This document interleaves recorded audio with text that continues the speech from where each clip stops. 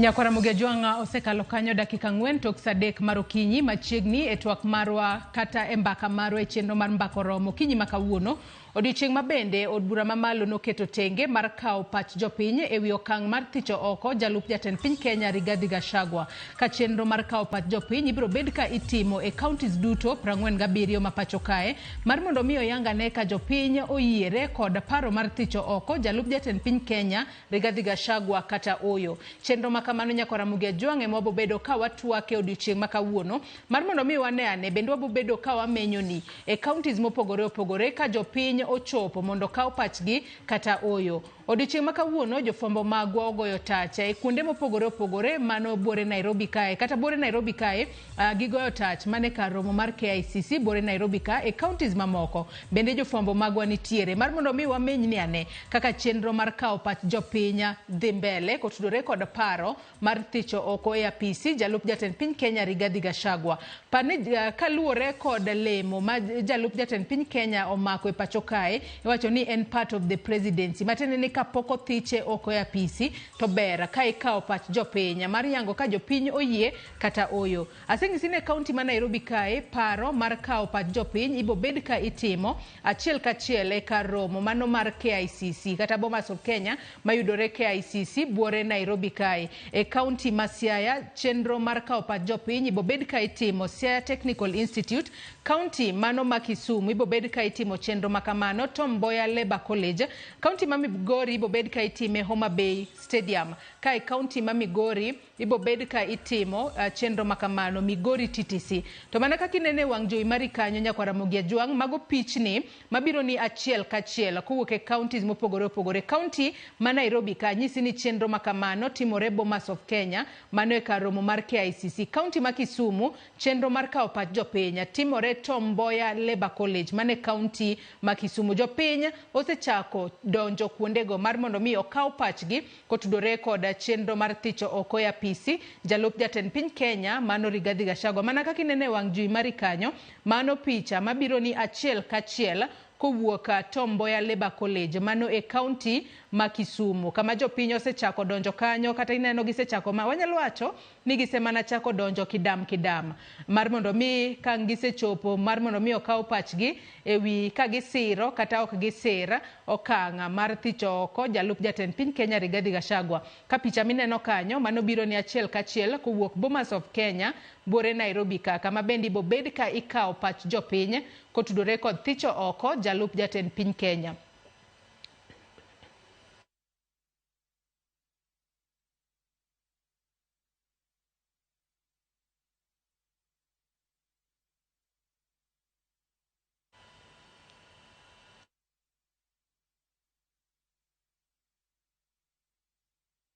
Nyakwara Mugejwanga mana kaka ineno wabobedo ka wagoyo mbaka studio ka to bende wabobedo ka watudore kod jofwambo magwa e kaunti ma Kisumu. Ineno kanyo wasekelo ni pichni jopiny osechako donjo mano Tom Mboya Labour College. Kaunti ma Nairobi ka e kar romo mano mar Bomas of Kenya bende jopiny osechako chopo kanyo mar mondo mi okaw pachgi. Parni od bura mamalo noketo tenge odiochieng' makawuono tarik 4 dwe mar 10 higani mar 2024 kaka odiochieng' mibo bed ka ikawo pach jopiny. Chenro makamano ochakore saa 2 mar okinyi kendo biro bedo ka dhi mbele nyaka saa 11 ma midhiambo. Wabobedo kwa menyoni kaka jopiny ochopo kuondego mar mondo mi okaw pachgi. To Nyakwara Mugejwanga e studio kae bende abobedo kod welo mar mondo mi wagone mbaka kotudore kod paro mano mar thicho oko jalup jatend piny Kenya Rigathi Gachagua.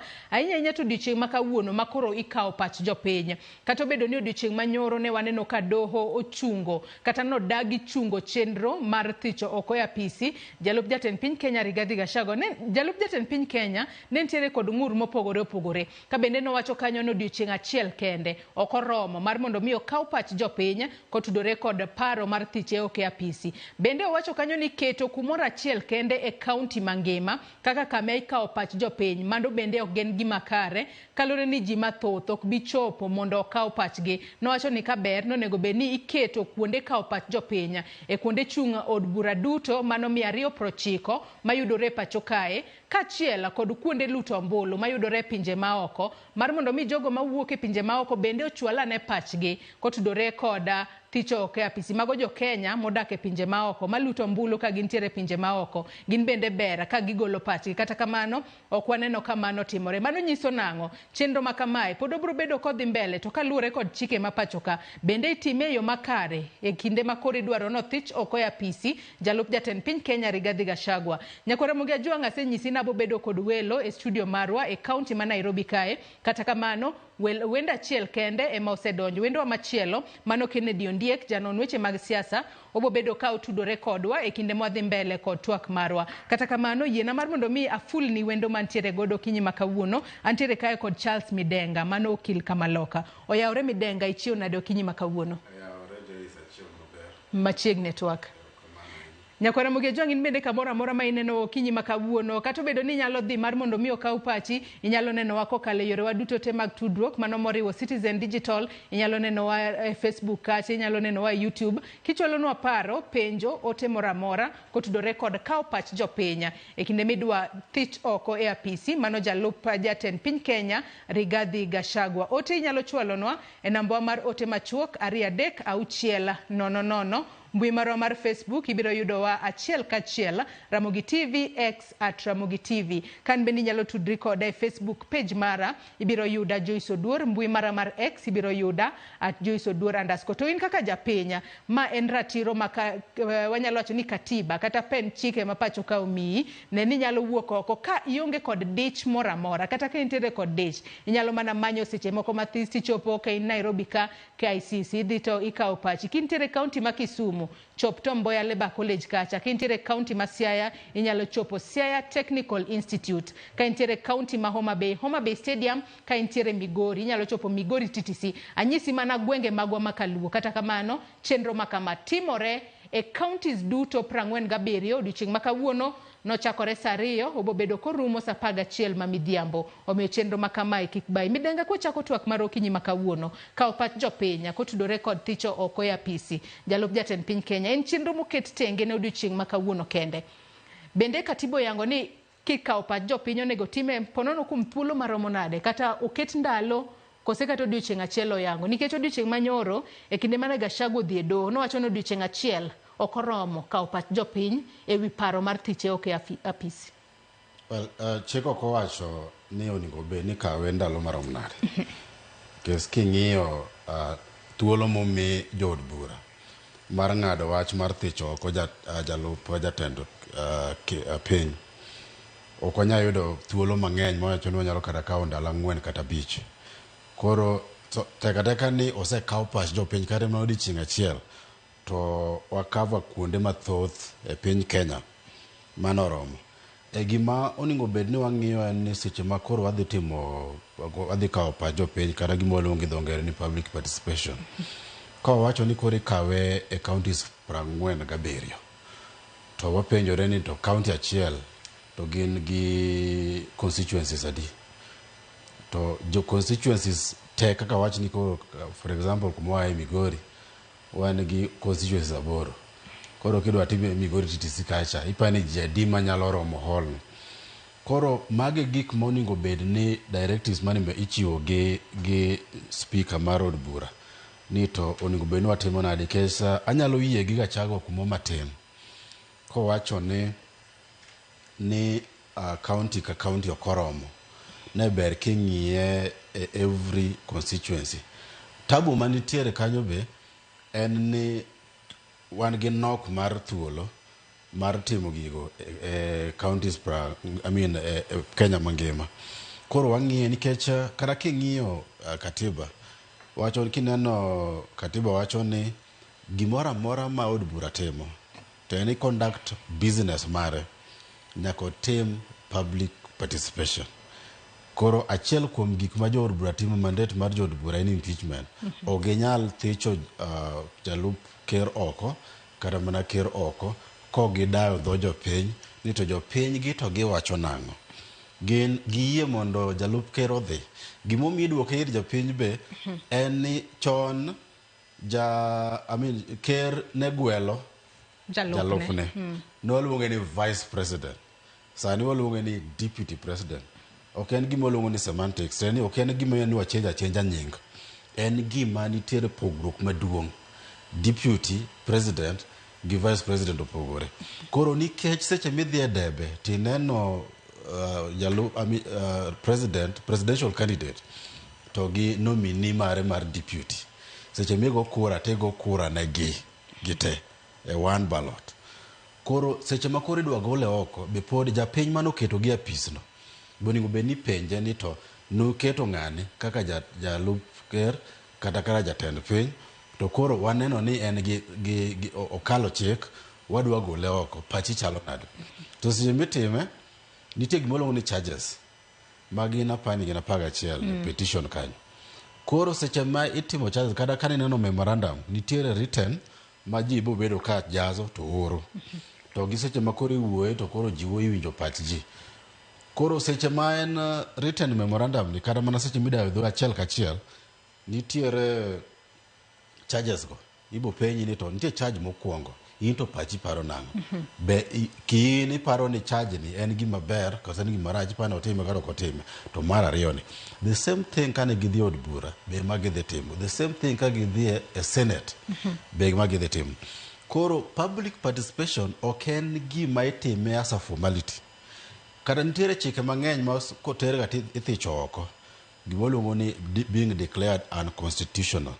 Achiel kuom gi en ni ok odadho jopiny dwaro nang'o. Ok inyal rito japiny to kiwinjo pach japiny ni to eto priorities en mage, eto dwaro nang'o, kes nyaka iket pache mondo ine ni to ang'o maber monyalo dhi godo nyime. Koro public participation en gima dok otime to Gachagua dodhi e doho to gino kendo wuon oseromo wach ni process no ok en makare. Koro en gima luongo ni is a very fundamental process kae mok onyalo weyo oko nyaka odhi mbele. Yeah. Kata kamano katibo koyango ni ponono public participation onego bed ni timo kuom thuolo maromo nade. Tibeni mulo kanyo ni nitiere wanyalo wacho ni gin gik moko 11 ma iseyo godo jalup jatend piny Kenya Rigathi Gachagua makoro nomiyo jod bura bende gin kar romre margi 291 ne giwacho ni koro githich oko jalup jatend piny Kenya Rigathi Gachagua. Kwang'iyo gigo 11 ma iseyo godo Gachagua, ibo bed e kinde mar public participation, ibo bed kisomo ne jopiny gigo to giyie kosi itime yo machalo nade eka koro yang ni yes jopiny oyie kata jopiny odagi. Well, king'iyo charges go giseyo godo Gachagua gin weche mag ni otigi mibadhi, tiyo gi sendi maraj, nitie balang' maromo bilion 5.2.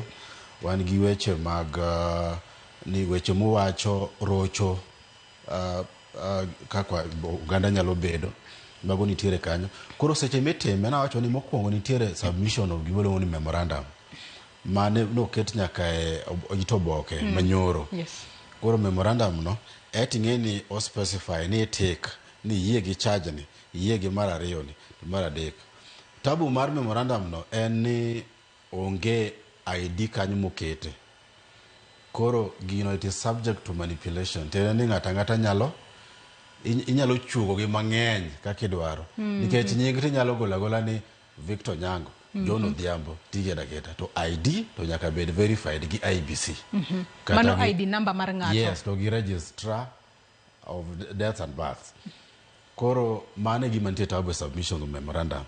But achiel kachiel ng'ato ka wuoyo tinyalo penji ni no gigolo circular magi temo lieka kes no gigolo circular into the team machalo nal charges go kane ber to ne wacho ni jopiny wan gi charge mokwongo tuwinjo pach jopiny. Ng'ane wayiero sani en higa mar 2 osebedo kotiyo kaka deputy president. Well, ibo yudo ni deputy president jalup ker sani unlike katiba mokalo cha oonge gi lemo ne mochuogne monyalo wacho ni osetiyo maber kata otiyo marach. Katiba mokalo ne wan gi deputy vice president ne inyalo milemo kata mana docket mar education kata mana home affairs, nyalo paro Mudi Awuori, Kalonzo Musyoka jok machalo kama. Koro ne nyalo ng'iye.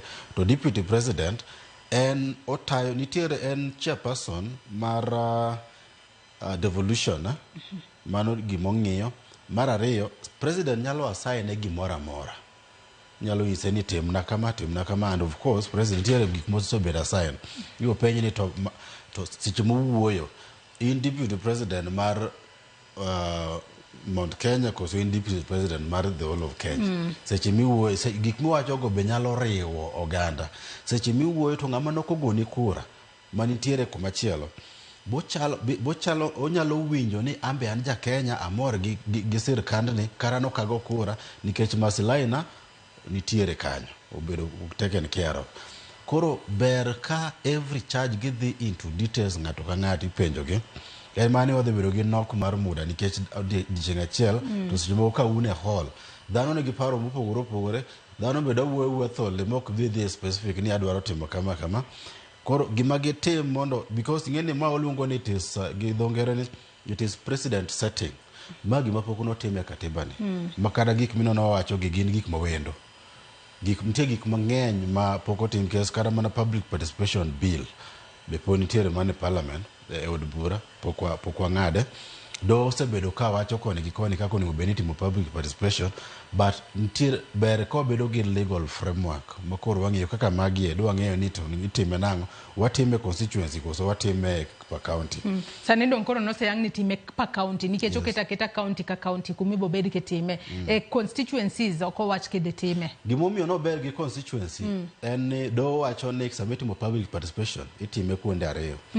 Nitie gimoluongo ni qualitative public participation gi gimoluongo ni quantitative public participation. Koro king'iyo gimoluongo ni quantitative public participation ing'iyo ni to iluongo ni is it representative. Ing'iyo ni akane un ji 10 ka un ji 10 e kuom ji 10 go ji adi moyiego to ji adi modagi. Ka ji 10 ji 8 dagi ok inyal dhi gi gino mbele. Mae gima noluaro finance bill ma 2023 chande. Kes ji mang'eny nowuok nyaka experts mowacho ni gino kwadwar to dono dhi kode mbele. Tiene ni kidhi kode mbele to ji odagi itime as a formality. Okiluwo chik, okitiyo gi pach dhano. Koro mano luongo ni qualitative. To seche ming'iyo ni luongo ni qualitative ni ing'iyo ti wan gi 290 constituencies. To seche mo wan gi 290 constituencies seche mito is it represented to the extent ni ji mang'eny bobiro on board mondo gol pachgi. Kes ok timo public participation kaka sani wan gi million madhi 40 gi wiye. Ok timo public participation ir oganda 10,000 kende.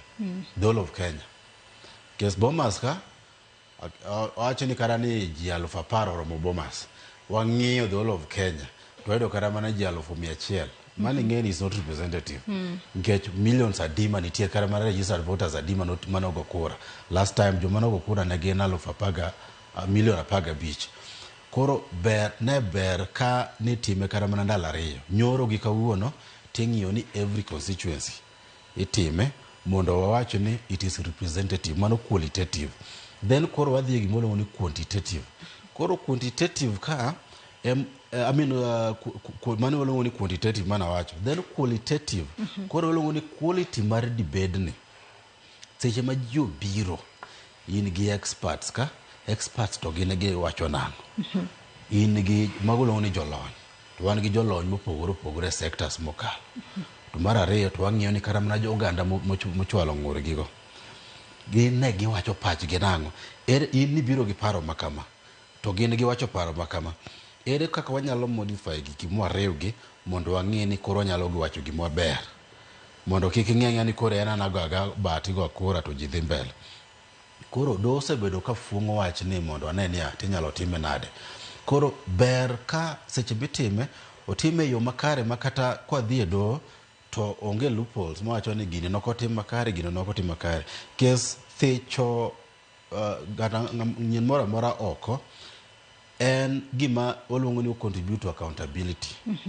Nikech samo time kama ng'at mobiro office kanyo next obo wacho ni ka timo kama to mae nitie to be kotime marach to nyalo bedo gima luongo ni is a tool for intimidation. Ma koro ng'ato luora en kanyo to luor ni kotim kama tinyalo thiche oko, inyalo nyise mondo ogwe tao. Koro ber kitime maber e lela mondo kata ng'ama nitie kanyo ridhika ni gima otim ni en gima kare, no miya thuolo mondo ambo winj pacha, jopiny bo winj pachgi, koro onge gima okalo chik kanyo. To koro nyaka sani wang'eyo ni chenro ma kamae osechakore ayanga kendo bobedo kotimore odiochieng' ma kawuono Aseng nyaka Ramogi Ajwang' no bobedo ka wamenyo negi achiel kachiel.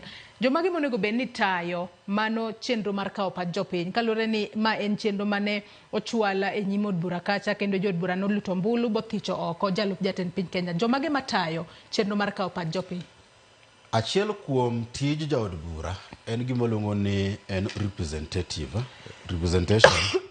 Koro ng'ama ber hie manyalo tayo wachni ne wach thicho oko jalup ker gin ji ariyo. Gin jaod bura kata member of parliament, member of National Assembly, kata women rep.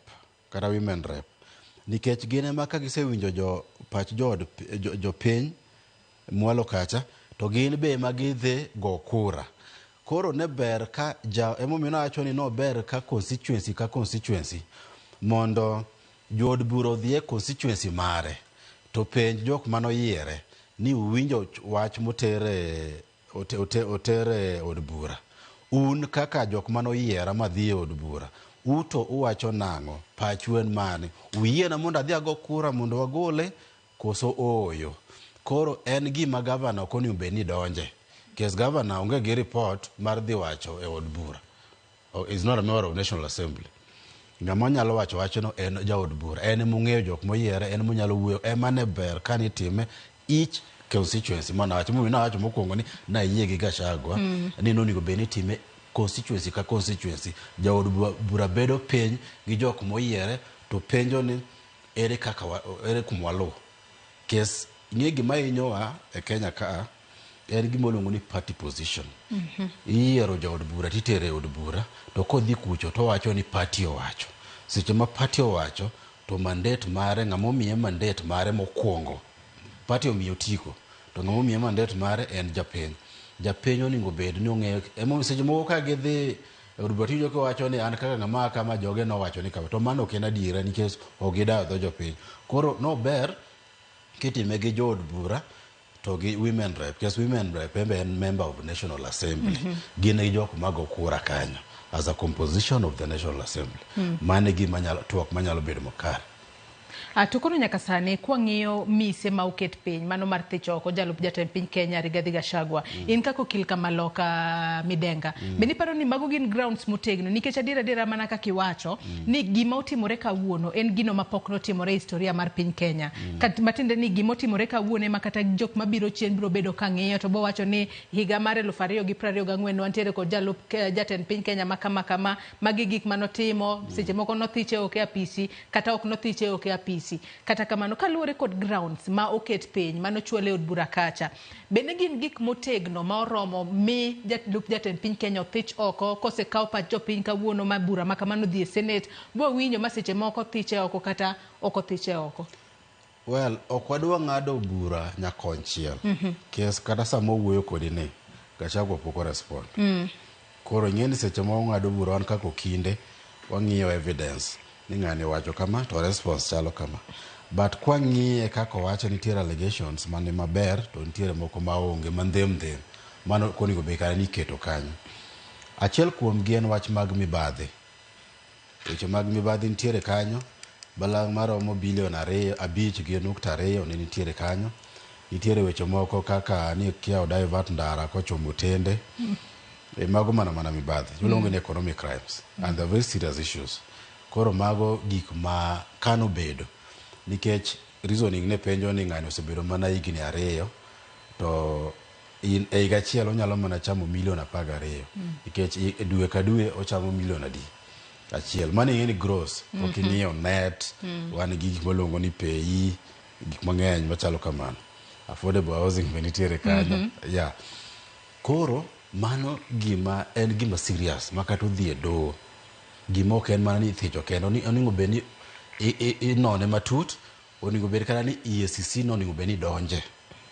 Monego bed ni obedo charged if at all gin gi evidence ma file gimiluongo ni High Court for recovering that amount.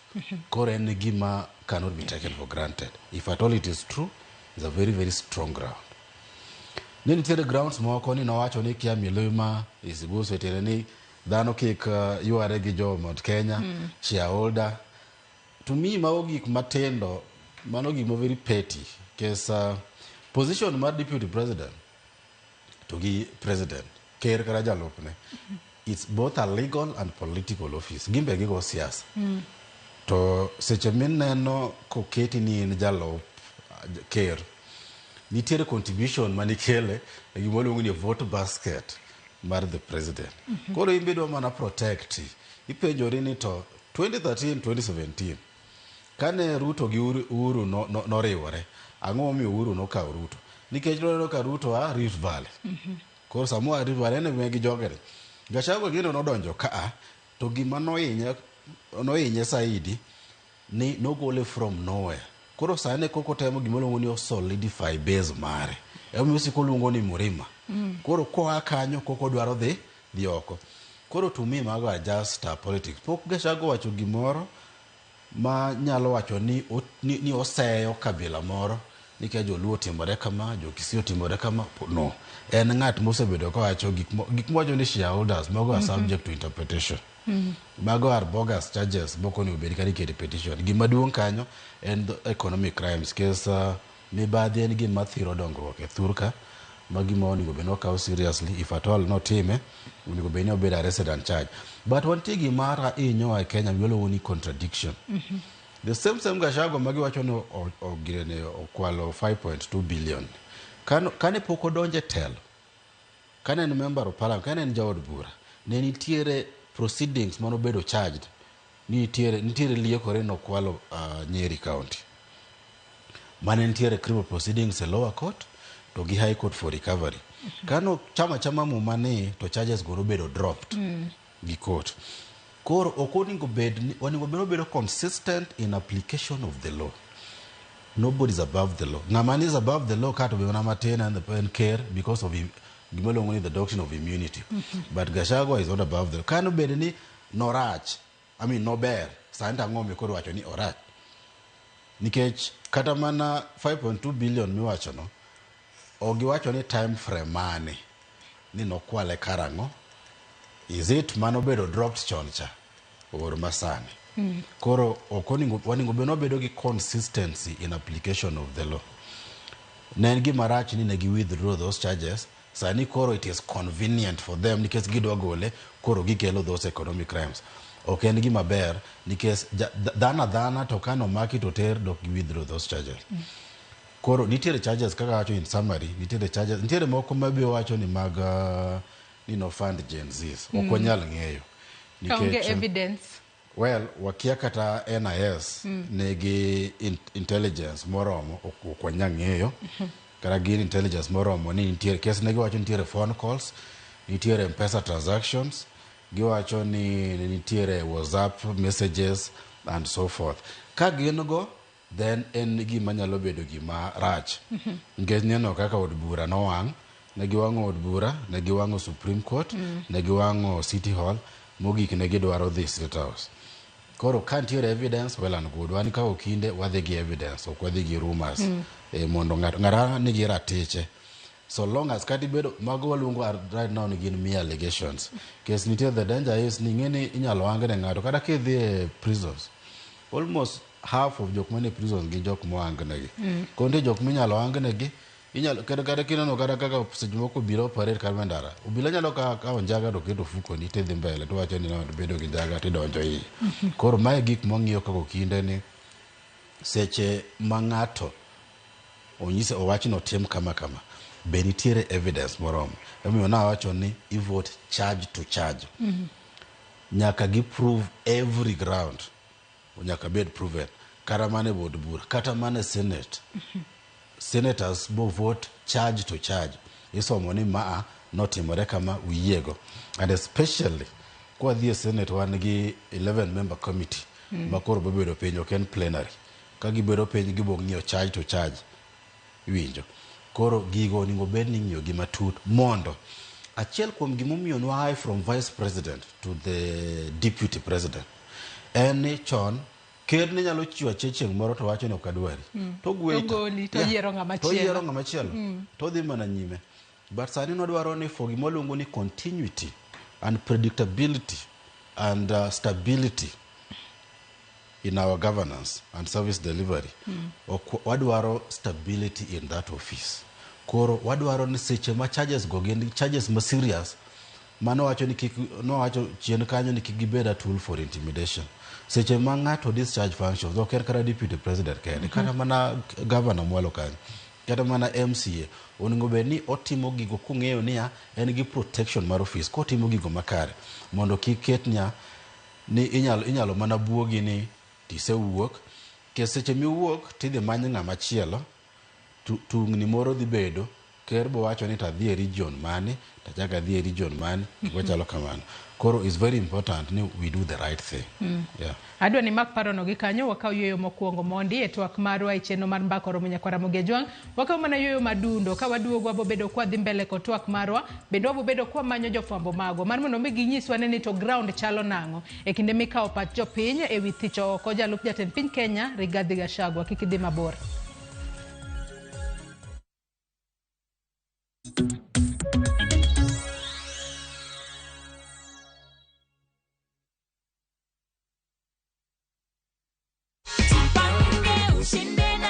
So far, umefikiria kenye utafanya ido? I'll clear my school fee and then the other part of it, I'll invest on something. Confirm that amount is what I told you won. Yeah, sure it is. What can you tell people at home? Naweza waambia waendelee kucheza. It's a reality, ni ukweli.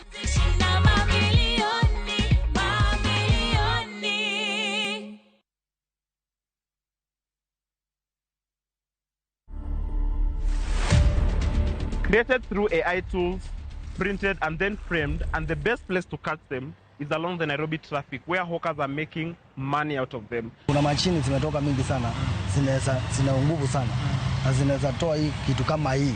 Sasa zenye zinatembea sana, hizi za watu sana. Watu. To watch this story and more, download the Citizen Digital app today. Kenya's #1 app, Citizen Digital.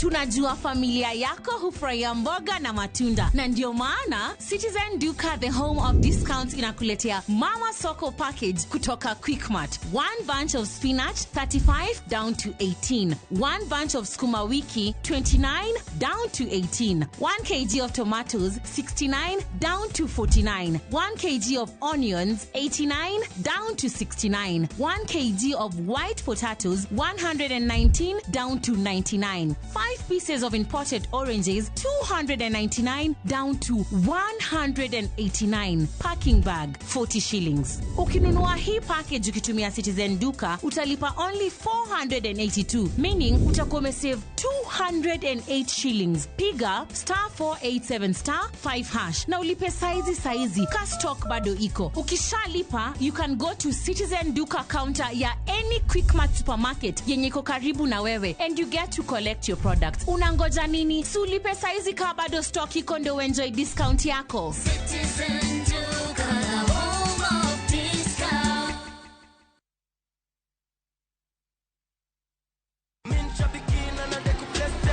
Brate, huu mwezi usiache life kuweke kwa kona.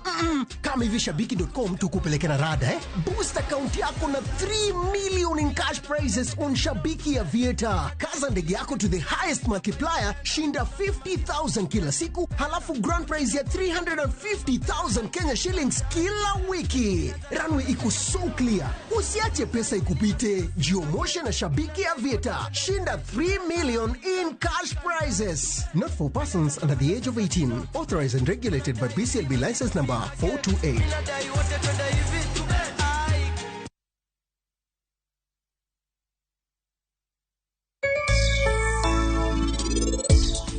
Idonri sana. Isa kona jati wondri ni hera toki hero nyathina. Maronga. Mai watna moro ntie gimano kelo na kore madwa dhi kao. To watni no yuwe ba buonjo ma aneno nyaka laki magul ma Christmas. Ne ano kadil gi wa baba. Idwa wondori ka ini idwa konya kasto igocho na kichana ni mondi tera out. Kasi kize tera out ni monda chuli. Sawa kare dhi okineno ko kanya konyi dhi.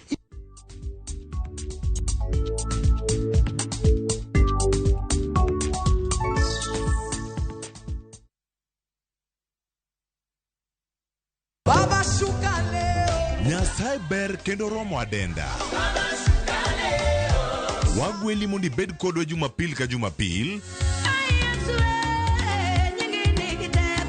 Duog chunyi kendo irit chunyi. Paro mora mora minyalo bedo godo machando pachi ma ok ni kare. Keti embele Yesu. Roda Nyarko Kitmo, Ben Otiende, kod the Chwalist Won Ken the DJ. Tayo ni chenro makelo ni wach maloko ngima. Injili kalo. Kochakore sa 12 okinyi. Manera Mugi TV.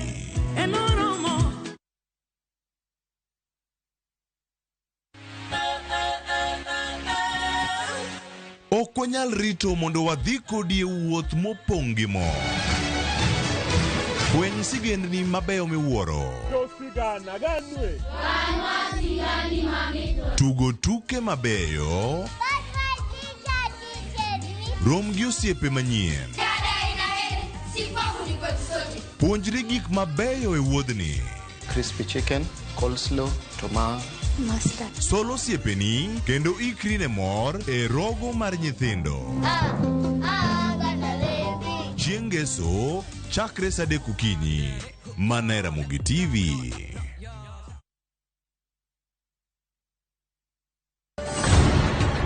Ei chuny Punjab, hera motegno ne odongo. I love you, Sarabjit. Jod Sardani oweka chunygi nigi lit mang'eny. Kar gi ji adekni, hera bro keto gi kamoro achiel nyaka chieng'. Chunogi ni nyaka gimakre motegno gi hera kod winjruok. Ok unyal paro kaka unopuonju, wan ji adek wan wachalo kaka ngum. To ngum moriwre otegno, to mowere kamae ok otegno. To e piny kama gik malich timore, en ng'ano ma ginyalo geno. En ang'o momiyo nyakono okawo pache kamano? Kara nyakono en ng'a? Riwri kodwa e wuoth manyien mopong' gi hera kod chir.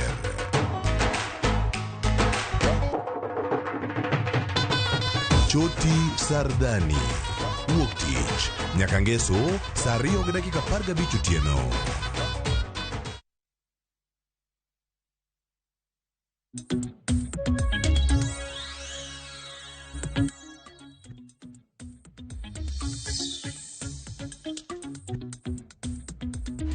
Machiegni kendo nyakora Mugi Ajwang' wadhi mbele kod twak marwa e chenro mar mbako romo kinyi makawuono. Kaponi kitudri kodwa gi sani antiere kae kod okil Kamaloka mano Charles Midenga ka wagoyo mbaka kotudore kod wach thicho oko e apisi jalup jatend piny Kenya Rigathi Gachagua ka odiochieng' makawuono chenro mar kawo pach jopiny timore e counties duto 47 ma pacho kae kama nitiere centers kata kuonde mopogore opogore ma oyang kata noket tenge mar mondo mi jopiny ochop kuro okaw pachgi odiochieng' makawuono. Anyisi ni nyalo chwalonwa paro ote mora mora kokalo e yore waduto te mag tudruok odiochieng' makawuono.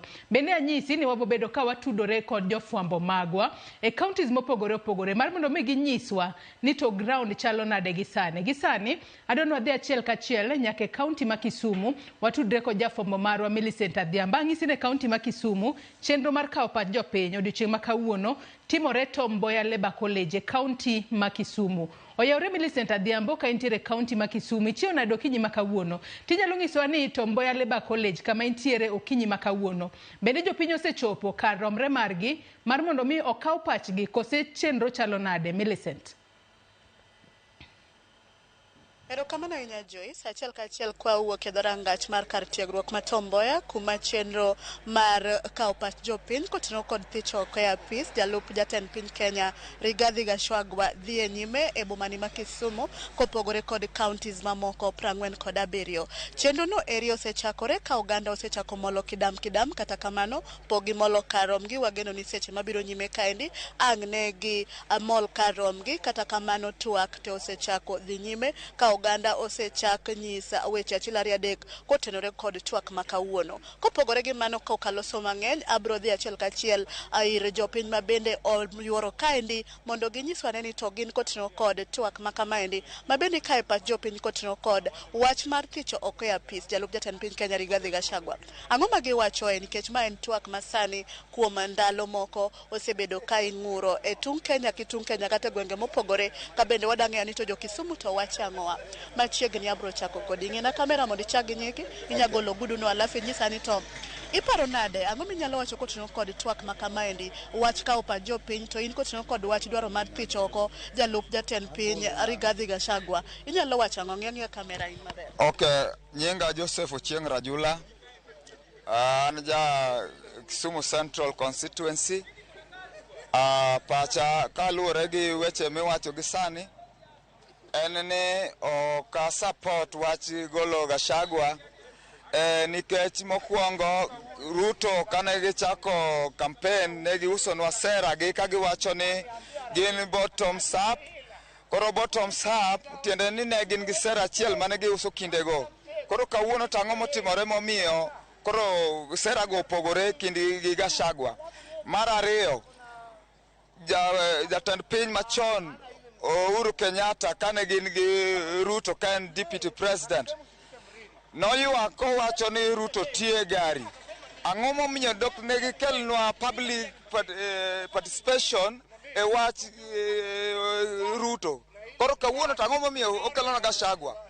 Omiyo Gachagua pod en deputy president ma noyier gi jopiny ok noyiere gi Ruto. Mano mokwongo. Mar ariyo nyaka ging'e ni wan onego gikelnwa finance bill mondo e participation but ok onego bed ni gikelonwa weche Gachagua e participation. Asante.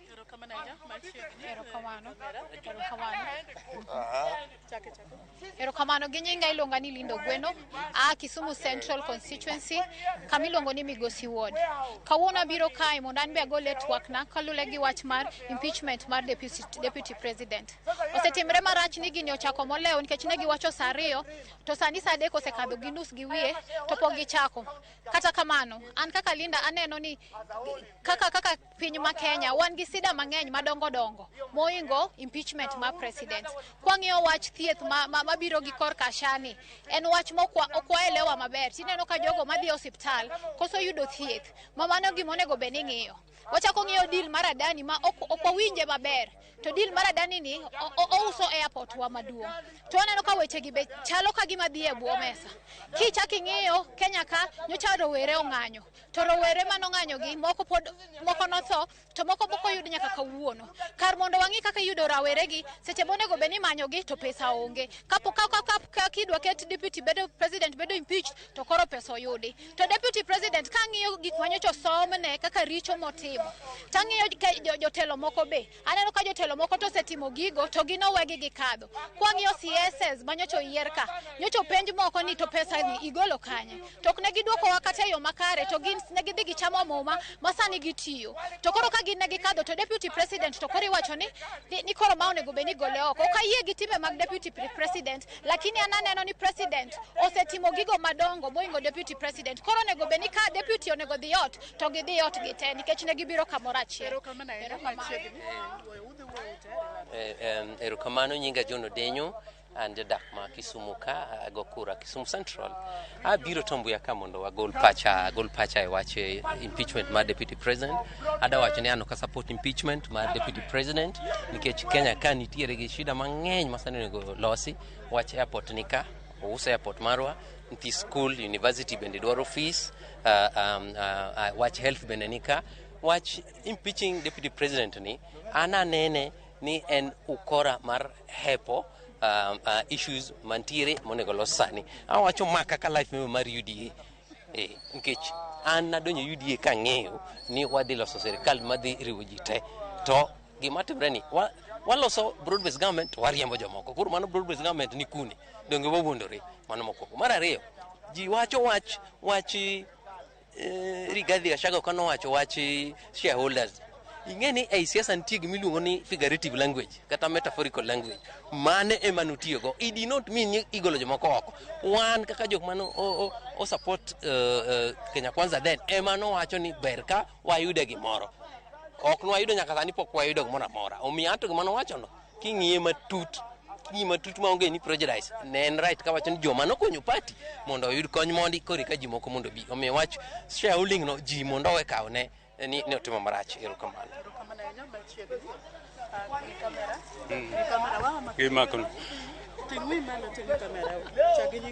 An nyinga gin en Daniel Ogendo Liech. An ya Kisumu ka. Awuok e Kolwais ward Kisumu ka. Wabiro kae gi public participation mar impeach the deputy president. Wabiro ka nikech chik mar Kenya wacho mano. Gima nonego timre jotendwa ariyogi ok gitiyonwa maber nikech waneno ka tich odwa yombogi kamoro. Nonego giket komiti mar Kenya Kwanza gibed chon magiwuo magilos piny obed maber. To wan sani kaka jopiny wan thurwa ka ok wadware ywaruok, ok wadware shida moro amora kaka mosebedogo. Wadwani mondo winjruok obed malong'o. Mano momiyo wabiro thegogi. To nonego bed ni gibed piny magiwinjore magigolo uamuzi before this. Onego gikware weruok mae the Honorable William Samoei Ruto and Deputy President. Mungekaa chini, mungeongea, ingekuwa mzuri. Unaona hii shida ya GNC ile ilipita. We have seen a lot of things. Watu wamekufa, wazazi wengine bado wanalia mpaka leo, si ndio? Jipodo yuak. So we don't want to repeat such things again. Okay, an kuom nyinga iluonga ni Victor Tieno, ajadak ma Kisumu ka kendo ago kura Kisumu Central.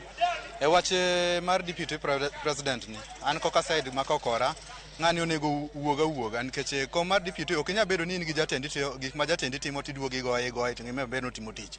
An kaka ja Kisumu Central awacho ni deputy president mondo wuogi nikech kom mar deputy president ng'ata nyalo bedo. Wan gi Millie Odhiambo mawuok Mbita, en bo nyalo bedo deputy president. Koro kochuno nyaka obed kanyo gini koseinge koko winjre gi jatele.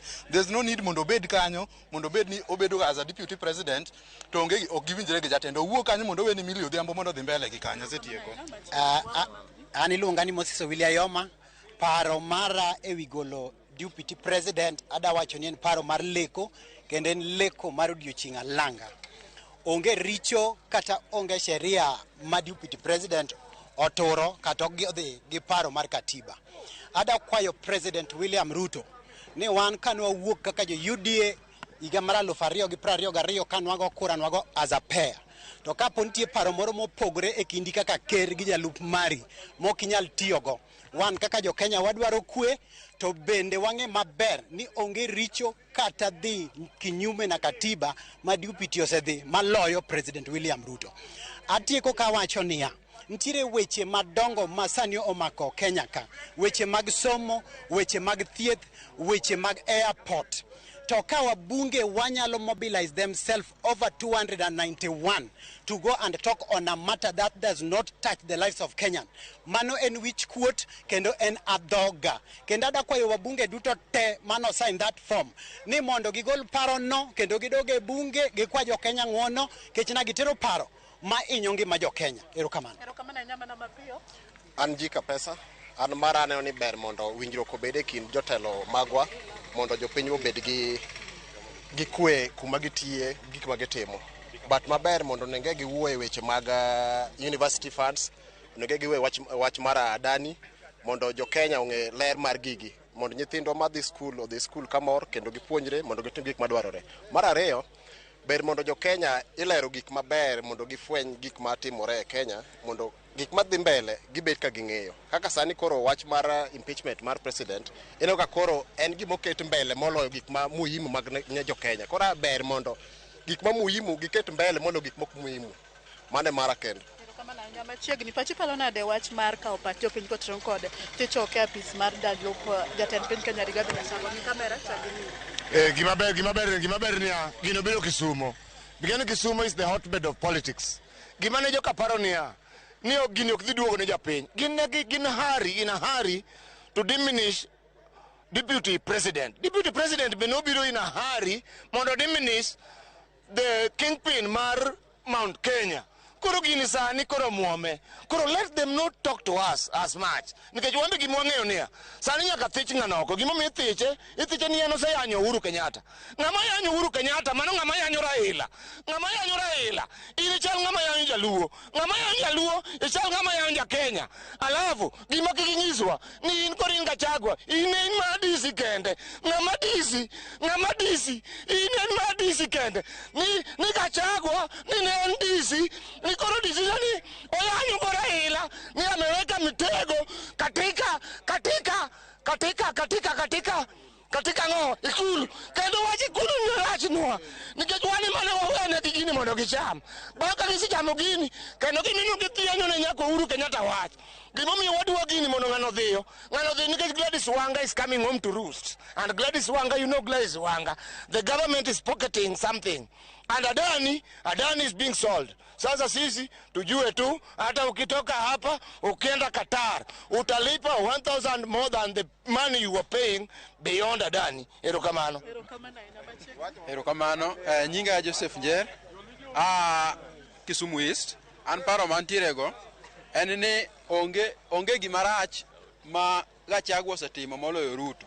Koro wan kan wakwayo ka jopiny Gachagua gi Ruto oriwo kumoro achiel oter dala nikech Ruto tich otamo onge gimo konyogo jo Kenya mara no uso airport mara gik miuse mouso in paro ni aka Gachagua oseloso 5.7 billion Ruto oseloso adi ang'o mi kwapenyi Ruto ini seloso adi to ka Gachagua dwa 8 billion Ruto to niga di 8 billion mara ariyo kik wachakuru gima biro hinyowa chieng' moro wambe jaluo moro nyalo bedo deputy president mwachok kura mwami ng'ato kwasemiyo ng'ano to alafu lokore ni koro ng'adwa no koro riembo oko igolo wa sirikal alafu koro wachalo jomofuo Gachagua gi Ruto tich otamo loso pesa gitingre mondo gidhi dala mane pacho nyaka tieko ng'amo gik biwa an gi nyinga iluonga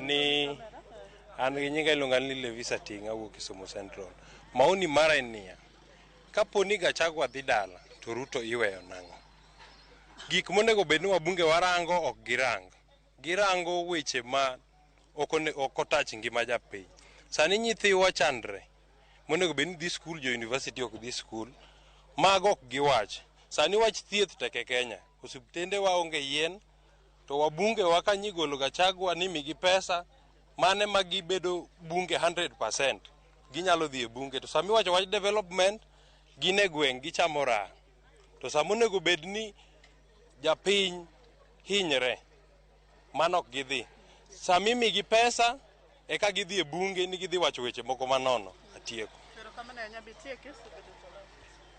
an nyinga iluongo ni Martin an ok ane gimomiyo igolo Gachagua ng'ama onego golna kabisa wach mar bayo mar Ruto manyocho wakwero mondo owe bayo mang'eny odokie bayo mane ng'ama onego bed ni igolo kabisa ok onego watim gimoro nikech ng'at achiel mondo ng'at achiel ofaidika kudni achiel ema to oring'o kane 2018 kane ng'ani odonjo e sirikal ji nochako yware kendo sani kik wagol Gachagua nikech ng'ani odonjo e sirikal kamano kuom nyinga iluonga ni Kerry ajadak ma Kisumu ka an ok support gima wabunge okelo sani moa e parliament nikech mokwongo kanikelo wach finance bill ok nokelwa a public participation the Adani tender mane imiyogi mondo gi los JKIA airport mano be ok nokele public participation wan wapapa ni gik moko ikelo without our knowledge gimiluongo ni security insurance security health authority mano be ok nokelwa in public participation to jo NHIF adwaro mana almost is it 70 million to joka udwaro 140 billion so onge tiende mondo gik ma ok konyo japiny machalo kaka golo Gachagua telo okelnwa ka mondo waparticipate to gik manyalo konyo jopiny ema koro imedo hinywago koro this thing of Gachagua I think Ruto should take it back to State House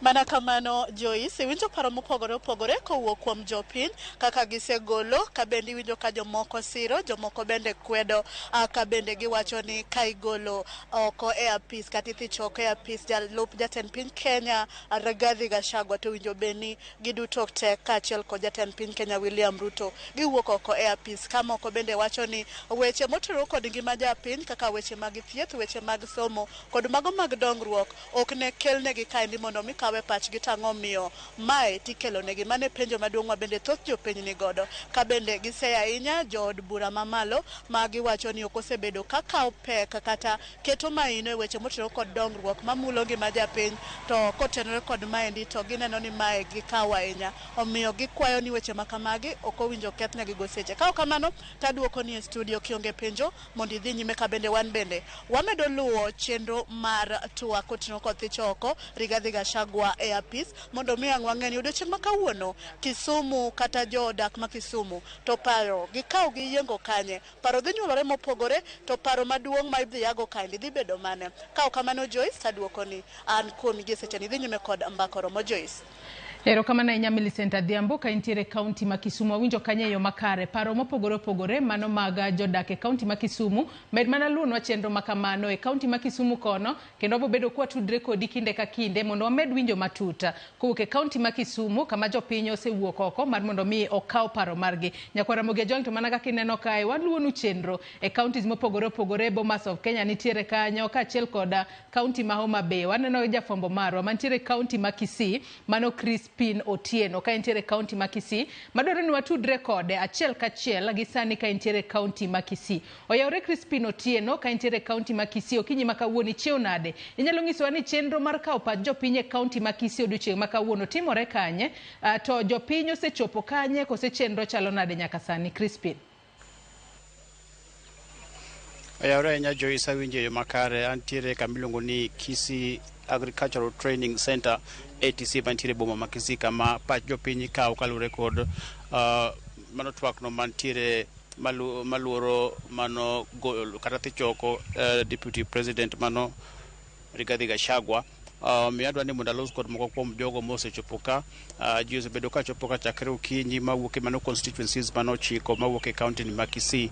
Ichopo ka ATC ka timi karatas moro ma ing'iyo gigo ma ondiki mago gin thuond weche 11 ma ne jood bura owacho mar neno ni Gachagua ogol kata othicho oko e komno mar Deputy President. Omiyo adwa ni mondo alos kod moko kuom jopiny. Ang' nachak kod achiel kuom jana mochopo ka okinyi ma kawuono. Ang' nonyiso ni wa kanye alafu onyiswa ni eti odiochieng' ma kawuono ang'o misetimo. Erokamano. An iluonga ni Kenneth Ogweno Alando, awuok Karachuonyo kendo an e gwenge ma Kisii sani. Wachopo ka gokinyi kendo osemiwa form mar moting'o constitution ma luwore gi kaka Deputy President gik mosekadho ma ok owinjore kendo wasesomogi, wanenogi kendo wasendikogi. Erokamano. Iye kod paro mo ondi kata gigo misomo.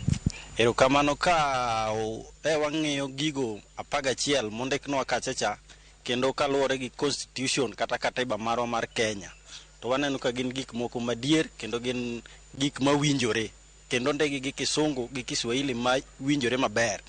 To kwang'iyo adier kaka jatend piny osebedo ka ringo kodwa, to waneno ka gigo gin gik maluwore adier. Omiyo wan ne kaka wasomo gigo to wacho ni adier gigi luworo jatend piny Rigathi Gachagua. Omiyo koro wan wa support. Asante sana. Wengine hapa itabidi nimezungumza na lugha ya Kiswahili tuweze kupata hisia zao ni zipi. Tunaye kijana mmoja hapa ambaye pia alifika hapa mwendo wa mapema tu mwendo wa saa 2. Hebu tuambie, je, umekubaliana na yale ambayo umeyasoma katika vijikaratasi ambazo vimewekwa pale ndani? Kwanza kabisa nashukuru. Mimi ni msaliwa kutoka Kisii County, eneo la South Mugirango. Nimeweza kupatiwa hicho kikaratasi. Nimekiangalia kwa kina sana. Na mimi kama mpiga kura wa Kenya, I don't support the impeachment motion of the Deputy President Rigathi Gachagua.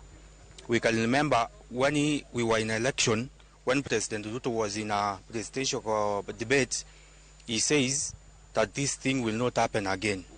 So it is like, as Kenyans, we are looking like to be fools. So I want to say like this: if Ruto wants Gachagua to go, let him also go home, so that he can break even parliament and he shall call a fresh election, so that you can put people into power who can listen to the ground, who can listen to the people, and who can focus on the interest of the Kenyans. Then lastly, we have so many important issues right now we are supposed to address in this country. But President Ruto is trying to give Kenyans to be looked like fools. Why am I saying so? Right now, Kenyans are focusing interest in special things, in important things, and the Kenyans are focusing on the impeachment motion, which will not help us totally. So we want President William Ruto to withdraw the motion of the impeachment of Deputy President Rigathi Gachagua and the focus for the interest of the Kenyans. So like the ones we heard about the Athens airport, yenye anataka kuuza airport, Adana, I don't know if Adana. President Ruto is Adana, but he's using just Adana. Himself is Adana. Unaona, he's just the one selling the products which Kenyans are building from the taxpayers for the sake of his own interest. Why? How can you say that Gachagua ni mwizi and yet wewe ndio mwizi mkubwa? Both President William Ruto, yeye ndio mwizi mkubwa. Kama anasema Gachagua ni mwizi, let him resign fast and go home. Gachagua afuate, alafu tuchague watu ambao wanaweza sikiza ground kama Gachagua mwenyewe, na watu ambao wanaweza sikiza mawazo ya binadamu, ili tukaweze kujenga nchi ya Kenya, tukaweze kusonga mbele. Otherwise, the MPs who are supporting this motion, we are looking you perpendicularly in 2027. Thank you and may God bless you. Na nitazungumza na wengine hapa wakuja hapa karibu. Wewe pia ulifika hapa mapema. Hebu tuambie kile ambacho umeshuhudia, umesoma. Je, unahisi kwamba ni wakati wa kumuondoa mamlakani naibu wa Rais Rigathi Gachagua? My name is Horace Wako from Kitutu Chache South. My opinion is both Ruto and Gachagua should go home. If that's the motion of the day. Why am I saying so? Gachagua is verbally tribal, while Ruto is practically tribal. We don't know the genesis of the laws which is encountering UDA. Ruto is trying to divert our attention from the problems Kenyans are facing. We have health issue crisis. NHIF now we are not even aware how patients are going to deal with their health conditions, because now NHIF is not operational. The scheme which they introduced here, SHA, that's Ruto who is hiding under that scheme to steal from Kenyans. Now, our main agenda as Kenyans, and we are trying to advise the president, is to focus on the development. These impeachment motions is trying to confuse our minds so that they can steal from us. My opinion still remains both Ruto, in case of impeachment, both of them should go home. Asante sana. Yeah. Wacha tupate kauli ya mwingine hapa, tafadhali utasonga hapa karibu, tuambie unaitwa nani, maoni yako ni yapi kuhusiana na mswada wa kumpandua mamlakani naibu wa Rais Rigathi Gachagua? I'm Kaiser from Bomachoge Borabu, County 045. I think we have many failures in this government, more than Gachagua. We have many failures, more than Gachagua. Gachagua has done nothing at all. Can you look at the done reports? Can you look at confused funding model, university funding model? Can you look at SHIV? Everything is inferior. So even though we remove Gachagua from office, nothing will change. We will still be in failure, failing. Since 2022, we have not seen anything changing. It's only failures. We see failures. Thank you so much. Mwingine hapa, karibu tena. Tuambie wewe pia ulifika hapa saa ngapi, umetoka katika eneo bunge lipi, alafu labda maoni yako. Mimi naitwa Gibson Kenywa. Mimi natoka Embu, lakini kazi nafanya hapa Kisii. Sasa hii mambo ya Gachagua, mimi nasema kama bibi harusi ni mbaya, hata bwana harusi ni mbaya, waende wote. Sasa mambo ya airport, hizi leta hii mambo kama hii ya public participation. Mambo ya NHIF hizi leta ni mambo ya Gachagua. Waende wote. Wote kabisa. Asante sana. Kujeni tukimalizia, tafadhali kuja tu hapa. Tuanze na wewe hapa. Nashukuru kwa sababu ya nafasi. Kwa majina ni Gilbert Chesoni, mkaaji wa hapa Kisii. Kwa maoni yangu kama Mkenya, ningependa kusema ya kwamba wabunge ambao walienda kupitisha hii motion kwanza wangekuja kwetu badala ya kutangulia wao kwenda kutoa hiyo motion ya kumtoa. Sasa kwa maoni yangu kwa kifupi ninasema ya kwamba Gachagua wacha aendelee na kazi, kwa maana zaidi ya milioni 8 tulimpigia kura. Na kama ingekuwa Gachagua anaondoka, waondoke na mheshimiwa Uhuru, yani waondoke na Ruto, waende na yeye nyumbani, kwa sababu tuliwachagua wote. Mbona yeye aende apaki yeye mwingine? Kwa hivyo ningesema ya kwamba wacha wao wote waondoke, lakini Gachagua asiondoke peke yake. Asante sana. Haya. Mimi kwa majina ni Benjamin Atembo Soro, mkazi wa Kisii, nimetoka eneo bunge la Bobasi. Mimi nimepitia hii motion ya Gachagua, ikaona haina sababu. Kwa sababu nimeangalia ile vitu wamemwekea huko, nikaona ni vile Ruto alipanga ile siasa yake ya 2022. Akaweka kila mtu asimamie region. Gachagua alimweka asimamie Mount Kenya region, akaderiva kutoka huko. Akaweka akina Amazon King kutoka Coast wakaderiva. So ile haina maana. Kama ni mambo ya tribal, enda uangalie vile amefanya appointment kwa parastatus, utaona Ruto ndio amechagua watu wengi akaweka kwa serikali yake. So I strongly don't support this motion. Gachagua aendelee na kazi, tujipange 2027 tuwatoe waende nyumbani wote. Thank you. Asante sana. Watu wanazungumza na mauchungu sana. Hebu tuambie unaitwa nani? Alafu pia tukimalizia labda maoni yako kuhusiana na kile ambacho kinaendelea hapa. Mimi ninaitwa James Nyamura, ni msaliwa wa Nyaribari Church. Mimi ninaunga mkono kwamba naibu rais aende nyumbani kwa sababu mbili. Sababu ya kwanza, yeye ni kiongozi wa kitaifa, astahili kusimamia mambo ya mlima, kwamba yeye ni kiongozi wa mlima. Kwa hivyo kusema ni kiongozi wa mlima, amekataa kuongoza Kenya. Wacha aende nyumbani akae na watu wa mlima. Jambo la pili, utajiri wa bilioni 5 kwa miaka miwili, aseme kwanza alitoa wapi? Sababu utajiri wa bilioni 5 si rahisi kupata hizo pesa ukiwa naibu rais. Kwa hivyo mimi kulingana mimi naunga mkono kwamba aende nyumbani kabisa, astahili kuwa naibu wa rais, sababu yeye ni kiongozi wa mlima, tunahitaji kiongozi wa Kenya. Asanteni. Asante sana. Kwa maoni yake hapo anasema Rigathi aende nyumbani. Naam, yomana kiunjo no Joyce mane kaka wechichalo mano lukti no mano mar ATC mano mayudore county ni Makisi jopiny mawuok constituencies au chiko mano mantiere county ni Makisi medomolo kama gi gole pachgi kalure kod paro mar tichoko mano jalup ker Rigathi Gachagua. Miyo ang'no wawegi kanyo Joyce, kendo ang'no med tudore kodu kanyo, ang'no wadonj ei hall mondo anyisu gino matimore e kanyo, kendo ang'no wamed loso kod moko kuom jopiny mamedo chopo koting'o nyaka joma mine ata mong'iyo to kaka okane ka gintie, lakini ang'na los kodgi e seche mabiro kanyo. Kamano ang'na wegi kanyo, aduogo kendo iri studio Joyce. Aya nyakwara mugejwa ngero kama na inya Crispin Otieno ka intere county Makisi. Wawinjo kanyo paro mopogore kowuok kuom jopiny county Makisi. Moko kuom gi siro wach golo ya apisi jalup jatend piny Kenya Rigathi Gachagua, to moko kuom gi to pingo wach makamano. Kata kamano giduto gisechopo kuro mar mondo mi okaw pachgi. Warito neno gino mabro bedo katimore kinde ma wamedo menyo ne nyakwara mugejwa kaka chenro makamae biro bedo katimore odiochieng' makawuono. Med mana luonwa chenro makamano Chris ka intere county Makisi. Nyakwara mugejwa to mana kineno kai anyisi ne odiochieng' makawuono wabo bedo ka wamenyo ni counties mopogore kama chenro makao pa jopiny biro bedo katimore malo kanyo. Mago pichni mabiro ni achiel kachiel kowuok e county Manyeri, kama bende kata bedo no kwanyal winjo gino magiwacho, kata kamano wabo bedo kwa dhi kuro mar mondo mi wawinja ne gino magiwacho odiochieng' makawuono mikao pachgi. Wantiere county ma Kisumu kanyo, ineno ka nitiere jopiny osemiyo bokego makoro ting'o grounds duto 11 gino momiyo idwa thich oko ya apisi jalup jatend piny Kenya Rigathi Gachagua.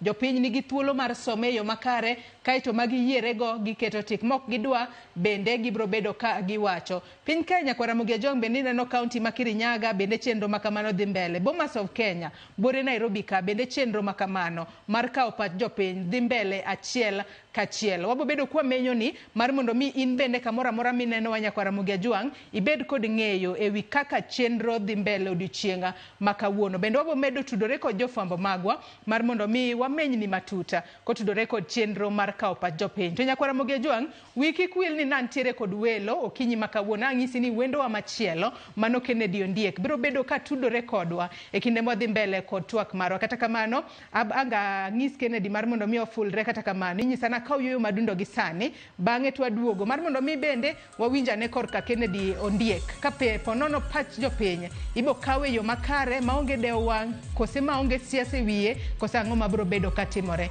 Mana kaka ineno Nyakwar Ramogi Ajwang' antiere kod welo kae midenga wasewuoyo godo. Kennedy ema biro koro nyisowa pache kinde waduogo bang' yweyo mwakawo gi sani. Kik idhi mabor.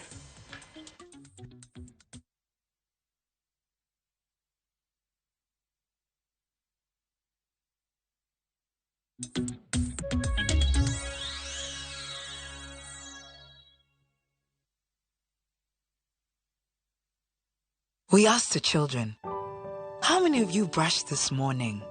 And this little boy, his hand didn't go up. And I said, well, why didn't you brush this morning?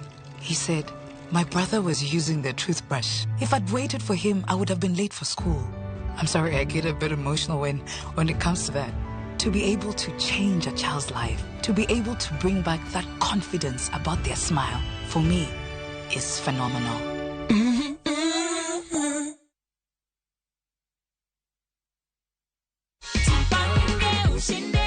Vile naweza sema ni Mungu. Ni Mungu, si ndio? Ni mkulima.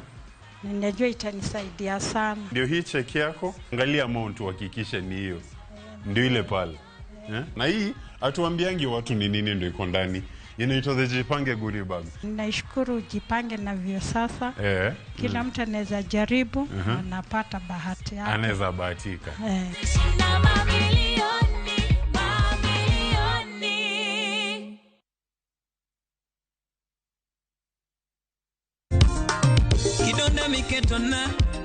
Kidonda miketona newecherage Rama nyagini rama Nyathina gini rama Yabe nyiri gini rama Weketa gitingane Ang'o moloko pache menya giera Aworo Ang'o moloko pache menya giera. To get Susumila as your skiza tune, dial *812 *784#. Ramogi TV, Eod Jothune Duto.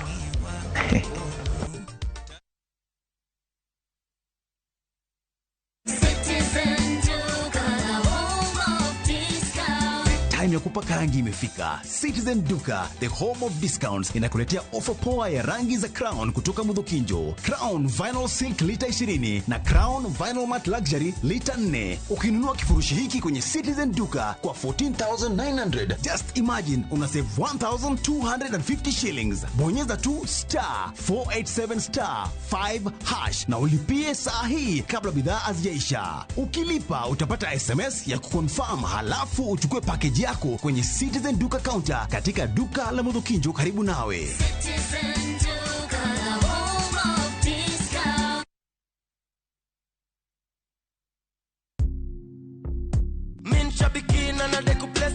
I'm Lydia Jagi, a teacher by profession from Oranga.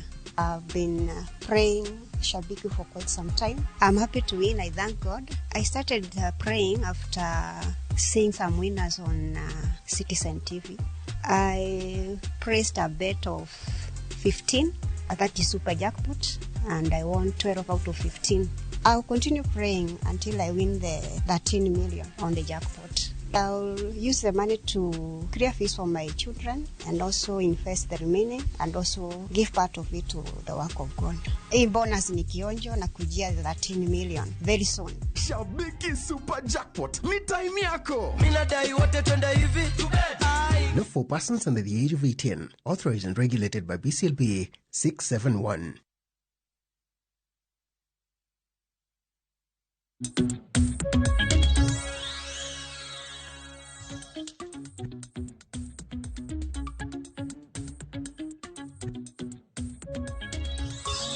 Machiegni kendo nyakora Mugejong wadhi mbele kod goyo mbaka kotudore kod thicho e apisi. Mano jalup jatend piny Kenya Rigathi Gachagua ka chenro ma otimore odiochieng' ma kawuono en mar kawo pach jopiny e counties mopogore opogore odiochieng' ma kawuono. Wabo bedo kwa menyo ni counties mopogore opogore to mana kaka inene wang' jowi mari kanyo wantiere kanyo kod chenro matimore e county ma Nyeri, wantiere kod Bomas of Kenya, county ma Homa Bay kaachiel kod county ma Kisumu kama chenro ma kawo pach jopiny timore odiochieng' ma kawuono. Wasewinjo ka jo Kisii bende noloso kotudore kod kawo pachgi kotudore kod golo e apisi. Jalup jatend piny Kenya Rigathi Gachagua wantiere kod Kirinyaga, nitiere jomoko ma wuoyo kuro gi sani. We wawinjane mondi eka waduog wadhi mbele kod twak maro. Kata kamano kineno kanyo county ma Nyeri ne waneno tungni moro matin, kata kamano bobedo ka wadhi kuro mar mondo mi wawinjane ni to ang'o mane timore. Bomas of Kenya kanyo bende nitiere chenro madhi mbele kendo nyalo bedo ni jopiny bende iwinjo gigo ma kata gik mopogore opogore ma ithicho godo oko jalup jatend piny Kenya. Kata kamano we wawinjane gima jo Kirinyaga wacho mondi. Kata kamano wuoyo dhok mok wanyal winjo, wuoyo Kisapere. Tang'e ni Kisapere bor mathis kod dholuo. Koro wan kaka nyikwara Mogi Ajwang' ang'wa manyane jomong'eyo Kisapere kaito ang' giloknwa mondo wawinj gino magiwacho e yo makare. Kata kamano mano kaka chenro chalo odiochieng' ma kawuono wamenyo ni chenro mar kawo pach jopiny e counties mopogore opogore. To kinde montiere ground bende nyakwaro Mogi Ajwang' e studio ka bende anyisi na ntiere kod welo. Wendo wa mar ariyo mano Kennedy Ondiek janon weche mag siasa bende osechopo e studio ka.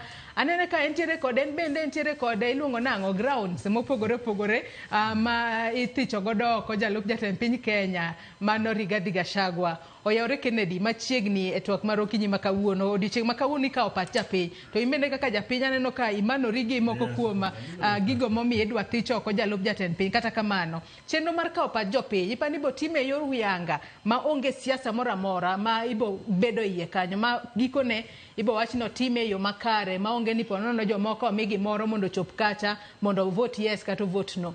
Erokamano Joyce, mokwongo akawo thuolo ni mondo amos Nyikora Mogi ni misauru odiochieng' ma kawuono mikawo pach oganda kaluwore gi dwaro kata paro moseteri e od bura mar mondo thich oko jalup ker migosi Rigathi Gachagua.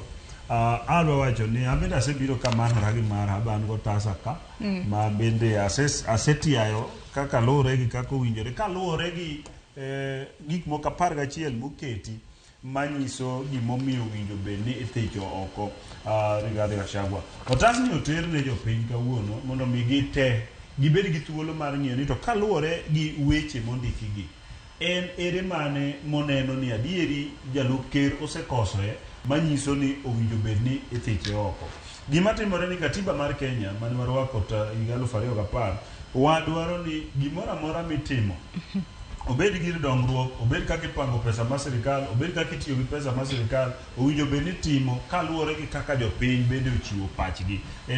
Pend chik mar namba 10 wacho ni dwaro ma paro mar jopiny kata keto jopiny bende mondo mi obed achiel kuom chenro mar timo gik ma kamago en pend chik ma important e Kenya ka kendo nyiso ni kaka an aja Kenya ambe an gi thuolo mondo mi achiw pacha e yore ma onego bed ni tiyo godo sirikal. To ka bire wach ma kawuono Joyce en ni king'iyo kalatas ni oket weche 11 ma mbunge manyochiwo motion owacho ni en oneno ni migosi Rigathi Gachagua owinjo gol nikech gima kama. To king'iyo kata na kaka jo Kenya wuoyo adieri en ni namba 1 migosi Rigathi Gachagua kaka jalup mar ker mar Kenya en gi duty achiel kende kaluwore gi katiba mabedo jakony mar ker. Koro sama deputy president anokadwa yale to abadhi ng'ado bucha katieko wacho nikech asesomo gigi kendo ang'egi an natia sei kaluwore gi kaka jopiny bende aneno ng'ato ka ng'ato joungo tase odwa tia sei. Namba 1 maduong' en ni kaluwore ni kom ma Rigathi Gachagua obede en kom noero mar Kenya mangima. Bedo mosebedo kowuotho godo kamoro amora nyaka kama president nitie nyaka kama wabunge nitie ni en tich ne en rito ni en gi tich achiel maduong'. Mokwongo nochako ni en gi tich achiel maduong'. Na tich maduong' ni en make sure ni Raila ok odonjo State House. Mano ne tich ma Gachagua nowuothonwa kawachonwa kendo wacho ne president ni mtukufu rais, an tija maduong' en naketo mitego kamoro amora e kar dak mar ker mondo mi kik ng'at miluongo Raila Odinga ni odonje State House. Iwinjo? Koro ka nowuok oko monyiso jo Kenya ni tije maduong' en rito ikulu mondo Raila kik donj, to Raila osedonjo ikulu kendo ni kuro, nyiso ni tich ne orumo. Owinjo bedi koro bedo odhi nikech tich maduong' manochung' mowache mbele jo Kenya kama president bedo bedi ni antija en making sure Raila ok odonjo State House. Ne owiyo wil gi tich mowinjo bedi notimo kaka jalup mar ker. To kiwe mano nikech koro adieri an kang'iyo ka owinjo dik ka bende ni tije ne loro ni Raila State House to ok osefele kabisa mar Raila odonjo State House. Koro nyiso ni owinjo bedi otimang'o odhi dala. Mano namba 1. To mar ariyo, kata bedo ni Raila donjo State House ne en mano ma iwacho ni en mar reso piny Kenya kuma piny Kenya ne nitiere marach. Gima ne Raila dhi timo en ni nodhi bedo gi ker mondo neni kama ne jenzi tere Kenya ne ok dhi bedo maber. Koro tije mar rito puro fel, koro osefel. In watchman, koketi watchman tiweyo dielo lal. So dielo selal lwet Gachagua en fired. Owinjo bedo fired. To nikech katiba ok nya fire jo piny nyaka fire through public participation. Mar ariyo, gima duong' ma Gachagua oseteko koso, nowacho ni en odil gi weche mag milima, ni en tije en rito weche mag mountain. En owacho nokedo gi weche mag math mamero ji, to math ni en odil go mana Central Kenya. Ok ong'e ni math nitie Mombasa bende mainyo ji, ok ong'e ni math nitie Dandora bende mainyo ji, ok ong'e ni math nitie kamoro mana. En ong'iyo mana ni jok mamer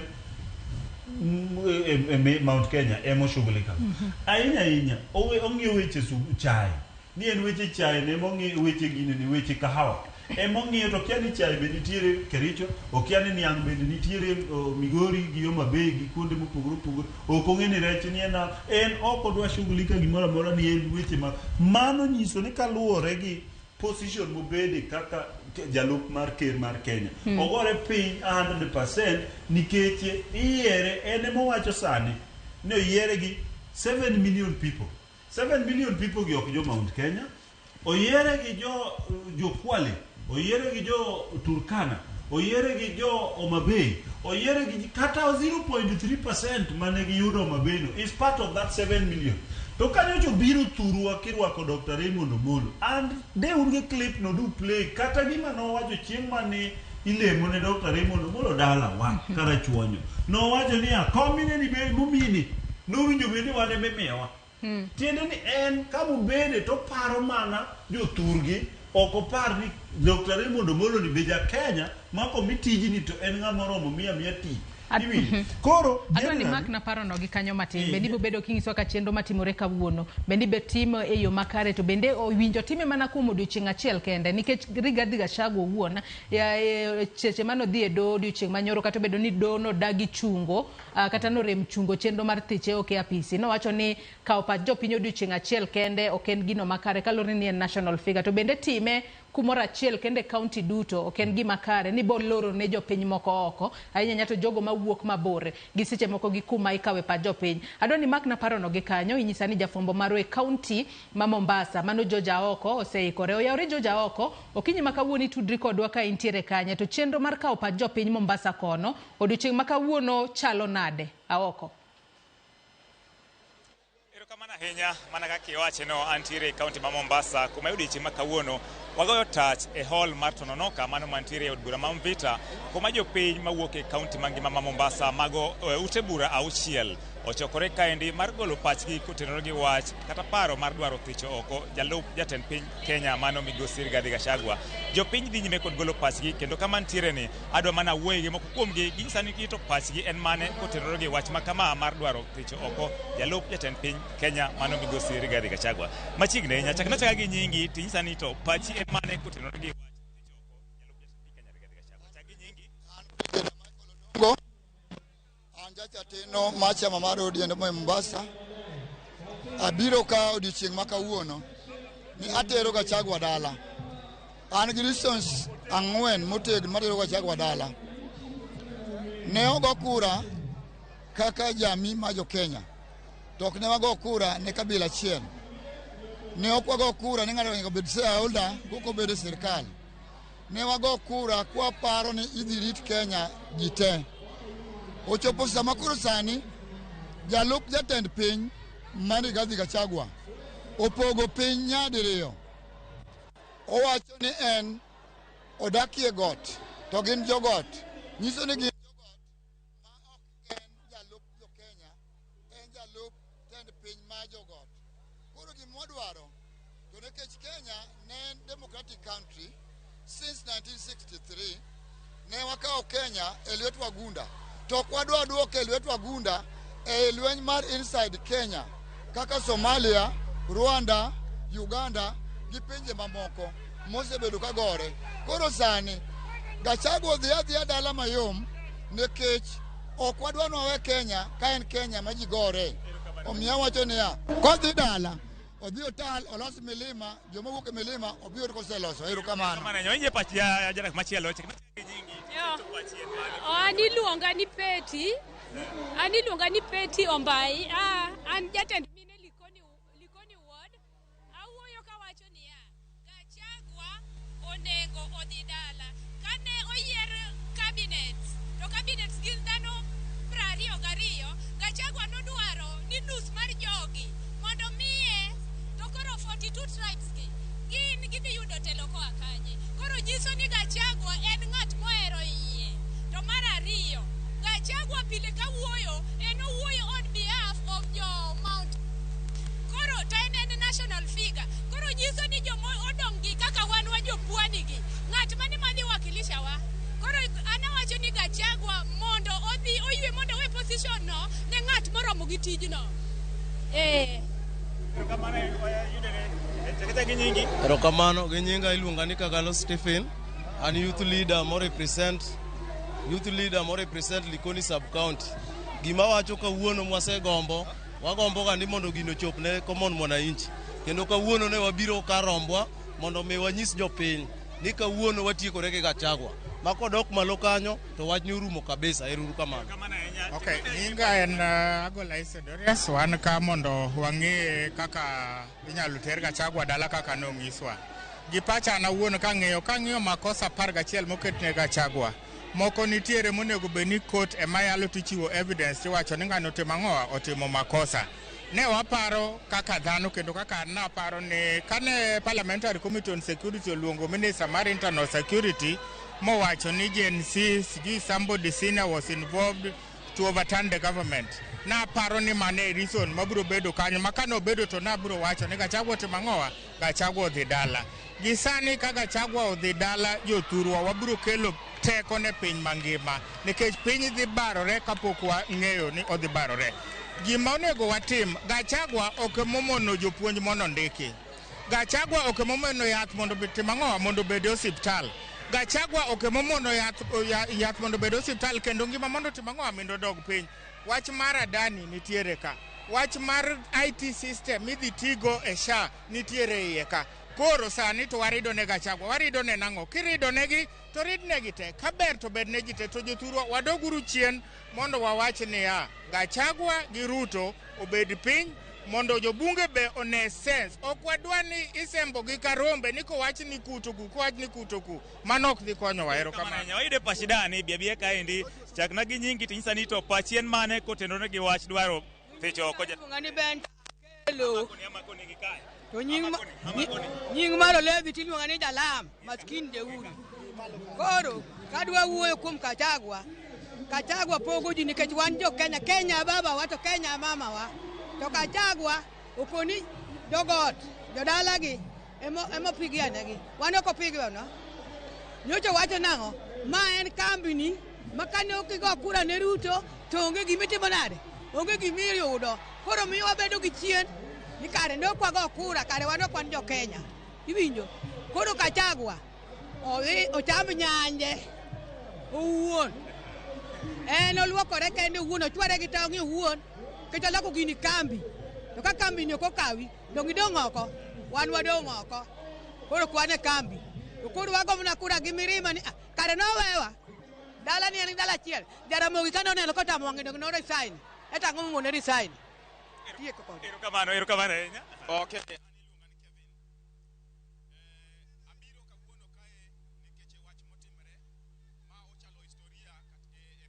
Kenya wa masani.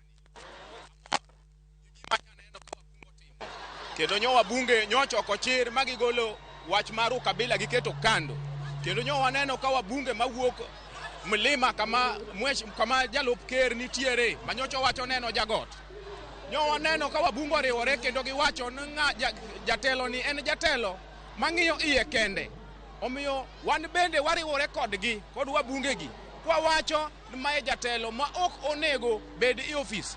No onego bed nene no segole chon. Nikeche koko nyalo luoro ker mar piny. To ker e wuon piny. Koro odwa luoro nga. Omiyo an awacho godwol achiel kaka ja Mombasa. Manitiere Mombasa. Ni Gachagua mondo dhi ot odhi ong'i yo monyalo timo go halene moko ka achiel gi pesa mabe nyose porogo mondo dhi go mbele to gisani odog dala. Erokamano an iluonga ni Morris Keno ajadak ma Mvita ka to kuom hawi maber mbunge ma wantie go Mr. Machele winjo wacho kabisa nikech ne wanyise chakre chon ni Gachagua ni ok ng'ama ber winjoro riembi to kano go kura to go mondo riemb Gachagua nikech Gachagua en ng'ama ne tiyo mana tich diyo ma tich mirito go dhano kaka demokrasi onge godo. Gachagua tamo ni ji ogone chonge piny ka ji lame. Omiyo golo Gachagua aneno kaber kabisa nikech ok oti gi wang'e ji e wang'e maber nikech tich manotiyo.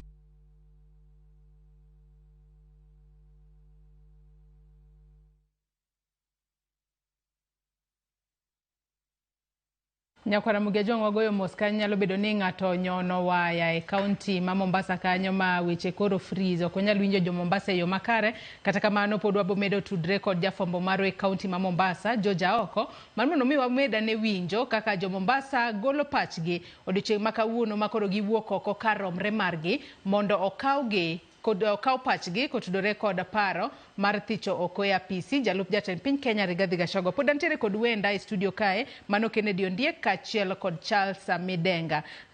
Kennedy kapok ne wadhi e kaunti ma Mombasa penji kacha no odiochieng' achiel kende mar kawo pach jopiny bende oromo to mitime mana e kaunti ma ok time kuonde chung' od bura mopogore opogore bende oromo mano bro kochwal kata koro pach jopiny e od bura kacha to kosetiek kawo pach jopiny bende oboch ni mano represent jo Kenya duto nikech adiera anyalo chiwo ranyisi e kaunti ma Kisumu itimo chenro mar kawo pach jopiny Tom Mboya Labour College to ang'e ni Kisumu nitiere kod kuonde chung' od bura mopogore opogore seche moko ng'ato ok nyal chopo kuro bende representation bo bedo makare. Erokamano anano ka public participation kata kawo pach oganda dhi maber nikech kata Homa Bay aneno ka cho dhi mbele aneno ka organizing secretary marwa mar UDA ma Homa Bay County Wado Kennedy Ongati otelo ne tim maduong' gaje chande gikawo pachgi gijaso form ng'ato ka ng'ato aneno koting'o form ne. Odiochieng' achiel kata ka nyalo bedo matin to kineno kaka jopiny owuok oko nyiso ni gibiro mondo gichiw pachgi. Gima miyo public participation bedo ga very expensive en ni odwaro a lot of resources. Koro yudo ni emomiyo samoro kata ka courts mag doho mag Kenya ng'ado ga bura ni public participation ne ok otim. Aparo ni mokwongo wang' ni Migosi Wetangula kotelo ne parliament onyiso ni mondo we wang' ni watima ne public participation ema. Koro anageno ni bang' ma to parliament biro siko dwaro pach jopiny kaluwore kod gimoro amora madhi mbele nikech jopiny be koro nyaka ne ni en very expensive. King'iyo gimotimore kawuono kende en very expensive to kinyalo time ne gimoro amora tibiro yudo ni otek kabisa. Koro nyiso ni kawo pach jopiny samoro structure mare bende onge nikech kata wakili wa bro yie koda kae ni bill ma define kaka public participation owinjo tim pod nie parliament. Bill manobedo proposed gi Senator Cherargei. That bill has not been made into law. Koro yudo ni sani and even the strategy mowinjo tim go public participation pod obedo in the decision of maybe parliament kaka sani ko parliament otime on their own. Counties ibiro yudo sama timo public participation be gichoko mana ji atunga to nikech mokwongo public participation is expensive. Nikech ibiro yudo ni jogi mondo mine gichop ka samoro biro yudo their costs moko ma are involved. Nitie jok ma must be moved from a distance mondo mi gikel pachgi no nikech government nigi duty ma facilitating them mondo mi gichiw pachgi no kendo ka gisechiw pachgi no to kendo gichagi dogi. Koro yudo no bedo very expensive. To ma endi apani parliament ne ok ba make mistake because my first time motimore since promulgation mar constitution ma Kenya, to kendo odhi bedo a setting a precedence ma serious ma bedo set today ni ng'ata can be impeached. Manyiso ni kata na governors miwinjo bedo impeached to moko ringo dhi e kotgi. Ka nyalo gik sama koro wan gi right formula mar timo public participation, ma next sama county mora mora dwa impeach governor, to giting'o task kama ng'ato ka ng'ato dhi tiya sei. Tibiro yudo ni onge governor mabiro riembe ti to chako dok bedo office, nikech ibiro yudo most of them gibedo indicted to gibedo mana acquitted gi court nikech fair hearing, samoro fair hearing, to gi samoro threshold, to gi samoro public participation. Kakiwinjo Kericho wadwa sama wane yamo otemo wacho ni MCAs matine manotimo impeachment, koro ibiro yudo based on threshold samoro governor biro survive. Koro mae ni ting'eni sani gino dhi ne jo Kenya te. An sure ni gini ochopo ne kathin to jo Kenya milion 5 kata milion 8-7 ma Gachagua wacho ni noyierego.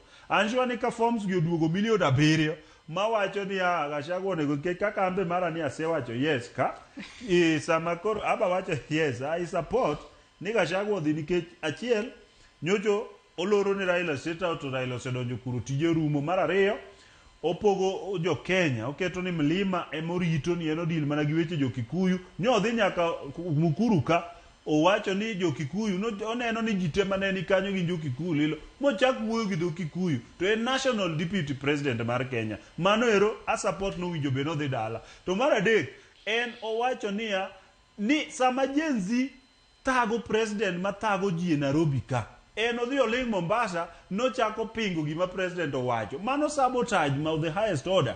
Seche mane president address Nairobi ka Gen Z teko nowinjo be nochunge bath president kanyo, nikech en tije en assisting the president. Ka president wawuoyo to assiste, onyalo chunge bathe kanyo miye moral support kata onyalo gemone task ma president wasomon. Kech mane assistance. To kenyal dhi ni ibe deputy president ichungu chigo buchi to president be go buche to ke penya piny be wang. Mano is serious sabotage ma ago tik ni eno dhi dala. To weche mag omenda ma bilion 5 moseyudogi to ok dang' awuoye nikech pok ang'eyo, ok ang'eyo ande manogoyo, ok ang'e kuma oyudogi. Emomiyo king'iyo barupa ni Joyce an very practical. De kamera no an barupa ni kar serious allegation mar 5 billion to kamule anything. Awe blank nikech kanyo an kaka Kennedy Ondiek I don't know ni billion yoyudo nango. Koro kanyal indict based on that. Anya indict based on gima nyaneno ko wacho gi dhoge, gik maneno ko timo. Ma mogik piny kae be mar niya gross misconduct by persistently bullying the state officers. Ma ndio kang'eyo because an pok aneno state officer moro ko bully. Koro ok dang' atia ese ino dhi, but an kalure gi charges 11 gi an kaka Kennedy Ondiek atero Gachagua dala nikech charges 9 makwano kagi kendo awacho gi maler. Koro gima duong' Joyce, kwaduogo back, mano was my political part kaka ja UDA. Adwa wacho ni kaka coordinator ma UDA South Nyanza region, political party marwa ma en UDA osekawo position, kendo secretary general marwa no sign marwa nyoro kaka party ni wayie ni gik moketigi pek momiyo deputy president nyaka dhi, despite ni en deputy party leader marwa mar UDA. Gik motimo nyiso ni oko support the president, oko support national unity, oko support management governance system mar the country, oko support defense to the presidency. Koro nyiso no sewe the presidency very vulnerable to tribalism. Kato bedo ni inside government iwacho ni aneno kake ng'ato wacho gaja ni Gachagua is a noisy tribalist to president. Oken kamano. The most important thing in it, Article 10 mar Constitution dwaro ni nyaki carry yourself in a manner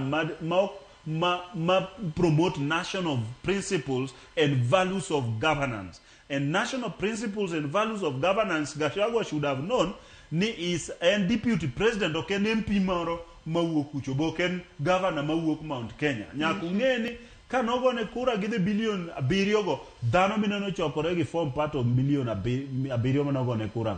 Ka gidhi gitamore ni kik riemb Gachagua to duoko biro duogo kae nikech ka oketo options 3. Option mokwongo ni I support tiende na yiego.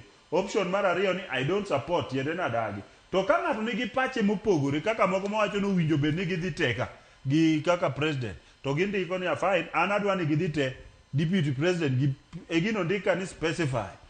Okay, support the Gachagua tamruok bo kitamori but ineno ni gidhi gite indiko kanyo mane miluongo ni chiwo paro ma jopiny miyo amor ni parliament wang'ni di miyowa platform mondo first of all jopiny ochiw pachgi but katieko kanyo Joyce yiena wan kaka jo-Kenya nyaka wang'e ni wan emane wago kura ni katiba kendo wago erokamano Raila Odinga kuom kedo mondo mine wabed gi katiba ma Kenya 2010 okelonwa devolution okelonwa gik mopogore opogore ka public participation itimo per county nyiso ni wan gi 47 counties 47 counties gi nigi wards mopogore opogore jomineno ochokore e halls gi gin joma iluongo ni representative ma endi en representative selection koro gin ji ma represent maybe wards kata ka ng'ato achiel per polling station to biro to gather koro nyiso ni otek ok ditime in all the county all the villages koro momiyo public participation ko ket a particular place kaka Homa Bay is the central for Homa Bay County Migori town is the central for Migori kamano kuondego nyiso ni jopiny kodhi kanto dhi chiwo pachgi koro nyiso ni gitero pachgi mondo miwinjgi joma dhiye joma dhi dagi but the most important thing Gachagua as the deputy president to noko perform makara ko pore ni odhi wuok oko baso dhi chako go siasa to obro rito mana kako challenge the president to wadwa winjo nodwa wuok koro Mount Kenya gi kuro to odwa dhi manyo kura Mombasa nang'o odwa dhi wuok kuro dhi manyo kura Homa Bay nang'o ka tich manotiyo ka Ruto ne en mana defending ang'o Mount Kenya ka Mount Kenya kende nyalo keto ng'ato president to wadwa neno kodwa wuok kanyo odhi okawa ne presidency mogik joluo adwa wacho negi ma endi basically ok en lwenjwa but nikech wan joluo asegeno e rito katiba mar Kenya en lwenjwa 100% wadonje uru joma nyalo go no joma go yes but the main thing en ni wadwaro governance system to mogik en ni ka wabunge usucceed ma wadwaro public participation everything zani wadwani every time form kama oter adwani mak parono gi kanyi ng'isa ni wakao yueyo machielo wadong gi dakika 15 kende to atieko twak mar okinyi makawuono kwa duogo midenga bende biro mingiswa ni kumochopeni bende Gachagua nyalo amua tu ni ogweta okien nikech wang'e ni kogweta okien to seche moko inyalo yiene mar mondo mi olar kom machielo mar siasa kinde mabiro mbele kothiche oko to en koda kom mora mar sirikal e pacho kae obro bedo ka okonyal mako kendo nyakora Mugia Jwang' wakao yoyo madundo waduogo wadhi mbele kikidhi mabor.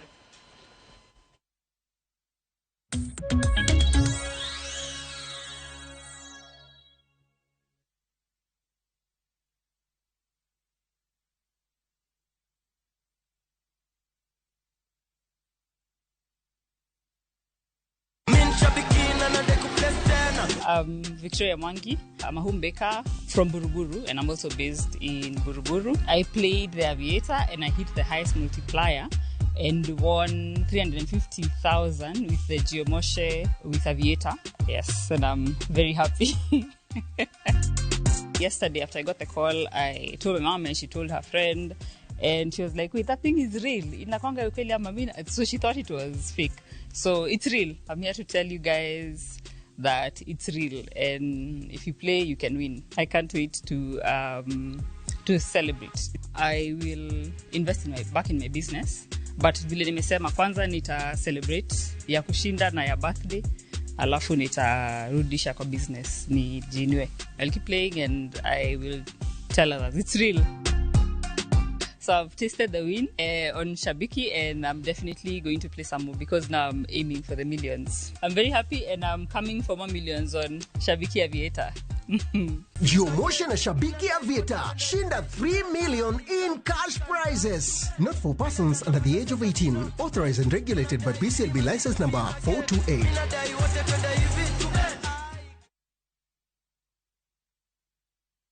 The festive season is more than a holiday. It's a time for family, joy, laughter, and creating memories that last a lifetime. What are your plans for this festive season? Whether you're dreaming of spending your holiday on white sandy beaches, on safari in the wild, or escaping to international destinations, View Travel has the perfect festive holiday planned for you. With our Lipa Pole Pole payment option, book your dream festive holiday now and pay in flexible installments installments. Mapema ndio best. Spots are filling up fast. Enjoy 4 days in Mombasa from 53,400 Kenya shillings, 5 days in Zanzibar from $806 US, and 5 days in Cape Town from $1,617 US per person sharing basis. Make your holiday season one to remember. Visit viewtravel.com or call 0703-254-254 and book now.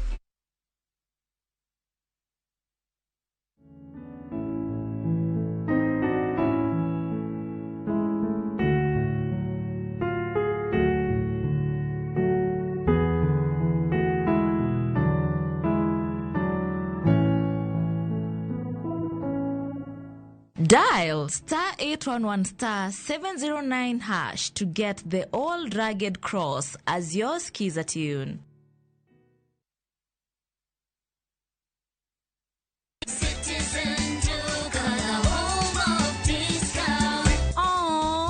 Sweet little babies are such joy to every home. Na sasa, Citizen Duka, the home of discounts, inakuletea the sweet baby package from Quickmart. Winnie's Total Afia 1 kg, 270 down to 250. Nip Nap Baby Diaper Junior size 5, 999 down to 799. Toto Baby Wipes, 140 down to 112. Dove Baby Lotion, 755 down to 378. Dove Baby Soap, 75 grams, 225 down to 113. Packing bag, 40 shillings. Ukinunua hii package kwa Citizen Duka, utalipa only 1,691, meaning utasave 748 shillings. Piga *487*5# na ulipia saizi. Ka stock bado iko. Ukishalipa utapata confirmation message ya kukwambia you can go to any Citizen Duka counter katika Quickmart supermarket yoyote yenye iko karibu na wewe. Unangoja nini? Sulipia saizi ndio enjoy discount yako ka stock bado iko. Citizen Duka, home of discount.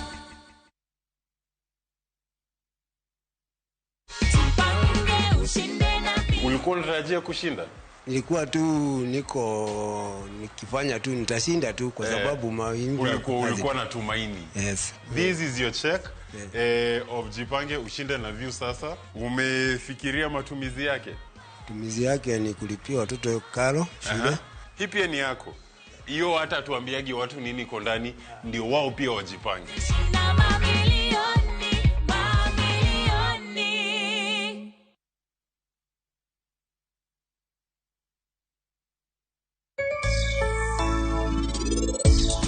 Penj laktar ko kalera mugi TV ngima en mwandu ilungani Ruth Otieno kende nga morna mar bedo kod odiechieng kodiechieng.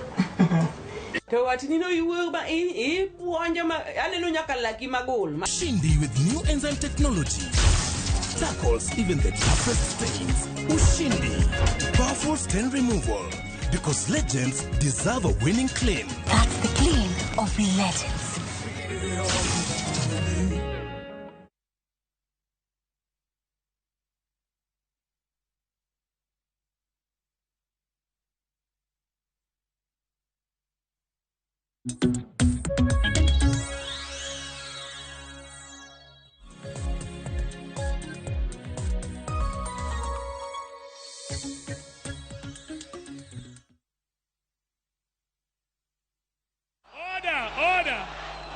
Order. Order. Everybody come down. Everybody must come down. Order. Order.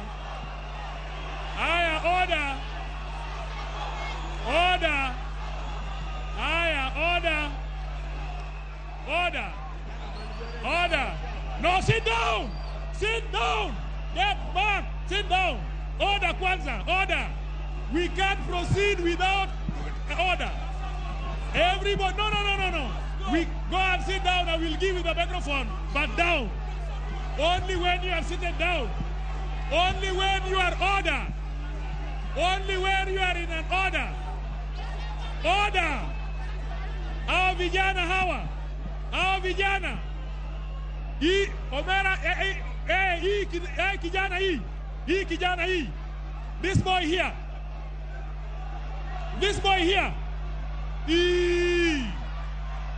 Wewe ni nani? Wacha ujinga hapa, usilete ujinga. Nyakaramogi Ajwang' mano kaka weche chalo Bomas of Kenya mano bore Nairobi kae jomochopo kuro dagi winjo oda yawa gimiyo ng'ato koro goyo koko kanyo matamra gi nono kata kamano wageno ni chenro makamano biro bedo katimore e yo makare e yor kwe maonge koko mora mora kendo ibo bed ka ikawo pach jopiny e yo maber kaka dwarore. Adwaro dhi kendo achiel kachiel nyaka e kaunti ma Homa Bay watudre ko jafwambo marwa Ali Abich. Oyawre Ali Abich ichio nade ka intiere kaunti ma Homa Bay. Wang'e ni chenro mar kawo pach jopiny e kaunti ma Homa Bay kawuono timore Homa Bay Stadium. Jopiny osechopo kar romre margi kose chal mar weche ni nade Homa Bay kono Abich? Joyce Oduor wan kare kendo kaka inyalo neno en ni chenro mar kawo pach jopiny kalo kod paro mantie mathicho ke apisi jalup jatend piny Rigathi Gachagua dhi nyime e alap mar Raila Odinga Stadium manitiere e boma ma Homa Bay kandi. Iparo ni kinyalo paro ni kaunti ma Homa Bay kandi kod kuonde chung' ute buche aboro kendo kuonde chung' ute buche aboro goeko chenro no endo itimo e alap mar Raila Odinga Stadium manitiere e boma ma Homa Bay kandi kendo jopiny mawuok kuonde chung' ute buche mopogore kamoting'o kachung' bura ma Homa Bay Town Karachuonyo Kabondo Kasipul kaachiel kod Kasipul kachung' bura ma Suba South Ndewa kaachiel kod mano ma Suba North oganda duto mopogore opogore oyuoro kandi mar golo pachgi kaluwore kod chenro madhi nyime Kenya mangima mar kawo pach jopiny paro mantie mar thicho ka apisi jalup jatend piny. Joyce chenro ne endo tele kod jodito mawuok e bunge mamalo kendo mokwongo kapok ne gichako chenro ne giketo jopiny ong'eyo ni to gin richo mage ma oyudgo Gachagua momiyo koro idwa ni mondo mi ogole apisi kendo nitie form ma jopiny filo kaendi moting'o ketho 11 ma oting'o mantiere oboke makoro nie od bura mondo mi gol oko jalup jatend piny Kenya Rigathi Gachagua kaluwore kod ketho moko ma isego ne osetimo e pacho kaendi kendo jopiny noyudo thuolo mondo mi gidhi achiel kachiel kuom ketho goeko mondo gikete kogi kapok mondo gisomgi kendo giwinjgi kapok giketo kokgi ketho 11 mano somnegi kendo sani endi en chenro no dhi nyime kendo jopiny golo pachgi ka bende giketo kokgi e oboke ma kamano endo mondo mi gipodhe kata gitamre paro mantie mar golo apisi jalup jatend piny. Kawo kamano an kod moko kuom jopiny ma bende oyuoro e nyasi ni moda kawo pachgi to gino giyigo koso gipingo paro mantie mar thicho ko jalup jatend piny Kenya. Ibo chagu nyingi ting'iswa ni wuok e kachung' bura mane to odiochieng' ma kawuono chenro ni dhi nyime e kuonde counties mopogore opogore pacho kaendi isiro kata ikwedo wach mantie mar golo oko jalup jatend piny kaluwore kod gigo eko mosesomnu ni ketho ma en godo momiyo idwa gole ofis. Gi nyinga an George Opiato Ogada Suba North Constituency Rusinga Island. Gimobro timo kaka kawuono en wach mar thicho Gachagua oko kaka deputy ker mar Kenya. Gachagua ok osenyiso luor ne jo Kenya, ok osenyiso luor ne president mare regardless of the status mano yiergi godo to the presidency. Oseshow a lot of gross misconduct. Gachagua is supposed to be a village elder, not even a chief of an area. You can't be deputy head of state and you keep on talking about village and mountain. We also come from the Great Lake Victoria. None of us has ever talked about it. People come from Rift Valley, they have not talked about it. And because of that, our Gachagua must go. And I think he must have gone, he's not waiting for anything. Kapok awi adhi ng'ama chielo ne kano somnu moko kuom ketho ma isego Gachagua momiyo edwa ni mondo wuogi ofisi ka achiel kuom jopiny ma oyuoro kaendi bende na ka ketho mosomnu 11 go gin gik mowinjore ma omiyo koro nego bende wuok ofisi. Gik mosom go winjore to nitie moko mang'eny ma bende onego somnu amwang'eyo ng'ano nyaka dhiyo, he should leave the office, onego dhiyo wayie godo. Erokamano ahinya ebo chawo gi nyingi ting'iswa ni in achiel kuom jopiny moyuoro kaendi pachi en ang'o kaluwore kod paro mantie mar thicho oko jalup jatend piny e ofis. Okay, agone jopiny erokamano kuom turnout e Homa Bay sub county ka. Wan wabiro riwore gi president marwa mondo wamiye teko mondo nikech Kenya ka president otelo ne ji mang'eny kata deputy ne otelo ne tribes 42. Okwanya bedo gi deputy ma tribalistic ne tribe achiel ne jomlemo. Koro wan kaka jo Homa Bay wabiro ka as a whole mondo wa support president marwa mondo wa Kenya gi dongruok mar tribes te development obede I Kenya mok ni gimora tribe achiel ema bedo focus everywhere.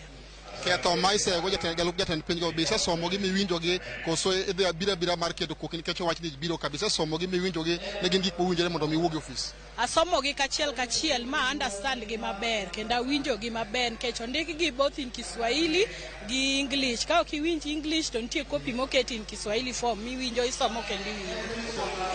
Erokamano Joyce, an kod moko kuom jopiny ka ibiro chako gi nyingi tingiswa ni pachi nang'o kaluwore kod chenro madhi nyime mar dwaro mondo mi othich jalup jatend piny ofis. Bise somo moko kuom ketho madonjnego to kaka kuom achiel kuom jopiny kiwuoro kaendi ineno nang'o onego bed ofis koso onego wuog oko e ofis? Ya, kuom nyinge iluongo ni Rick Odhiambo. Kuom nyinge iluongo ni Rick Odhiambo, ae constituency Mandhiwa. Kaka nadonjo ka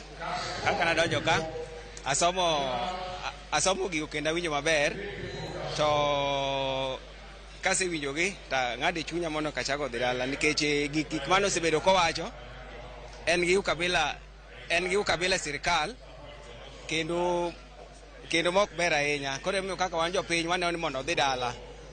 To mar ariyo, kwayo makwayo akwani Ruto gine mano okelo mar dhi Gachagua dhi dala ni okele mar adani be mondo jopiny oparticipate.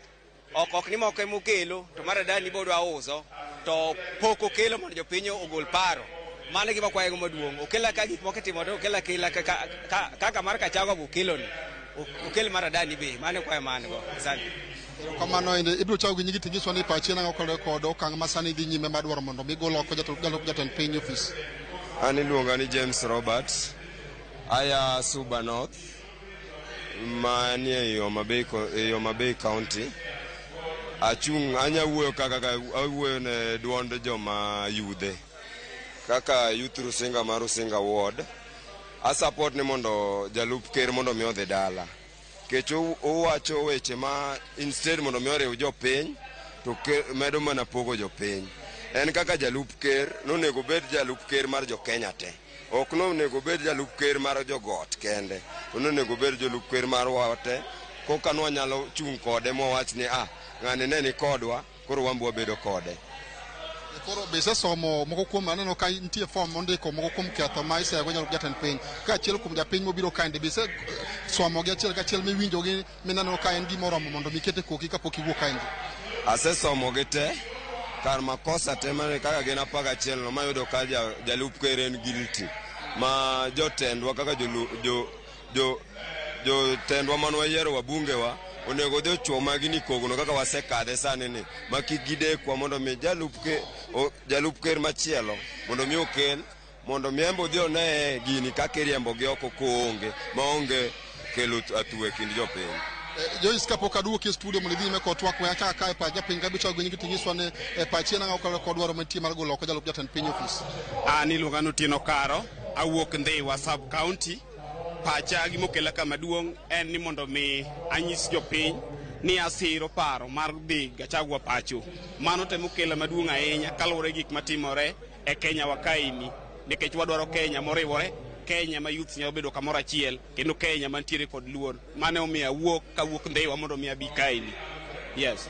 Kamananya we akae pacha achiel kuom mine man kae bicho nyingi tingiswa ni pachi nang'o kod wach mar golo oko jalup jatend piny. Bise somo gigo eko ma ketho madonjnego to ka achiel kuom jogo eko moyuoro kaendi bende ka gin gik moromo mondo iwuog e ofis. Erokamano ahinya gi nyinga iluonga ni Pauline Atieno, awuok e constituency ma Karachuonyo. Gimomiyo wabiro kaka wuono en wach mar motion mar impeachment mar Rigiji. Wagombo kaka jo Kenya ni mondo mi wabed gi Kenya man gi kwe, to kaluwore gi tim kod kido mwaseneno kuom jalup jatendwa ma en jalup ker marwa, waneno ni okoromo bedo jalup ker. Mae momiyo kawuono wawuok koko namba mineno ni mondo wa support motion ni kabisa. Wadwa no dhi dala nikech wadwaro Kenya man gi kwe, wadwaro Kenya maonge ukabila, wadwaro Kenya ma ji te isavo equally. To ka en samora mora mowuoyo to weche gin mana mag siayo lweny, ok wadwar lweny Kenya, to kapok lweny no bedo to en mondo kuongo odhi dala nikech onge Kenya ka ng'ato nigi share kaka ja Kenya. To kano chak sirikal ni no temo nyiswa weche mang'eny mane okomorwa, kunyiswa nyaka ni gin shareholders. Kawuono wabiro mondo wanyiew shares gego mondo en odhi dala to wan wadong' e sirikal wati wadhi mbele. Ka kamano to erokamano. Erokamano ahinya Joyce, ano ka dhano ng'eny ka wakaw par mar ng'ato achiel mondo wadhi nyime kod to ibiro chako gi nyingi tingiswa ni pachi nang'o kod chenro madhi nyime mar kawo pa jopiny ewi dwaro mar golo oko jalup jatend piny. Erokamano Ali Abich, erokamano niluonga ni Esro Nochieng Orata. Awuok Kanyadoto Ward, Ndhiwa Sub County, Homa Bay County. Ne wamondo ka saa 11 okinyi ka wadwa ni mondo wagol jalup ker, wabiro sign gini kendo wasaine gi nyasi. Nyocho wacho ni Kenya nigi wegi, to kare wayudo ni Kenya nigi jite. Kenya en mar tribes te mantie Kenya. Omiyo wakwa MPs te gi senators gi president mondo yoter ng'ani dala mara moja, kik wanene kochako duogo ni pod ofwadhore. Noketo mikakati, oketo mitego. Kawuono wane mwaketo ne mikakati, waketo ne mitego, ok wabidwa nene ofisno. Tieko.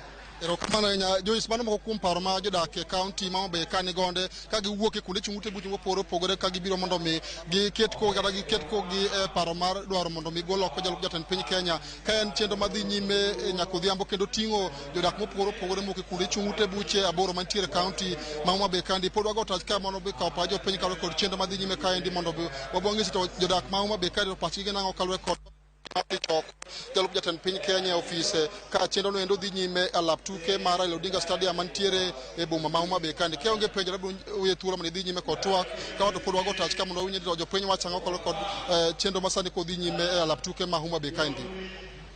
Erokamano ahinya Ali Abich ka entiere county ma Homa Bay. Wawinjo kanyo paro mopogore opogore kowuok kuom jopiny e county ma Homa Bay. Odiochieng' ma kawuono mane chenro ma pod waluwo ne nyakwara Mogi Ajwang' med mana goyo tach Homa Bay Stadium kanyo kalore ni pod wamedo tudre kodi mondo imeda nyisowa kaka chenro chalo e county ma Homa Bay odiochieng' ma kawuono. Nyakwara Mogi Ajwang' thuolo marwa mano miwo kinyi ma kawuono aneno koserumo. Kata kamano yiena mar mondo mi ami welo man antiere godo thuolo mar mondo mi wachane wach gi Mogi kachak kod okila Charles Midenga apenji kacha ne ka Gachagua kao okang' mar gweyo tao. What next? Osekawo pach jopiny. Ang'o matimore bang' mano kapo ne ogweyo tao kende moko rito mar mondo mi othiche oke apis kaachiel kod wach ni mogik.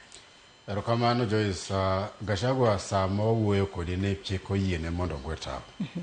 Nikech motion ma iseno pok obedo passed. Pok okalo gi od bura. To ka gino dhi kes gidhi tich ariyo wik mabiro ne. Ka o make mistake ni owene gino pass gi National Assembly od bura. To ok onyalo gwe tao seche ma koro ichwalo gino. Kata ogwe tao kes gini koro ichwale okang' mar ariyo e Senate.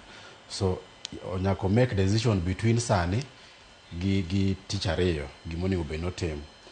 Wach mogik en ngero ni ka otoch ariyo kata ondiegi ariyo dhawo to kikawo nyakonchiel kes kata achiel kuom inyalo gwari. Gima ber ni bang' dhap gino achiel wang'e ni nyaka dhi oko. Koro para ni mano matut. Erokamano. Wacha ni wewe gi food for thought.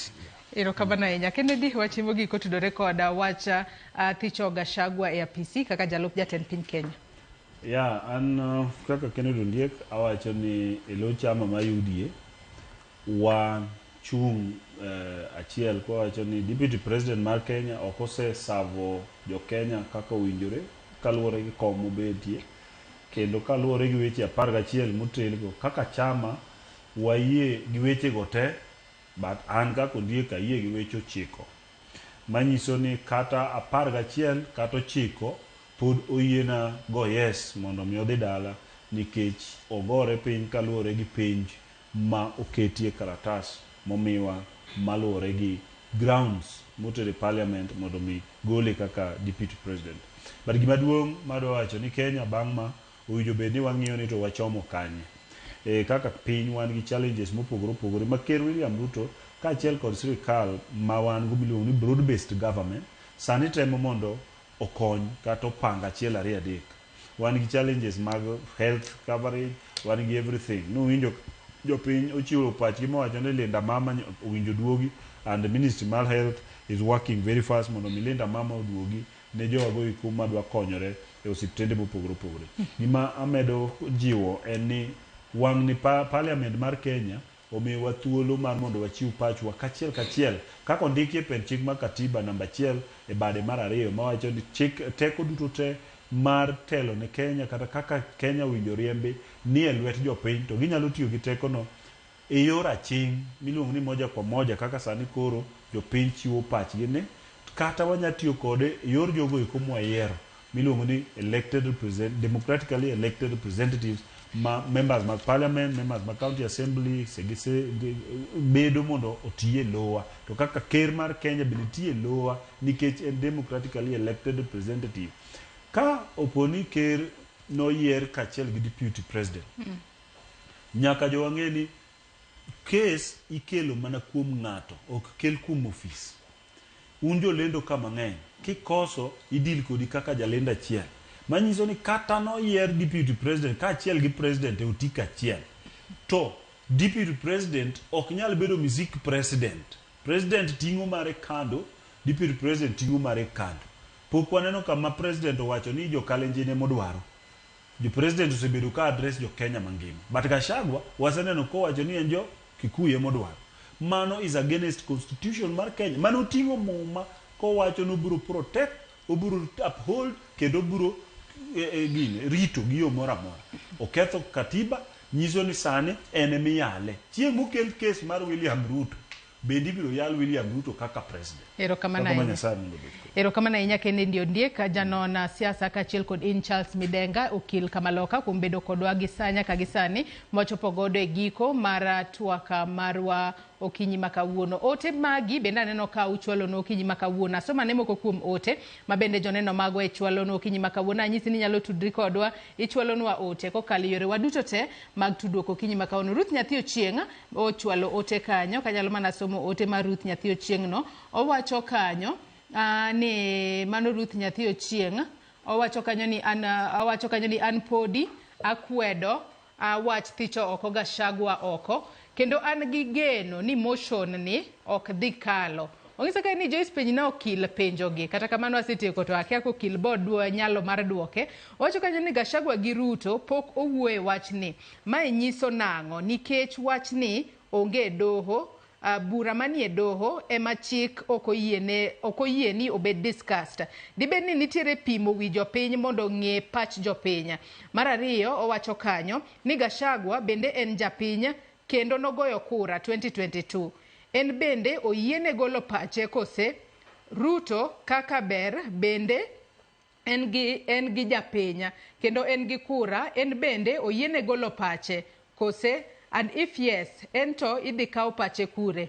Mar adek wacho kanyo ni mogik bende nitiere transparency e wi kaw pach jopiny kose to jopiny dhi ng'eyo nade ni votes gi o count, nikech Kenya ka to wang'eyo gi weche mibadhi. Aluo twak ka an umoja enako. Mano pach Ruth Nyathi Ochieng'.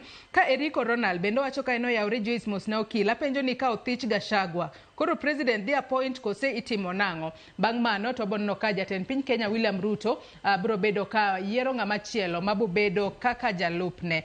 Kata kamano pod warito neno kaka chenro makamano bro bedo ka dhi nyime odiochieng' makawuono ema ibo bed ka ikawo pach jopiny. Anyisi ni chenro makamano ochakore saa 2 mar okinyi kendo dhi mbele nyaka saa 11 mar odhiambo. To mana kaka ineno nyakwara Mugia Jwang' podi wagoyo tache counties mopogore opogore odiochieng' makawuono kama wakawnie chenro wamenyo ni kaka ikawo pach jopiny e counties mopogore opogore. Ineno kanyo wantiere kod Kirinyaga Central, mano NGCDF kanyo, wantiere kanyo jopiny nitiere kanyo, wantiere Kirinyaga, wantiere kod Homa Bay, wantiere Bomas of Kenya kaachiel kod mano apani en county Manyeri kama bende chenro mar kawo pach jopiny dhi mbele odiochieng' makawuono. Bende wagone jofwambo magwa kata reporters magwa duto manitiere kor gwenge ma pacho kae kuom kawo thuolo margi mar mondo mi gibed kodwa gimenynwa ne kaka chenro dhi mbele. Pod wamedo tudre kodgi mar mondo mi gimenynwa achiel kachiel kaka chenro mar kawo pach jopiny dhi nyime odiochieng' makawuono.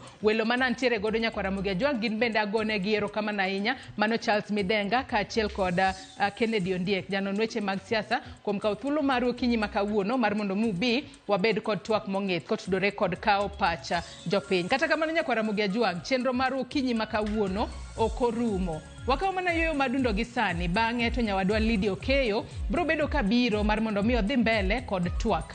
Odiochieng' ma kawuono en mana paro kotudore koda golo e apisi jalup jatend piny Kenya Rigathi Gachagua. Aneno ka Lydia kaachiel kod welo mage mano Kevin Osidho jalony weche mag telo kaachiel kod Okinyo Jabungu ma en okil Kamaloka gisechopo e studio ka. Omiyo wakawo mana yweyo madundo bang'e taweyo negi pap gidhi mbele kod goyo mbaka kotudore kod thicho e apisi jalup jatend piny Kenya mano Rigathi Gachagua. Omiyo kik idhi mabor, med mana kete e Ramogi TV.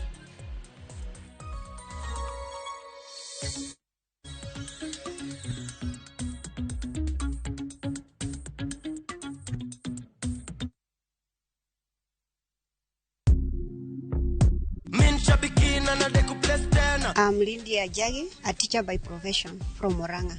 I've been praying Shabiki for quite some time. I'm happy to win. I thank God. I started praying after seeing some winners on Citizen TV. I pressed a bet of 15. That is super jackpot. And I won 12 out of 15. I'll continue praying until I win the 13 million on the jackpot. I'll use the money to clear fees for my children and also invest the remaining and also give part of it to the work of God. Hii bonus ni kionjo na kujia 13 million very soon. Shabiki Super Jackpot ni time yako. Minadai wote twende hivi to bet. Not for persons under the age of 18. Authorized and regulated by BCLPA 671. If you're flashing I am here and I am not calling back, it is because I am a runner and I ran out of airtime. New on View Sasa, Jalis Lekong. Due to public command, I come to real life now. A marathoner who can run through your ribs with his humorous lines. Even when I met my wife for the first time, I ran out of words, I ran out of breath, then I ran crazy for her. Now I jump into conclusions. Enjoy these hilarious and entertaining stories of Jalis Lekong. Yani, hiki kwa makuna. Exclusively on View Sasa. Thank you very much. Karibu tena, asante sana.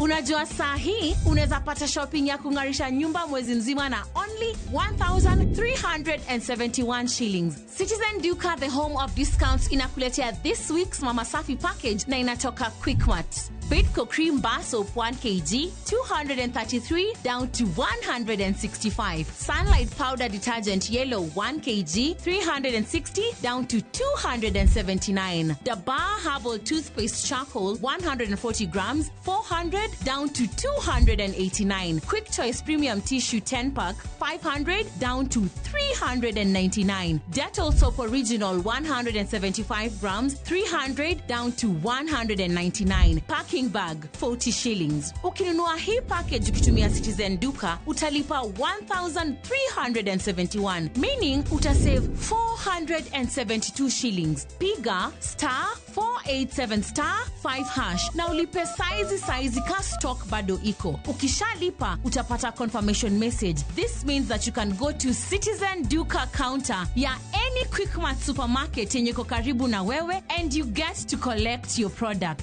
Unangoja nini? Si ulipe saizi ka stock bado iko na enjoy discount yako. Citizen Duka, home of discount.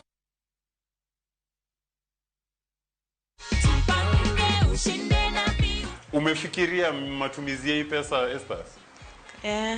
Unapanga kufanya nini? Kuboost kazi yangu. Kazi, si ndio? Niko na cheki yako hapa hivi. Hii sasa wacha nikukabidhi ndio tuhakikishe ati hii pesa ndio yenye uliambia umeshinda. Ndio hii iko hapo? Umeverify? Kweli. Shikilia cheki yako. Tuko na goodie bag hapa hivi. Hiyo ni yako. Uzidi kujipanga, unaweza bahatika uchukue milioni 1.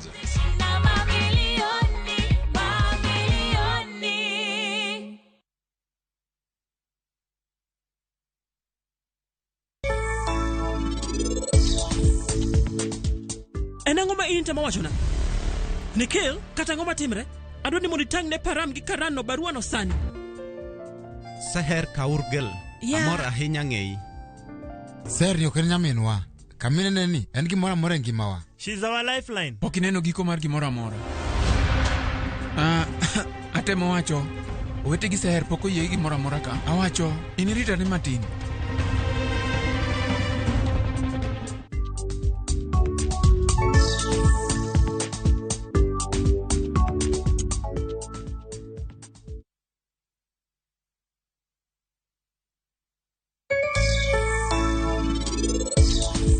Penj laktar kokalo Ramogi TV ngima en mwandu iluonga ni Ruth Otieno kendo en ga morna mar bedo kod odiechieng' kodiechieng'.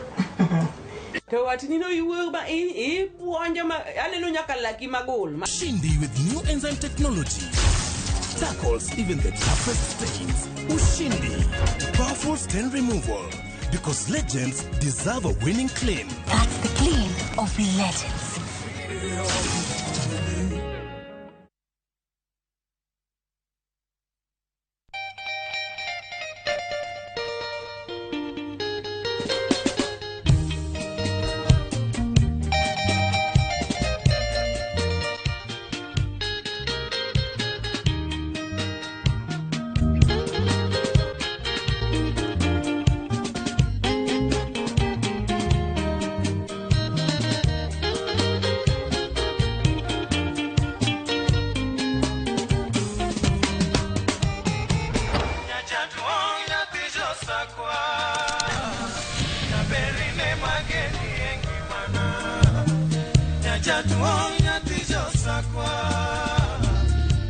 Radio Ramogi, Cartoon Jaluo.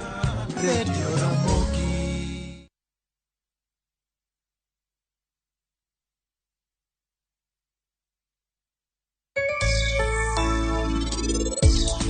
Penj laktar kokalo Ramogi TV ngima en mwandu iluonga ni Ruth Otieno kendo en ga morna mar bedo kod odiechieng' kodiechieng'. To watini no iwuoyo ba in puonjo ma aneno nyaka laki magol. Ushindi with new enzyme technology tackles even the toughest stains. Ushindi, powerful stain removal, because legends deserve a winning claim. That's the claim of legends.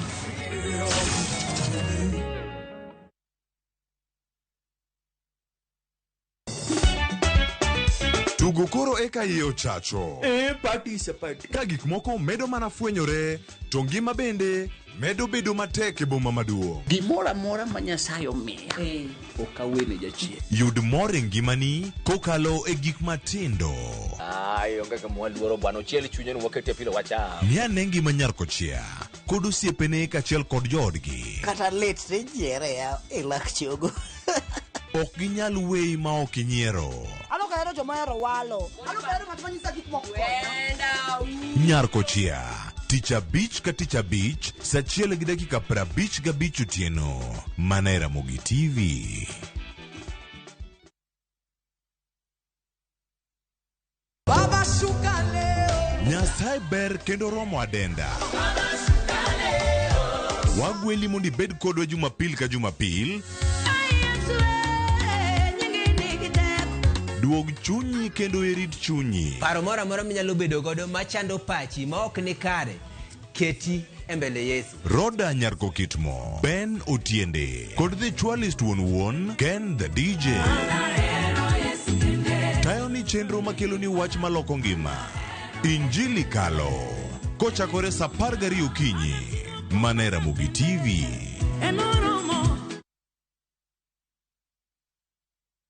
Teka video no post pale NGC. Kocho pongeso kangeso, Sang'wen Otieno. Ikri mondo ibed gi mor kendo ilo, kiwinjo kendo ineno chenro mar thum dag mor. Kama nyasi bironi e ot kama intie. Wayudo lend Ramogi Nyanyakach, katayo chenro gi DJ Kolo Call Instrumental. Thumbe mamit, jower kod jomiel, ma chenro ma ok diher ni obayi. Ket alama e kalenda mari kendo warome chenro mar thum dag mor. Atieno, tani maliza Atieno.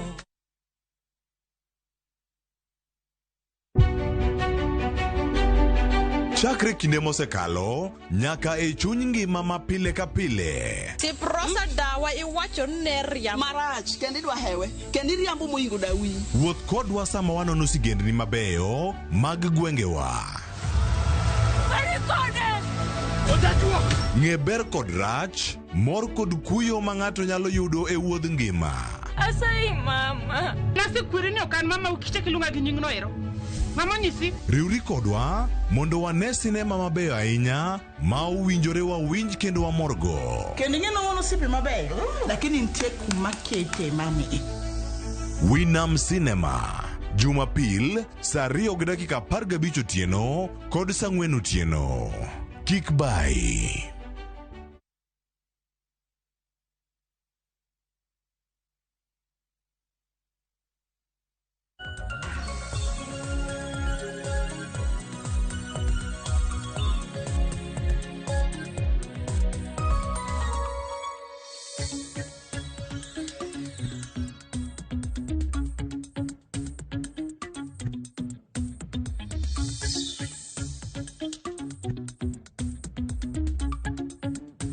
Hoya orenya kora mga juangen geno marane odiochieng mari dhi makare tarik 4 dwe no mar 10 2020 kod 4 odiochieng bende koro ganda jo Kenya do thuolo mar golo pachgi ewi paro mar thicho oko jaltata ne piny Kenya Rigathi Gachagua APC en wacha bende koro se kwako piny Kenya ka bende en chendo mitime counties duto 40 kod 7 ma pacho Kenya koro mga juang chendo mano chakore sa 2 okinyi kendi geno ni odhirumo sa 11 odhiambo kaka ne wasingo ni bedo iti kod wangi Ramogi TV wago tache pacho kama ngiwa mane ni ibedo kod ng'eyo mowinjore kotendre kod gigo duto madhi mbele nyakor mga juang bende wantiere gi jolo nyasudu kaka uono kama ang na nyise ni gin ngang mabende ang no atem dwaro go pachgi mondo wawinjie weche go motende kod chike gima chike wacho kachiel kod chenro bende kaka dhi mbele nyakor mga juang reporters magwa bende ogo touch ang no thuolo mar chopo irgi achiel kachiel inyiswa ni tanga dhi mbele e counties opogore ma pacho kae aknyano nyakor mga juang kacha macha en Bomas of Kenya e county ma Nairobi kama bende chendo no mar kao pach oganda dhi mbele en chendo nyakoro mga juang mabene no chakore okinyi kata kama waneno katungni no bedo Bomas of Kenya kane kombe obare kanyo ntiere chwang mano bedo kata keno kaka oganda medo golo pach gintie ka gigole gi chuny gi duta nwa yud thuolo mar winjo ni to pach gi dhi nade Bomas of Kenya koro mga juang kaluo bende ok odong chien wantiere kacha county ma Homa Bay kama jafo maro Ali Abicho go etacha chiel kachiel Homa Bay kanyo mar Homa Bay Stadium kama bende hime dwaro winje pach oganda jo Kenya county ma Kirinyaga bende wantiere live nyakoro mga juang angnwa winje ni tangadhi mbele no aneno okinyi kacha manen Kisumu county kama bende to mano kanyo en kama bende hikawe pach oganda jofo marogo touch kanyo mese na diambo ge intiere kanyo mar nyiso wane to Kisumu weche go dhien nade nyakoro mga juang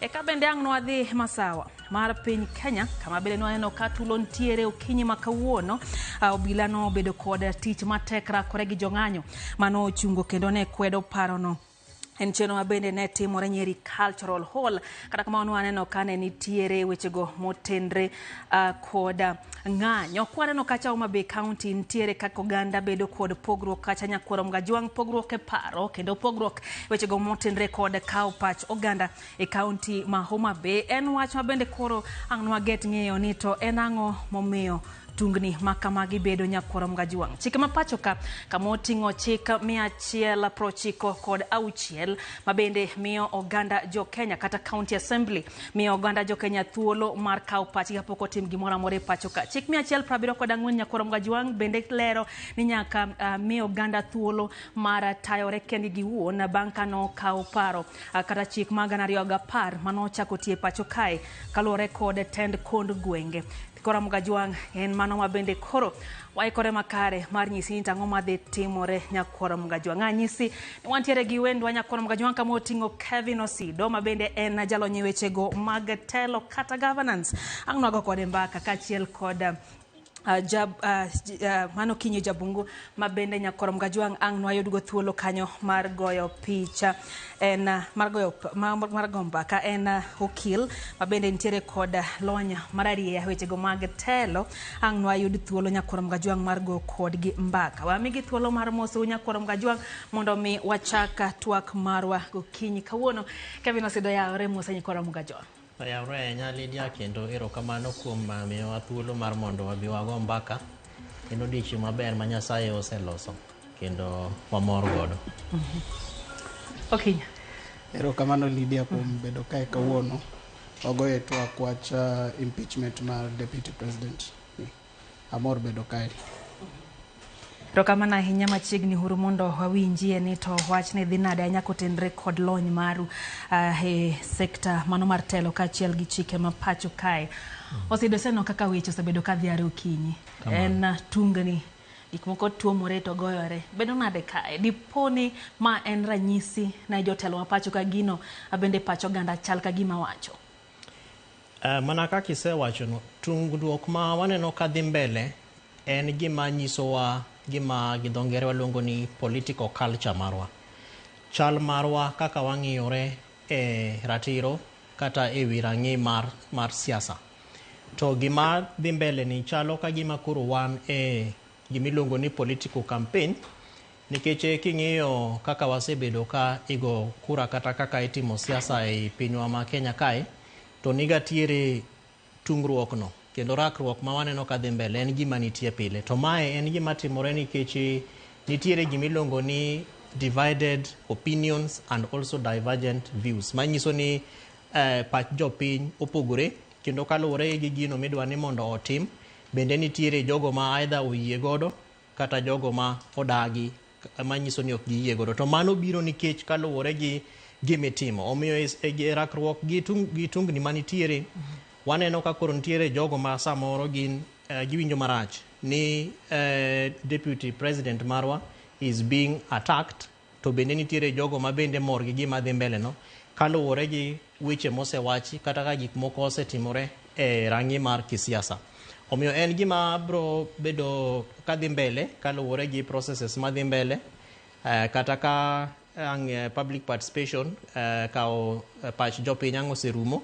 To pod waboneno gigi be kadhi mbele kata mana e bunge kacha. Sama gidhi timo discussion kata debate chieng' tich ariyo, bang'e bende wabro bedo gi thuolo mar neno kaka itimo gi e Senate. To gima wuoro ahinya en ni Lydia sirikal okawo thuolo mare mogoyo notice mana mokawo pages 2 e gazette maduong' miluongo ni National Gazette.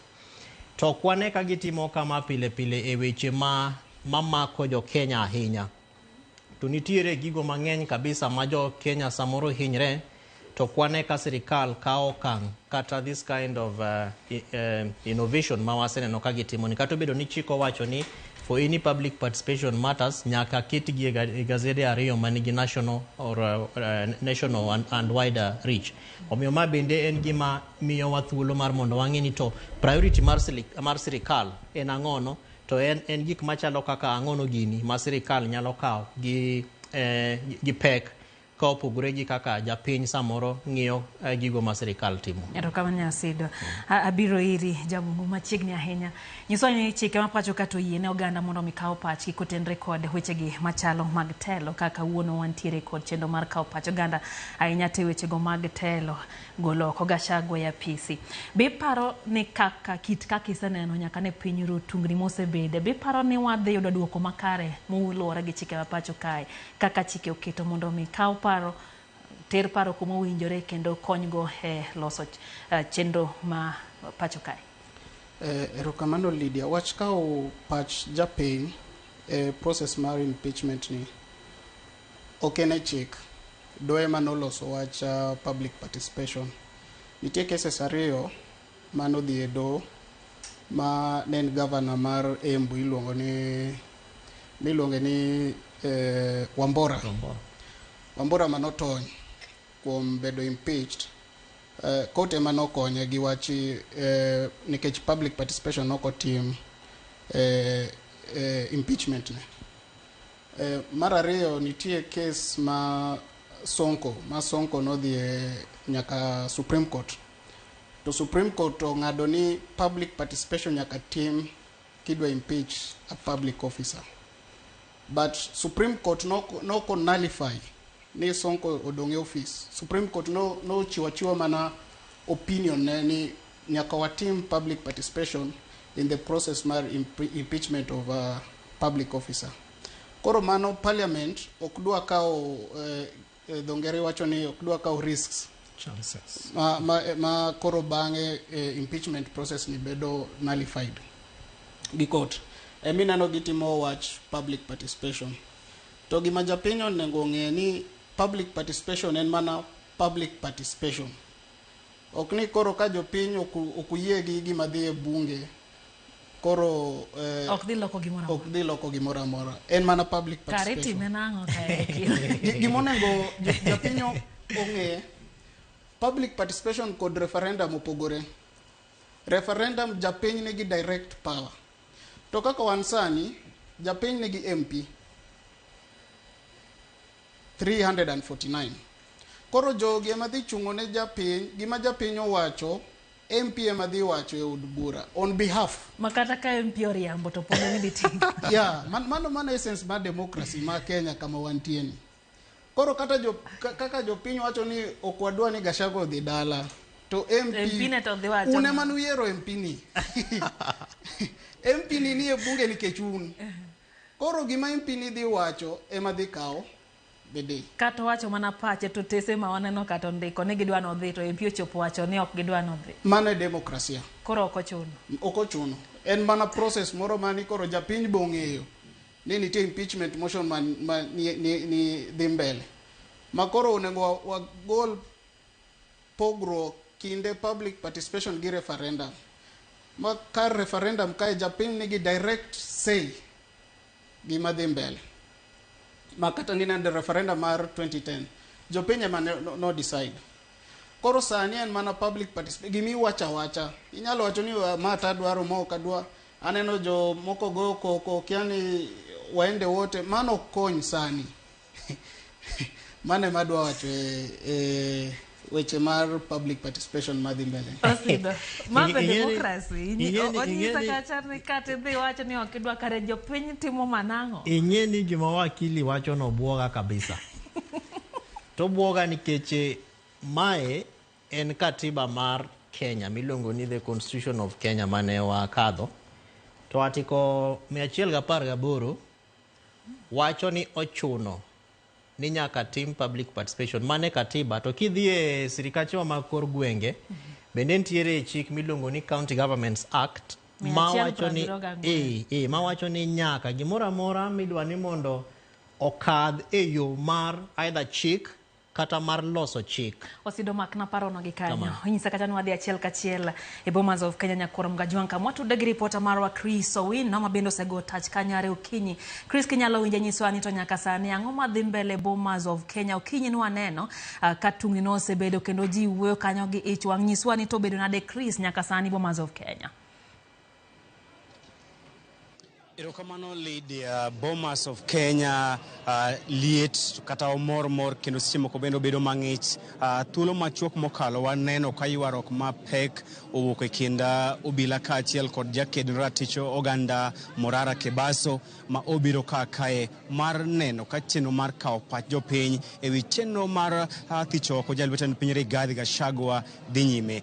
Seche mane ochopo kae ne nitie ywarok nikech obila ne dwar mondo kik odonj kod johera mage e karomo mar Bomas of Kenya kata auditorium kalure ni dhano osepong'o auditorium mar Bomas of Kenya. Kata kamano bang' ywarok ma thuolo machuok ne oyiene mar mondo odonj. Kata kamano bang' donjo ywarok ne odhi nyime kendo ne ogole kae. Gimonyalo wacho en ni seche mane gole ne ntiere ywarok kod kind johera mage kaachiel kod obila gino mane omiyo bende oyudo hinyruok matin kane okawe kendo odire gari mar obila kendo okowe kod geche obila maromo 3. Seche gigi matimore en ni jopiny pod medo chopo kendo riedo mar mondo migi thuolo madonje Bomas of Kenya auditorium mondo gigol pachgi. En ni auditorium kata kar mar Bomas of Kenya ot ma twak ni dhi nyime opong'. To jopiny bende opong' oko gidwar mondo gidonj. Koro mae mosekelo ywarok e kind jopiny kod obila gidwar mondo gidonj e auditorium kata kamano auditorium opong' nyaka sani. An kod moko kuom jopiny ma obiro mar golo pachgi e chenro ni mar kawo pach jopiny ewi chenro mar thicho oko Rigathi Gachagua. Idhi mana nyisowa ni iluongi ni ng'ano to ang'o momiyo ibiro kae to bende isegolo pachi iseyudo form mar chiwo pachi ewi chenro mar golo Gachagua? An iluonga ni Martin Agara auki dala ma Mathare lakini audu Kenya. An gimokela ka en ng'eyo gimoro achiel. Giwuok gi tek oseng'eyo chili mawuok. Nukop jogi noyiere gutik achiel. to Rigathi be wuok mondo ng'is jopiny adiera gima notimre Bomas ka mar Raila. An iya wang' nyaka sani kata no mar Raila nyaka sani pod iya lit gima notimre Bomas ka giwuok mondo ng'is adiera ngop no yier gi tikit achiel deko gol ng'at achiel ka giwuok giwuok te. To ibiro kamo ni gol pachi e wi chenro ni bende isaido thuolo mar kawo kalatas mar chiwo pachi kose? Pok anwang'o lafas ma donjo. Lafas onwang're sama vurugo wuok to lakini waringo bo wuok oko manyaka sani pod wan moko nyaka wachako pango line manyien nyaka wadonj mondo wagol pachwa. Bende jomoko osebedo ka seyo chenro ma kama ka giwacho ni odhi ataro mar chik ni oyiengore nyakonchiel. In ka japiny mobiro golo pache be ineno ni gini oyiengore nyakonchiel kose en gima dhi chiwo ratiro mar ne Rigathi Gachagua kaachiel kod jogo madon mondo owuog e apis? An gi pacha kaluwore gi ma speaker wuon no wuoyo sande mokalo kano wuoyo kamoro mano wakia no winye mani media gi pacha gino yienge nyakonchiel ng'ama speaker okobedo wacho gik mano wacho ka. Erokamano an kod jalo machielo tunaambia tunaitwa nani na bado uko hapa nje. Je, usipopata nafasi ya kutoa maoni yako utakuwa umetosheka? Kwa majina naitwa Duncan Opiayo Ochanda na tumekuja hapa na uhakikisho kwanza tunataka tuingie tutoe maoni yetu. Tunataka tuingie hapa tutoe maoni yetu. Nikechko kidonjo yie kuchegolo maoni ni okiboridhika gi maoni ng'at moro golo ni. Sani jogi no yier ji teje ariyo. To wadwa ng'eyo ni ang'o miyo bang' higni ariyo gikosana. Kind jogi te nikech okonyo wacho ni Ruto rach kose Gachagua rach. Odwa ng'eyo ka jogi te ng'a rach. Tang'o miyo idwa gole. Nikech katiba be waluo be katiba. Wami wananchi yo malir njia mzuri ya kufuata. Od bura ne ochiwo thuolo ne jopiny kaka in mar mondo igol pachi e wi chenro ni motelo ne od bura goyo ombulu e wi wachni chieng' tich ariyo saa 8 kama twak dhi chakore ayanga. Be imor ni in kaka japiny od bura omi thuolo mar mondo ichiw pachi e wi wach maduong' ka mar golo Gachagua men jalo jatend piny? Mano to gima okuongo ma morgo ahinya. Magi gik masani waneno niya piny olokre. Chon gigi nidhi wabunge mane ng'ado gi ng'ada. Wan jo piny nok miwa ga thuolo. Lakini sani morowa nikech omiwa thuolo mondo wabe wagol maoniwa magolo Gachagua kose madongo Gachagua. In jago ombulu e kar chung' od bura mare to bende iye kod chung' mane ja od bura mari okawo e kinde mane giketo sei chenro mar thicho Gachagua oko kose maoni mari enang'o? An maoni mara sani adwa ng'eyo ni ang'o miyo ji ariyo gi okosana. Nikech jogi ne gikwayo ang'owa, ne gikwayowa ombulu gite ka gin ji ariyo. Ne gikwayo ombulu ka gin ji ariyo. Koro onge sani ni ng'ato biro idwa gol achiel kose ng'ato achiel dong'. Wadwa ng'eyo ni ng'ani kare ang'o miyo jogi okosana. Naona fan sugu wa Arsenal hapo, utatuambia tu unaitwa nani na maoni yako ni nini kuhusu hii siku ya kuchukua maoni ya wananchi kuhusu mswada wa kuondoa Rigathi Gachagua kwenye afisi. Je, unaitwa nani na we maoni yako ni yapi? Kwa majina naitwa Boni. Nimetoka Umo. Ongea kwa sauti. Kwa majina naitwa Boni. Nimetoka Umo. Mimi kwa maoni yangu anafaa tu anatoka juu bado wanachambua, kuna wenye anachambua na bado kuna pali anaangalia bado, unaona angalii kila mtu. Hivyo tu ndio naweza sema.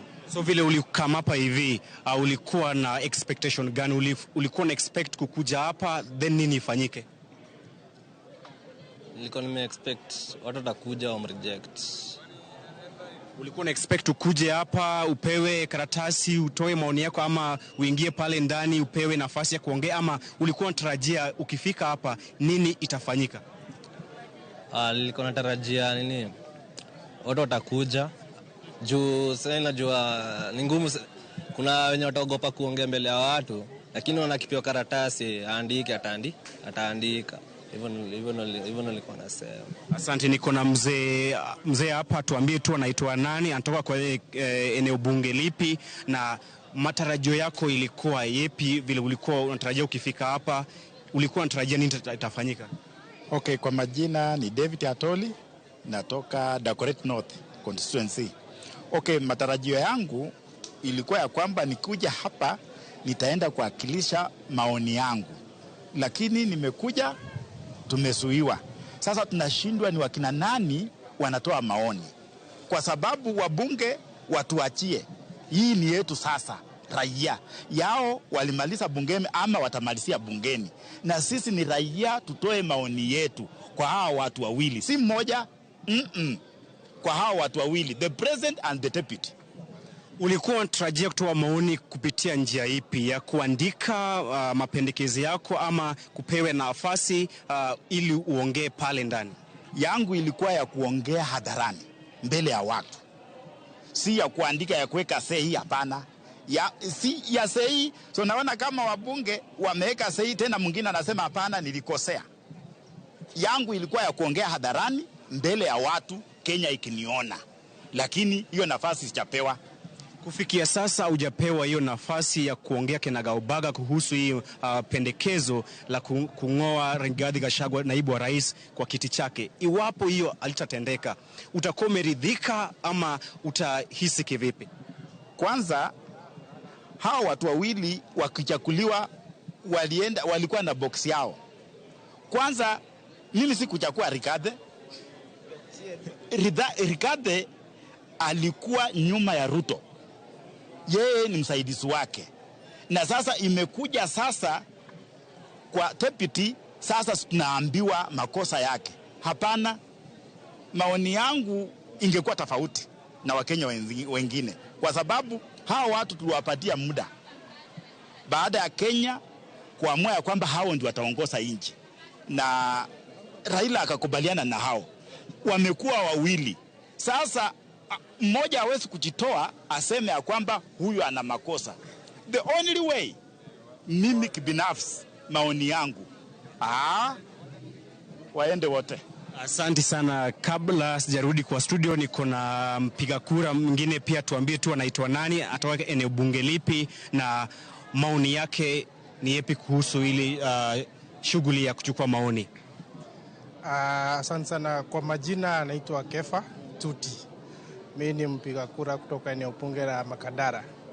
Nimekuja hapa kwa minajili ya hii shughuli ya public participation, at least na mimi nipeane mapendekezo yangu kuhusu hii impeachment motion yenye ililetwa bunge. Na kwa maoni yangu sione kama naweza fika huko mbele kuongea, but nimekuja at least nikiandika hiyo maoni yangu kwa hiyo karatasi.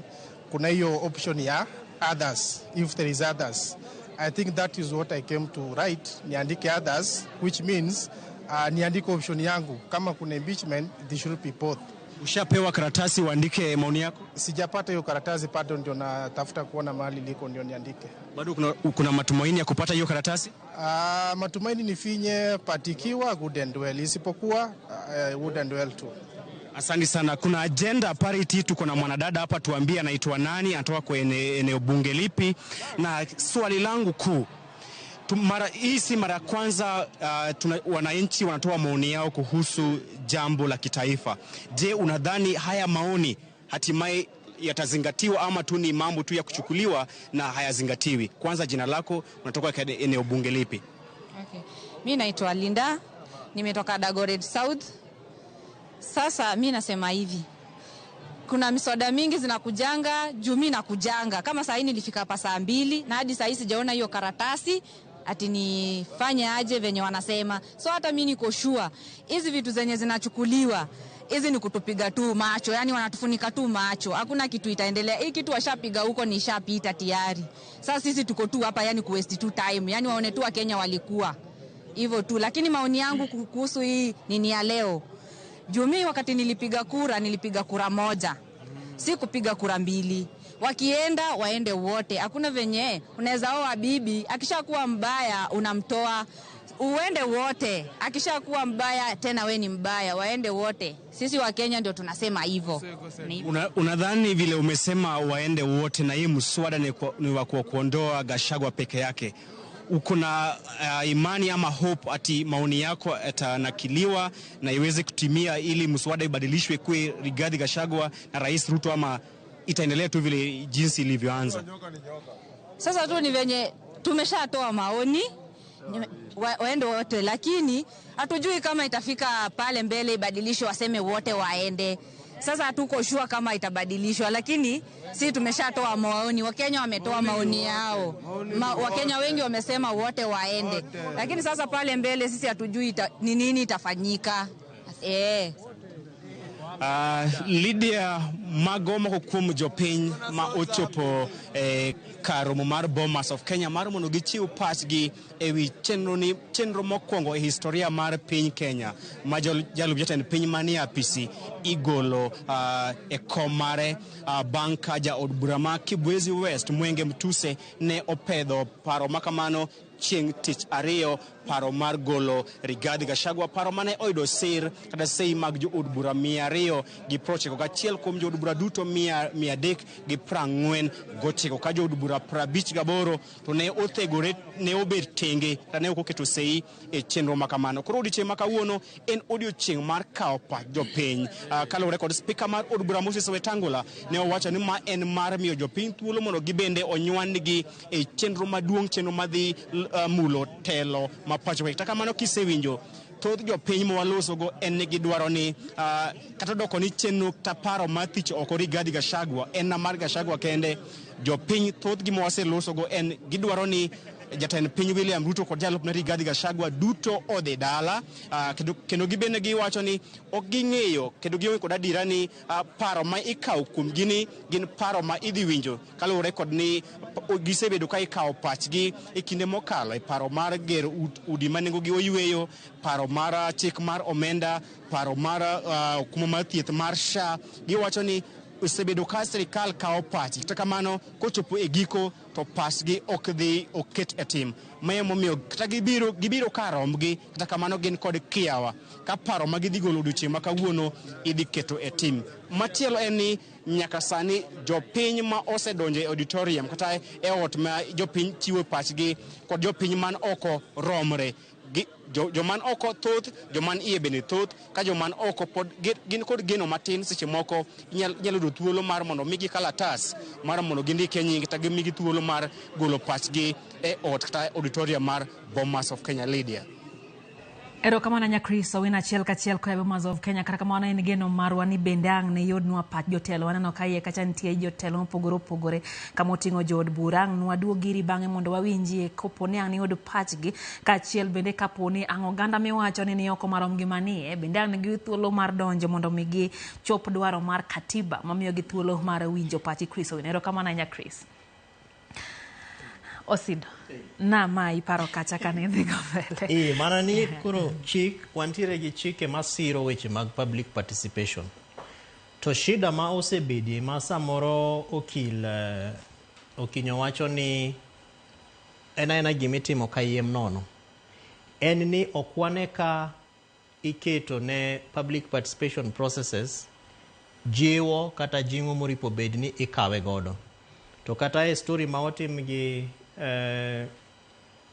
Chris Owino kanyo wawinjo ka jopiny be wacho ni gigi to waneno kitimo pile pile, lakini bang'e to gik ma wawacho to ok timi. Emomiyo king'iyo motion ma okete gazet miluongo ni impeachment motion ni giluonge ni special motion. To ng'eni kata kwang'iyo weche mag public participation nitiere processes ma public participation oripo bed ni kao. For example, oripo bed ni office mar clerk kagise chapisha gima giketo ni to gi oro jogo matiyo e bunge milongo ni clerks ma ai office clerk to dhi to pimo ne jopiny weche gi. Manyiso ni ka gin counts 11 gi to count mokwongo ipimo ne jopiny. Matiende ni kama titime kama nikech kama to scenarios bende nyalo wuok machal kama kata machal kama. Matime kamano nyaka chop e charge mar 11. To gima waneno ka dhi mbele to nitiere gi loopholes ma ok mi public participation the seriousness moripo bed ni imiye. To en nikech mokwongo ineno ka jopiny onywand gi josiasa. To pile pile wang'eyo ga ni kama nitiere josiasa to duond japiny will be diminished. Ok bi miye that prime opportunity. Whereas process ni to ripo bed ni en mar jopiny ma is facilitated by the office of the clerk, not offices of the members of parliament. Some of those members of parliament are already biased. Kaluwore gi gigo ma wasewinjo ka giwacho, nitie jogo ma support, nitiere jogo bende ma ok support. Moko bo gombolo mo wacho ni ogolo nyoro giwuok giwacho ni gitimo soul searching. Koro already nitiere divergent views ma bende nyalo interfere gi opinion mar japiny. Number 2, timing momi motion machalo kama, nikech nitie gimo miluonge ni special motion. Ng'eni ei katiba wantiere gi derivatives manyiso ni jogo manondiko katiba marwa mane jo Kenya okadho ne nigi paro ni samoro thicho oko jalup rais kata rais owuon nyalo timore. To king'iyo weche moko ma okete motion ni, kwa mfano weche kaka charge mokwongo en mar national unity and peaceful coexistence. Ing'eni mano gima ok inyal tero godo ng'ate court, nikech piny milongo ni the Republic of Kenya wantiere gi commission milongo ni National Cohesion and Integration Commission. Omiyo petitions ma waseneno ka jo Kenya tere e court ma bende ng'eny gi waseneno kiwito oko, ng'ato pod nyalo dok ma wach ni to NCIC bende is there a moment mane gi samone deputy president e gigo ma are not up to par kaluwore gi national cohesion. To exactly ma giwacho ni CIOG kendo antagonize jo Kenya nikech bunge to onge gi teko mar luongo ng'ato. Anyalo yanyi Lydia, to jabunge ok nyal samona e bunge na dhi awach gimo miya yanyi, mano ken teko gi ok en tijgi. But motion momiwa to already is giving parliament through the office of the clerk teko machalo kaman, which means ni gibende a special motion ni gi bypass commission ma is a constitutional commission. Number 2 about the timing en ni ginitime tich abich to chik kaluwore gi gigo ma waseneno ma itime county governments kata policy mar public participation, nikech Kenya ka to sani pod waonge gi national legislation, chik mamalo matayo weche mag kawo duond jopiny kata paro mar jopiny. Dware ni ka gisekawo karatase ma iwinjo ka ji wacho ni pok omiwa wasendikogo, dware ni chokogi tindiko report. Report no kapok obedo discussed e bunge kacha, to dware no bedo published mondo jopiny ong'e ni kane wadhi e public participation ng'ano mano wachang'o to nowuok nang'o kapok wechego ochopo e bunge, nikech koro bunge dhi discuss a report based on public participation. Gindiko ripode mag constituencies.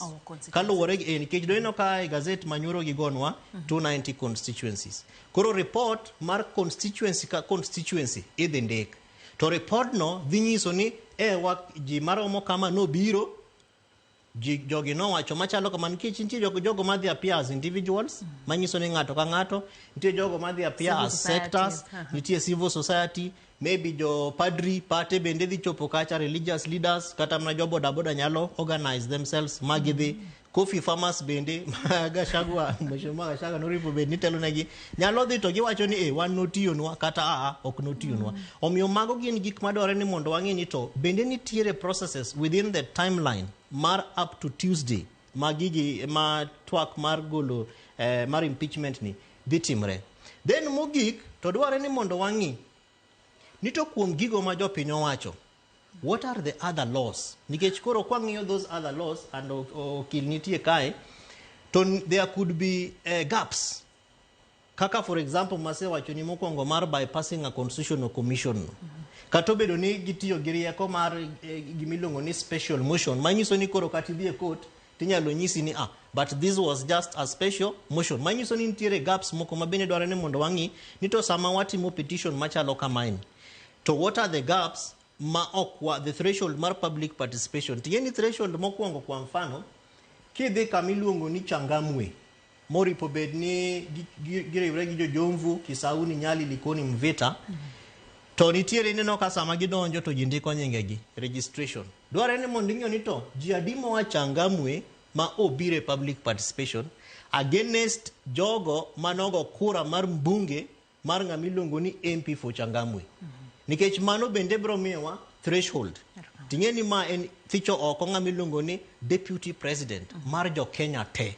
Omiyo kata obedo ni process ni dhi mbele, to en gima ber manyiso ni watemo siro godo gimiluongo ni jurisprudence gidoluo kang'eni nango, but kaka chik tiyo, then koro wang'iyo ni to chike ma ok watimo maber chal nadi, to ere kaka wanyalo tighten those kind of loopholes. Owinjo bed ni wakawo yweyo mokwongo chenro man Bakor kata mana duogi iri okil dipo ni dwa loko pachi. Winjo ka ninyisa kacha ne en mana wach mar doho ema noketo wach mar kawo paro. Oseyudo nyisowa kacha ni gini nie chik. Kapok wadhi e break, dipo ni nyalo loko pachi wachni. Ineno chike e Kenya kae chike o close mana gi bunge kende. Nitie decisions mar doho ma form part of chik mar Kenya kae. Kaka public participation, onge chik mora mar public participation e Kenya kae. Doho ema okelo wach public ni nyaka japiny obed included e wach loso chik e piny kae. Mineno wach public participation ema na chiwo cases ariyo. Macha mokwongo nen mar Governor Wambora manotony bedo impeached nikech ne onge wach public participation. Okay. Case no nodhi nyaka Supreme Court, doho mogik e Kenya kae. To Supreme Court no chiwo opinion neni in the process mar impeachment nyaka obed gi public participation. Parliament ema usowa e Kenya kae nikech nyaka sani waonge gi chik ma national ma public participation. Koro doho ema interpret gini. Ma gima dhi mbele sani gini nyalo dhi e court nikech aseneno loopholes mang'eny ma jopiny kia. Nikech kaka neno kaka jopiny wuoyo kae gin gigine ni waende wote. Mano ken motion manie bunge. Motion manie bunge mar ng'at achiel. Koro jopiny giwinjo josiasa mana ni koro ni wasipoenda wote, either waende wote ama wabaki wote. Dereva na makanga wote waende. Kufa dereva. Japiny kia gima dhi mbele. Ma ka gini odhi e court nyalo nullify gino nikech onge tiende aneno MPs mekwa ma Nairobi kae ema tayo wach public participation. Motion ni oe office mar clerk mar National Assembly. Office mar clerk mar National Assembly onengo oter jo members kata ginyalo recruit members on a short term basis. Gidhi gipuonj jopiny gima dhi mbele. Ok ni gidwa kawo pach japiny, ginyiso japiny ni en kamae. Wado tero deputy president e dala. To magi gima okele od bura. Uneno nade japiny. Mokwongo en mae, mar ariyo en mae, mar adek en mae. Ok ni koro japiny, gima seneno jopiny mang'eny gi kia gima dhi mbele. To mano gima dangerous. Koro nyiso ni clerks mag od bura osefail kata osegore piny okang'winjo bed ni gikawo mar kuongo nyiso jopiny nikech wantiere gi information kata wach mani ne giwuok odiochieng' manyore parliament ka bende ne gichomo constituency opogore. Nyiso ni ne gikawo thuolo mar nyiso jopiny gima timore. Kacha aneno kae aneno mbunge ma Nairobi ema loso e wach. Okane office mar clerk kae. Ntie activist Morara Kibaso ma ogoye gini macha ok jatich office mar clerk. Gini en flawed.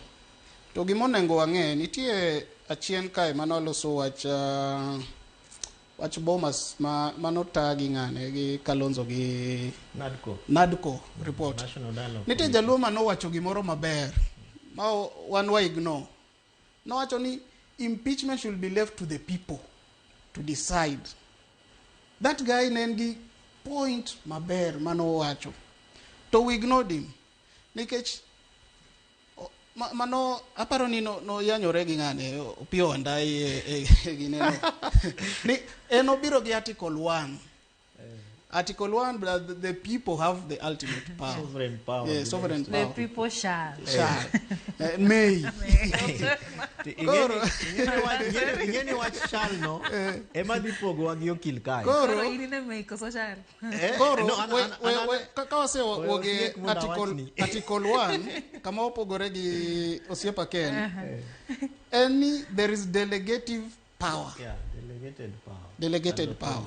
And this delegated power, there one arms my government a day. wan gi executive, wan gi parliament, to wan gi judiciary. Arms gi are donated by the people. Koro jopiny ok nyal kawo powers gi nikech katiba no emo wacho ni any legislative functions vests with the legislature. Parliament ema decide. So the process man goes and it is not a law-making process. Impeachment is not a law-making process. Impeachment is more of a political than legal process. Nikech ka debeni impeachment and legal, sani kata onge jaod bura manebedegi ne kai. Jaod bura gi kao kata soya mar Alpha Beach. Onge jabura kata president. Koro impeachment, gimone ngo ange ni impeachment is more of a legal process. Ka in deputy nato wachwanyore okadwari. Impeachment process nikech a president is a political figure. Yeah. The deputy president and a politician. Koro ka politics emoriwa wanyalo mana were kar politics kanyo but wabeda osiep. Koro gimone ngo angeni impeachment is a political process. Ma parliament jaod burana Gideon Ochanda kata ka owacho ni en kamae ni kufa dereva kufa makanga to wane mano gocho ne Ochanda mondo odhi owuoye kuom jobondo te e od bura. Gimo Ochanda dhi wacho cha. Inyalo paro kata wach finance bill. Wan jobondo no kwadwa finance bill. But Ochanda no dhi ogoyo ni yes, a finance bill. And that is the essence of democracy. Japiny onge kamoro ma japiny ibo wuoya ibo wacha gimidwaro, but the essence, power vests with the donated power, legislative power, with the member of parliament. Koro mae en mana what the people should know to gima Supreme Court no wacho. Japiny nyaka onge gima dhi mbele. Ok ni japiny mi decision ne wach madhi mbele. Japiny nyaka ng'eya ni wa impeach Gachagua. Points apagachiel gin kamae. Be ing'eyo pachi en nade. But ok ni koro pach japiny dhi form part of the final decision at parliament. So wacho ne okodhi chuno. Because parliament has an MP who was elected by majority. Kenya is a democratic state. Unless we change the constitution, mio kaka jaginecha shall and may. Now actually, the people be given the direct power to impeach the president. Yeah. Kawadwa lokochik to wanyalo lokochik, but chik kaka nitie sani, any MPs have the final say. Osido, the people may or the people shall? The people shall. Iye ni kisomo, gik ma wakili wachogo, gin gik mabeyo kendo gin gik ma adieri. But kwa ng'iyo progressive application of the law, anona somo mana matin school of law, an poka graduate law. To dware ni mondo chik obed chik ma siro katiba. Nikech chik maduong' e piny ka to en katiba ni. To katiba sura 118 king'iyo bathe kanyo ondik ni public access and participation.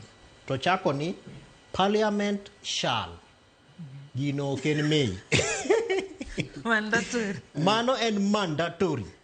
Manyiso ni whether we like it or not, to ka chik owacho ni gimoro amora mitimo gi bunge kata gi kamati mar bunge nyaka dhi ne jopiny nikech mano e gima chik owacho.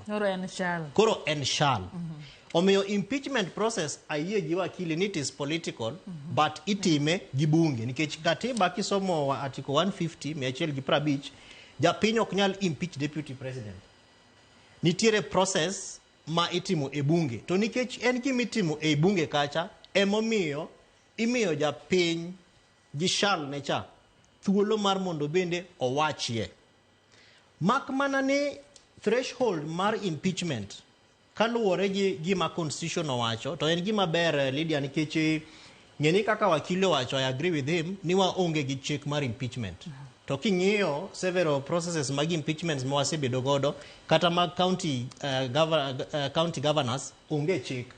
Emomiyo NADCO molose cha, one of the 9 chiko ma NADCO no propose monolog One of them, Muripo Bedni Loso, and a bill on impeachment of governors and their deputies. Manyiso ni chik onge, but kaloregi processes mose betie, koro waka o kang marmondo, wachak loso chik. So, in essence, gigo ma iketo ne japiny to participate over, in my view, do not meet the threshold of an impeachment. But nyakobedi kamae, nikech two things. One, it is a political process. Nikech kaka wakili wacho, and I agree with him, impeachment is a political process. Nikech kaka ne wawacho sama wachako, jogi no year through a political process. But kingiyo, each of these issues, makori do agolu godo gashagwagi, to iketo gimana ka, nikech onge chik, mawacho ni samido impeach deputy governor, tingiyo, achiel, ariyo, adek. For example, the third, any gross violation of Article 6.2, mago, undermining devolution. Tokamagi law say, any deputy president on this special motion alleges that, and I'm happy they are using the term allege, Ningani has interfered with the running of Nairobi City County government by inciting citizens against lawful directives of the county. Koro kaya ni gir business marjo Nairobi City County government. Togima jomvu kata jonjoro kata jo yoma kuma ae. Gin business margi on issues mag markets mag Nairobi enango. Okay, Martina Sina. Na winjo kanga tupeno wacho rito barua monde kile jo kolosai isomo ne jo Filipo nango. Ground Martin jamu.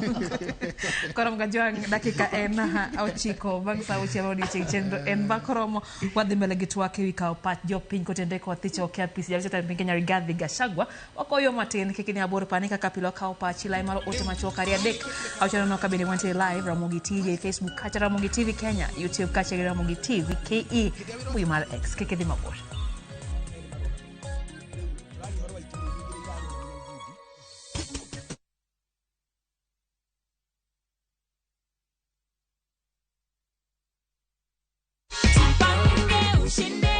Wakati ulipigiwa simu ukaambiwa ati umeshinda 50,000, ulikuwa wapi na ulikuwa unafanya nini? Mimi ni mkulima, nilikuwa kwa sababu nilifurahia sana. Aya, sawa, shikilia check. Tunakuaga na the Jipange goodie bag pia. Unazaambia nini watu home kulingana na hidro ya Jipange ushinde na visasa? Nawaambia tu waendelee na kucheza. Hata mimi natamani milioni 1 ama milioni 3.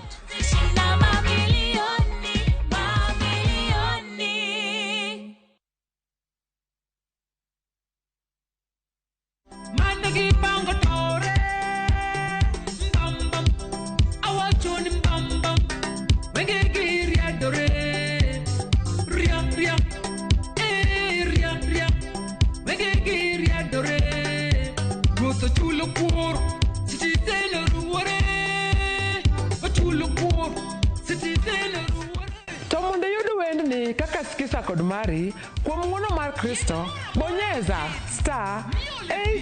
*811*447# to parni ya Ramogi TV ene ot mar jower duto te Nyasaye ogwedhi oting'i malo.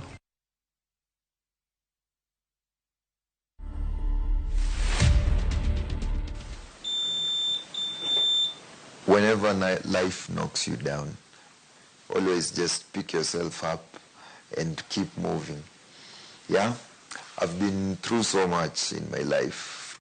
I've taken my time to come to this point. They trained me to get back my core strength first. Then now my hands, we've been working on them. They're slightly regaining some function. Yeah, you see, a while back I wouldn't do so many of the things I can do right now. To watch this story and more, download the Citizen Digital app today. Kenya's #1 app, Citizen Digital. Citizen to the home of discount. Wow, Wow. To all the lovely ladies out there, Citizen Duka, the home of discounts, inakuletea the lovely lady package from Quickmart yenye iko na mahitaji yako yote ya kila siku. Dettol soap 75 grams 2-pack, 550 down to 399. Vaseline Cocoa Glow Lotion, 570 down to 399. Dove Roll-On Original 50 ml, 475 down to 285. Always Maxi Thick Extra Long, 189 down to 169. Packing bag, 40 shillings. Ukinunua hii package yote ukitumia Citizen Duka, utalipa only 1,292, meaning utasave 542 shillings. Piga *487*5# na ulipia saizi kama vitu bado ziko kwa stock. Ukishalipa utapata confirmation message, meaning unaweza kwa any Citizen Duka counter ya Quickmart and you get to pick your products. Unangojea nini? So ulipia saizi ndio ufurahie discount yako ka stock bado iko. Citizen Duka, the home of discount.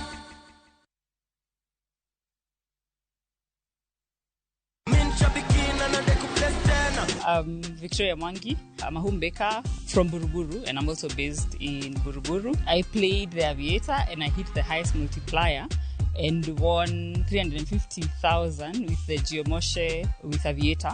Yes, and I'm very happy. Yesterday, after I got the call, I told my mom and she told her friend, and she was like, wait, that thing is real. So she thought it was fake. So it's real. I'm here to tell you guys that it's real, and if you play, you can win. I can't wait to celebrate. I will invest back in my business, but vile nimesema kwanza nita celebrate ya kushinda na ya birthday, alafu nitarudisha kwa business ni jinwe. I'll keep playing and I will tell others it's real. So I've tasted the win on Shabiki, and I'm definitely going to play some more because now I'm aiming for the millions. I'm very happy, and I'm coming for more millions on Shabiki Aviator.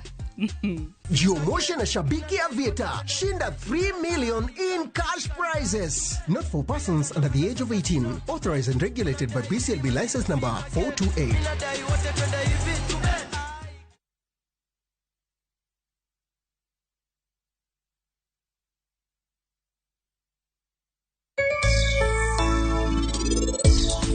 Penj laktar ko kalera mugi TV ngima en mwandu iluonga ni Ruth Otieno kende nga morna mar bedo kod odiechieng kod odiechieng. To watini no iwuoyo ba puonjo ma aneno nyaka laki magol. Shindi with new enzyme technology tackles even the toughest stains. Ushindi, powerful stain removal, because legends deserve a winning clean. That's the clean of legends.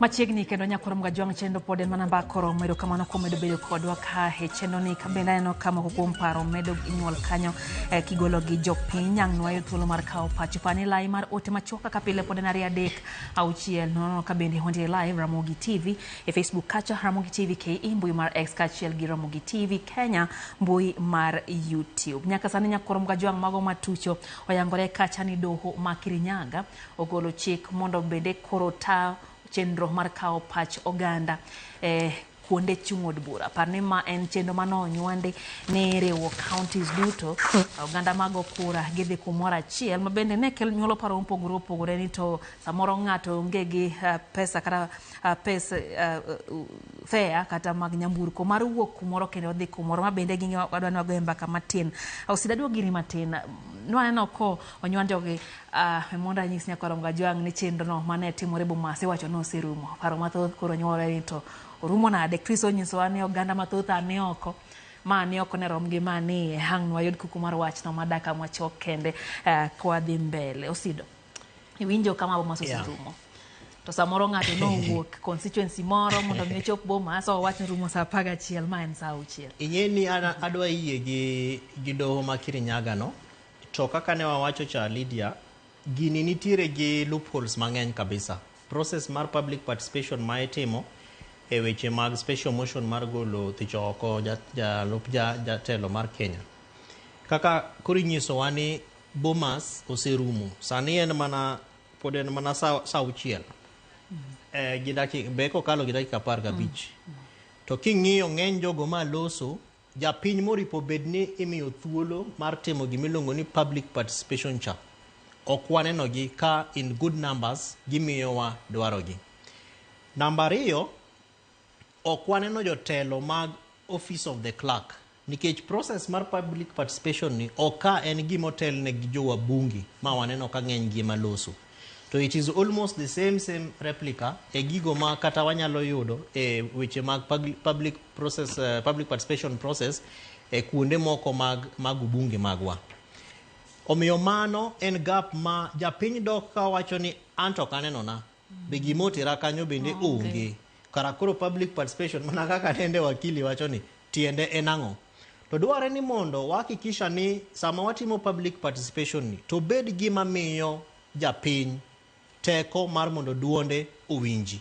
To emomiyo kata king'iyo gazette notice jogi office of the clerk onyuando wabunge gite constituencies kuonde chung od bura oket ji e hall achiel manyiso ni kata voice of the citizen is also disenfranchised. King'iyo kwa mfano kama Jonanyuki maa Laikipia North gi Laikipia West oripo bed ni dhi kamilongo ni Nanyuki NGCDF Hall. To ng'eni Laikipia West is much more closer to Nakuru than it is to Nanyuki. Mano winjo nyisgi ni dhi kuma chiegni. Makata kata oripo nyisgi ni kara koro dhi kuma chiegni kodi nikech koro jogi do dhi Nakuru as opposed to mondo gidhi Nanyuki town. To ma hinyo duond japiny nikech koro kwa mfano ka kipenjo maber bende omigi fair. Minewa moti mosedak higni mang'eny daewa mas bende samoro gi feel ni Gachagua ni to ng'atwa nyaka watir duondwa. Bende gin gi thuolo mar mondo gichop kacha. Number 3, time bende mabura ni chakre gisama idhi take to move from one area to another nikech wang'eyo distances mag constituencies wa gi kuonde majirome. Emomiyo public participation mar a special matter like this Lydia eber kitime kama nigoe kura. Kama nigoe kura no gimiluongo ni duond od bura. Nikech sama koro idhi Nanyuki town kwa mfano kata wach ni ng'at ma oa Homa Bay Lwanda Kotieno kwa mfano to nyisi ni dhi Mbita kura manigoyo nigo kanye ng'ama nigo ne kura modhi bura cha teko mar kura no ni kanye en kama idhi e hall cha kose en kama ja od bura ni mantiere bunge nitiere. Omiyo mago gin loopholes ma paro ni kaka court owacho no e kaka no ripo bed ni time. Omiyo imiyo wabunge gite, imiyo kuondewa mag constituency giteko mar mondo gi organize their own public participation meetings. Manyiso ni koro ka ng'wadhi report ma idhi chiwe bunge to ripo bed ni wan gi ripode 290 290 reports mag views mag citizens. But as it is right now we monda kwana ni achiel 2 3 4 5 6 7 8 9 10 12 13 14 15 16 17 18 19 20 21 22 23 24 25 26 27 28 29 30. Manyiso ni meetings per day kende ematimre kawuono as opposed to 290. Manyiso ni gin gikwano gi based on Venus kuma jirome as opposed to kuonde mane jogo e kura. Omiyo mano bende gin gaps ma I hope ni jogo matiyo gi office of the clerk winjowa kendo mondo kata jogo mabendo chungi Rigathi Gachagua ochak loso petition mondo gidhi giwach ni voice of the citizen ka kura osego was it disenfranchised. Jabungene no kipogo gigi sane opogi mana kaka Sidose wacho opogi kaluore chal ka gima county okelji pa county ka county to sami goyo ombulu tipogo ji matindo kuminyal neni ng'ato du thuolo mar goyo ombulu. Iparo ni ma en gima duoko chien dwaro mar japiny mondo chwal duonde. Gima onego wang'e ni ma ok en vote. To nitie chike ma jod bura manoloso ma recall of an MP. Gino nodhi e court, Katiba Institute nodhi e court gi Professor Yashpal Gai. Mado no declare sections of Elections Act unconstitutional. Gimoro achiel manobedo declared unconstitutional. Jod bura ne dwa ni kodwa bedo recalled. Eni joma noyiere ka kende ema nyalo participate signing mag signatures madhi mbele gi. Ema do nokoyie gi chik no nikech as we progress nitie joma chopo donjo 18 years, majority years. Nitie jomoko ma kaka agoyo kura nani dala but adak Nairobi kae. Koro nyaka bed part and process of that impeachment, that recall. Emineno to my national. Makoro katan kae anyalo sign form no Nairobi kae. Bagi madwa pogora gi osiepa ken. Gini public participation okochuno ng'ato. Ka in nyatike to luongo Homa Bay to kinyal chopo Homa Bay. Beda nyatike nitie janyatike manie Homa Bay koni mabro wuoye wach jo nyatike. Okochuno ni nyaka participate a public participation. Unless ka do ng'iyo gimoro mani no geng'we no dwadhi to geng' yo no okunyal chope public participation. Kata samoro ni nitie kuonde moko ma koth ochwe oula ng'eny makoro okunyal chope public participation, mano nyalo bedo a ground for not for being disenfranchised not to participate in public participation. But kionge fair mano wachni beda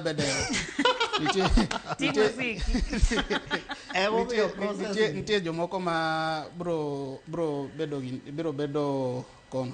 Nitie gimoro ma osiepa Ken nowacho kae ni gima wach Sakaja ma one of the ground ma bedo impeached. Ineno Japin poko bedo educated gi wach gi kata grounds. Gima neno ni pogi bedo ine gi grounds gi. Kecha winjo Japin moro kawacho kanyo ni wach oneno wach Nairobi County to en okodak Nairobi, okodwa gine wach Nairobi. Gima Deputy President face od bura sani en breach of the Constitution. Nitie Article 5 ma separate devolution ma recognize devolution county as an independent government. Makoro county is an independent from the national government but interdependent in terms of finances gig moko matindo. Koro kika county government gin distinct gin prangwen gaberio but very distinct. But koro inka Deputy President interfere gi wach county government ok Nairobi county government to be specific. Nikech Nairobi county government and part of the 47 county government. Where wakili, that's the point ma ki interfere gi running mar county government. Nyaka devolution chakra wasebedo gi county governments. Wasebedo gi 2 president under devolution. Nepo kaneno chieng' moro ka uru ochung kamoro ni county government wasifanye hii ama wasifanye ile ama wasifanye hilo. That is breaching the Constitution. That is interfering with the Constitution.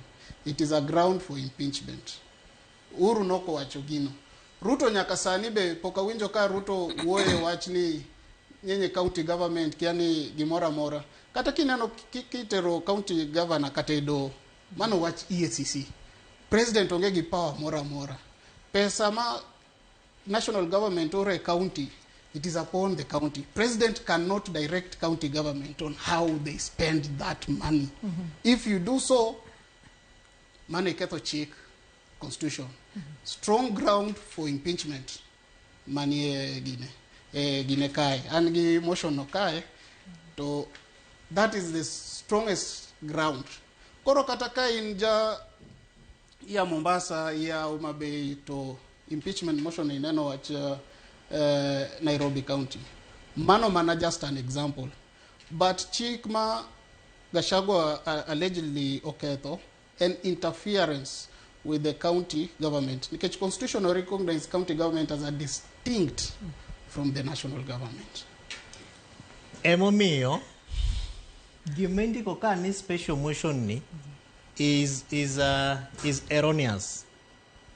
nikech gindiko ni running of not county government kaka wakili wacho. This is specific. Ondika ni the special motion alleges that His Excellency the Deputy President interfered with the running of Nairobi City County Government, which is why this issue oko apply ne jok mantiere Pokot. It is of no business to them, but obed ni county government to kata an Siaya. Da chako ndiko ni motion accusation number dekni to kata wan kano biro Siaya ka nitie gik mano wacho ma ok ne wayiego as Josiaya ma county government ma Siaya. But because this issue is specific to Nairobi County, in fact, I'm looking forward to seeing kaka jo Nakuru they respond on this issue, which of course is a gap nikech ok binyiswa ni forms moko omiyo jo pinyka ji maromo percentage marom kama ok nondiko wach Nairobi ni. To be jomoko manie counties machielo ni kod ratiro mar duoko penje wi mano. Koso mano to koro mar jo Nairobi County. As per the drafting of the motion and business mar jo Nairobi County. Ngama West Pokot kata ma Tana River madwandike to ndike andika nikech ne wanene TV kata ne wawinjo kiwache. Kata maybe jo clerk ma samoro nitiere timo public participation nyalo explain. Chip tichiwo nego jo piny te. Tichiwe ne jo piny te. Chik maker. Let it finish. Nikech en mata mar deputy president. Koro deputy president en on the national face. Chalo mana gi impeachment mar deputy governor ma Siaya. Dan koro tere ne jo Nakuru nango. Kidwa impeach Mheshimiwa William Oduol to county assembly team within the premise mar en gima affect deputy governor mar Josiaya. Angono momiyo koro jo Kisumu itiro negi petition mar county assembly ma Siaya. It's just the same application. Okay. Ida gimo onengo wagine mokwongo. Ng'ani kapok obedo deputy president. No chamo muma. It's called oath of office. So part of that process, then he will uphold, defend, respect the Constitution. Article 6, Makatiba, where watch devolution. To impeachment mar deputy president is a national process. Nairobi County en mana example gima makosa ma deputy president otim. Okni koro okoso okni ma issue ni specific to Nairobi County government. En mana example. Article ma deputy president has breached an article 6. My national constitution en marwate county government emain distinct. Koro gimonengo wagine watch public participation. Itie grounds masene no ma Gachagua nyalo dhigo e court, but on the political side, aneno ka his goose is done. Is cooked. Is cooked and kodo bedo maber, the earlier he resigns, the better. However, the lady awani wilongo ni access to justice. Access to justice no dware ni imiyo ngato the right to be heard. Omiyo bende we hope ni the Senate will be able to give him that opportunity. Makata process ni kadhi mbele to bendi miye thuolo mar mundu winje nikech you assume ni ngata nyalo bedo deputy president ok nyako bed mana Rigathi Gachagua ngata. Yo matin na waduogo mbake wach mar donje doho ni to gino kenge mage monyalo kawo mar dhi doho nyakoro mga jonga chako yo matin chendo en bakoromo ami thuolo kacha mar winjo weche wa manyien na thuolo machuok kende yo machuok kaito waduogo gi twak mambakoromo kedi mabor.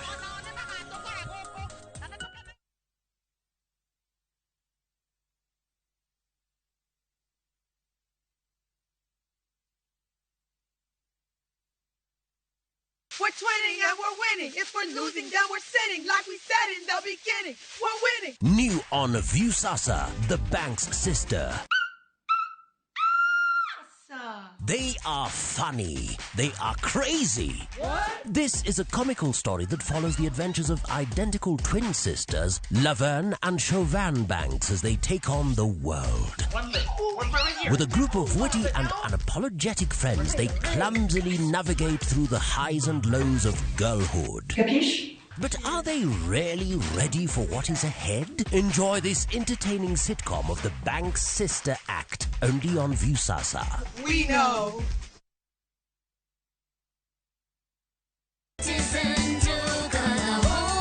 Kabla kupaka nyumba rangi, lazima ufanye preparations Ndio maana Citizen Duka na Mudhukinjo Paints wanakuletea package ya ofa za ajabu kwa materials za mjengo. Unapata filler za JK 25 kgs 5 pieces, Duracoat Superfast 20 liters mkebe moja, scraper ya 4 inch piece moja na karatasi ya mchanga ya 10 feet P120. Zote hizi kwa bei special ya 9,500 on Citizen Duka. Na just imagine, una save 1,300. Hii ni deal moto na haitalast. Piga star 487 star 5 hash saa hii. Lipa na utapokea SMS ya confirmation. Alafu uende kwa counter ya Citizen Duka kwenye duka ya Mudhukinjo kuchukua material zako. Unangoja nini? Save chapa kwa mjengo yako na Citizen Duka. Citizen Duka, the home of discounts. Citizen Duka, the home of discounts.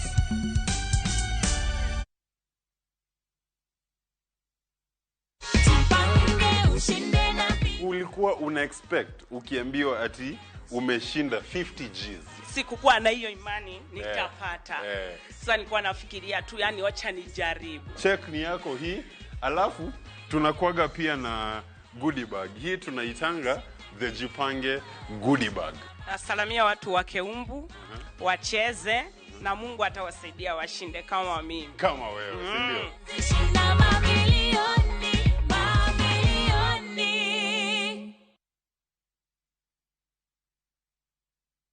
Teka video na post pale NGC. Kocho Pongeso Kangeso, Sangwen Otieno. Ikri mondo ibed gi mor kendo ilo, kiwinjo kendo ineno chenro mar thum dag mor. Kama nyasi bironi e ot kama intie. Wayudo Lind Ramogi Nyanyakach, katayo chenro gi DJ Local Instrumental.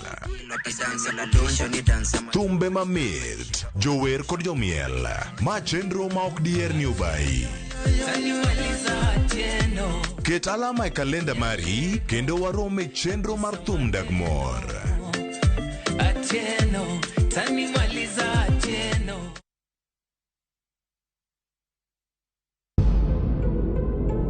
E piny mopogore e kind yore kod thuolo. Ngel mamokoro ga kawuotha mawuok kadhi kunde madhi. Min mare ne ok ng'won kode, kinde duto ne en nyako maber. Nyaka tem mar otieno obiro ne.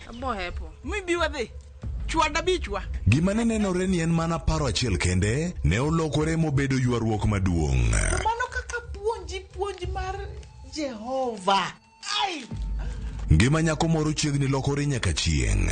Be obiro rwako ngimane manyien? Asia itie kage kanisa na jalos ndi lunwane aloso ndikni ne dang'e ewi Nam Cinema Jumapil saa 2:15 otieno kod saa 4 otieno mana e Ramogi TV. Chenro mar kawo pach jopiny ewi paro mar thich oko jalup jatend piny Rigathi Gachagua timore e kauntis ma pacho ka. Chenro mar kawo pach jopiny ochungi e kauntis mamoko e pacho ka tok lweny muoch kendo ketho chenro ma kamano. Doho ma Kirinyaga ong'ado mondo chenro ma kawo pach jopiny e thich oko jalup jatend piny mondo tim nyaka e ute buche.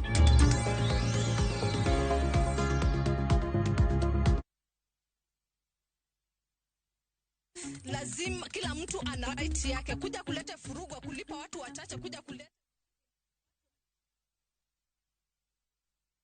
Machiegni kendo nyakoro mga juang pod wadhi mbele gi twak ewi golo pach oganda kata kawo pach oganda e counties mopogore opogore ma pacho ka duto 47. Chena mawanja chakore okinyi kanyaka sani mano mane tayo Bomas of Kenya e county ma Nairobi wachre no sirumo nyaka sani nyakoro mga juang ka sato pokoro mabiriyo ang nwang'eni tang'o motimore mokao okang' makamano. Pod antie kae kod wenda kama oting'o Kevin Osido ma Angela Nyochego mag telo kachiel kod Okinyo Jabungu ma en okil. Watemo ng'iyo ni to chenro ma kama idhi nare to here mago motende kod chike ma pacho kayo bende winjo bed ne luwo. Abiro iri okil Okinyo. Nitiere thuolo mar Gachagua dhie e doho. Nyiswa ne to ere mise monyalo chung'e mondo mi ochopi e doho to bende nyalo winje to be manyalo loko kang' masani kama sani weche gi osegike. Mokwongo doho dhie doho en right ma japiny mora mora. to parliament oken autonomous. Parliament bedo ga supervised gi do ema interpret ni chik ma od bura okalo ni be nadie be no timo kamae. Koro dhi e do en ng'ato nyalo dhi e do as a right ni am entitled to court action. Nitie gik mang'eny ma dhi mbele. Mokwongo ni ka Gachagua kochopo ni kama odwa dhi e doho kaka ipenje no, en ni mokwongo en right kaka wacho no. Mar ariyo en the process ni onyalo gine ni process ni did it conform to the laws kaka wacho ni joma participate in public participation ni are they gin jo majority of age 18 years and above, are they registered voters? Nikech mago gik ma onyalo dhi go e od bura do, but kaka japiny nikech impeachment nitie impeachments mang'eny mosetimore, to nitie mana governor achiel manotony gi wach kaka senate ose impeach governor, nitie mana achiel manotony, to gima nomiyo achiel notony ema dhi mbele sani, public participation. To governor state ma sedhi e do seneno Waititu, Sonko gini onge kaka do konyogi. Nikech kisomo decisions mag courts gote from High Court, Court of Appeal nyaka Supreme Court, ki analyze impeachment largely in political process. Ka jopiny ok dwari nikech MCS nigi teko ma MCS are representative of the people at the county level. Mano nyiso ni jopiny ok dwari unless mana ni process ni nigi moro ma very fair ma manenore marach very largely ni threshold kata mar jod bura nokochopo numbers madwarore, nitie gimoro ma marach manotimore od bura. But kata ka jod bura ng'eny gi ok dwari, japiny onge gi teko ma nyalo gine ni koro waende wote, kama si wote hatutaki. Koro obo neno, but pod advice Gachagua pod en gi time, kapoko chopo Tuesday en gi time. Resignation letter indika mana chon. Pasida. Gachagua tena. Otechre ya PC, sote makoko. Ingeni Gachagua nigi options madhi adek. Mokwongo en kaende. Nyonri anyona kanyo. Kagi nyono koni, gi impeach tibi nyono koni. Manyiso ni kech ma en gima dhi e bunge to bang'e jo bunge madhi twak.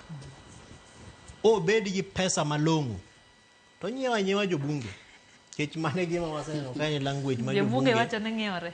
Donge ginyiso ni kata 3,000 kaino kata 500 to ni chuka cha waruma tami gimoro to tiresi. Omiyo bende sani jogo makonye ochak manyo wabunge ka to giketa roll call. Nikech nitie gima jawacho ni nitie gima omiyo jatelo mar piny Mheshimiwa William Ruto pokolose wachni. To mano en gima nyaka wang'e ni bende dhi bedo determinant. Omiyo nyonruok mar nyon koni to ginyono koni to obe wanyono koni ni en gima nyalo buogo kata mana joka be ba piny to jatelo ni en gang'o kata ng'ono ma omako ochung' kanye. To ng'eni ni nitiere jawinjo moro kanyo ma wacho ni wan gima odwa ng'eyo en ni kura mar open the server cha no bet nang'o. Kose gone en truthful no wacho ni en jadieri molo kata Yesu ni en truthful man. Koro obende ong'eni joka dware ni otiyo gi tactics manyalo nyaka buogo joka. Nikech ma en siasa, to ng'eni siasa kaka igoye Kenya kae Lydia en ni imi telo kaluwore gi gima ingo. To gima in godo Kenya ka in terms of political campaign, kecha yie gi wakili ni mato is a political process, en pesa kata jogo kura. Kose loso gi jo bunge ka mohakikisha ni at least an gi jok moko kura ma namba maber ma kata kapo ni gigola to the nays bende dhi nyiso ni either is a 50-50 kata percentage madhi lwar godo piny tin.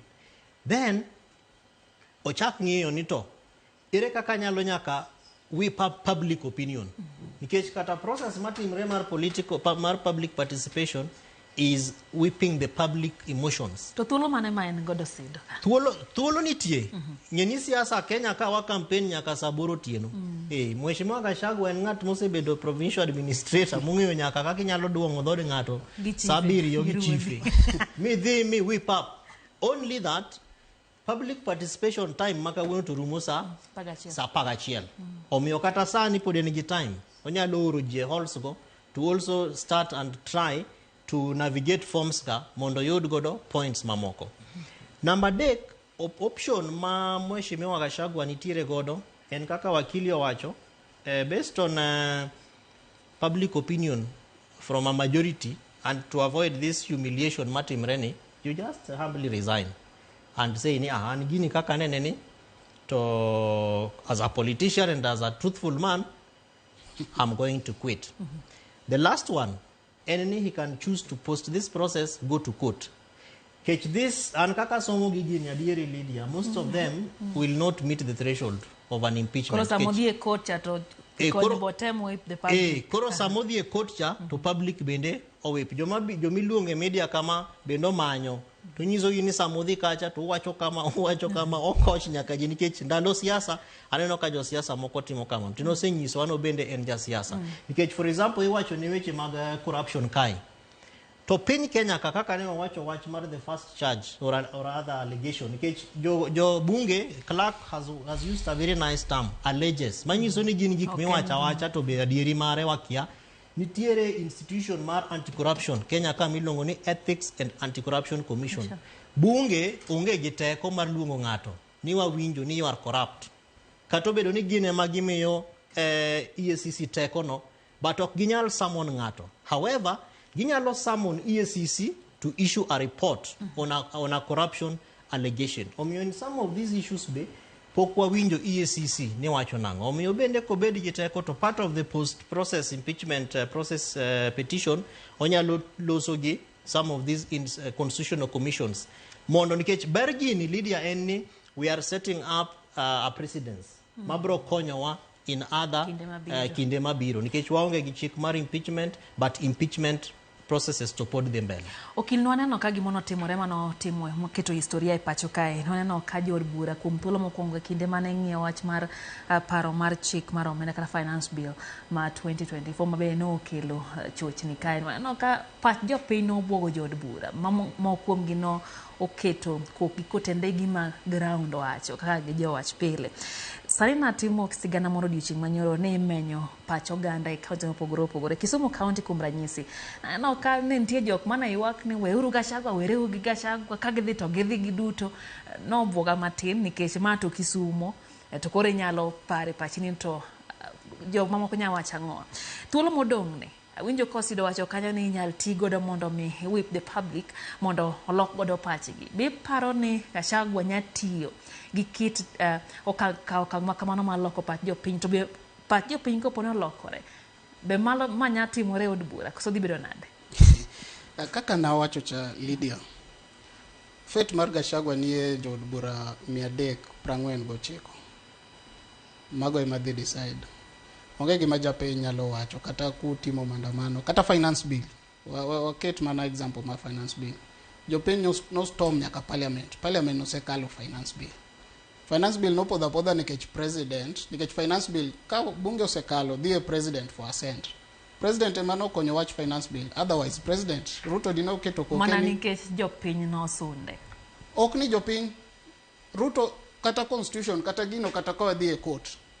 Mana ni koro sani wadwoko e weche mang'eny. To gik moko nikech Ruto tok chiko okil. Nikech Ruto sani ng'ado nyako sar ikete gedo magute mane ogonyore to en tok chik. Osetimo gik moko mang'eny. Nitie case moro manie court by the way watch finance bill. Nikech Ruto onge teko mar veto od bura ni kata ku kadho chik ni anyalo tamora. Onge. Ruto ka chiko biro ne president onyalo mana miyo reservations mar bunge ni kae tadwa en kamae oduoke od bura ka od bura nyalo yie kata nyalo tamore gi reservation mar president no to giduok ne president chikego ni to automatically bang ndalo 21 automatically kata ka president to sign kata ko sign mano bedo chik to ka wan gi impeachment ma president onge process ma involve president ko jo od bura osekalo gini resolutions go gi tere senate gidwa mana senators around 30 kae to it is published bedo published Kenya Gazette ni by resolution of the parliament and Ginemar Senate majority. You are done. Emana wacho ni impeachment and political process kata jopiny udhi ugoyo koko ken jasiasa oro wacho ni jopiny udhi occupy parliament mano mokonyo sani kodo gidak achiel gi nus kende osido Gachagua osebedo ka ywak ne to en kende jatend piny mane ko thuolo mar resa to wien to wacho ni ok winjo duond Ruto ok ochuno ka dhi bedo nade ka political gimana just clarification gimana wacho politically ngama nyalo konyo Gachagua sani en mana Ruto wuon nikech jood bura gitiyo ne president jood bura osido kwa loro dak achiel kende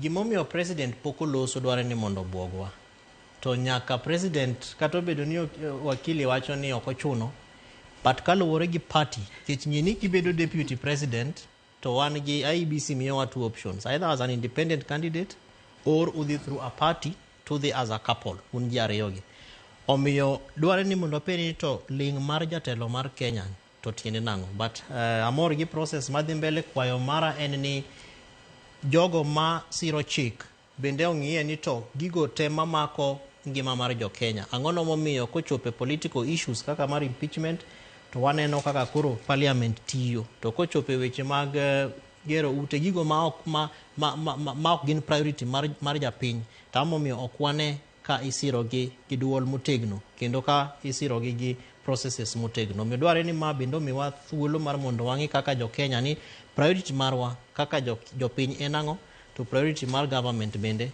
enang'o erokamano nyakoromgo jwang' mano kanyo en Kevin Osido jalony weche mag telo en ko kilnyisa na mi en second in conclusion gima nadwa wacho ne jopiny ni gini okon jaluo moro amora wach impeachment ni en gima rach ka neno Bomas of Kenya kacha ni Otieno Kajwang' ema tayo wach impeachment motion jogi negi biro e telo kaka UDA joluo onge UDA kanyo Gachagua impeachment motion man go kae no oyanyo joluo mang'eny impeachment motion kae koro gini wan kaka joluo wawe ka oting moro ma dhaw moro ma waonge yie okiliwinjo ng'at mane ikawo pache Bomas to wacho ni en pok wiye wil kaka notim ne oduogo chulo chal ka gima joluo koro chulo koro the settling scores wasebedo opposition mang'eny wasethone Kenya ni mang'eny ma ilwenj ma ok marwa giwerego to mowach ni une motelo nomenda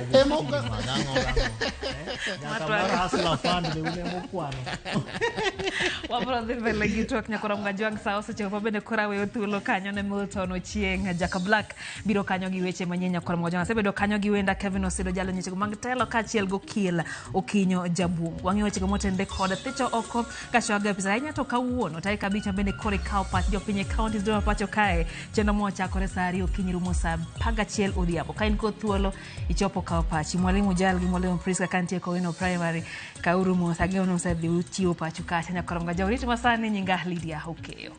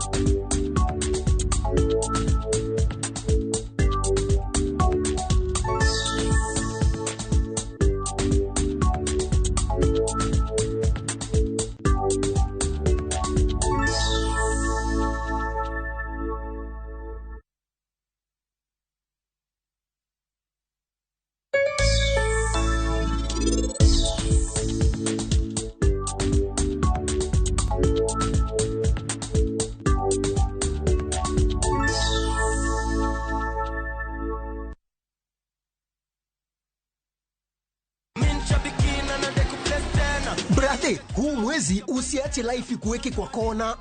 Kama hivi shabiki.com tukupeleke na rada Boost account yako na 3 million in cash prizes on Shabiki Aviator. Kaza ndege yako to the highest multiplier, shinda 50,000 kila siku, halafu grand prize ya 350,000 Kenya shillings kila wiki. Runway iko so clear. Usiache pesa ikupite. Jiomoshe na Shabiki Aviator. Shinda 3 million in cash prizes. Not for persons under the age of 18. Authorized and regulated by BCLB license number 428.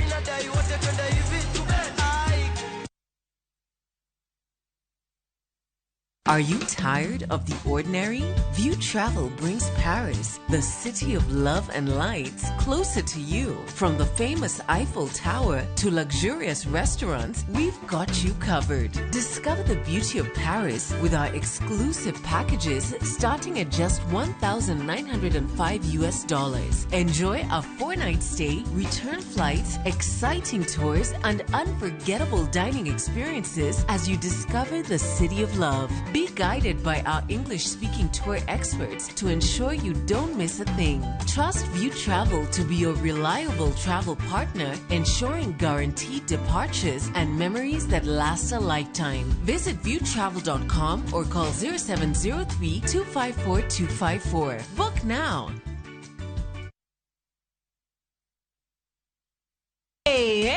End month imefika na najua unapanga kufanya shopping. Acha nikuibie siri sasa.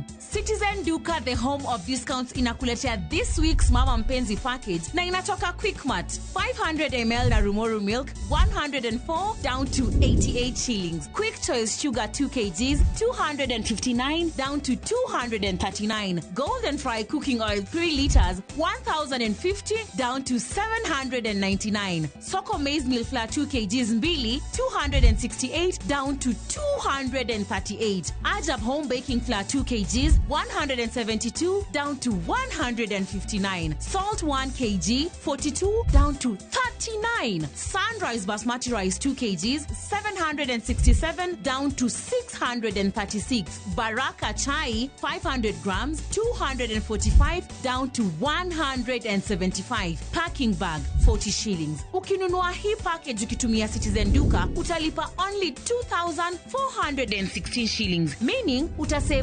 541 shillings. Piga *487*5# na ulipe saizi ka stock bado iko. Ukishalipa utapata confirmation message. This means that you can go to Citizen Duka counter ya any Quickmart supermarket yenye iko karibu na wewe and you get to collect your product. Unangoja nini? Si ulipe saizi ka stock bado iko na enjoy discount yako. Citizen Duka, home of discount.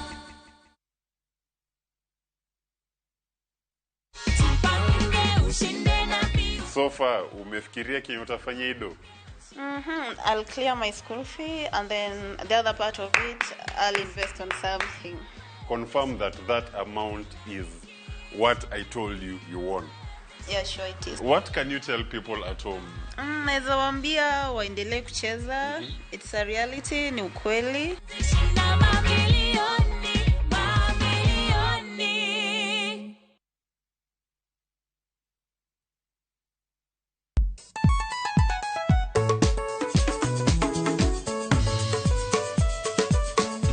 Teacher Beach, Hocha Kore, Samuel. What kilo ningoma mubedo print design wakare.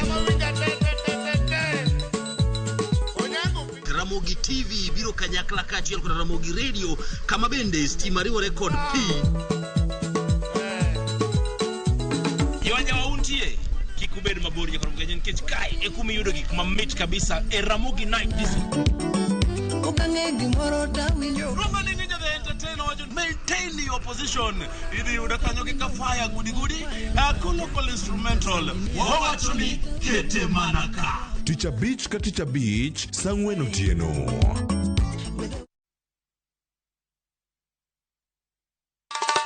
Ma echenro makeloni danji maliet.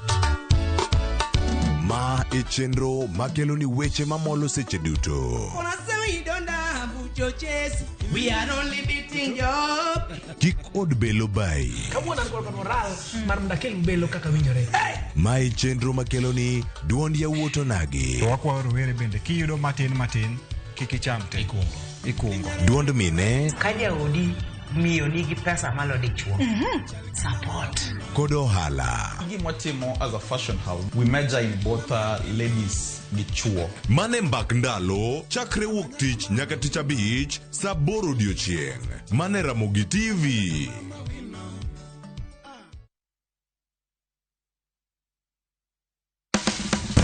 Tudri kodwa kawayango kit chiemo mopogore opogore. Mawuok e pinje maoko koda mago ma iloso pacho ka. En gi ring'o mang'eny to kosetuo kama ma inyalo kano ndalo mang'eny. Mamiyo lep chwadore kendo ni kod ndhadhu mopoto.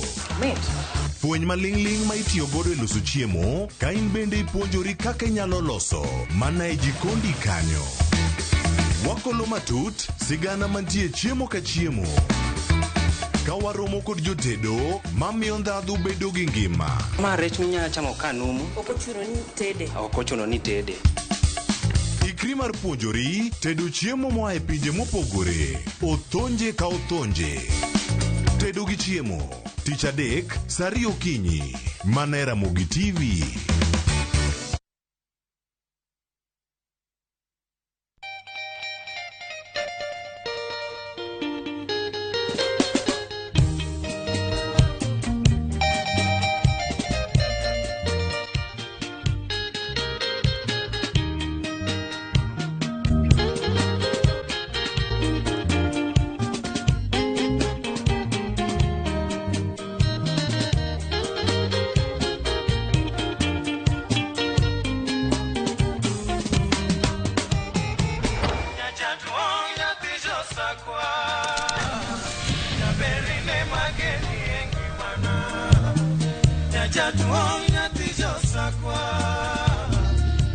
Radio Ramogi, Cartoon Jaluo.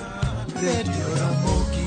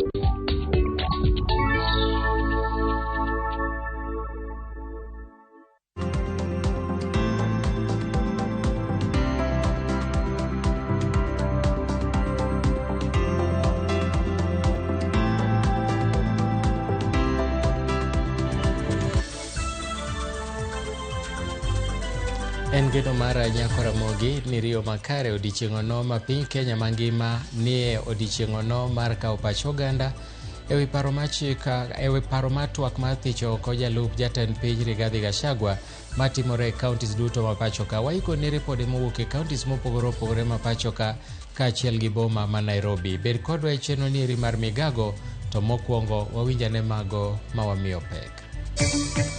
Chenro mar kawo pach jopiny ewi paro mar thicho oko jalup jatend piny Rigathi Gachagua timore e counties ma pacho ka. Chenro mar kawo pach jopiny ochungi e counties mamoko e pacho ka tok lweny muoch kendo ketho chenro ma kamano. Doho ma Kirinyaga ong'ado mondo chenro ma kawo pach jopiny e thicho oko jalup jatend piny mondo tim nyaka e ute buche.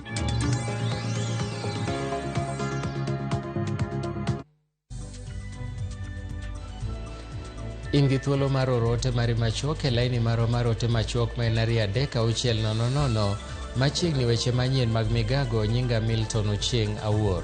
Jodak ma Bungoma kawuono nochokore mar golo pachgi ewi paro mar chik mar thicho oko jalup jatend piny Rigathi Gachagua. Wawinjane kaka chenrono nodhi nyime.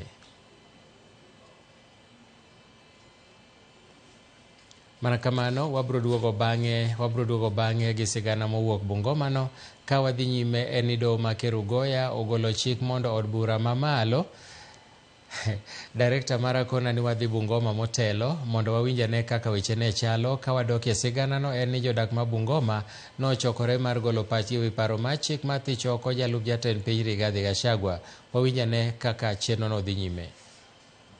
Habari ya kutimuliwa kwa Gachagua, mimi kama George niko na maoni tofauti sana.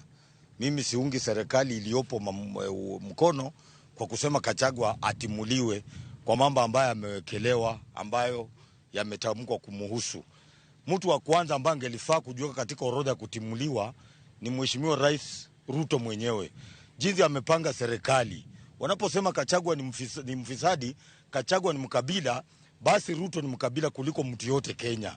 Ma-PS wote amewekea mawaziri ni wakale. Sasa mimi nashangaa kama ni mtu wa kuenda, si ni Ruto akuwe wa kwanza jamani? Our opinion of course jamata. In all opinion polls inaonyeshwa mind ya wananchi iko wapi na iko very parallel to what our representatives wanaonyesha ama wabunge wetu. Kwa hivyo mi hata nikiongelea kuhusu ubanduzi wa naibu wa rais, I know it's their script, they know what's going to happen, na hata opinion yangu sahi haimata. Mi chenye najua ni kama rais anabandua naibu wake, anguke nayo. Something is happening that if you are not for us, then you belong there. They are dividing the country into two. And remember, Gachagua said, my people what will my people say if I'm impeached? What will my people say? Gachagua has got people. Ruto has got people. I think the best way was to go the church way, reconcile for the better part of Kenyans. Serikali lazima ipeane kipaumbele mambo yenye yanahusikana na wananchi wa Kenya. Kuna mambo mengi yanaathiri taifa letu la Kenya. Kuna swala la ufadhili wa vyuo vikuu, kuna hili swala la adani, kuna hili swala la gharama ya maisha, kuna hili swala la kubadilisha hii bima ya matibabu kutoka NHIF mpaka SHA. Sisi tunaona ya kwamba mambo haya ndio mambo yenye serikali ya Kenya, taifa letu linafaa liwape kipaumbele. Walisema siku 100 watafanya vitu fulani, sikapita hawakufanya. Wakasema mwaka mmoja ikaisha, wakasema tuwape ingine. Imeisha saa hii 2, saa hii wanasema ati 3. Sasa tumeamua tuwape 5, waende wote na Gachagua. Ikifika 2027 we will call them failures. Toka wuok Bungoma wadhi Wajir kama iyudo ni moko kuom jodak mag wuok e kaunti ma Wajir onyiso to magin godo kuom jalup jatend piny Rigathi Gachagua ahinya to bang' golo pache wi ohala matimore Eastleigh e kind johala mawuok masawa mar Kenya kod johala mawuok e piny Somalia. E twak mare, Gachagua nenore kaka jalo mane ni koda kwede mag dhoudi kendo nyayo tulo e kind johala ariyogo, gino mamiyo jodak mawuok Wajir kwedo marach telo mawuok Kenya ma masawa. Gimedo ni ponono ni Gachagua odhi choko e apisi kik telo dhi kendo masawa, to moloyo gidwaro telo man kod lokruok kendo maonge ng'eruok koda kwede mag dhoudi.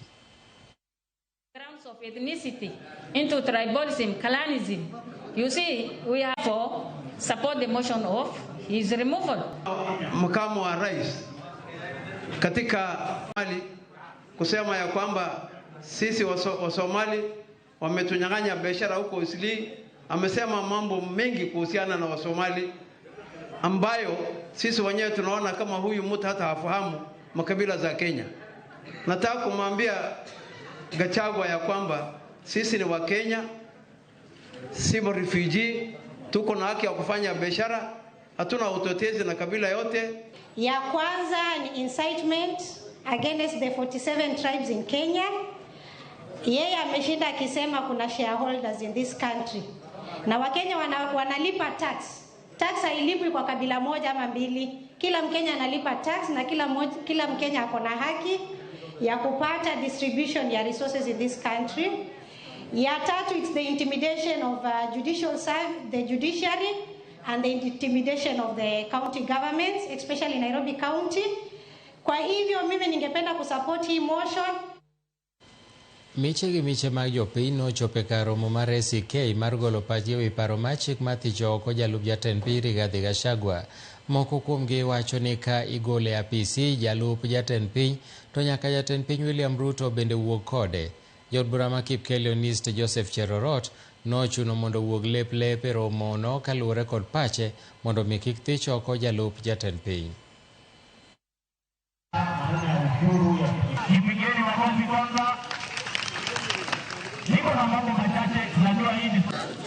Tunashukuru sana Mheshimiwa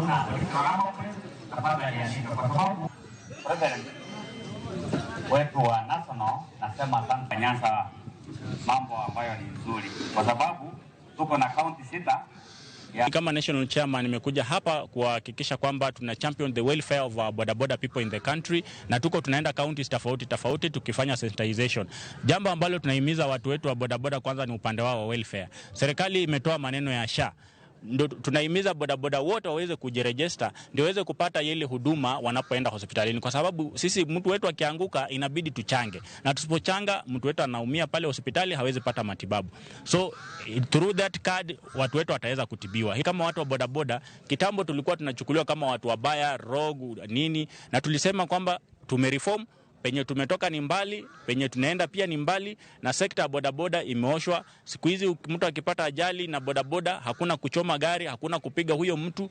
At least kuna ile reform na order ambayo inaonekana. Tumekubaliana ya kwamba sisi kama wana bodaboda tutaingia katika ile mpango ya serikali ya SHA ama SHIF, kwa sababu watu wangu wa bodaboda wengi wanapopata ajali inakuwa ngumu kwao kushughulikiwa kule hospitalini kwa sababu labda hawana hela za kulipia matibabu, na pia pengine labda hawana hiyo kadi ya SHIF. So tunahimiza ama hii campaign ambayo tunafanya ni kuwahimiza ya kwamba sisi wote tujisajili.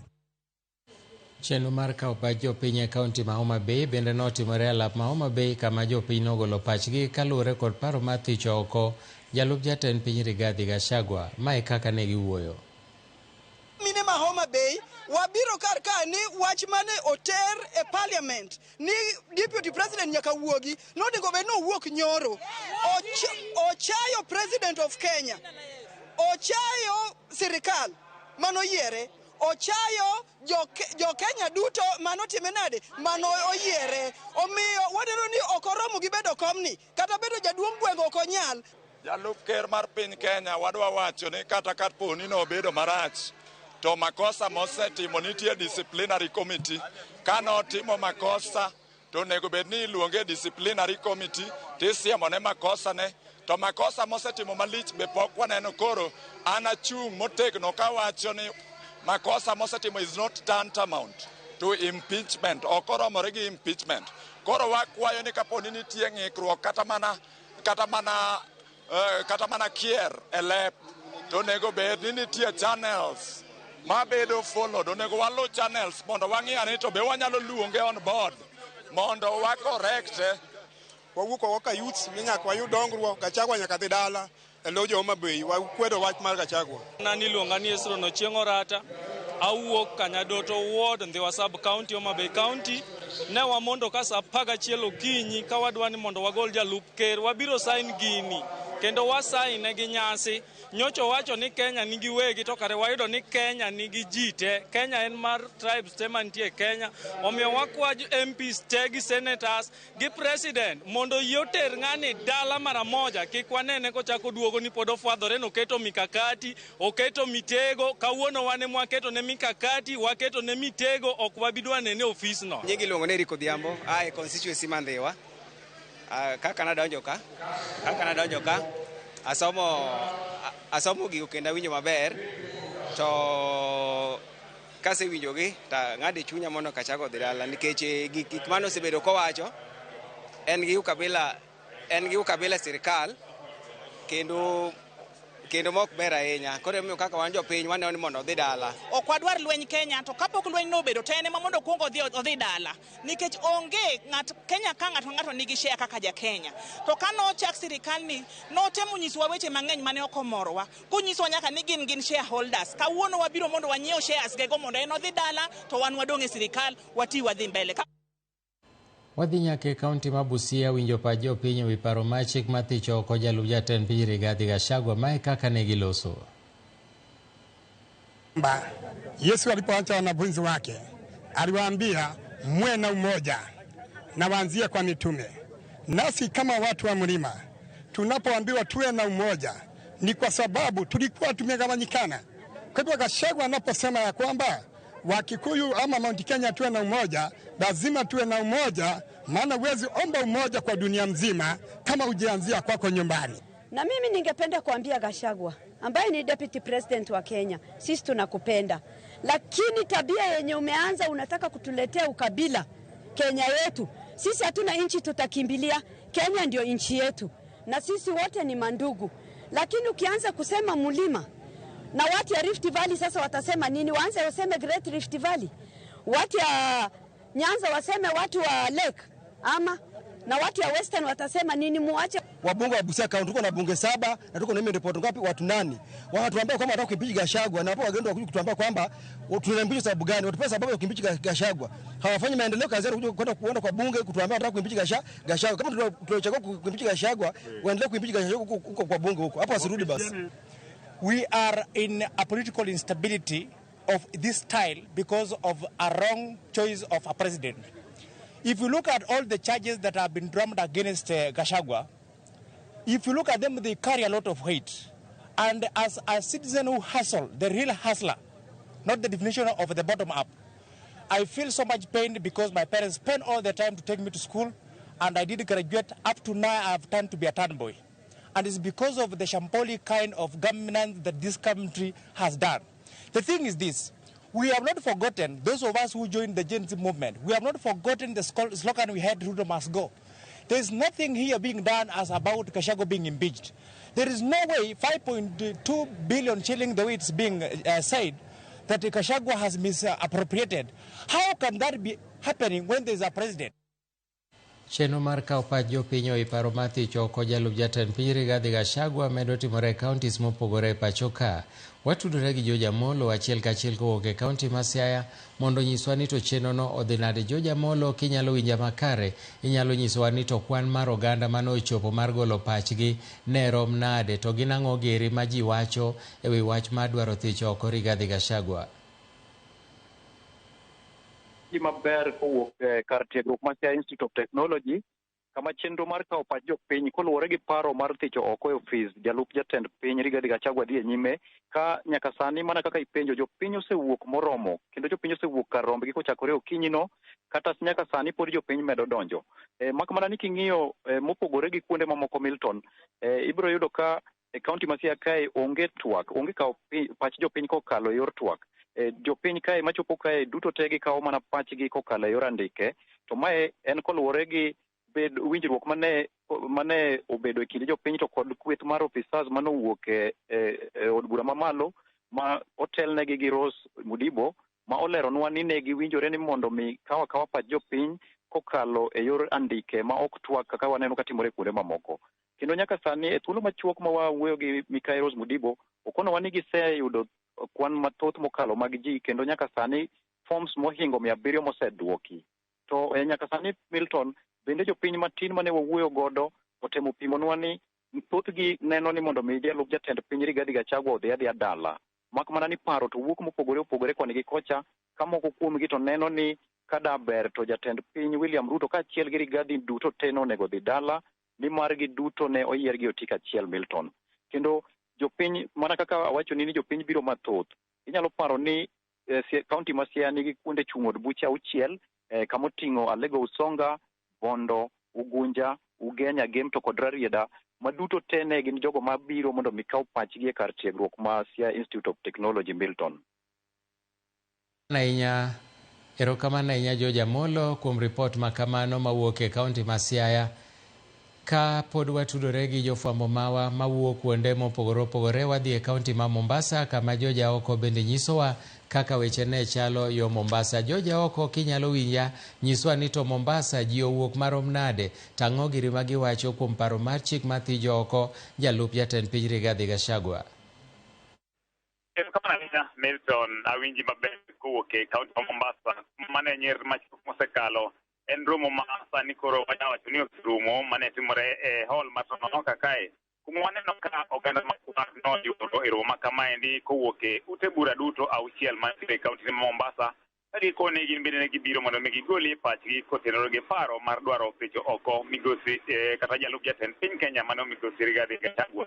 Waneno ka oganda ogolo paro mopogore opogore ka gikoni nitie jomoko masiro paro mar dwaro gole apis, moko kwedo wach makamano kendo ka moko bende koni igole to giwuoga kar gi ji ariyo ni mar gikoni ka ng'ato okoso to gine giduto noyier gi jo Kenya koro onego bed ni giwuok ka giduto mondo mi imiero manyien koro owuok mopogore opogore kato bende ne waneno ka gima lweny moro chal ni dwa bedo e kind jopiny ni mar nitiere kweth machal ni ne kwedo to kweth moro be siro koro ni mar nokelgi kanyachiel ne waneno ka muti matin odwa bedo e hall kanyo to kata kamano jotend arita mane nitiere kanyo notemo gayo weche makamago mar neno ni chenro makamano ni tayo kwe maonge ng'ikruok moro amora.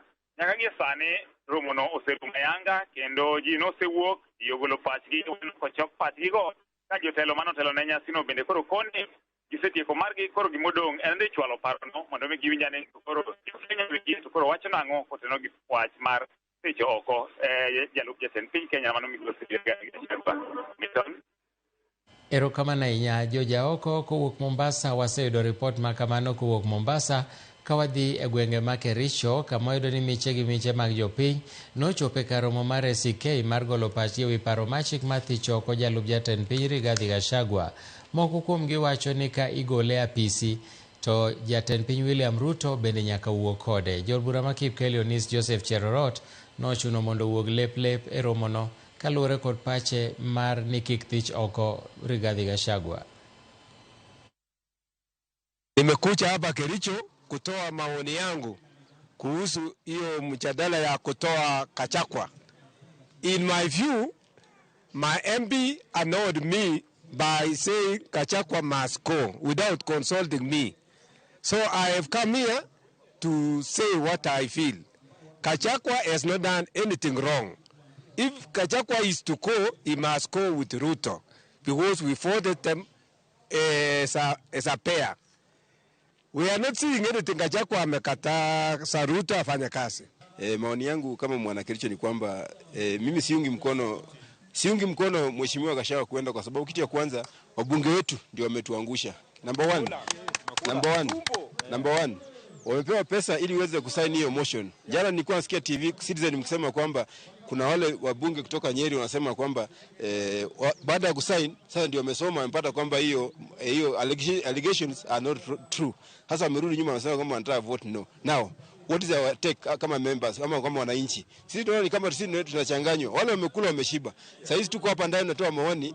Hapa ndani hakuna sign interpreter ule ambao wanaonyesha wale ambao waoni wale ambao wasikii, na hakuna sababu maalum ambayo inaweza sema Gachagua atoke. Na kama tunatumiagia bunge kwa maoni kwa juu ya kipesa haitaendeleza nchi. Kwa sababu kama ni kutoka tungetoka yote na nchi yetu ingarishwe tuanze upya.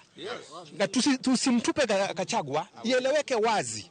Ni Gachagua amelete ushindi ulioko katika nchi kwa wakati huu.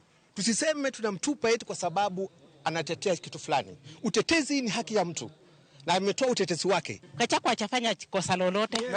Hajafanya kabisa. Kuna siku yenye tulikuwa tunapigana na watu wa Mount Kenya. Sai tuko na amani Kenya. Sasa tunataka Gachagua asitolewe.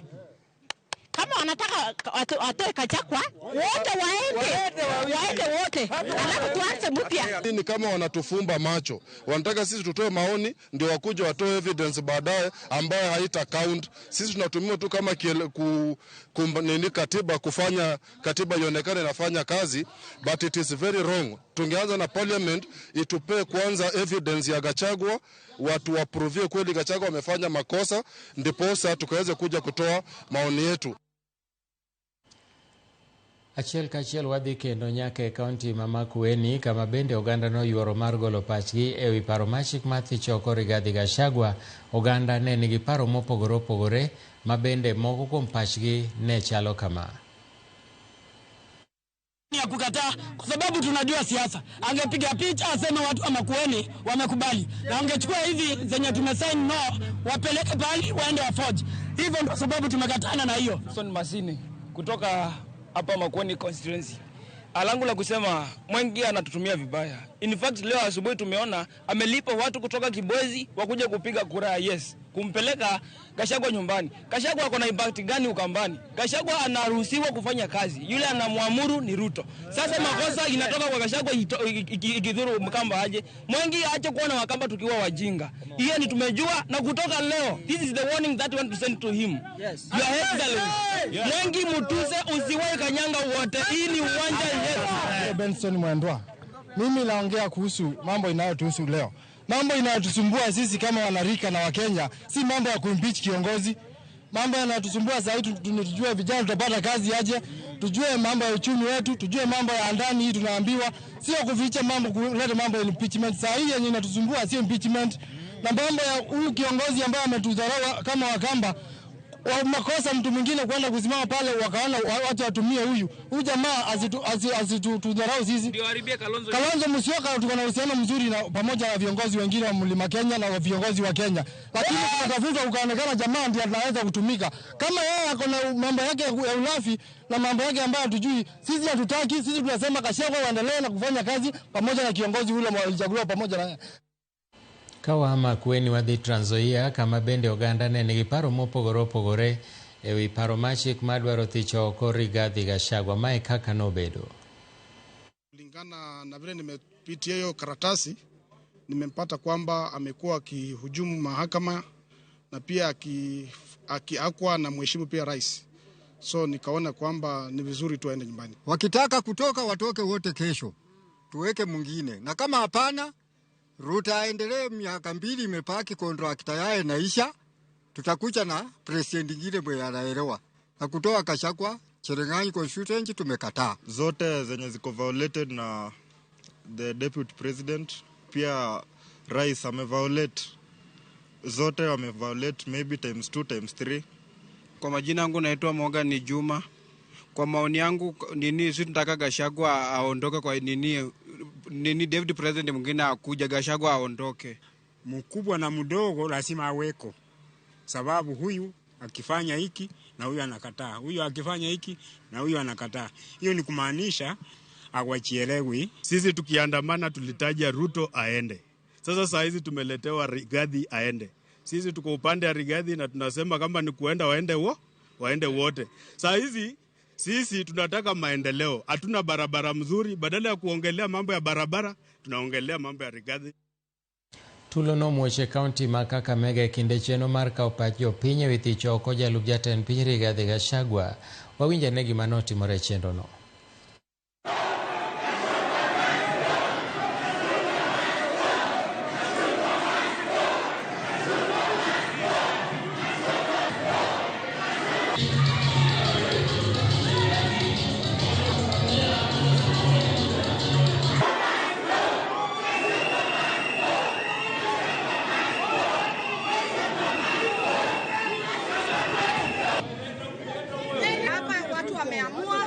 Kwa kauli moja, kuna wale wamesema Ruto must go, majority wamesema Gachagua aende nyumbani. Tunasema Gachagua aende kwa sababu amekosa respect kwa rais wa Jamhuri wa Kenya. Mimi kama mhubiri nataka kusema hivi, jambo la ukabila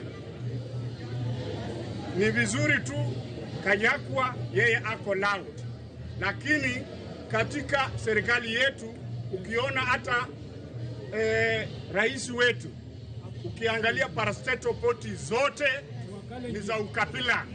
Sasa hatuwezi kuangalia Gachagua na tuseme eti ndio wa ukabila sababu yeye ako loud. Tunasema hivi, sasa vitu kama hizi wasichukue kufanya wananchi wapotelee kwa mambo ya Gachagua na hawajaweka kulenga kiini chenyewe. Doho makero goya ogolo chik mondo od bura mamalo tim cheno mar kao pach jopiny withicho oko jalup jatend piny e ute buche ma pachoka kopogore gi counties kaka itimo kawuono. Maerien kaluwore gi bura manochwal kod jaod bura ma county ma Kirinyaga Jane Maina manowacho ni cheno no owinjore oket machiegni gi jopiny. Mae koro nyiso ni cheno ni korumo kawuono to idhi chore nyaka ute buche ma pachoka duto kapok odok e od bura ma Senate ne wach mogik.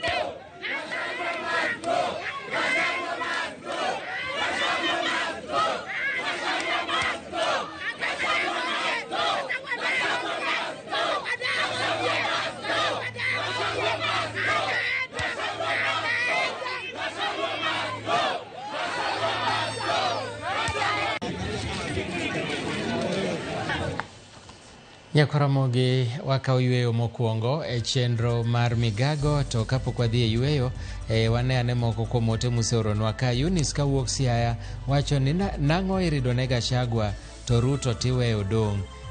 Mano penjo mibro duoki bang' kosekaw pach jopiny. Kaeto Ramogi TV aneno maler kabisa mano Amisi ma youth leader Brian Omolo mar Jesus Evangelical Church. Kaeto Victor kani Kisumu wacho ni an kaka nene jogo richo te gi dhia te. Kaeto migago ma Morris Dianga wod Kamgundho Jakablaka neno maler kendo awinjo Ramogi TV e county ma to wasiro 6 piece mondo telo makamano duogi. Lendo mol makare gwenge mag Migori uwacho ni Gachagua kogole telo to ok dwa ng'e kuma Kenya ochiko. Aparo ni spelling moko bagi kanyo koro indiko gima chalo dholuo to ken dholuo. Aneno maber mano Gachagua odhi dala nikech osiko mana koyanyo jakom. Collins Ward Migori County jotelo keto siasa mbele maloyo tiyo ne jopiny. Adani ni kanye, Sha ni kanye, sani iumo pach jopiny gi wach mar Gachagua. Ruto gi Gachagua wuogoko gite nikech rech chako tow gi wiye kadhi ka iwe. Nyakoromogi mago pach oganda maluwo wa e chenro mar migago. Kik idhi mabor, waduogo bang' thuolo machuok.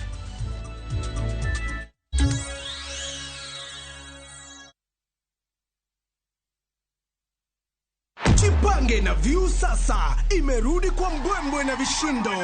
Jipange leo kwa nafasi ya kujishindia mamilioni ya pesa. Jipange ushinde na View sasa.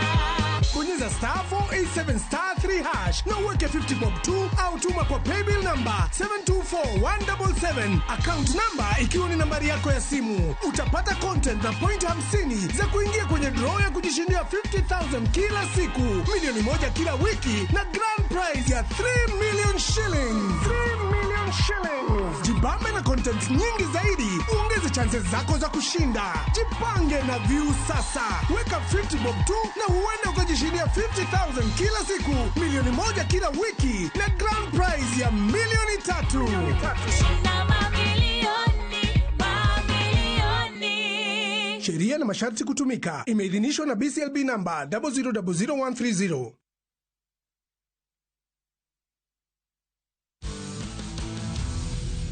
This deal intends to increase fees and levies. How is that likely to affect the operations of KQ? It is important for that airport to be modernized. In fact, it is urgent. Profit after tax is down about 12%. What happened? This is driven primarily by finance costs, because within the year, interest rates have been very high, especially in Kenya and in Tanzania. We have been in a period of monetary tightening. How has that impacted the kind of investment and the decisions that investors are making? Clients who are already holding Kenya government bonds should continue holding, because it's likely that as the US and the rest of the markets lead in rate cuts, so will Kenya follow. Market Pearls with Jimmy Mbogo on Citizen Digital under business category. Citizen Digital.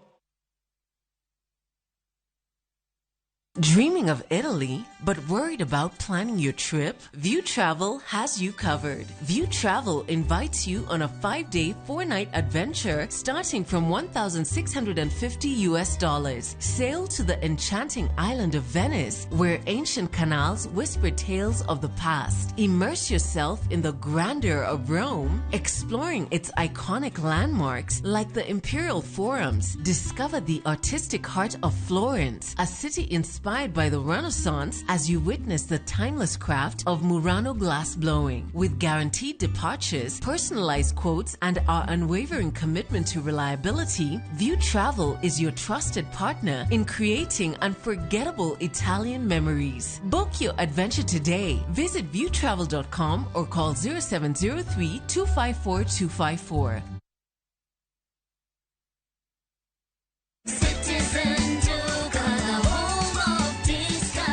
Time ya kupaka rangi imefika. Citizen Duka, the home of discounts, inakuletea ofa poa ya rangi za Crown kutoka Mudhokinjo. Crown Vinyl Silk lita 20 na Crown Vinyl Matte Luxury lita 4. Ukinunua kifurushi hiki kwenye Citizen Duka kwa 14,900, just imagine una save 1,250 shillings. Bonyeza tu *487*5# na ulipie saa hii kabla bidhaa hazijaisha. Ukilipa utapata SMS ya kuconfirm, halafu uchukue package yako kwenye Citizen Duka counter katika duka la Mudhokinjo karibu nawe.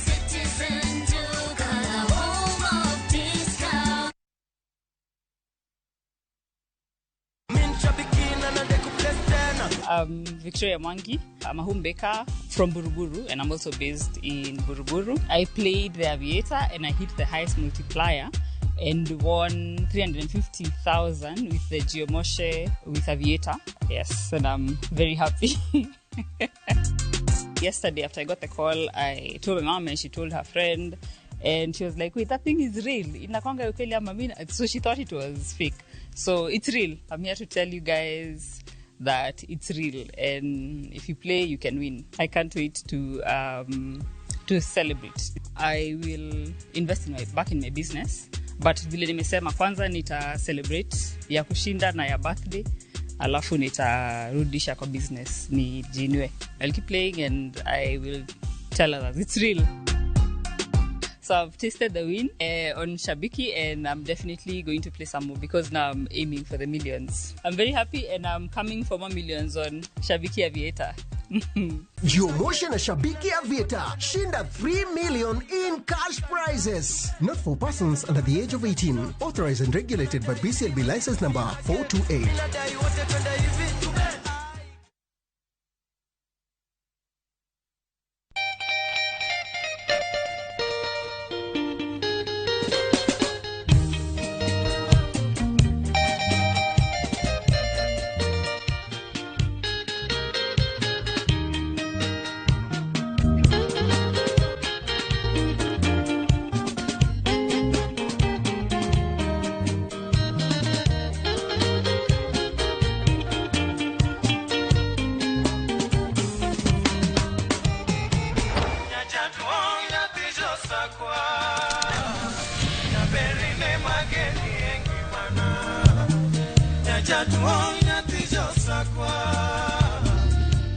Radio Ramogi, Cartoon Jaluo.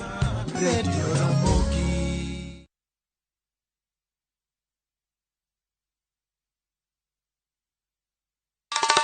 Ma e chenro makeloni danji maliet. Ma e chenro makeloni weche mamolo seche duto.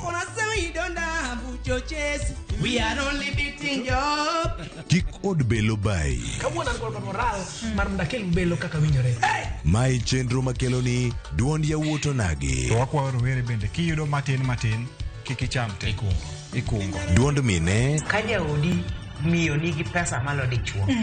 Support. Kod ohala. Gimotimo as a fashion house, we measure in both ladies gi chuo. Mane mbak ndalo chakre wuok tich nyaka tich abich saa 8 odiechieng'. Mane Ramogi TV.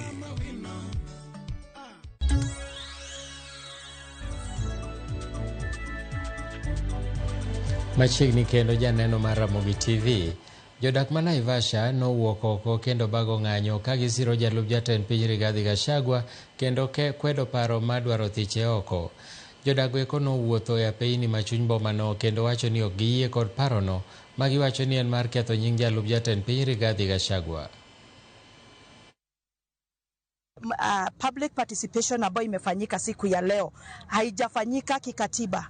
Kitu ya kwanza tumeletewa hiyo public participation haraka sana, na constitution imesema iletwe na ianausiwe 14 days before the public participation. Kitu ya pili ni kusema ya kwamba hakuna public participation inafanywa kwa manyumba ya watu.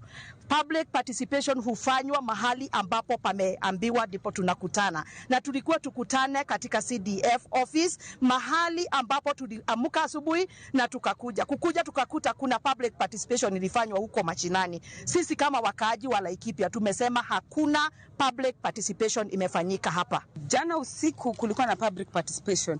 Nadhani hakuna public participation usiku. Cha pili, sijaona mjumbe yoyote anakuja kuparticipate juu ya public participation. Hakuna mjumbe yoyote ako hapa. Makaratasi yote ilikuwa photocopy. Kila kitu ilikuwa is compromised. Kwa hivyo mimi ningesema hakuna public participation in Laikipia County. Ambaye ni secretary wa Laikipia East Boda Forum. Kwangu ningetaka kusema ya kwamba hapa Laikipia hakuna zoezi ambalo limefanyika kwa sababu sisi hatuja vote.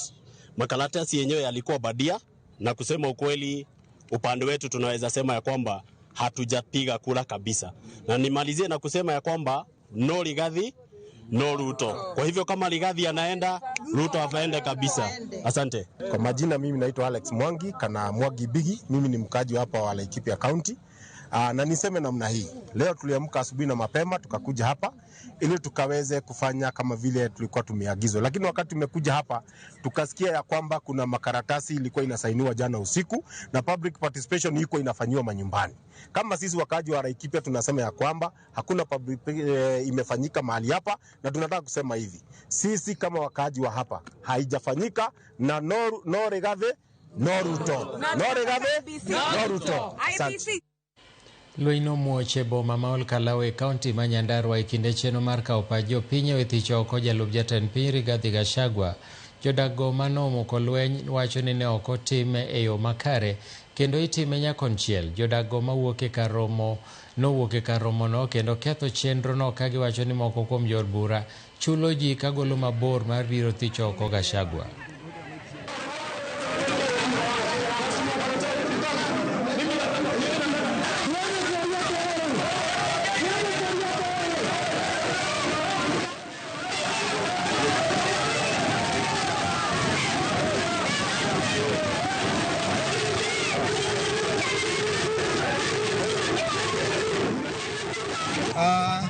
Niko hapa Nyandarua, mimi ni MCA katika bunge la Nyandarua, na public participation inafanyika hapa ni public participation ya ukora. Faith Getao na Kwenya jana wameshinda Kinangop wakitumia fomu ya basari kujaza makaratasi, na hizo makaratasi hazitaletwa hapa Karau. Kama public participation inafanywa tujazie hapa Karau, lakini hakuna public participation nyingine inatakikana, na kulingana na watu wenye wako hapa nje, hiyo ni public participation ya kutosha kusema Rigathi Gachagua haendi pahali. Asante. Hiyo yote ni utapeli, wachafanya maneno.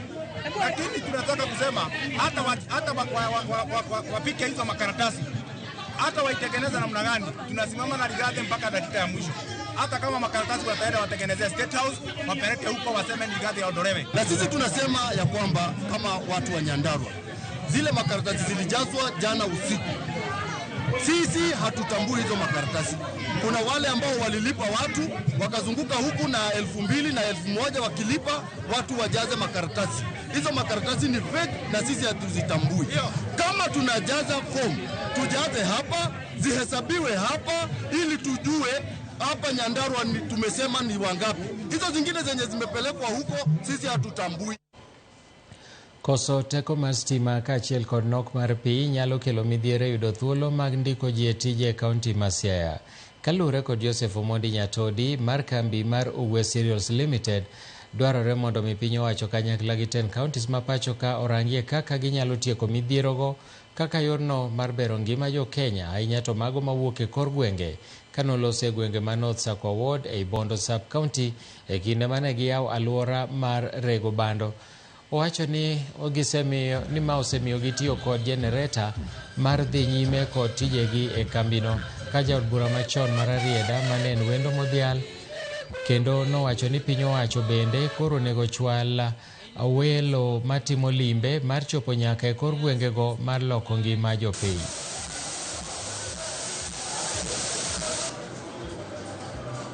Power is the biggest challenge that we have here, which if some of our leaders can be able to take charge. I thank God right now that we have the Minister for Energy. My encouragement to him is to try and empower us as local investors so that whatever we do around here cannot stop working just because power is not working in our region here. That's the biggest challenge that we have around here.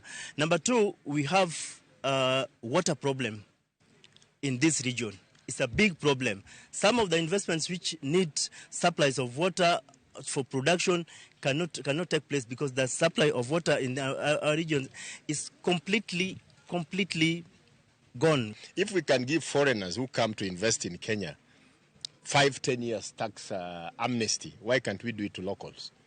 Yeah, he is a Kenyan, but he does not get privileges that foreigners have.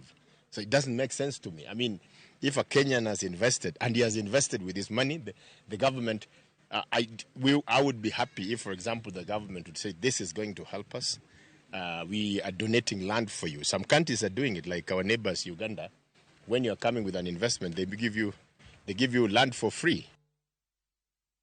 Medmanauro nwapachi nyakwara mogi echeno ni rimar migago aneno kanyaringa Alfred Oluoch kani Kitengela wachoni owinjo akaengo wadgi Peter Odhiambo Nyaringa mar Seychelles kaito machielo bende aneno kanyo ka kufa makanga kufa dereva mano kaen kondele aya machielo bende wachoni Gachagua gi Ruto mondo dhi dala te jogo nyaka dhi dala gi yako jo Kenya mano pachi machielo bende wacho kanija kabla kwa serikal mondo donjre momako kijende ma kakola ahero kijende aparo ni gimendiko kwinjre maber ahinya. Jackton Odolo Odando en bende wacho kanyo ni Enimbo Nyamonye noluwo chenro ni eyo makare.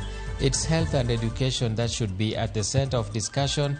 This is diversion of attention from real issues. Mana achiel kuom jowinjowa kaito wacho ni aneno maler gachwa okay mano min Rude kanitiere Kiambu aneno Ramogi maler Ruto gi Gachagua mondo dhi dala ten nikech koro oseduore mang'ama dong' maler onge kata achiel. Nyako Ramogi pod akwayi ni kik idhi mabor, pod aduogo bang' thuolo machuok.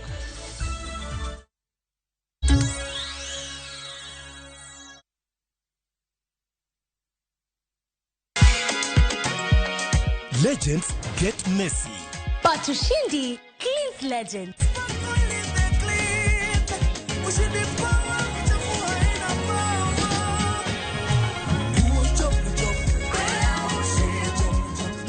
Ushindi with new enzyme technology tackles even the toughest things. Ushindi, powerful stain removal, because legends deserve a winning clean. That's the clean of legends.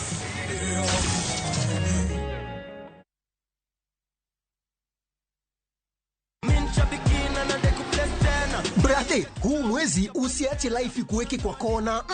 Kama hivi shabiki.com tukupeleke na rada Boost account yako na 3 million in cash prizes on Shabiki Aviator. Kaza ndege yako to the highest multiplier, shinda 50,000 kila siku, halafu grand prize ya 350,000 Kenya shillings kila wiki. Runway iko so clear. Usiache pesa ikupite. Jiomoshe na Shabiki Aviator. Shinda 3 million in cash prizes. Not for persons under the age of 18. Authorized and regulated by BCLB license number 428.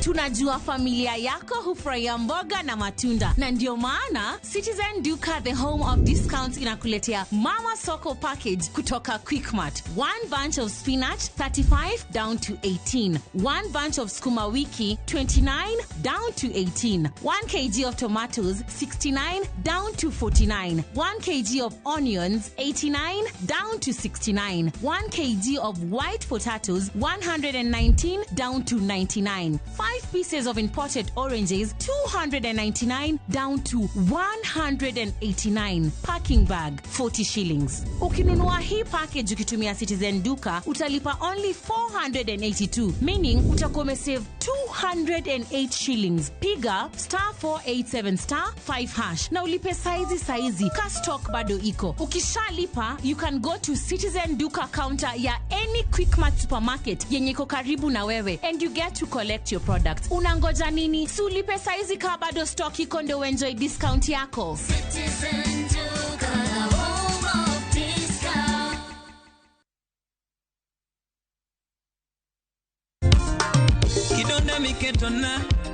Kidonda miketona newecherage hey. Rama nyagini rama nyathina gini rama yabe nyiri gini rama weketa gitingone Ang'o moloko pache me nyagiera aworo Ang'o moloko pache me nyagiera. To get Susumila as your skiza tune, dial *812 *784#. Ramogi TV eod jothune duto.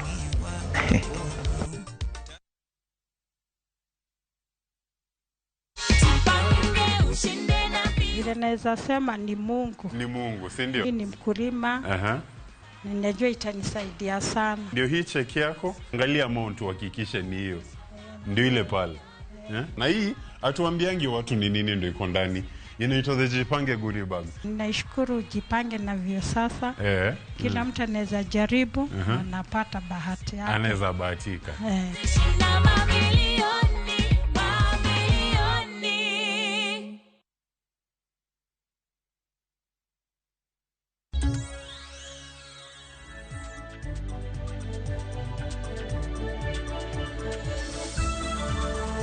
Machiegni kendo chenro mar kawo pach jopiny e paro mar thich oko jalup jatend piny Rigathi Gachagua odhi nyime e kauntis mopogore opogore e pacho ka. Wadhi ane Kisumo mondo wawinj ane kaka Millicent Adhiambo opangonwa.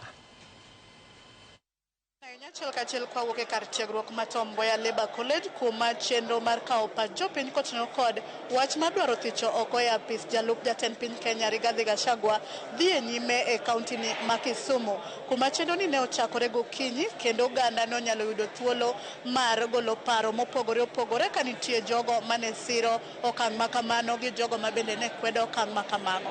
Ka bende gie thuolo ni kaka inyalo neno oganda ni kaendi ne gichako ka gidonjo kidam kata kamano gie thuolo ni endi oganda osechopo karomgi kendo gidhi nyime kod keto kokgi e andika manyiso ni gisiro kata gikwedo okang' makamano mar dwaro golo oko jalup jatend piny Kenya Rigathi Gachagua oko mar apis mondo mi owuog e komno kaka jatelo makanyo. Ka opogore gi mano nyakwara mogi en chenro mano chakore maber okinyi ka oganda ne oyudo thuolo mar golo pachgi achiel kachiel ka bende ne moko kuomgi kwedo ka gisiro ni koponi weche makamano timo kata okang' makamano ikawo to winjo beni okang'no ikawo ne jalup jatend piny Rigathi Gachagua kaachiel kod jatende man jatend piny Kenya William Ruto. Wach ma bende e seche mane ochopo mbele kanyo ne ok obedo makare ne kweth moro mane odonjo ma bende nene dhiro oko kata dhi pudho oko jogo mane golo paro makamano ka giwacho ni gin ok gisir wach mar golo Rigathi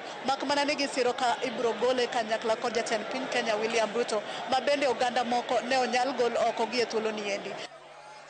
Githuolo nyakwara mogi aboteri achiel kachiel ir jogo mabende nyalo golo pachgi mabende ne seyo jod bura mamalo kuom kawo wach ni endi kendo miye nengo ka giwacho ni weche mamulo ngima jopiny to pok ne giketo e pek kata gimiyo maino e yo machalo kamaendi. An gi nyinga iluonga ni Joshua Rambo, ajadak mar Kisumu West, kamoro miluongo ni Kisumu Chula Imbo Karateng. Achopo kae Tom Mboya Labour College mondo agol pacha e chenro mar thinyo jalup president Rigathi Gachagua oko. Gimomiyo awacho ni Rigathi Gachagua nyaka dhi oko nikech Gachagua ochal ng'ama ospiele san mochieme. Ing'eni ka oyieri ka jatendi okawi ni mondo uti kode to in iwuok kiyanye, mano ok en gima nyalo timore. Onego bed ni ka dine en deputy president matiyo gi wiye, nonego bed ni kaponi weche nitie mar ywaruok to gibet e boardroom to giwuoyo kaka jokanyo nikech gini ochalo kaka keny ka dhako sechayi ma dhako golo siri oko, mano dhako mok nyal dak go kendo. To e kaka Gachagua chalo. Erokamano. A support ni Gachagua odhi dala. A support gik moko makosa manotimo 11 go te ma onge kata achiel moko ago tek. Koro ana wacho ni Gachagua odhi dala nikech pok aneno ng'ama piemore gi jatende. Mano nyiso ni noketho tich kata oketho Kenya. Ok wanyal yie mondo oketh Kenya. Aonge gimoro kendo machielo. Nyinga Richard Ochingo Gendo, An e jagoro mar jopur mar Niang' Kenya ka kendo jagoro mar chama mar UDA Kisumu County ka. Wan wasiro thicho oko Rigathi Gachagua kaka jalup ker Kenya ka. Ang'o omiyo wawacho kama? Kane process mar loso kembe mag niang' mag serikal ochako mane nie manifesto mar Kenya Kwanza, to president no write off 117 billion shillings mane ni kembe mag serikal kipachuka. Ni neno kane nitie ng'ur kwa kuom deputy president kowacho ni timo ne jok mok gin shareholders gimoko nego timnegi. Koro osebedo ng'ama pogo jo Kenya nikech wan wang'eyo ni Mount Kenya, the Lake region, the Coast region, nyaka Turkana kucho wan jo Kenya, wan jo oganda chiel. Omiyo wasiro kabisa mondo thiche oko, mondo programs mwatimo ma ker nigo maber, matime sekta mar Niang' kae odhi mbele nikech obiro bedo ng'ama kelo geng'o. Sasa ma wach moro nitie mabiro madhi konyo jopur Niang' to biro geng'o nikech kata sama wawuoyo kodi ni jopur jogine jotich manie kembe mag Niang' pok ochuli pesa maromo bilion 4.5 billion. An nyinga Pamela Opiyo, awuok Miwani, Moroni constituency. E wach mar impeachment mar deputy president a support nikech okoikore mar konyo jatelo tich. En odwaro mana ni mondo obed biased konchiel. To gini en nobedo deputy mar oganda mar the all people of Kenya. To koseyie mar mondo gitigi president kanyakla achiel. Koro a support mar mondo mi ogole odhinwa gi chien mondo mi Kenya oyier assistant manyalo konyo tich mar oganda. Wan kaka jo Miwani wadwaro ni factory wa obed ni ringo. Miwani kanyo katiyo to wan gi chiemo, mon biro loko, nyithindwa biro yudo tije. Koro mi a support mar mondo mi ogole oko mondo mi Kenya odhi mbele. Wabed oganda achiel e riwruok achiel e paro achiel. Kuom nyinge luongo ni Florence Atieno, aja Kisumu East. Abiro ka wakilisha mondo thich Gachagua oko. Gachagua osethagowa. To kithichogi to nego beni ithichogi gi Ruto. Jalupne te nego beni ithichogi gi te giwuok oko. Nikech ka ne wayiero Ruto, ne wayiero gi Gachagua te. Kom margi, telone margi gi te. No nego beni ithichogi gi te oko. An mano gima nyawacho kaka Gen Z. Wan kaka jo Kenya omako dhowa ni ati these leaders wuok oko tero motion e parliament. Gimoko ojali kata maslahi mar ja Kenya. Wan kaka Kisumu East wadwaro ni chiemo obed makar e piny Kenya. Wadani bech mogo dok piny. Wan kaka Kisumu East wadani weche mag somo masani tagowa. Ntindwa ng'eny gi nitie mokalo madhi e university. Ok ginyal yudo thuolo makare e weche mag kata mana mar help kata help applications. E weche mag health sani jowa ma jo Kisumu East ng'eny gi are confused e weche mag NHIF gi SHA. Kendo wan gi wasi ni wan kaka Kisumu County wan ok warwako wach mar SHA. Wan kaka Kisumu East wachung' karombwa ni kochuno ni Rigathi Gachagua nyaka dhi to dhi gi moluor William Samoei Ruto. Uye koso kuye.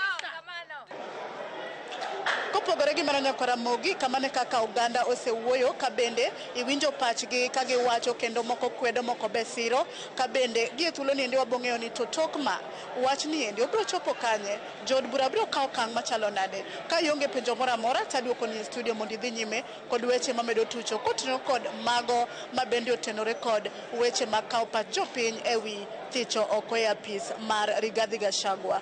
Kawo kamano taduoko ni studio. Erokamano ahinya Millicent Adhiambo. Achiel kachiel kowuok Kisumu wadhi e kaunti ma Murang'a kama chierono bende nodhi nyime e alworano ero mar kawo pach jopiny. Gin to ne giwacho nang'o?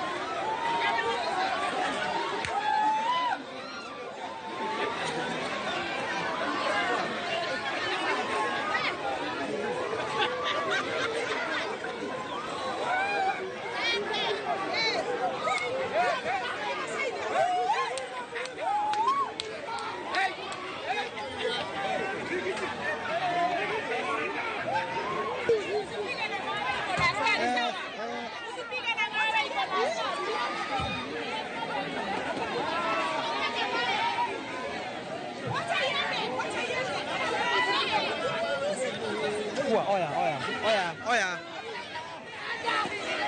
Chukua vitu zako hapo.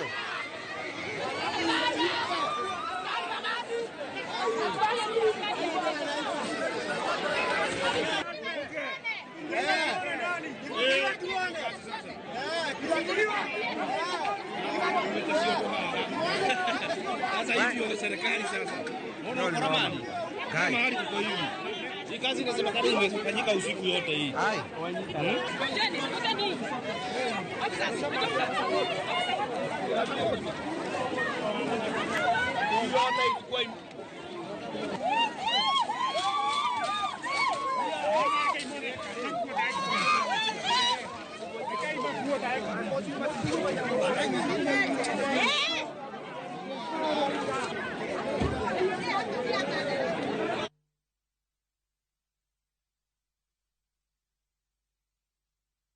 Duol mandiko jopuonje TSC ogolo lai ma jopuonj madwaro thuolo mag tije maromo 46,000 biro tiyo godo e oro kwayo margi ne tijego.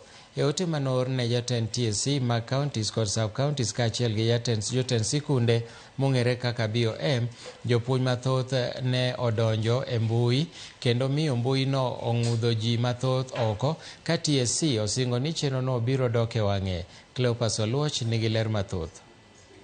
Duol mochung' ne ndiko jopuonje tich TSC golo milome ne directors mag TSC counties duto ma pacho kae kotenore gi ndiko jopuonje tich e yo mongirore kata permanent. TSC geno ndiko tich maromo jopuonje 46,000 kamoting'o 39,550 e sikunde mag junior secondary school, ka sikunde mag primar geno yudo jopuonj maromo 6,000, sikunde mag sekondar geno yudo jopuonje maromo 450. TSC yango ni japuonj moro amora madwaro oro kwayo mar ndikruok e yo mongirore onego tim kamano kokalo e mbui margi mar TSC ma en www.tsconline.go.ke. Bang' oro kwayo, duol mar TSC biro chuogo jogo mabiro nono kwayo mag jopuonj madwaro ni ondikgi. Kuonde ma biro timie nonro mag obok mag jopuonjgo, bende TSC owacho ni onego bed mayot ne jogo man kod ng'ol mag tiyogo. TSC ni kod ting' mar nono chal mar ndikruok mag jopuonj kapo ni gin kod obok mayango gi kaka jopuonj ma pacho ka. Ne jogo manigi nyinge mopogore otese gi kata obok mag penj. TSC wacho ni onego bed ni gintiere gi affidavit manyiso lokruok mag nying e seche ma gioro kwayo. Japuonj ma oro kwayo to osetimo penj ma KCP kata KCSE diriyo. Onego giting'o otese manyiso ni ne ginuoyo penjgo mondo kwayo margi orang kata okadhi. Bang' chwalo kwayo mar yudo tijegi, TSC biro oro ote machuok kata SMS ndalo 7 motelo ne odiechieng' dayo dhogi kendo nono otesegi. TSC olando ni magi moko kuom obok kod otese ma onego ting' odiechieng'no mar dayo dhogi kata interview. Opande mar Kenya, obok mag penj mag KCPE kod mano mar KCSE, obok mag kuonde tiegruok mamalo kaka mag degree, diploma kata mago mag technical. Kaponi nitiere oboke mora mora mawuok kuom duol mar NEC, bende onego bed ni ting'e odiechieng'no. Oboke mawuok e sikunde mag primar kod sekondar manyiso ni nitieko skul ma ong'ere kaka living certificate bende onego ting'. Kaponi in kod ng'ol, biro dwarore mondo iting' kad mari mar jogo modak kod ng'ol. Affidavit mar loko nying bende biro dwarore. Jopuonj ma interns to biro dwarore mana mondo mi obed kod opande margi kende e kinde mag nono bok magi gi TSC. Kuom jogo mabiro oro kwayo, ka kwan gi biro bedo maromre, ibiro ti gi higni magisetieko oko nyaka ne gitiek tiegruok magi kata tok graduation, kaeto ibiro rangi maksi mane giyudo e kinde mane gisomo. TSC biro deo jogo mapok ondiki e yo mongirore gi duolno mar TSC. Aput mar nono ji, kaachiel koda ka otese mopogore opogore mantiere, mano mar selection panel, biro bedo gi ji 5 e kuonde tiegruok maonge gi jogo mag BOM gi mago bende mantiere kod BOM. Ka sikunde mag JSS biro bedo gi jokanyo maromo 3. Ka iseoro kwayo to kiyudo thuolo mar andika, to in kod ng'ur, ibiro mi thuolo mar chwalo ng'ur mari, kaeto tok ndalo 7 onego iyud dwoko makare. Ibiro non ng'ur mari gi tend TSC e county, kaeto ibiro do dwoko e bwo ndalo 7. Ka dwoko no komori, ibiro chuog komiti mabiro nono ng'ur mari e log tich mar TSC, mabiro winjo ng'ur kendo golo dwoko bang' ndalo 14. Cleophas Oluoch, Ramogi TV, Nairobi. Nyakuramogi wachope giko mar weche manyien mag migago gi thuolo ni, mak mana ni bang' thuolo machoka ahinya wabro kolo i weche motudore gi weche mag siasa, kaka mano ma dwaro thicho oko jalup jatend piny Rigathi Gachagua ka bro bedo gi jalony e weche mag siasa Meshack Odede, ma bende bro konyowa e kolo i weche gi. Ka ok kamano to aneno ka nitie ote moko mosebiro kaeri.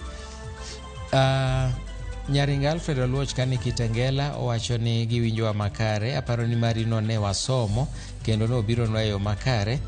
Taneno kinuoye mang'eny sana, inuoye mang'eny ahinya makoro kwanyal some. Pascal Olajo mar Kabondo, erokamano ahinya. In bende wacho ni intiere Nyasore School, tiwacho ni in bende siro paro mar thicho oko Rigathi Gachagua. Nitiere kaka jogo eko makao paro biro duogo kanyisowa ni to jopiny owacho nang'o. Paro gi kamoro biro riwo Eric Demo ka chunge Kanyamkago. Eric Odemo mar chunge Kanyamkago owacho ni Milton Gachagua no winjo gwetao chon. Gachagua nigi ukabila. Mano pachi, yeni golo pachi. Kata kamano Nyakuramogi, adwa ni monda modhi e glass moro mar pito ka duogo an gi jalony weche mag siasa Meshack Odede, mwabro kolo go i wachni chakre saa 8 sani nyaka saa 9 mondo wang'i ane ni to wach mar kao paro ni ochopo kama nade. Nyinga Milton Ochieng, kik idhi mabor, aduogo bang' thuolo machuok.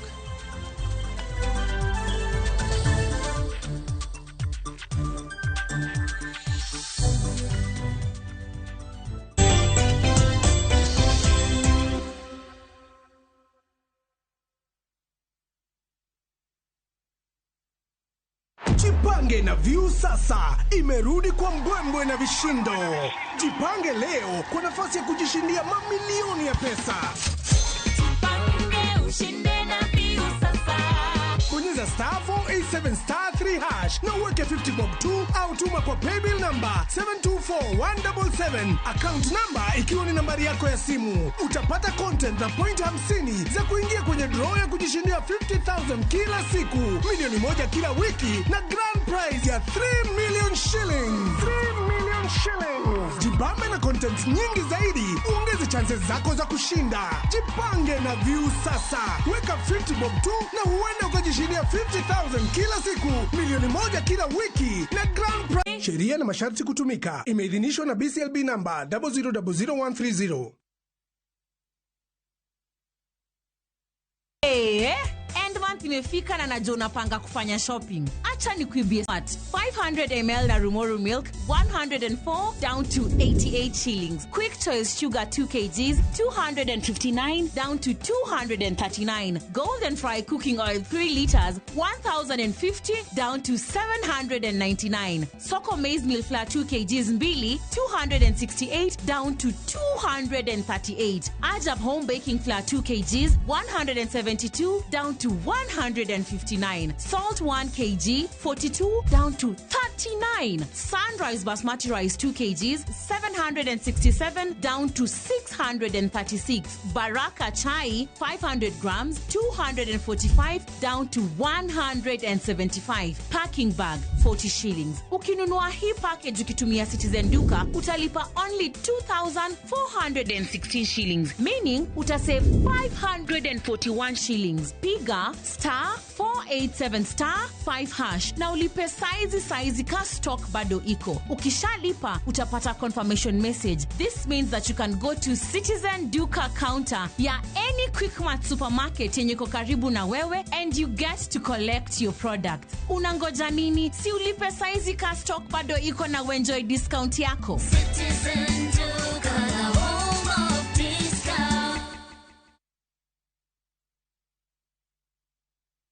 Unajiona ngapa hivi peremende unafikira wewe ni peremende ya kila mtu Sema shida yako kitambo ni mbaya. Viusasa brings you a new and exciting series, Monica. I'm Monica. Pleasure to meet you, Monica. Monica is a stunning woman from modest beginnings who dreams of a better life. Ubeba maji mtaani. Gonga na mtungi. Wewe ni mtaani lakini dangerous. Her world changes forever when she crosses paths with Bob, the charming heir to Governor Robert Jiwa's fortune. Actually, call love at first sight. Don't miss this captivating drama, Monica, exclusively on Viusasa. That move can cost you your teeth.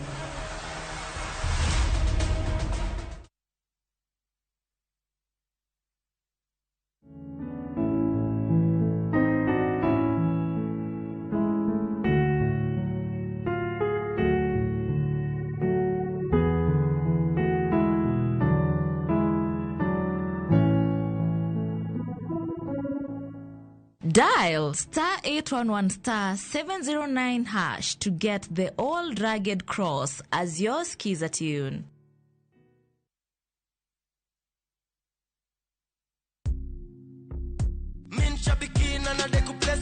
I'm Lydia Jagi, a teacher by profession from Moranga. I've been praying Shabiki for quite some time. I'm happy to win. I thank God. I started praying after seeing some winners on Citizen TV. I pressed a bet of 15. That is super jackpot, and I won 12 out of 15. I'll continue praying until I win the 13 million on the jackpot. I'll use the money to clear fees for my children and also invest the remaining and also give part of it to the work of God. Hii bonus ni kionjo na kujia 13 million very soon. Shabiki Super Jackpot, ni time yako. Minadai wote twende hivi. Not for persons under the age of 18. Authorized and regulated by BCLB 671.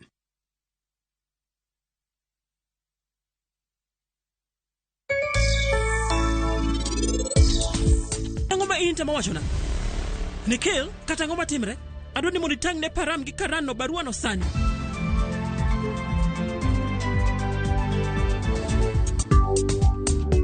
Ushindi with new enzyme technology tackles even the toughest stains. Ushindi, powerful stain removal, because legends deserve a winning clean. That's the clean of legends.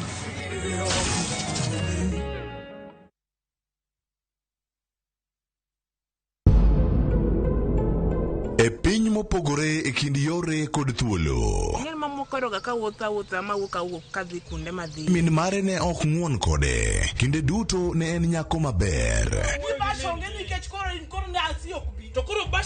Nyaka tem mar otieno obiro ne. Bohepo. Mibiwa dhi. Chwada bichwa. Gima ne nenore ni en mana paro achiel kende ne olokore mobedo ywaruok maduong'. Mano kaka puonji mar Jehova. Ai! Ngima nyako moro chiegni lokore nyaka chieng'.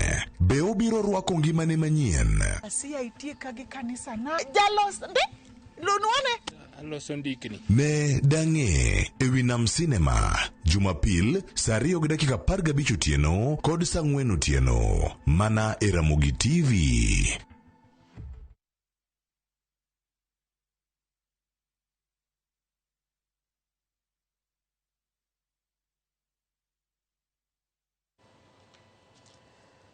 Mana kaka nawacho ni nasingo ni nyako Ramogi ni waduogo gi twak. En twak mabende otudore gi weche mag dwaro thicho oko jalup jatend piny Rigathi Gachagua.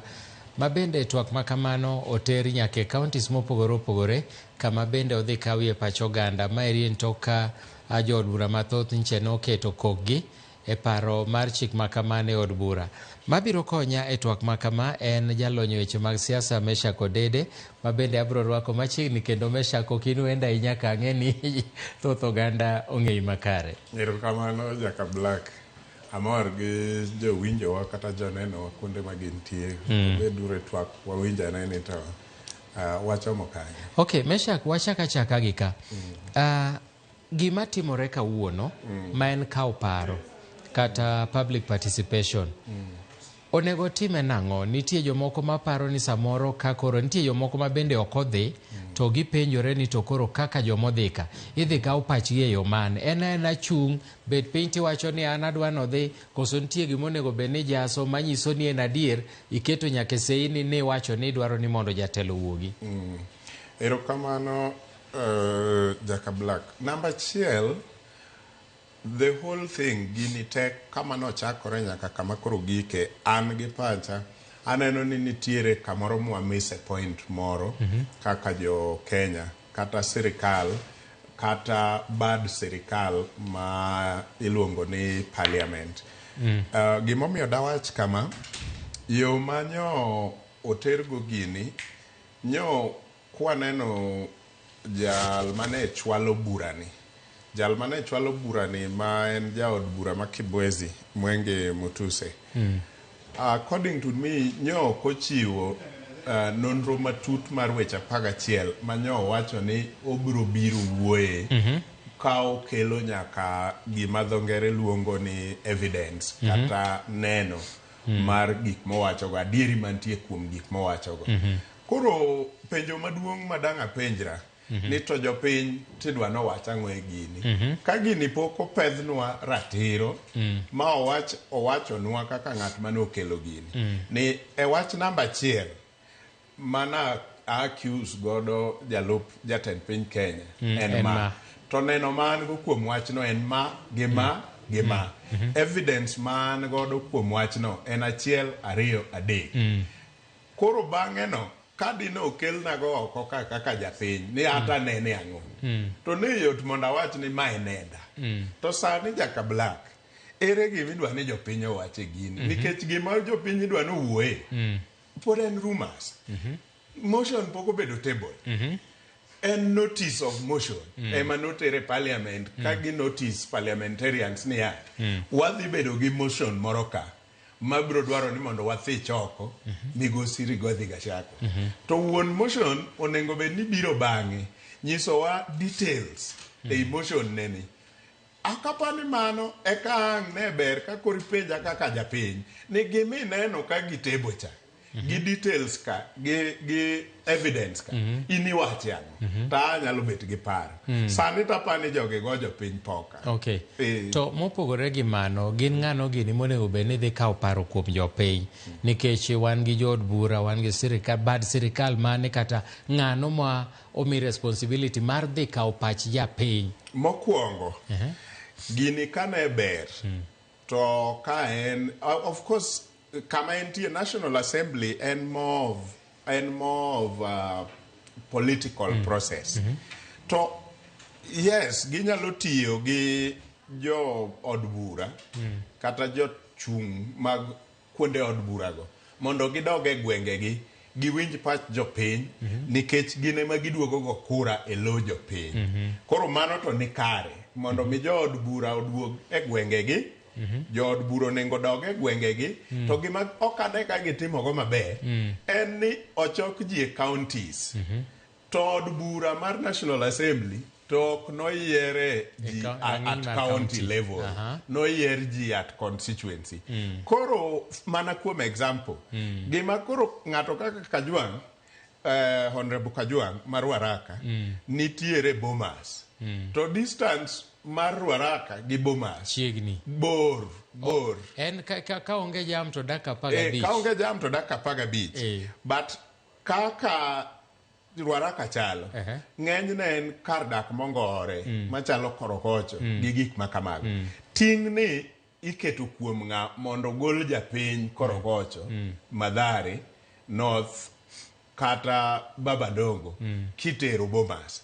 Gini en ting' ma ok dibed matin ne siling 200 kata 300 mondo ya korokocho idhi Bomas igol pachi kendo ichak itimri nade iduogi. Dong ing'e ni ma en ting' Jaka Black kuom jok moko ma samoro ni Kilimani gi Lavington to ok en wach malich lakini kuom jowa modak korokocho Mathare to samoro 200 300 ni e pesa ma samoro imiye kibarua the whole day.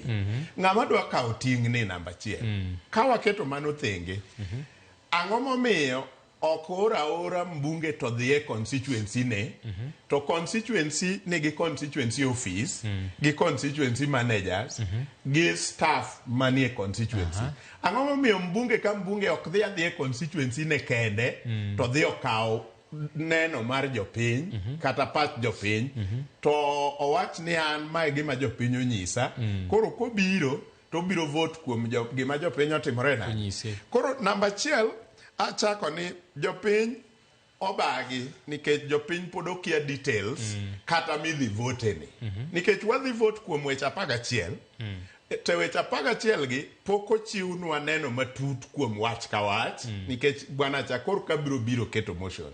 Koro sani ikawo pach jopiny kuom rumors gini koro ochalo gima iparo wachalo joma timo opinion poll. Gima in short gima timore Kenya kawuono is more of an opinion poll nikech kanye ineno runinga ka jogi wuotho ng'ato wacho ni an ok adwa ni ogol rigiji kigole to kare gidhi gite to kwane substance of the motion nikech motion itself pok obedo table.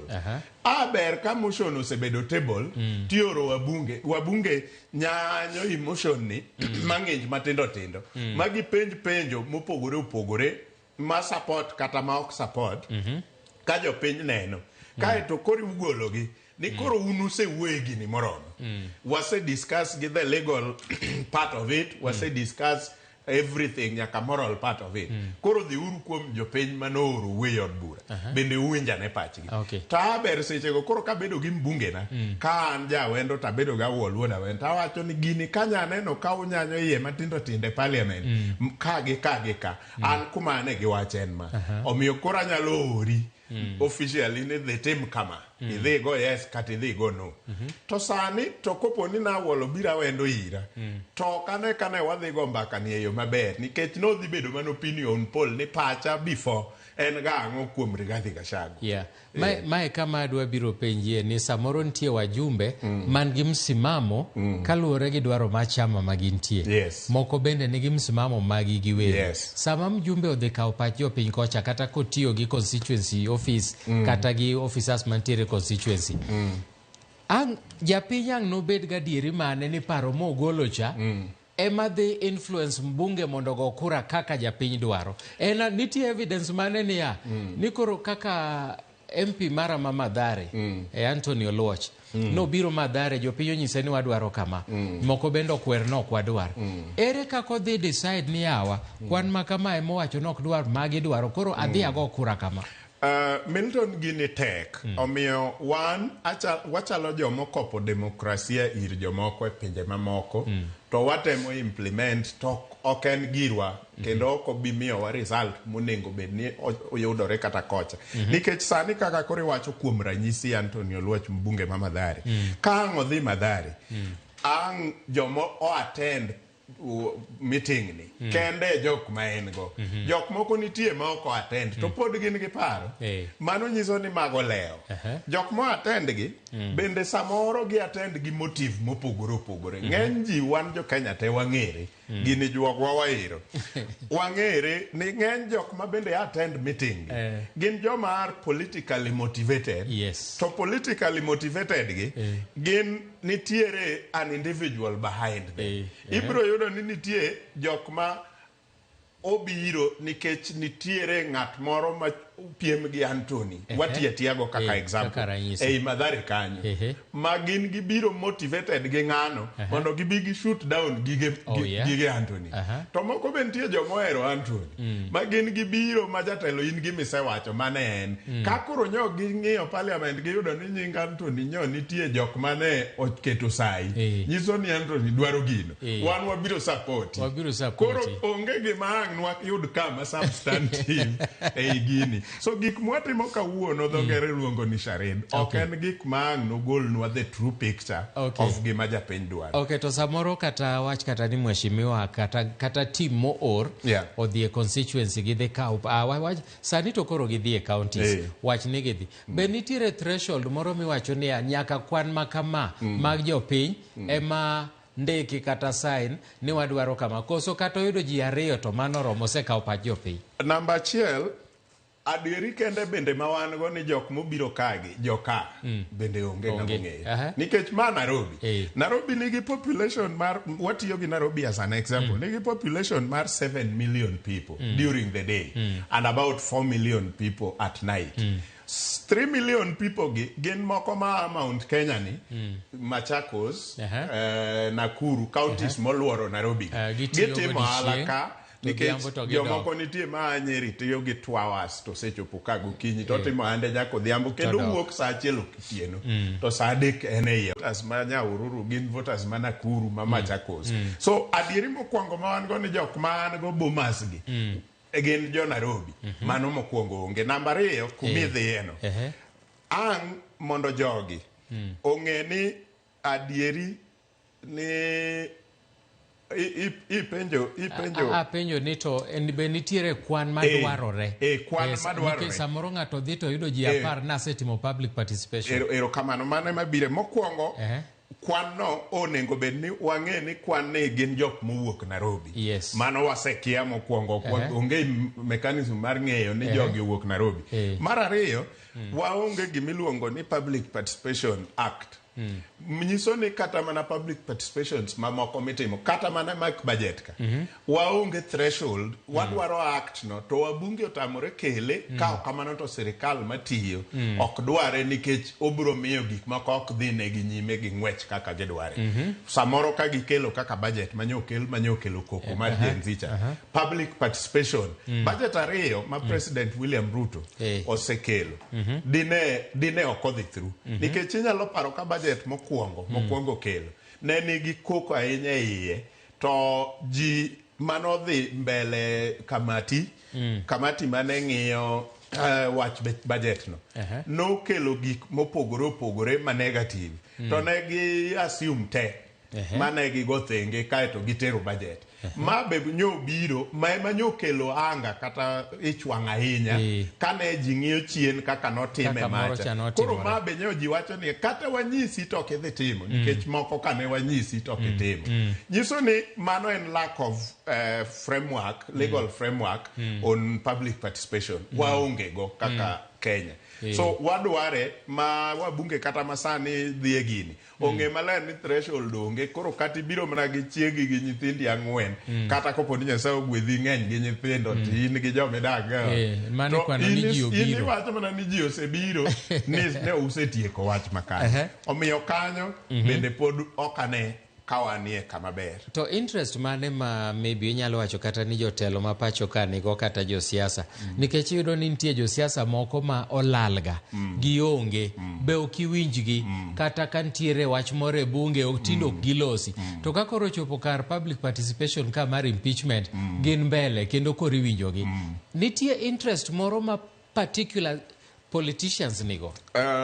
Milton adieri mantie to en niya gima dhi nyime kawuono ni Rigathi ng'ama ok ber Ruto bende ng'ama ok ber but mano to debate machielo gima watimo ni be en gima miyo jo Kenya duoko mowinjore mana kaka ipenjo gi dhogi nitie wabunge ma ok wasebedo kwaneno gima miyo kawuono gi wuok ng'eny gi wuok en ni dibed ni duong to en gima mako piny Kenya te to joma wuok e alwora mar Mount Kenya wabunge mano oseketo sei margi osefwenyo ni ground rights seche moko the ground is not in favor ni mondo gol bwanani koro gin magidhi bedo e receiving end koro kano wach ni mondo giji odhi e public participation to miyo gi another leeway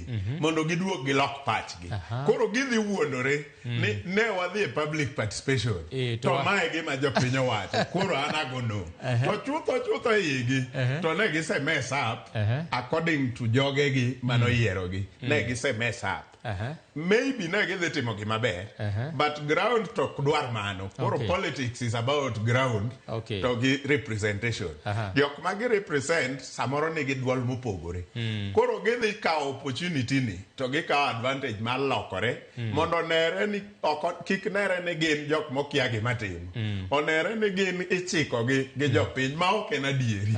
Koro mano emomiyo gi support public participation ni gi ng'wech kapok voting obiro.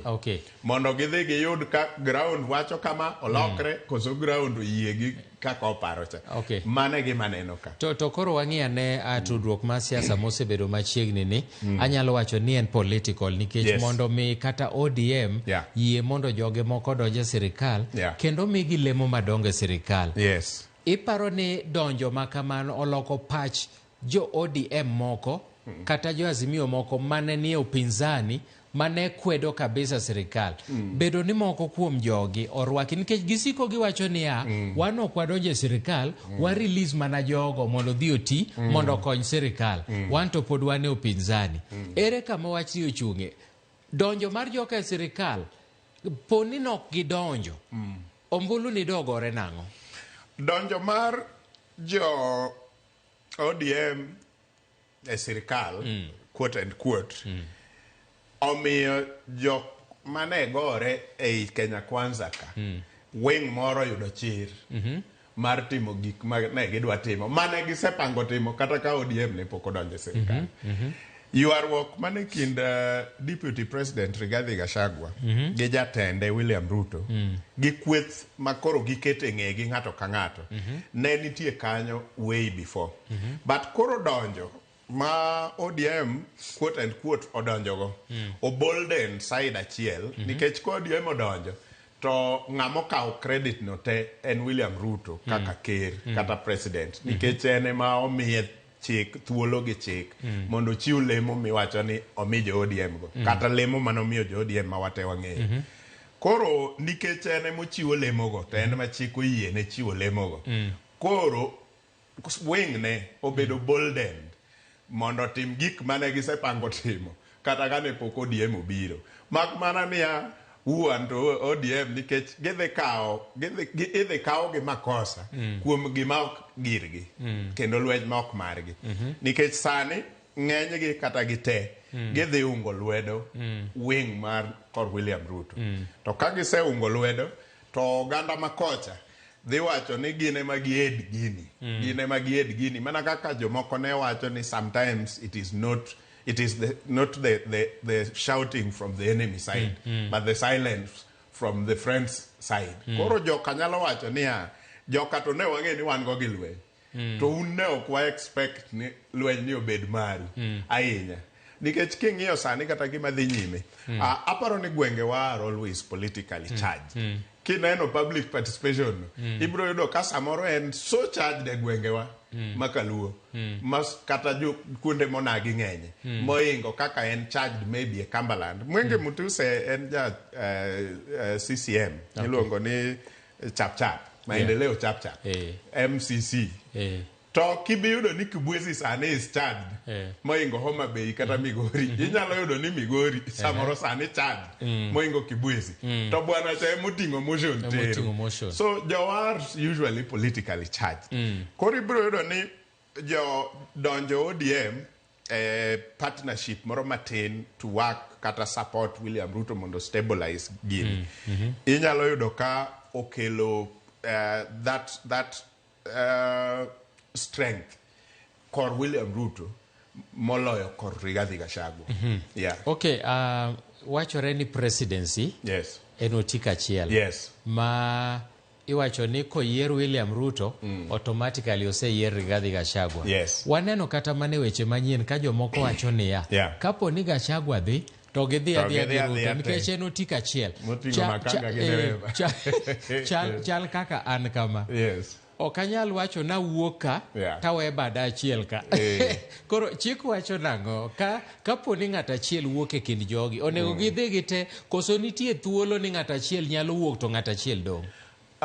Chik to koyie ni giwuog kanyakla kata obedo ni chik okelo gi kanyakla chik oyie ni ka ikawo responsibility to ng'ato ka ng'ato kawo mare. Gimomiyo chik oyie ni responsibility ikawo at the ballot e yiero to en presidency the president and running mate but ka gisekawo muma to gichamo muma mopogore. Ng'ato chamo muma kaka deputy president, to ng'ato chamo muma kaka president.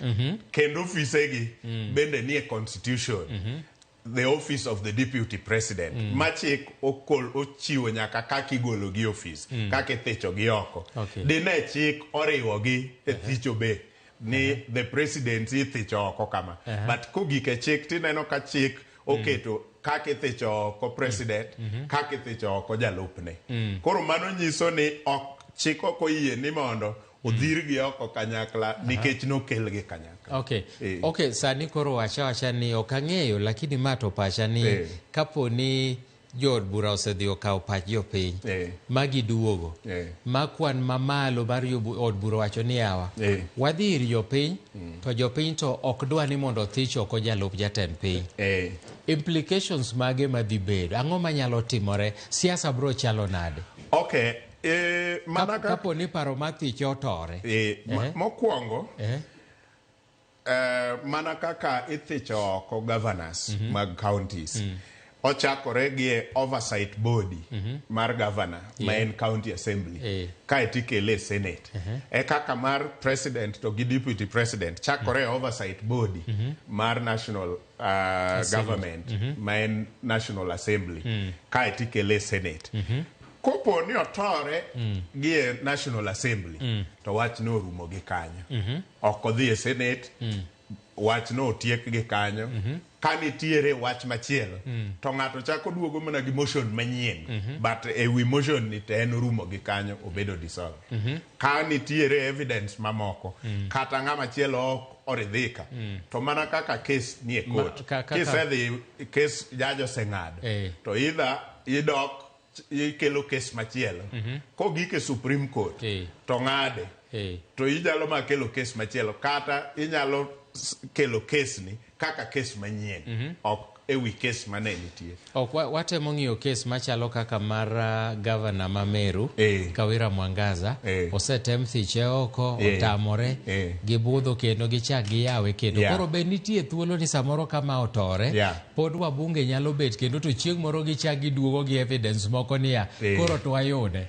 New day new evidence nyiso ni ka kiny piny oru to ng'ama chielo mbunge machielo oneno ni gini ochako biro to yiene pod demokrasi kata chiko yie ochako kela kendo itere atera through the normal process to kokalo National Assembly to dhi e Senate to kodhi e Senate to Senate bende biro bedo gi gima dho ngere luongo ni judicial quasi judicial ma nyiso ni en nus mar doho manyalo timo trial market evidence majing'e gi gik makamago ma en bende kele mowach kore obiro gi lawyers ge owembo nyalo penjo interrogate joka bende kae to senators gi biro kawo decision based on the evidence magineno kokel to kotamore kanyo to wachno kendo chako rumo gi kanyo then okang' mogik koro en doho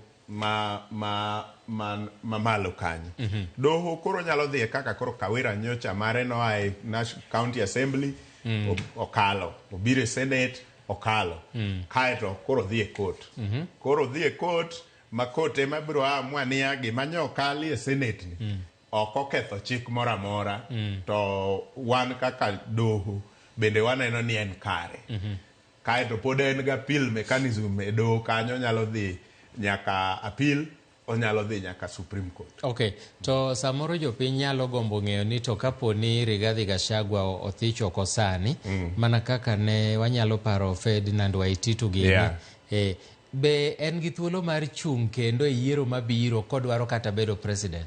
Kothiche oko modhi oluwa appeal mechanism te nyaka doho mamalo motamore pod othiche oko to onge samo chako chung'ie ma bende mano Milton gin achiel kuom chike moko ma wan go e Kenya ka ma gath nitie gath moro chikno monengo bet ni doho ng'iyo kendo kata National Assembly jok maloso chike onengo ng'i nikech ka iwacho ni koro kichak ichung to chik no kowacho ni kwa muda marom nade ok owach ni bang' ndalo marom nade onge oweya kamano ting'e ni ma ok nyis justice nikech koponi ne otimore kamano to ok nyal bedo ni an e ngimana te koro ang'a marach nikech Kenya en piny ma claim ni gin joge Nyasaye mamalo to ka Nyasaye we richo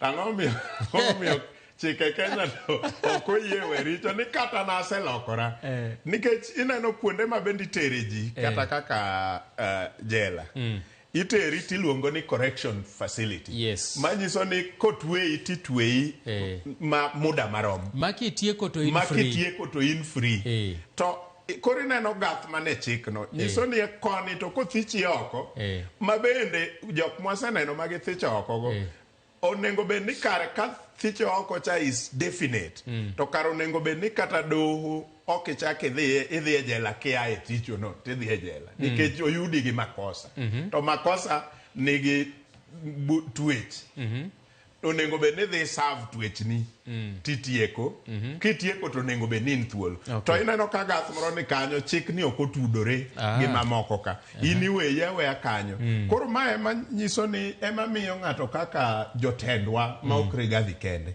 ok gomb ni mondo thich gi oko mako gik kanyo to nyalo bedo corrupt to nyalo timo gik moko maricho kata kopo no idwa ne ng'ato nyalo nego ng'ato nikech gini chalo gima en burial mar political career ni to ng'eni ok ichak ichung to ok inyal hold office mora mora ma draw salary from taxpayers mano e wach maler ok inyal kata bedo board chairman mar board ok inyal yieri kata e board moro nikech idhi draw anything like taxpayers money mano nyiso ni ok inyal koro negi politically kendo iki wich will go nyocha wadwa winjo ka jalup jatend piny owacho ni en gi siri mang'eny mag sirikal ma kuthicha oko tabro hulo samose thiche oko ma koro golo siri moko ma samoro nyalo buoko oganda ma oganda no ok ong'eyo ang'o manyalo timore politically samoro wacho ni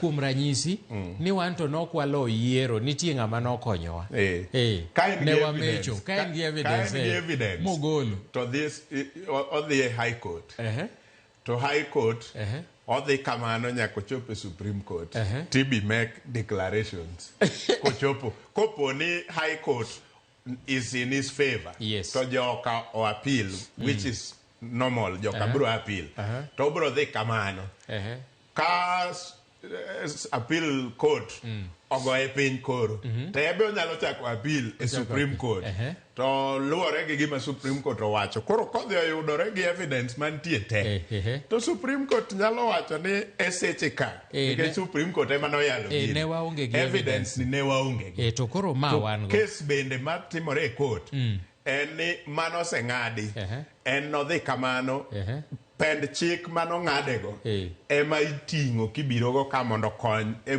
e ng'ado buche mamoko to evidence kata ok ting' kibirogo ema koro nyiso ni ma evidence manyien new evidence new case ginyalo ng'ado wach mopogore kata ginyalo ng'ado wach kaluwore gi chike ma gin go to gi evidence mokel mamano is a long way. It's a long way. Inyalo po ka system o drag nyaka 2029. Nikech waseneno mago. Mado dhi ng'ad ni yawa. Presidency ni to nolo gi chama mopogore. Lakini seche go wane 2029. Koro kose ng'ad kamano to gibugolo orders moko. Koro kopo ni en 2029 to orders go are inconsequential gi dongere nikech ka koro sechego samoro ne wasedhi e yiero 2027 ma William Ruto nosedhi choko ma samoro Kalonzo Musyoka kamoro kata ng'ama chielo ema president koro ok inyal wacho ni president koro kata kopo ni bura nolo to iyudo ka onge ber ma en godo to wawach ni kochopo kama kamano mogolo evidence moko mowacho ni samoro nokwalo yiero ma evidence go obedo proved na adier jogi nokolo yiero bende pod nitiere okang' minyalo kaw ne jok mane samoro rocho yiero mano nyalo bedo bura machielo mana kaka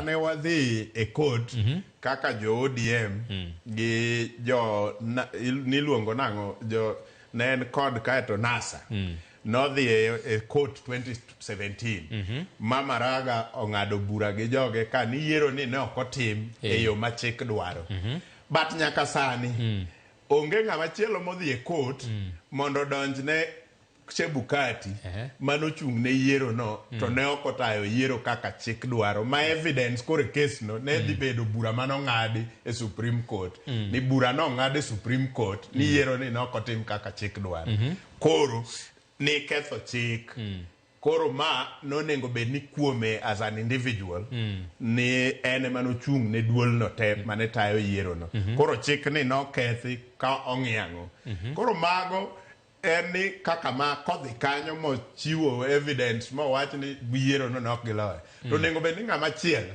dhi e court dhi donjo ne Chebukati mane otayo yiero no ni ene manotimo makosa kuom declare ng'ama ne okoyo to Chebukati be kanitie gi ng'ama chielo mano wuonde to kele case no ni an nomiya duoko ni gi evidence ni to kare evidence ni ng'ani ne okoluwo chik kata ne ofoj koro onyalo bedo gima raiwaya to kuom ranyisi sani kapo ni impeachment ni odhi through ma othich oko jalup jatend piny chik wacho nang'o kaka iyiero kendo jalup jatend piny machielo president koro yiera koa e chama mohero koso e riwruok manodhi oloso serikal ere kama odhi yiere en gi thuolo ma yiero ng'ata kata an onya yiera nikech baromo kata in onya yieri president to biro yiero to obiro yiero ei coalition mare koro kopo nodwa yieri to ok in ja coalition to nikech ma koro ni oko onyalo nyisi chon donji tidonji to timi nade oyieri kata kopo ni in gi teko mar golo chama ni te udonjgo to unyalo donjo gi chama ni kaeto yieri lakini yiero to nyako yier kore mana gima gin kaeto koseyiero titero e National Assembly mondo dhi opuodhi gi jo chung mag kuonde od bura mowuok e gwenge 290. To wachak waneno kendo jood bura mane wacho kande mag Masawa ma bende ne siro paro mathiche oko kendo ne giloso ahinya to kochopo bang'e nero to gidog gi retreat gidog giwacho gi bebe kata sei mar yok giketo mar jogi iparo ni nitie gima gilus already kata ka po ni gibro loko paro kendo nitie gima gilus e ground jogi jatelo maduong' Rigathi Gachagua osedhi ochacho negi pap to onge gima jasiasa oluoro ka yiero man mbele ne yiero machiene ma jasiasa ochayo kendo nyalo ng'isi ni onge gima nyatima onge to kitajo ne yiero mambele mana kaka Satan ok oluoro wasani to mach mabiro to oluoro koro joyiero jo od bura ma e gwenge ma Masawa mane wachgi ka chutho kidwa ni wach adieri nikech Rigathi en ng'at ma wacho adieri gini ok en gir William Ruto to bende ok en gir jowa gini ochakore e gwenge ma Masawa gine ma gidhi gisundo jatend piny Kenya William Ruto ni ng'ani chandowa nikech niwinjo ing'ama jafwambo iwinjo gigi pile ka giwacho ni ng'ani oketo gi matek ma ene mo dictate gi gima onengo gitim gi gima ok oyienegi kata ni gikal gidhir jatend piny Kenya giwuogo ma ka in mbunge kata jatelo moyier to kikalo idhir jatend piny Kenya miwuoyogo koonge to in mana kode gi problem so gine mane giwuok giting'ore kendegi ma gidhi gisundo jatend piny Kenya William Ruto ni jalupni negowa ochandowa to kopogore gi mano to giwuok ma gidhi gi parade kamoro ma giluongo jofwambo ma giwacho ni wan chakre kawuono wayiero Migosi Kindiki ema koro dwa telonwa wan ng'ani wawerego en kore jatendwa e got matin mar Kenya ni so kata obedo ni nitiere lwet jatend piny Kenya William Ruto nikech ka bend influence monyalo bedogo kuom tamore mondo kik motion ni dhi e National Assembly kata kuom wuoyo gi jo kweth mang'eny e od bura motelnegi gi Kimani Ichung'wa. En gi influence monyalo wuoyogo kodgi kata onyalo luongo parliamentary group mar Kenya Kwanza to o influence gi mondo gi withdraw kata giwere gi wachno. To pok otimo mano. Koro ma emomiyo wang' ka ng'iyo to neno ni ma timore gi blessings ge. Nikech nitiere situations ma dhano bede kaka sani koro motion ni kodhi e National Assembly kaka nodhino. Ko gik chieng' kura jok mogo yes dwa ni Rigathi odhi dala, jok mogo no dwa ni Rigathi kik dhi dala, jok motamore go kura dwa ni Rigathi kik dhi dala. Nikech the motion en niya, motion dwaro threshold maromo 2/3. To ng'ama deny namba mar 2/3 no mano ng'ama konyo ng'ama idwa no dhi dala. To ok en gi chir mar wuok e lela wacho ni ok adwa ni ng'ani odhi dala. E kaka Ruto bende sani oyudore situation abilano ma either owuog gi jogi okwergi gi gol gini kata oling' thi to koling' thi to chal gi orogi ni dhi uru nyime. Chal gi orogi ni dhi uru nyime. Kaeto onyalo wacho ni an ok anyal tamo ji wacho pachgi. Koro mano nyiso ni oorogi to onge gi chir mar yie lela na timore nade. Aorogi. Koro en choices ariyo chalre. Achiel emopogore. Mana kaka kura be ka ji odhi goyo. Tineno ka jo telo moluoro Mama Sawa manyo osedwaro ni mondo Rigathi ogol. Koro osechako wuok e gini. To moko bende kata korwa koni. Wuondore ni an gino. I'm not on either side. Mago jok mago ni Rigathi kura. Ni mondo kik dhi dala. To giluor wuok e lela. Wacho ni an kor Rigathi. Okay, wach moro nitie ka. Weche osebedo mang'eny e Kenya ka. Of late wan gi weche mag paro mar uso alap mar ndeke ma Jomo Kenyatta, wach mar Adani. Kendo wach ni nchi osebiro maliet ahinya kendo nopogo ji e paro. Ji dwa ng'anyo, mara jopuonj mag mbalariany ng'anyo, jomage laktache dwa ng'anyo, gik machalo kamagi. Iparo ni awinjo ka ji mathoth wacho ni ma en yo mar loko attention, golo attention mar ji kuom weche matimore, magineno ka ne pek, mondo koro mar Rigathi ni ochal gima pek mokalo. Onyalo bedo strategy magolo attention mar ji kuom weche ma affect piny Kenya sani. Anto kanene kamano. Aparo ni again jok mang'eny jok ma ringo gi narrative mar ni idwa gol wa evidence kata wach mar Adani. Mago be ng'eny gi ibro yudo ni gin joge Rigathi. Mondo onere nikech gine ma ka gitieko wacho mano to gilugo wiye mayom ni wach Rigathi is not important. The people, jo Kenya dwaro pi, jo Kenya dwaro chieme mesa, jo Kenya dwaro pesa ofuku gi. Wach Rigathi is not important, werigo.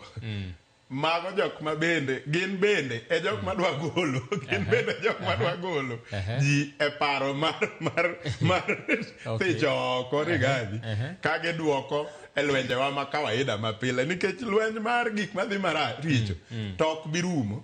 Onge chieng' mwabro chiewo e Kenya kan gik moko kata Amerika gik moko ok dhi maber sate. Kidhi White House, ji gomo around White House every day.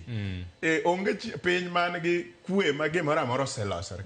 Koro kawa tieko gi wach Rigi ji, to wachak wadok adoka e Adani no. Onge ng'ama otamowa e Adani. To kwa tieko kata mana gi William Ruto, to pod Adani wadok e adoka.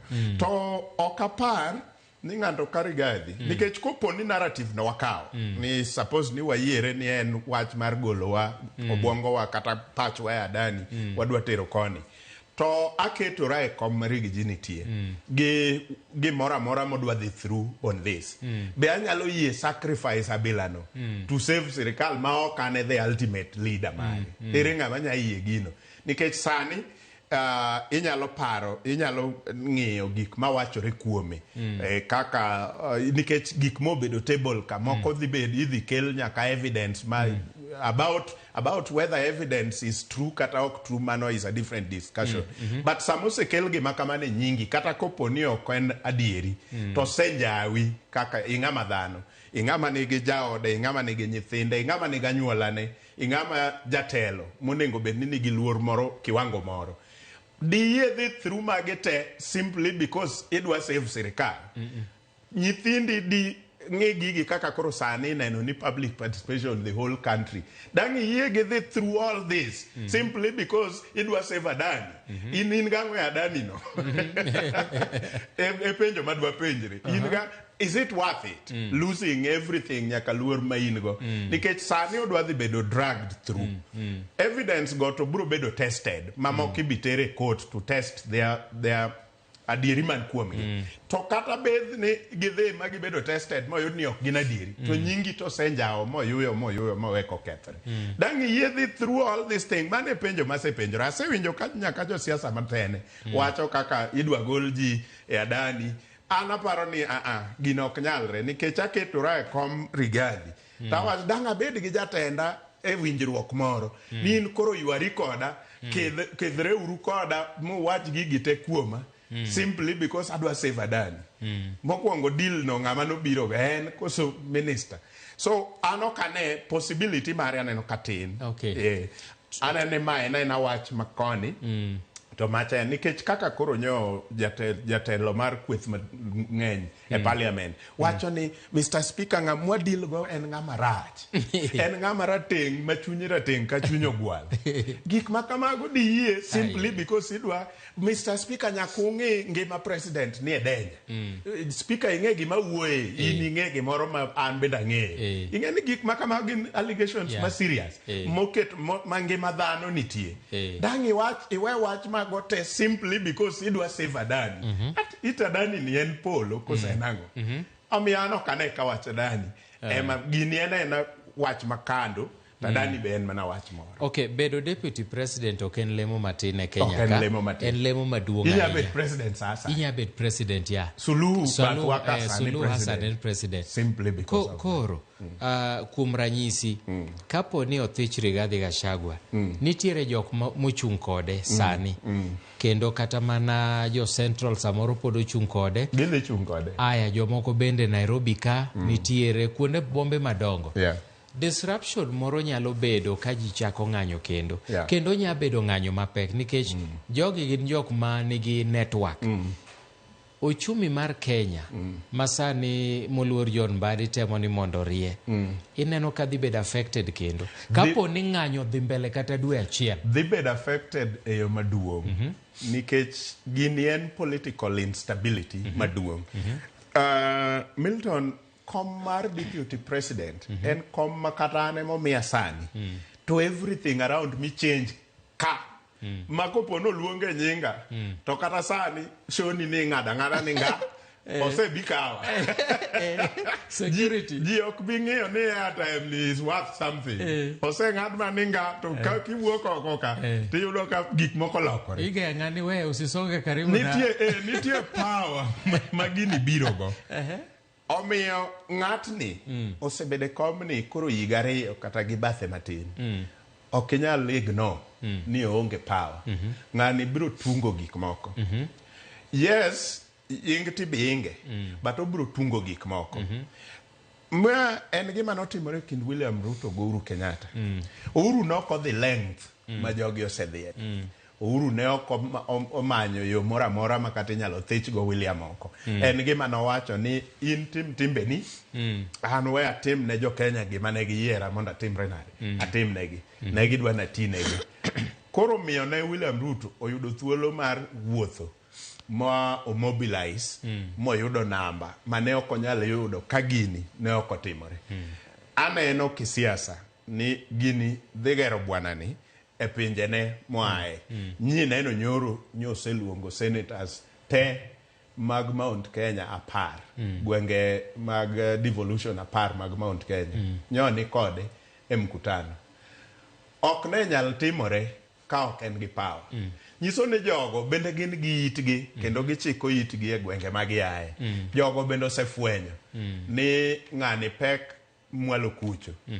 omiyo dikech de ok kamano moko do igno e sechegi moko do igno kata kolno de ok odhi kata mkutano sani to ginyalo wuondre ni wan ne wadwaro ber wadwa mana ka wawuok kode wawuo gi president mondo wadwok kindgi ang'o ma demege dwok kindgi nikech ging'eyo turbulence ma the country will go especially Mount Kenya no politically to Mount Kenya no bende en part of uchumi ma Kenya kendo omako kama duong' e uchumi ma Kenya omiyo by extension kata kopo ni gwenge wa mwae Kaluo nyalo bet gi kwe to uchumi mora mora ka tungni Kenya ka to bed ma ukambani ma coast Mount Kenya to tungo uchumi te nikech wadepend on each other Rabuona Kisii twachamo Nairobi Warua Nyandarua twachamo Nairobi kigeng'o ne Rabuon Kisii nikech tungni to wanindo kech Nairobi kigeng'o ne waru kwa ma Nyandarua to wanindo kech Nairobi so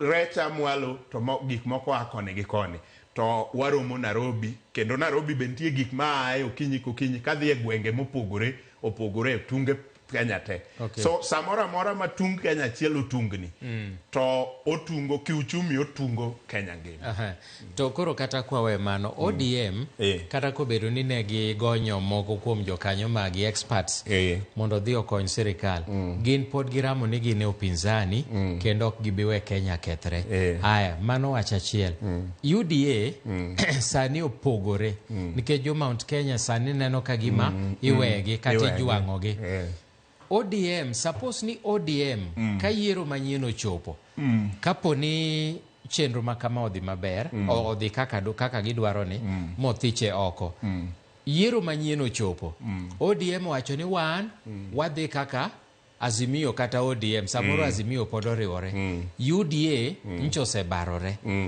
ere kama siasa dhi chiko be nitiere yot ni UDA pod nyalo dhi adhiya makao presidency adieri mantie to en ni UDA ni matek nikech either way Mount Kenya tungni nitie kata impeachment ni ok odhi through nyiso ni isedraga to this level sani king'iyo jofwambo umane kor gwengego ywak mar ng'ato ka ng'ato ma e gwenge ma masawa en ni isando ng'atwa isando ng'atwa ne wayiero gi kanyakla so gima ni neno kotimore wach William Ruto guru cha is back in full blast so Mount Kenya either way Ruto ok bibede gi favor manyo en go e yiero mokalo so sani kwan ma Ruto nyaka bedgo en kakodwa pong'o kurani ema miya paro ni en bende koro dwa chako ng'iyo gwenge mamoko mane ni e bwo Raila Odinga to ma be apa ni motivation modwa bedo go chakre sani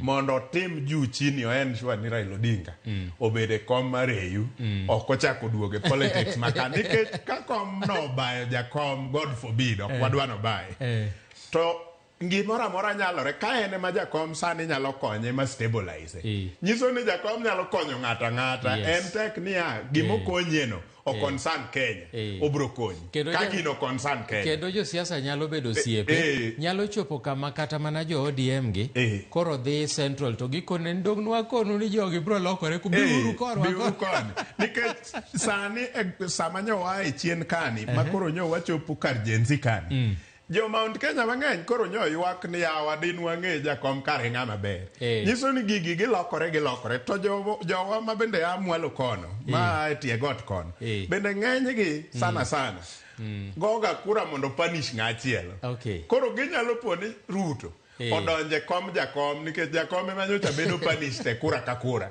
sani koro jakom ka onge kata ringo dok kocha to dipo ka Ruto ema odonje kom no en midhi go kura mondo obed punished Nyakwara Bogi adero ka watwak maber gi jalony weche mag siasa Meshak Odede mabende ne watemo kologo maybe anyalo miye thuolo mondo miwa wach mogik nikech Ochieng' Emmanuel bende donjo mana gi welo mamoko bende pod walose wach mar temo thichoko jalup jatend piny Rigiji to watemo ng'iyane ni to konyalore to piny ochomo kama nade wach mogik minyalo wego jo piny ka watieko wach mogik Milton en weche ariyo matek namba 1 both sides wuondo jo Kenya Kimani Ichung'wa gi timne ma janka jowa moko nitie jowa ta nyalo excuse nikech ne gionge nobedo gi ng'ani kendo ne gin osiepe kendo gin gi William Ruto gi team no te gigo lweny kanyakla ok onyal biro nyisowa last minute sani ni ng'ani chunye rach ng'ani rateng' to chunye rach kogwal to ng'ani ne gimiyo nyaka kom machiegni gi ker ma anytime no nyabedo president Kimani Ichung'wa gini nong'eyo ni wadhi bet there's a possibility ma Kenya bedo gi ng'ama chunye rach ma chunye rateng' kogwal e presidency ng'ano wuondowa nyiso ni sani it is not working for them on the other side ng'ani noyier ne weche ariyo momi igolegi nasewacho ka kendo abiro nuoyo noyiere nikech ng'ama raoi ma samoro nyalo timo gik moko nyaka ma embarrass makelo wich kuot to ok obuogi ma e gik mane omiyo yanyo nyaka Uhuru ka en e telo ka Uhuru ni e telo to ok obuogi seche ka gino ne tiyo positively for Kenya Kwanza and William Ruto namba 2 noyiere nikech en ng'ama deeply ethnic en ng'ama tribalist to mano e guluma no makogo Mount Kenya mondo okele ng'e William Ruto to samwa wueni gik moko ariyogo koro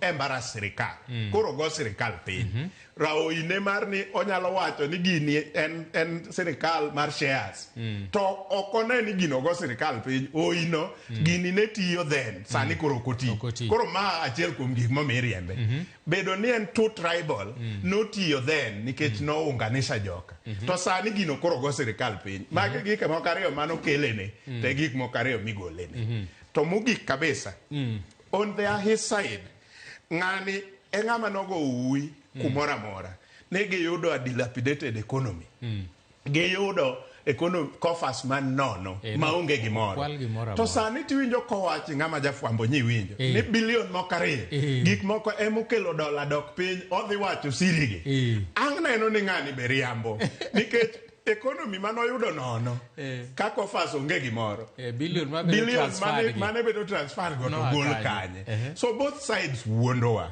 omiyo jo Kenya onengo obed motang' wang'iuru gima dhi nyime to kik wabede ma ahinya aneno jowa ka owuok gi chir matek ma moko kuom gidwa gore nyaka kombe obare Bomas jowa dhi uru mos weu bakombe e gima jogi te richo en mana ni opportunity achiel emwayudo kaka jo Kenya ne wan gi wenge ariyo to giramowa to wadhi osiptal to daktari onyisowa ni korachich wanyalo thiedho sani to koracham to sedhi marach ahinya en wabro timo ne surgery tours 2027 koro kwanya dok dala ni ka ok itim surgery ne giteto weyawe adok kodgi wathiedha mwanya thiedho sani ni okonywa neno kwarito 2027 mondo watim surgery ne machielo cha eruru kama erokamano ahinya Jakwaramogi mano ne en jalony weche mag siasa Meshak Odede mane konyowa kolo wach mar paro mar chik mathicho oko Rigi G ma en jalup jatend piny ing'eni kaka kawuono e counties mopogore opogore ikawo pach jopiny nitie weche moko ma bende owuok e doho ma bende wabro nyiso weche manyien mag ang'ich welo kaachiel gi weche manyien mag oimore ka kamano bang' thuolo machok Ochieng' Emmanuel pod donjo ka gi welo mamoko mondo mi gitwagi wamed kolo ni wach ni mondo ing'e kama in kaka japiny ichung'e gima inyalo yudo kapo ni thicho ni otimore makare kata lal minyalo yudo kata gima Kenya nyalo yudo maber kata marach. Nyinga Milton Ochieng', wachako rom kendo riti masani. Erokamano.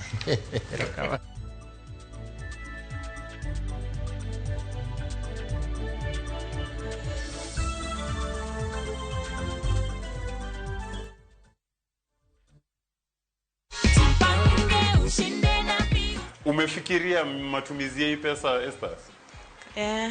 Unapanga kufanya nini? Kuboost kazi yangu. Kazi, si ndio? Niko na cheki yako hapa hivi. Hii sasa wacha nikukabidhi ndio tuhakikishe ati hii pesa ndio yenye uliambia umeshinda. Ndio hii iko hapo? Umeverify? Kweli. Shikilia cheki yako. Tuko na goodie bag hapa hivi. Hiyo ni yako. Uzidi kujipanga, unaweza bahatika uchukue milioni 1.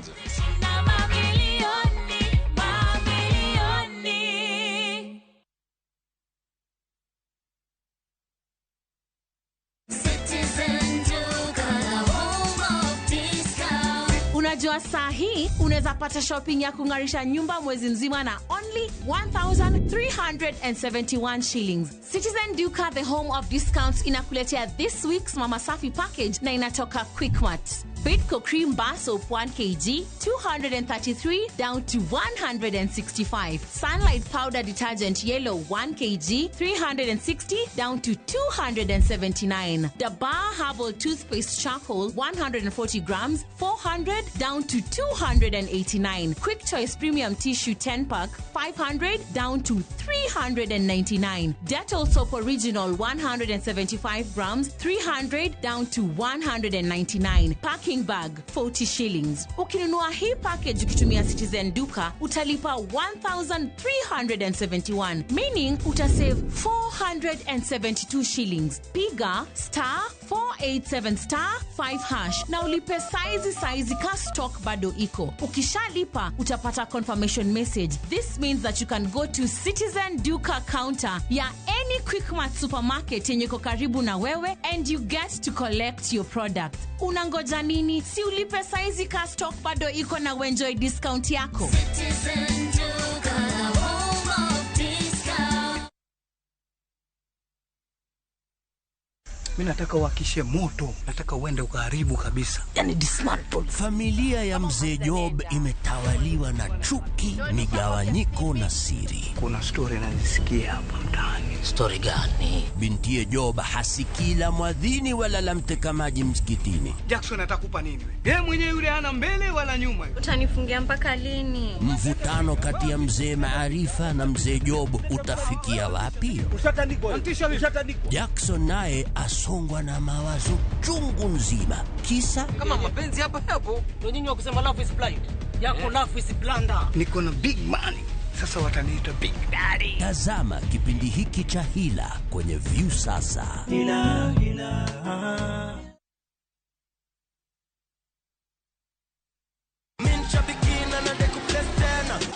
Victoria Mwangi. I'm a home baker from Buruburu and I'm also based in Buruburu. I played the Aviator and I hit the highest multiplier and won 350,000 with the Geomoshe with Aviator. Yes, and I'm very happy. Yesterday after I got the call, I told my mom and she told her friend and she was like, wait, that thing is real. So she thought it was fake. So it's real. I'm here to tell you guys that it's real and if you play you can win. I can't wait to celebrate. I will invest back in my business, but vile nimesema kwanza nita celebrate ya kushinda na ya birthday alafu nitarudisha kwa business ni jinwe. I'll keep playing and I will tell others it's real. So I've tasted the win on Shabiki and I'm definitely going to play some more because now I'm aiming for the millions. I'm very happy and I'm coming for more millions on Shabiki Aviator. Jiomotion na Shabiki Aviator. Shinda 3 million in cash prizes. Not for persons under the age of 18. Authorized and regulated by BCLB license number 428.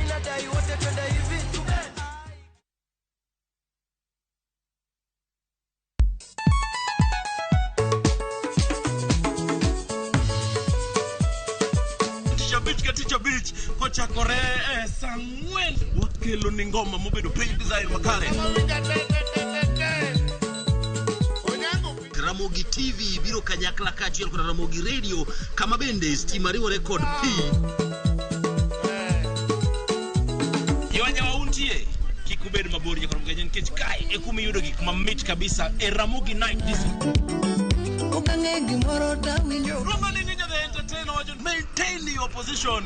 Idi udakanyo kikafaya gudi local instrumental wawachoni kete manaka Teacher Beach ka Teacher Beach Sangwen Otieno.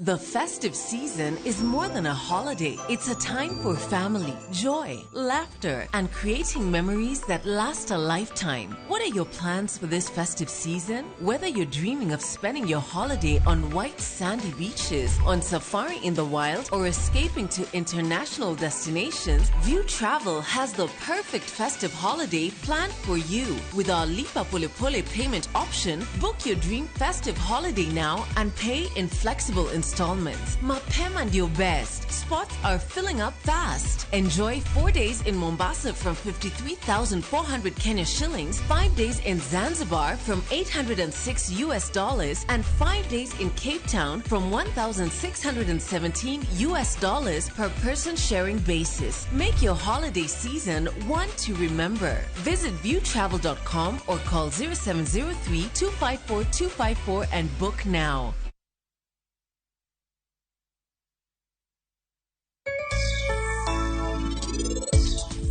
Idonri sana.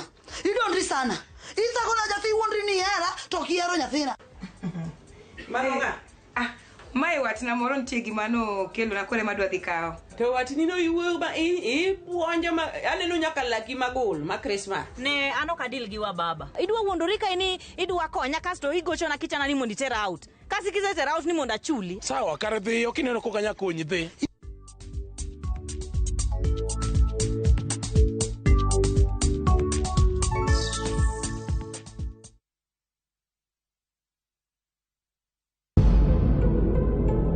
E piny mopogore e kind yore kod thuolo. Ngel mamokoro ga kawuotha mawuok kadhi kunde madhi. Min mare ne ok ng'won kode. Kinde duto ne en nyako maber.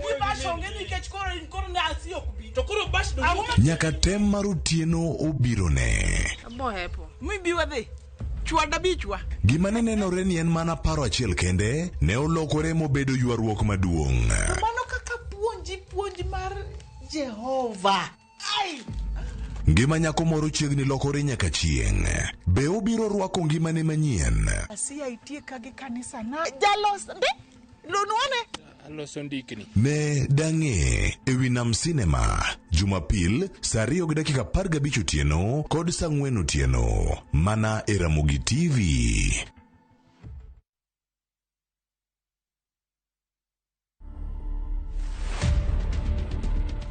Mikono ni kitu ya maana na ni ya muhimu sana.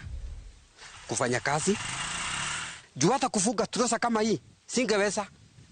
Lakini baada ya mwaka moja, mwaka mbili hivi, nafsi karudi nomo. Sikaanza kusense. Na mimi nikasema sasa maisha yangu imeonekana kama imefika mwisho. Sasa nifanye nani?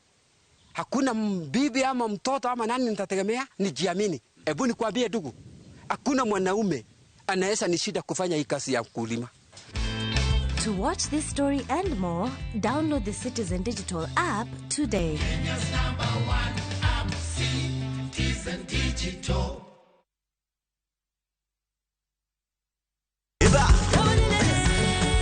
Beikori mar chako wuoth e piny mar thum.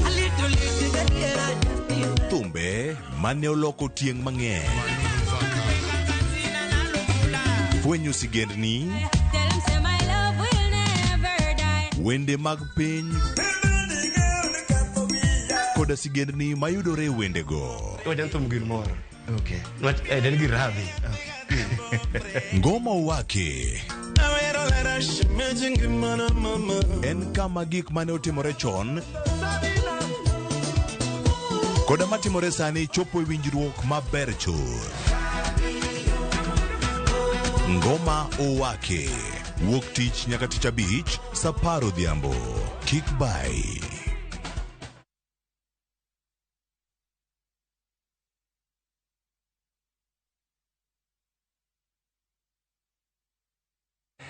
Erokamano nyakoro mogi kuom medo kete Ramogi TV odiochieng'ni ma piny Kenya e kuonde mopogore opogore nitiere mano madhi nyime mar kawo pach jopiny kotenore gi dwaro ma thicho oko e kom jalup jatend piny Kenya. En chenro mochakore okinyi gwenge mopogore opogore counties 40 kod 7 duto. Kendo jopiny kuonde mane oyangi osemolo mar mondo mi gigol pachgi kotenore kod chenro ni mabende ne ochwale nyim od bura. Kamende koro kang ma nyaka ne kaw en mar somo pach jopiny ma od bura no yango ni timo odiochieng' ma kawuono e gwenge ma opogore opogore, gwenge mago mag Nyanza Nyanza, gwenge mag Masawa, kamoro amora e counties 47 oganda osebedo gi thuolo mar molo mondo mi gi gol pachgi, kendo gintiere kod paro ma opogore opogore. Obedo gi thuolo mar mondo mi wawinji ka bendo bedo gi thuolo mar go mbaka kod welo ma wantiere godo kata wendo ma antiere godo e studio kawuono. Odiochieng' ma kawuono antiere kod wendo ma bende ok en ng'at manyien, en ng'atno ma ung'eyo kendo iluonge ni Odowidi. Adwa miye thuolo mondo mi owach mana nyinge aeto moswa aeto wabodhi ng'eni to e kinde mokadho kapok ochopo gi e kinde ni makoro kang'iyo sa moketi no beni chenro makar ma rumo sa 11 matin e buo seche 2 chenro mar kawo pach jopiny onego beni oserumo kaka ne oyange. Abiro miye thuolo mondo mi omose nyikwaro mga jwang' kapok wang'iyo kaka mago notimore machiegni. To kamano kuom yudo thuolo mar mondo mi bed kodwa e studio chieng' ma kawuono. Erokamano ahinya Emmanuel. E thuolo machalo kama e seche ma kamagi pok abedo ka aparo ni magi e seche ming'enye ka. Kamano. Omiyo pok wabedo kodi mwago mbaka gi jopiny mwanyisogi gik ma gikia to aparo negi gik ma wigi owilgo. Kamano. To en thuolo mara mar moso jokanyanam. Kamano. Erokamano antiere kod Odowidi karamano kapok watwak kod Odowidi nogo mbaka mar ariyo nikech ang'eyo ni be ntiere kod lony mang'eny, ntiere kod ng'eyo weche mag chike pacho kaendi kaachiel kod weche mamoko manyalo mulo weche mag siasa to kod mago matimre pacho kaendi. Kata kamano wadhi ane e gwenge ma Kisumu. Chenro ma kamano chakre gokinyi nonego bed nochakre sa 2. Kata kamano nobedo kod deko mathin nikech kane ochopo sa 3:30 oganda pok noyudo thuolo ma chako golo pachgi. Kata kamano bang'e ne gichopo kendo chenro mane timo Tom Mboya Labour College nen mano chakore ka gi sani. Lipota mara Millicent Adhiambo miyo kaka chenrono ni e kaunti ma Kisumu. Winjane. Erokamano ahinya achiel kachiel kwawuok e kar tiegruok ma Tom Mboya Labour College kuma chenro mar kawo pach jopiny koting'o kod wach mar dwaro thicho oko e apis jalup jatend piny Kenya Rigathi Gachagua dhi e nyime e kaunti ni ma Kisumu kuma chenro ni ne ochakore gokinyi kendo oganda nonyalo yudo thuolo mar golo paro mopogore opogore ka nitie jogo mane siro okang' ma kamano gi jogo ma bende ne kwedo okang' ma kamano. Ka bende gie thuolo ni kaka inyalo neno oganda ni kaendi ne gichako ka gidonjo kidam kata kamano gie thuolo ni endi oganda osechopo kar romgi kendo gidhi nyime kod keto kokgi e andika manyiso ni gisiro kata gikwedo okang' ma kamano mar dwaro golo oko jalup jatend piny Kenya Rigathi Gachagua oko mar apis mondo mi owuog e komno kaka jatelo makanyo. Ka opogore gi mano nyakwara mogi en chenro mano chakore maber okinyi ka oganda ne oyudo thuolo mar golo pachgi achiel kachiel ka bende ne moko kuomgi kwedo ka gisiro ni koponi weche makamano timo kata okang' makamano ikawo to winjo beni okang'no ikawo ne jalup jatend piny Rigathi Gachagua kaachiel kod jatende man jatend piny Kenya William Ruto. Wach ma bende e seche mane ochopo mbele kanyo ne ok obedo makare ne kweth moro mane odonjo ma bende nene dhiro oko kata pudho oko jogo mane golo paro makamano ka giwacho ni gin ok gisir wach mar golo Rigathi mak mana ni gisiro ka ibro gole kanyakla kod jatend piny Kenya William Ruto ma bende oganda moko ne onyal gol oko gi e thuolo ni endi. Githuolo nyakwara mogi aboteri achiel kachiel ir jogo ma bende nyalo golo pachgi ma bende ne seyo jod bura mamalo kuom kawo wach ni endi kendo miye nengo ka giwacho ni weche mamulo ngima jopiny to pok ne giketo e pek kata gimiyo maino e yo machalo kamaendi. An gi nyinga iluonga ni Joshua Rambo, ajadak mar Kisumu West, kamoro miluongo ni Kisumu Chula Imbo Karateng. Achopo ka e Tom Mboya Labour College mondo agol pacha e chenro mar thinyo jalup president Rigathi Gachagua oko. Gimomiyo awacho ni Rigathi Gachagua nyaka dhi oko nikech Gachagua ochal ng'ama ospiele san mochieme. Ing'eni ka oyieri ka jatendi okawi ni mondo uti kode to in iwuok kiyanye, mano ok en gima nyalo timore. Onego bed ni ka dine en deputy president matiyo gi wiye, nonego bed ni kaponi weche nitie mar ywaruok to gibet e boardroom to giwuoyo kaka jokanyo nikech gini ochal kaka keny ka dhako sechayi ma dhako golo siri oko, mano dhako mok nyal dak go kendo. To kaka Gachagua chalo. Erokamano. A support ni Gachagua odhi dala. A support gik moko makosa manotimo 11 go te ma onge kata achiel ma ok ago tik. Koro an awacho ni Gachagua odhi dala nikech pok aneno ng'ama piemore gi jatende. Mano nyiso ni noketho tich kata oketho Kenya. Ok wanyal yie mondo oketh Kenya. Aonge gimoro kendo machielo. Nyinga Richard Ochingo Gendo, an e jagoro mar jopur mar Niang' Kenya ka kendo jagoro mar chama mar UDA Kisumu County ka.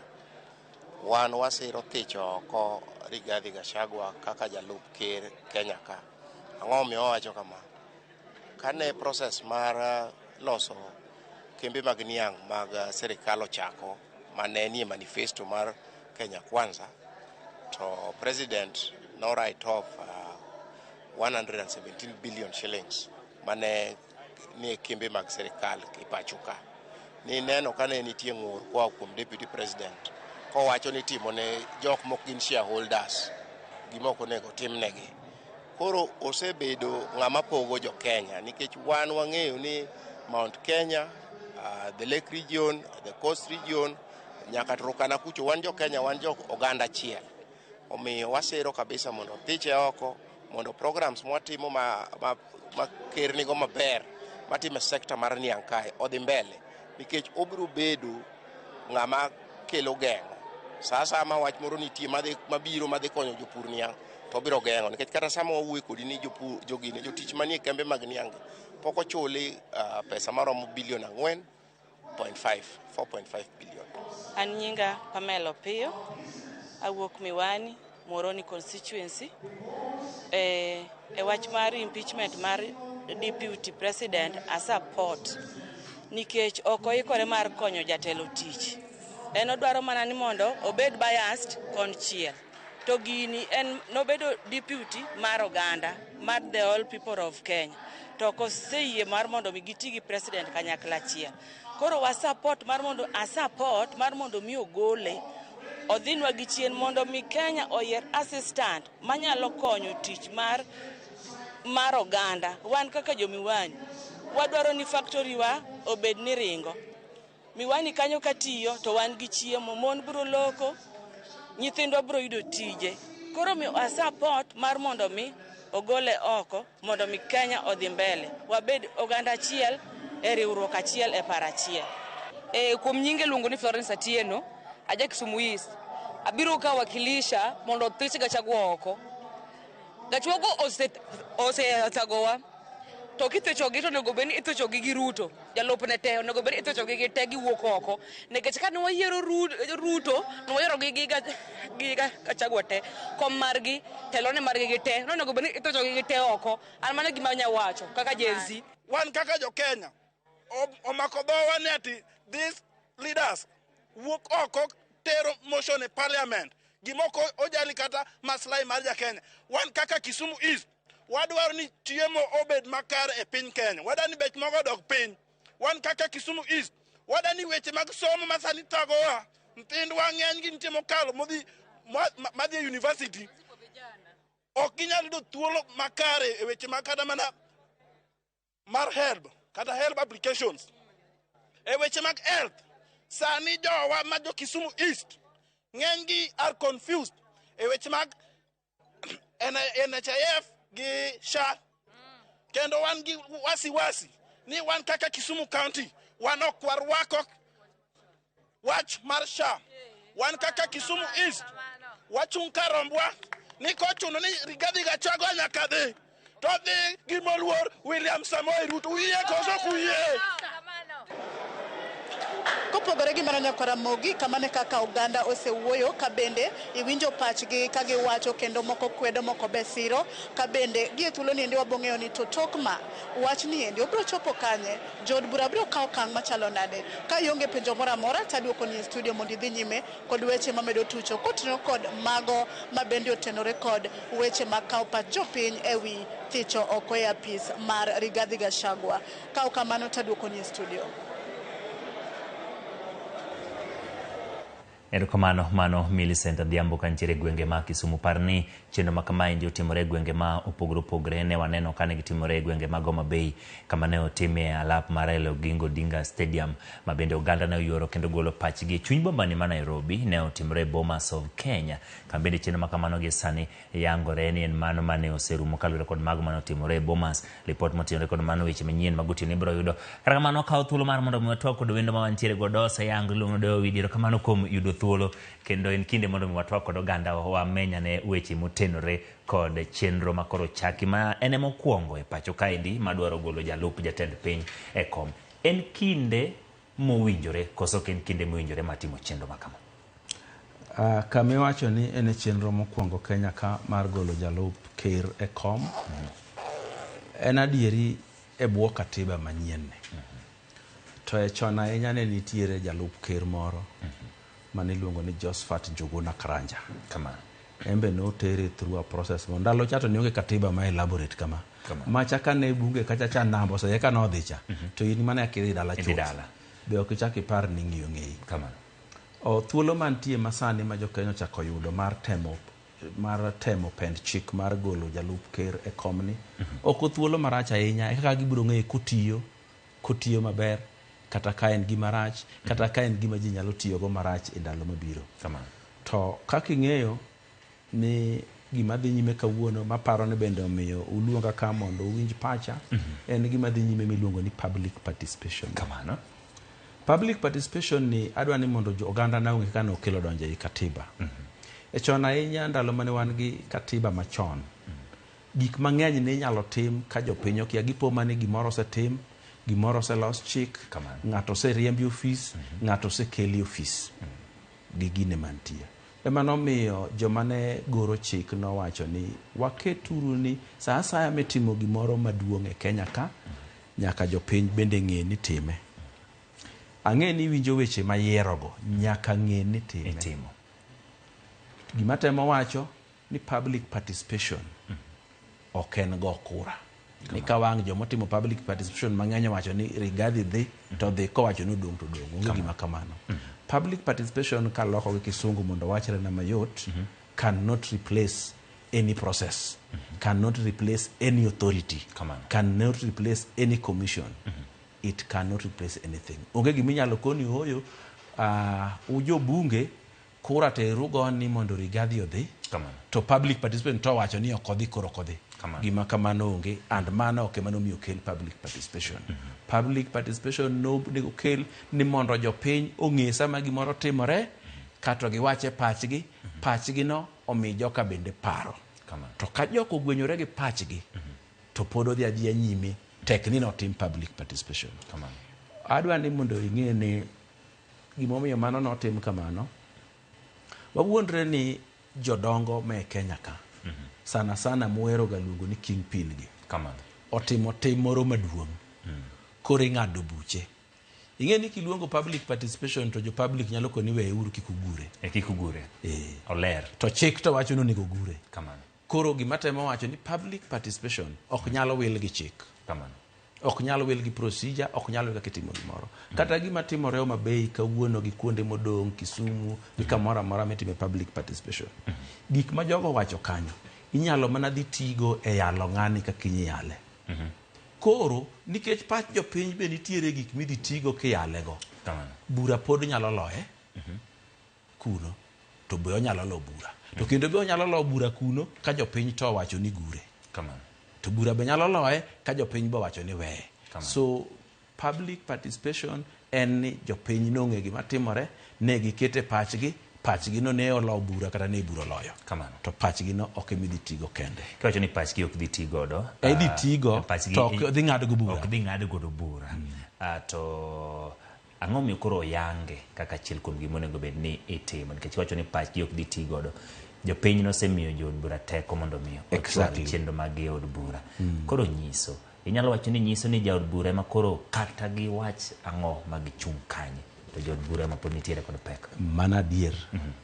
Public participation onge kamoro amora e katiba kacha mowachi ni public kodhi oyud ni ji 40 manotiyo 30 odagi to 10 yie koro bura moro amora ma jo od bura odhi ong'ado ok tiyo. Onge gima kamano. Nikech bende public participation onge framework moro miwache ni okaw ji 10 moa kama. Nikech samoro kaka koro Bomas aneno gima timore cha. Inyalo yudo ni joma odhi Bomas modhi kelo pachgi no gin joma dwa ni Rigathi Gachagua odhi lilo. Joma ok dwa no dhi odong'. Koro to kendo samoro inyalo yudo ni samoro ji ochoki ni mondo dhi oping dhi neno moter mana gi buses. Emomiyo nikech public participation onge framework, onge chike malong'o, ok nyal ti kode ng'ado bura. Ibiro ti ng'ado bura gi joma jopiny oseyiero. To kendo gimoro be aneno kaka lawyers ok yud maber. Bunge ok chal court of law. Speaker ok chal judge. Speaker chalo returning officer. Tiende ni kura ma wang' joburo goyo, jood buro goyo, ene mobiro kwano to wacho ni gin kama. To awinjo ka jomoko wuoyo ka gima bunge en judge. To ka buro dhi e Senate, tibiro yale ka ng'ama yalo judge kata ng'ado buche ni ng'ani to bura oloyo dhi dala. Wanno ka jood bura bedo bire chenro machal kama, gin tinggi onego bed ni nitiere od bura. Kata kamano kinyi ma kawuono kaka ranyisi Bomas of Kenya, ineno ka moko kuom jood bura e kaunti ma Nairobi ema ne nitiere mbele kanyo kendo gichalo joma nye matayo chenro ma kama. Mit ka gidhi ataro kod chik nikech chenro onego we ne bunge kaachiel kod jopiny. Ng'ato nyalo wacho ni jood bura odonjore e wachni monego giwene jopiny. Mano ok adier nikech jood bura ema noketo kokgi ni mondo dhi yal ng'ani e od bura kanyo. To jood bura gi ema kot biro penjo to jood bura un mano yalo ng'ani ni beno utimo public participation. Koro en jood bura gi ema nyaka dhi luong jopiny ni wadwa dhi yalo ng'ani, uparo nade? Ok penj gi nuyie koso dage ka neno kokete form cha. Machacha ok tigo.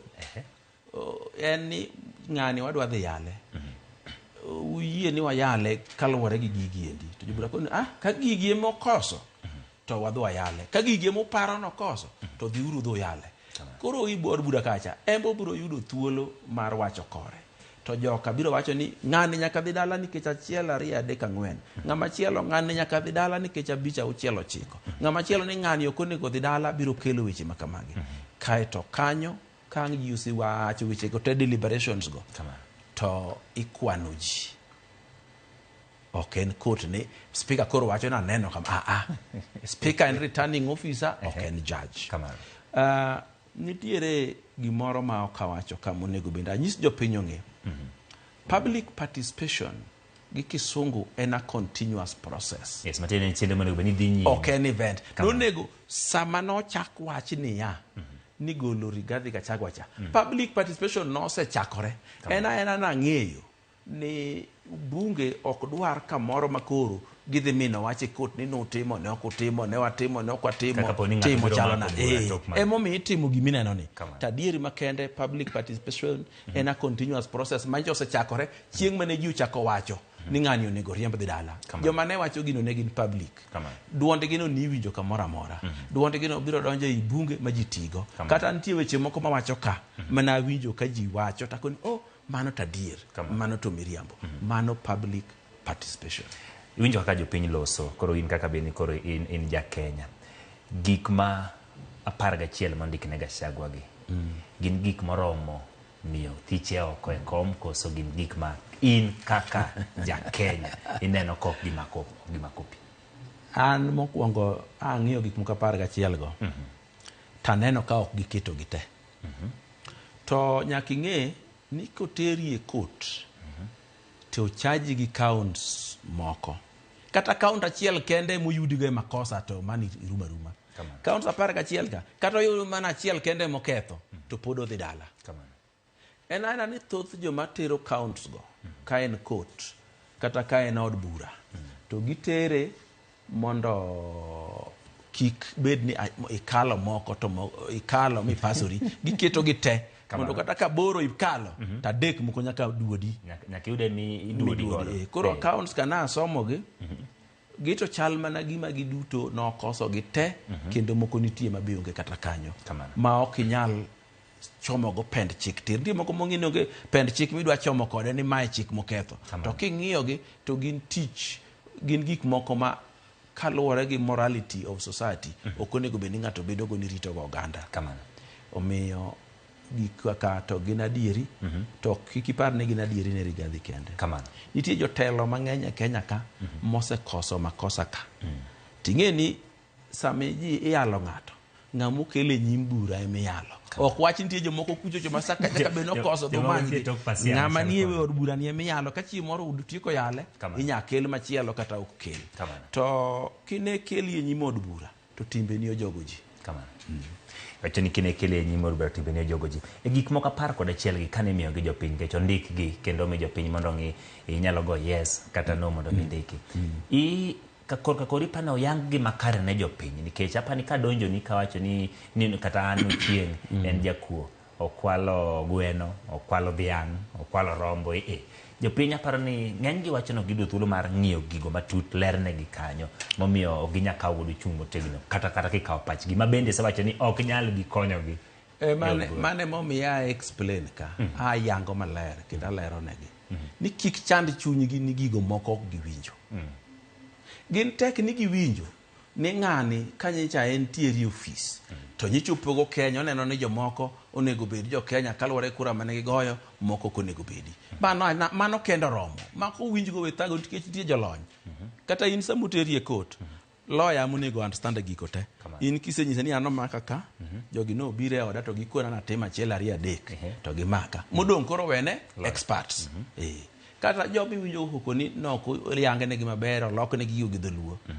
gin ok gidhi ng'ado bura bura idhi ng'ade wabunge ma nyaka winj tie gikate gin gimidwaro kuomgi ni to ka wan gi chandruok ma kama gi ng'ani waneno ni watere nyim od bura mondo jo od bura ng'ad buche uyie koso dagi koro be mano be ok bi tigo kata yud ni gidagi gite gicha pod biro dhi nyime public participation onge kama ondike ni ka jopiny odagi tok ti idwa mani mondo pachgi bendo sum ing'e sumo paro anyalo sumo pachi tadhi ang'wenyo mana mathine matiyogo modong' aweyo samoro be pachi no katiyogo to miya paro machielo manyien paro mawendo koro mawendo maparo ni ema tiyogo pachi cha okonya to katiyo kode dhi nyime e wachno yore isewacho makare gima dwaro ng'eyo ni ka koro jopiny nyalo ng'eyo ni gin kara ibiro mana sum pachgi tok tigo mit kaka mod nitiere motuch e pend chike mamiyo koro japiny onge kod duol ahinya monego bed ni loso ma kochopo gima chal gi impeachment kama to ka odhi osum pache to kwana tamalo moro mar pach japiny icho ni threshold moro nyaka bedie kapok ong'ad ne ng'ato bura ok awacho ni ok tigo ok ng'ad go bura ibiro sum pach japiny to pache no ok dhi ng'ad go bura nikech namba achiel wawuondre ni koro Homabay ji odhi kowuono 10,000 ing'e ni ng'eny kabisa to giduto gidhi giwacho ni Rigathi nyaka dhi dala 10 go te to jo bunge ka odhi wacho ni Rigathi ok dhi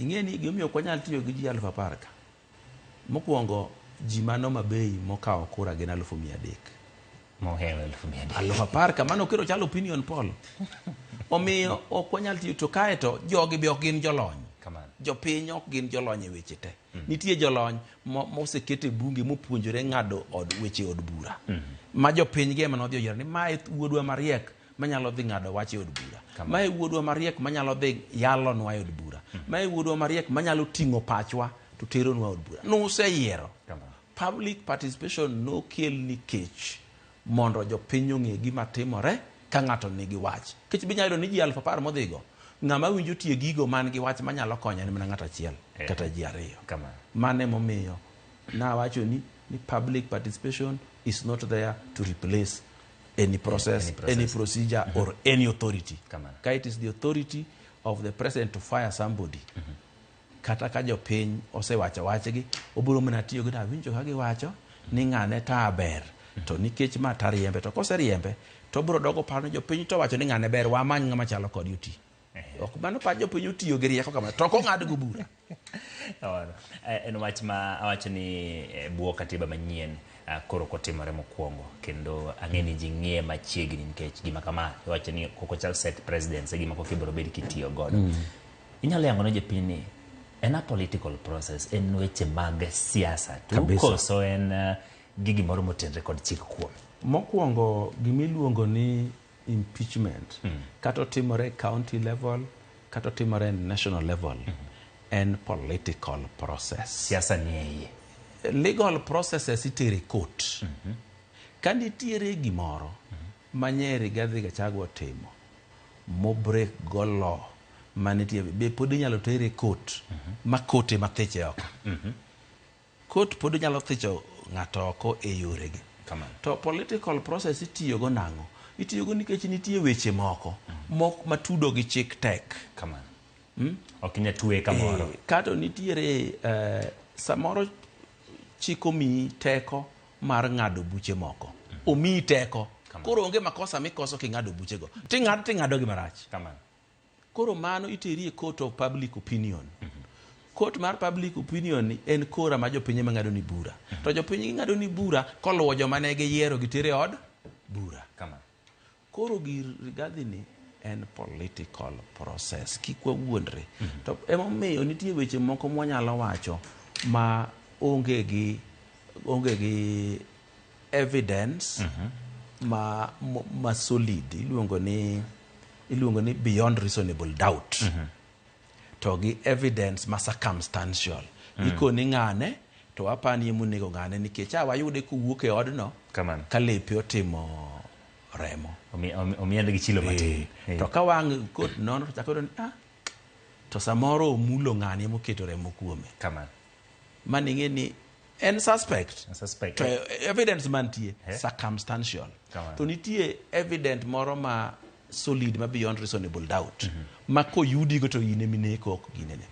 E gima watimo kane nitiere timbe moko manyotimo kaka wacho niya ni sirikal ma wantie ni nyaka ung'eno chalo kambi ma joma nogoe kura emane gi shares jomoko onge go. Mano makosa. Nikech kichomo article 10 ok dwar discrimination. Idwaro inclusivity and equity. Inclusivity tiende ni ng'ato ka ng'ato nyaka gire moro bede e sirikandno.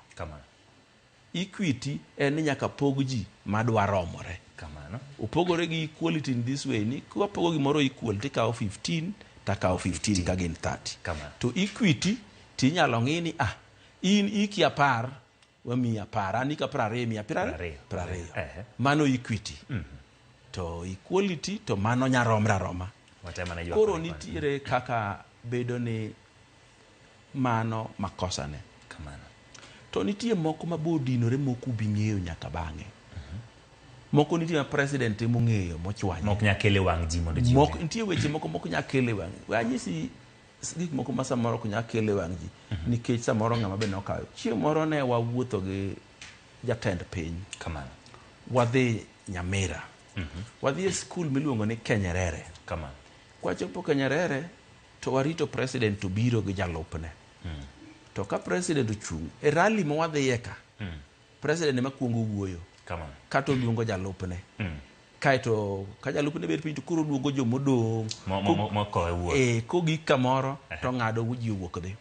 Koro kosewuoyo to wachonwa kaka noger kaka igero Kenyerere no, kuma pesa oaye, kaka odwa ni Kenyerere no obed center of excellence, kaka gik modwa ni gitim mondo dongruok obed kanyo gi gik modwa timo. To koluongo jalupne mondo owuo to jalupne ochako niya, un oganda ma Kisika, un emuchalo kodwa, ujo ohala maber onego wawuoth kodu, un ugo ohala maber kendo kata Nairobi kucho tinde usemayo wawand matatu to mano ber nikech wan ujo kanyachiel. Tinde usemayo wa loko. Koro winjo wach bilano. Winjo wach ma president wuoye dongruok. Ni winjo wach mowuoye mar riwo jopinje moko to pogo gi jopinje moko. Mago ing'e ni samoro yalo tek. Mago cases to koro mago samoro ibiro winjo gi e bunge. Wawuondre ni an e bunge. Mano neno manyalo timo ako ni Mr. Speaker. An ne antie chieng' ma gima kamano timore. Chieng' mane wa kanyo no luorore Kisii kinyne chieng' mar adek wadhi kama iluongo ni Bobasi. Wadhi yawo apaya midwa ger. Apaya ni no yawe gi Uhuru mondo chak gere to gedo ni ok odhi nyime. Koro President William Ruto no neno na dhi atiek apaya ni. Koro kochopo mwabet piny molos podium to president wuoyo wacho weche ne te. To koluongo jalupne ni mondo wuo. To wuoyo dakika achiel gi nus. Kaito duoko microphone to dhi obede e mtoke. Inyalo dhi wuok midhi bede e mtoka ka president to pod wuoyo gi ji. Wuotho kamoro achiel. Mogik mabe naneno mabe nobuoga bang' ndalo adek. Koro wadhi gi president Nandi. Wadhi yawo pi moro ne wagero kono. To kigeni wan kaka joma tinde wachopo kapok president ochopo. Waiko gik moko. Koro waiko mwakoni owach ni yien ni president biro pidho ma jalupne biro pidho. Koro wabeda beda ka koro president chiegni biro. To winjo ka wacho biro ni ng'ano koro ok bi. Koro goluru yiende no oko kanyo. tiende ni nyaka president nong'e nonego bi to en e chunye no ng'ado ni okobi omiyo mago gin gik manyiso koso luor kamano. Ndalo moro bende awinjo kowacho niya ni joge Raila mang'anyo go gi ng'anya gi keth gik moko kuonde moko to Mount Kenya ka kik gibini gibiro kethe gik moko kamano. Mano president ma Kenya te wuoyo ni gi ketha gik moko kuonde moko to Mount Kenya ka kik gibini gibiro kethe gik moko kendo kwa bi yienegi ka sirikanda gi sirikand Ruto ni ema pod nitie to ko be ketho gik moko tiende ni note owuoyo ka gima en wuon sirikal to en ting'eyo en ka ane ma nega nyisi gima en spare wheel kamano. Tiende ni ka wheel moro cha koro ok nyal tiyo tikete kanyo mondo tem kato yiech to ikele itwe kanyo to tiyo to sama pok mano timore en e but kucho ume gi cover mane kaka vice president bedo kaka deputy president bedo to macha no tame siango no kuom gigo ma nyalo bed ne timore ma jo Kenya ok nyal bed ni ng'eyo e gik machal kamaindi malingling kata weche malie kod kocha wacho ni jatend piny nyalo kawo okang' mar gweta mateni koro wacho ni en koro were gi bedo jalup jatend piny kaka jaie ma nyalo nyiso ang'o ne UDA to kod telo mar jatend no nyalo gweta kawo okang' makamano. An owuon ka no luonga ni mondo mi ang'ad ne rieko to da ang'ado ne rieko ni mondo okaw okang' mar gwetao mar ndiko barua mowego tich ne president to kone ni an kaluwore kaka weche oseluora aneno ni koro kabitiyo mayoti ofisi kamano. Gima mano dhi konyego gin weche mang'eny mokwongo ko goli ofis no ogweta okende to kata ige manyien ochako chunga kata mana by election moro bukara buku chung kowuok kamano mochako dog mobed jatelo to koriembe gi bunge to igni 10 kok onyal telo Kenya ka mano rieko mang'ado ne kamano. Gimomiyo ang'ado ne kamano bende gini kalo mondo dhi okal tek nikech kane idwaro ni ji 113 mondo ket kokgi mondo oter wach ne bunge mondo yale to kar keto kata mana dabo mano to keto ji chiegni 3 times mano kamano.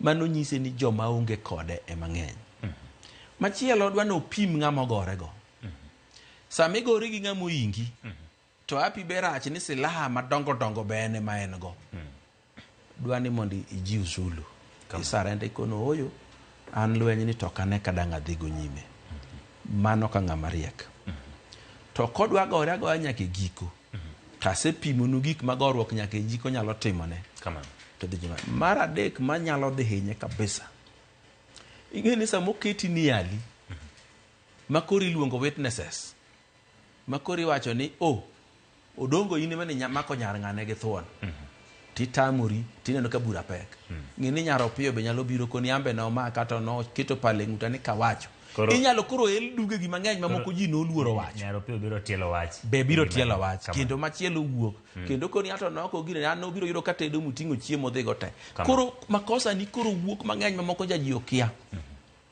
to mar ariyo be Samia Ali nitie duge gi moko mibiel mane ok par ni nyalo el Samia Ali nitie gigi moko mipando mokidwa ni ji ong'e ni gige ni be nyalo siem ne ji ni magire so weche go tek iketo kanyakla to nyiso nonego resign aneno ka jomoko nitie man gi geno ni President William Ruto nyalo biro ng'wonone osekwaye mang'eny kod kweth mopogore opogore nikech ne gidonjo telo ji ariyo gimany ka ginyalo bet kamoro gilorre mondo mi gilosi kaka joma chuo nikech kata miyo jopiny ka wacho adiera jopiny wacho ni ne wamiyo tiko kane wadhi chuoyo jatend piny ema ne ni malo jomodwa ne piny wacho ne gi otiko achiel koro ber ka gibet piny mondo mi gitwagi mondo wach ni olosi kik entie gi teko mar chungo gima chal kama apimi ni story moro chon ahinya kane an wuoyi matin to ne an gi nyako moro mane osiepna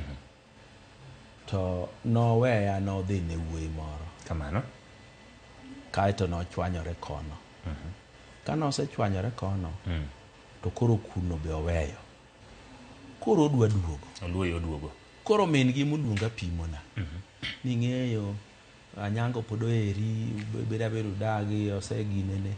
Akone ni ng'eni weche miwacho go to ber kabisa. To onego bed Anyango ne mobet ka wacho nagi okin. Kama.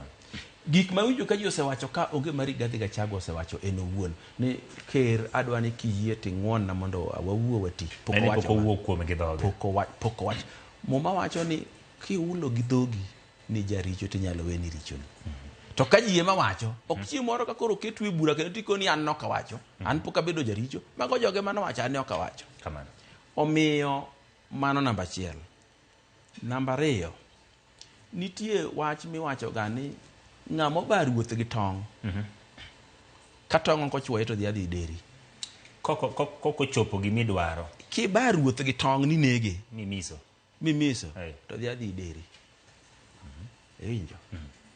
Ing'eyo kaka ne jalup ker otiyo gi ker e thuolo mokalo ni.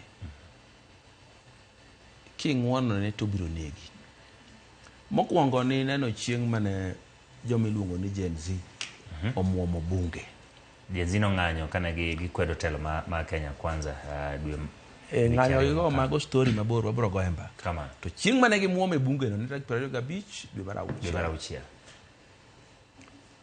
Kar mondo ibed jalup ker mane chamo go muma Kasarani momi thuolo miwuoyo wacho ni in ok ne we president ngang', kendo in iti kode, kendo in ikonye tich, kendo in isire, kendo in imiye luor. Nyewa neno ka en kama iluongo ni kanye Mombasa. Mombasa. Kendo ok en Mombasa, nopenjo ker nang'o miwacho mondo awach kaka iwacho. En gi weche ne mopogore gi mag ker. Kama. Mombasa kuma ne entie ne nitie weche manowacho ma kata in kine jatende to nyaka itang'. Nowacho ni joma timo kugi, ana luonge ni ku, miluongo ni Gen Z gi. Matemo loko. Gionge jotendgi, gionge kabindgi, kendo gionge patigi. To kapod owuoyo to chako wacho negi niya, ni akwayou ni mondo we wach ng'anyono mondo koro udogi. Ng'ami wuoyo joma onge jotelo ti wuoyo gi ng'a madhi lando ne gin en jalup jatend piny onyalo so kod oganda mondo samose ng'eyo ni gionge jatelo. Kamano. Gionge kabila. Gionge party. Nong'e kanye to gini kata rais nopoyo mobwok ni eto no gigi nong'e kanye. En samo wuoyo kamano to neno ka jogi barupe to gindiko. Kamano. Kwayo to gichiwo. Proposal to gi reject. Concert to giloso. Idire ka giwacho ni gionge jatelo. Ok jatelo gin go to ponda. To kiwacho ni gionge jatelo, ni ng'e ni gionge go, tiende ni konyo gi pando wach moro ni gin gi jatelo. Iwacho ni gitemo tude godo. Mar ariyo, sama ni loso gige ng'anyo mag Gen Z. Kamano. Ni winjo ka odhiambo nyaka chuny otieno. Nitie political rallies manitimo Kenya ka e mbui. Mane ji ne romo kendo ne gin political rally to kendo wanyisi political rally go na nyalo yudo moro ka ni ji 100,000. Kamano. Onge rally e Kenya ka e bwo wang' chieng' mano osebedo kata gi ji mokalo 60,000. Mana dier. Oganda ne tiende ni rally mane timo ka ne dongo. Mati ni ng'ama nitie mane mobilize ji nitie. Kamano. Joma ne wuoyo miluongo ni speakers nitie kendo ni ng'egi kata ka ok awacho gi kasani tinda asewacho gi mang'eny. Magi rallies manidwa golgo. To rally moloyo monego ter jalup ker dala moloyo en gima niluongo ni Limuru 3. Kamano. Limuru conference manoluong Limuru. Kamano. Machalo gi conference manoluong Limuru 2012 gi 1966. Kamano. Limuru 3 weche manowachie ok ang'e ni sewinjogi thothgi nowach gi dhok jogot. Kamano. To ni wacho ni ng'ane nyaka dhi dala, ng'ani ok oromo telonwa, kendo ng'ato nowacho kanyo to kendo kom ni wang' ni kwa kawe to kochako dog kamoro. Mane kalure gi manowach kuno mano wegi no ok onyal ng'eyo ne giwacho gi uno kunyal winjo nikech ne ok uloko dhok manowacho. To gimomiyo wamako ne wuoyi ni bura kata nokodhe. Kamano. Nosewacho ayanga ni en owuon tinde ne jatend Jomasawa. To ka en jotend jogotgi. Kamano. To jogot ochoko bura magiwuoye gi dhogi. To gibayo wach ne jatende. To ling'a onge kumo chung'e mowacho mokondem gi dho kisungu ni gima ne jogo timo rach ok onego timre Kenya ka. Joma wacho ni ginyalo golo jatelo go dwa ketho chik nikech jopiny ema noyiero jatelo to unu chokoru kaka nyuola udwa nugol jatelo. Ne ok owacho mano, nyiso ni noyie gi gino. Gima chielo manyiso ni noyie gi gino, joge musiepene ma wedene mochiko ne ni kanyo kendo nowuoyo marach kabisa. Gimoro bende notimo, nowuoyo Kasarani to kendo kapok ochopo Kasarani mowacho richo ker machon kabisa. Kendo richo ge manowachogo gin richo madieri ma kata wan wang'eyo. To kuchako duogo kone ng'ama ber tinde gilosore. Richo ko ne oriambo koso richo kata mana nitie to koro yieno ber. Osekwang' mono lokore wae richo. Iwinjo? Omiyo chieng' manowache bende ni jogot ok nyal yie gi Raila Odinga kamwe. Tine nowacho ni kata ng'a timore.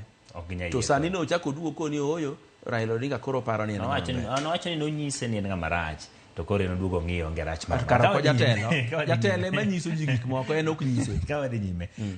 Jalup jatend piny osebedo machiegni kod jatend piny Kenya.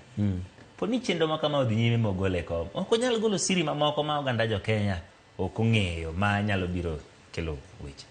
Ing'eyo nitie oth mokawo ni ok ogol siri kata ning'e ni nitie oth mokawo ni ok ogol siri kaluwore gi koma mantie sani. Koro katimo manda biro timo richo. To bende siri go ok en kende mong'egi. Ji mang'eny mong'egi kisekawo chik ni chik owacho ni gigo kiul kamoro to kibi ulogi. Ok oul kamoro kaluwore gi kom ma entiere onyalo ulo kosewuok e kom koso chutho. Ok onyalo ulo gi chutho. Nikech gin siri mag Kenya ok siri mag president. Nitie siri mag Kenya ma ibet go mitho idhi gilo. Nikech kiulo gi aula abara mach to piny moro nyalo biro kawo Kenya malok misumbane. To kendo weche mag development be nya kethore. Kendo weche mag ohala be nya kethore. Kendo weche mag loso pesa gi mwandu be nyalo kethore kiulo ne joma wapiem go e gigi siri wa mantie. Omiyo en kokethore to kotimo mano to ndhogo Kenya ok ndhogo ker. Ofise no ok oyiene wacho weche moko kata kongima kata kochiegni tho kata kosetho nyaka olingo dhi gi weche moko mantie bur. En kama koro diye nyaka kona kama seche moko nyalo bedo gi thuolo maloso. Jod bura nigi thuolo mar biro gombulu chieng' tich ariyo. Kendo jalup jatend piny bende koro nitiere kod thuolo mar biro wacho korka kore e nyim od bura. Iparo ni ang'o manyalo biro timre odiochieng' nikech ketho to osepangne 11 kendo osewinjogi, ang'eni osesomogi. Ang'o manyalo timo chieng' no manyalo rese to kata kok rese to loko pach jomoko manyalo biro bedo ni gin jod bura odiochieng'. Nikech ang'eni nitie jok masire gi mago mok sir gi mago mantiere lai kanyo gikia ni ginind koni kara gini nikech jomoko ncho oketo seito moko osewuok kawacho ni ne giketo aketa kokgi mondo chenro ni okele nyim od bura eka gitwagie. Ng'eyo ka chenro pok ochopo e dhood bura giloko pachgi nade. Ok ne gikoni giketo kokgi mondo kel chwere on bura mondo gitwagie. To koro pok oketo bura ma gitwak ma giwinjo gima timore to giseloko pachgi. Tiende ni giloko pachgi no nitie gima otimnegi momiyo giloko pachgi. To kata obedo kamano gin joma tin. Mar ariyo na nyisi ni gima timore ni is a political process. Ok en judicial process. Kata obro dhiye quasi judicial process mar Senate. Pod ibiro riembe gi josiasa. Kendo obro ringo e reru mar siasa. Omiyo en kamochopeni omany mana kalambe maber ma kogogo sigina chatiko ni mamari adier mondo ndik barua ne ker ni an gina ae. Nikech nitie weche moko mbose wacho pimo nika nitie sama wache ni sirikal margi gi Ruto. Tiene no chalo gima embe en president Bathekoni. Wachne no osesiroga gi wacho ni nokelo kura 47% ne jatelo. Osewacho machiegni wacho ka ni ne ogone gi kura kamoro achiel kendo ganda jo Kenya ong'eyo ne ogone gi kura kamoro achiel kendo kowuok to UDA no onge. Mana dwana ler ni bende. Kamano. Ing'e kaka laro kom namba 2 no lar e UDA. Kamano. Ne ok en automatic choice. Be kura manobiro go nokelo ni mar Kikuyu ne onge. President William Ruto noseyudo kuch joma sawa temo ting'o.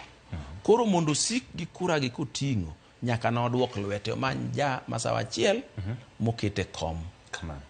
Kata noket mana Ndindi Nyoro, kata noket Agnes Waome, kata noket mana Waiguru. Kura pod nodhi mana kako dhino. Ing'e ni kura be samoro igoyo ok naheri. Samoro agoni kech ok adwar ng'amu piem go. Igo mondo idin ne ng'ato. Samoro igo mondo idin ne ng'ato. Samoro be ok akwedi ni ok adwari to siepni mangita gi del muwuotho go charachna. Koro apanishe bai memo kagoni kura. Mago gik matimore kura. To bedo ni nowacho ni en owuon nokelo kura ne jalup ne president 47 no owacho no wuotho kode kendo no manyo ne ombulu e gwenge mag Masawa ma piny Kenya. Mane adier mkalo kode. Ipare ni ne bede ni en kende mano wuotho gi ker to oganda ma Masawa moko gini onge. Be pane de yudo kura bendano. Owuotho kendo kwano nying jok mane okonye godo manyo mbulu. Mondo obed kama koro obede makoro paro ni en kingpin mar jo Masawa ni. Ruto ema nokete kanyo. Ne oko bedi ne we makao kata kindiki kata ng'ama chielo. Dikoro ena mujumbe ma rito dhi go kura ibunge kama moko girito. Omiyo nyaka owe ndedhore to nokonye moket komno. Mar ariyo wach moro nitiere ni nogone kura gi jopiny. Katiba ma wan go sani gi katiba ma wan go chon chalre. Ng'ama igone kura en president. Gima nyien motim inyiso president ni nominate ng'ama dhi bedo DP ni kapok ogo kura. Mano kende matimore. Mano kende thuolo momiye. Koro ng'ama koni ni nominate kapok ogo kura ni mondo dhi obed DP ni. Embe koro paro ni embe gone kura ka.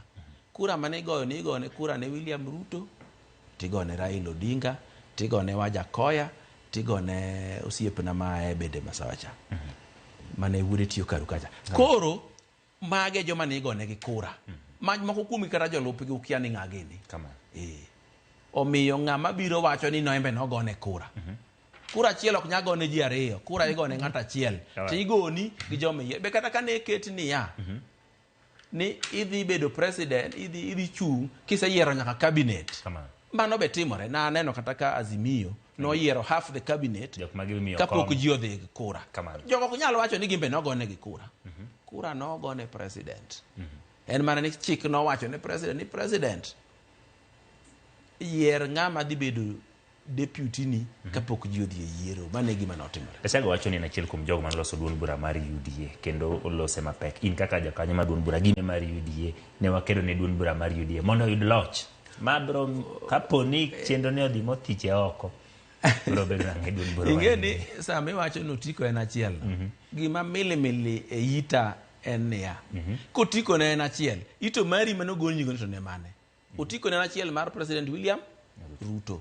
To tiko ni onyise ni yier ng'ama dhi bedo jalupni. Kane embe ni gone kura, niketo tikadi ariyo. Tiko ni gone uru Gachagua, gone uru William Ruto, kata wadhi riwo kura go wang'iyo gi nadi. Mano ne ok otimore. Nogo kura ne President William Ruto. Kata mana MP wacha anyisi.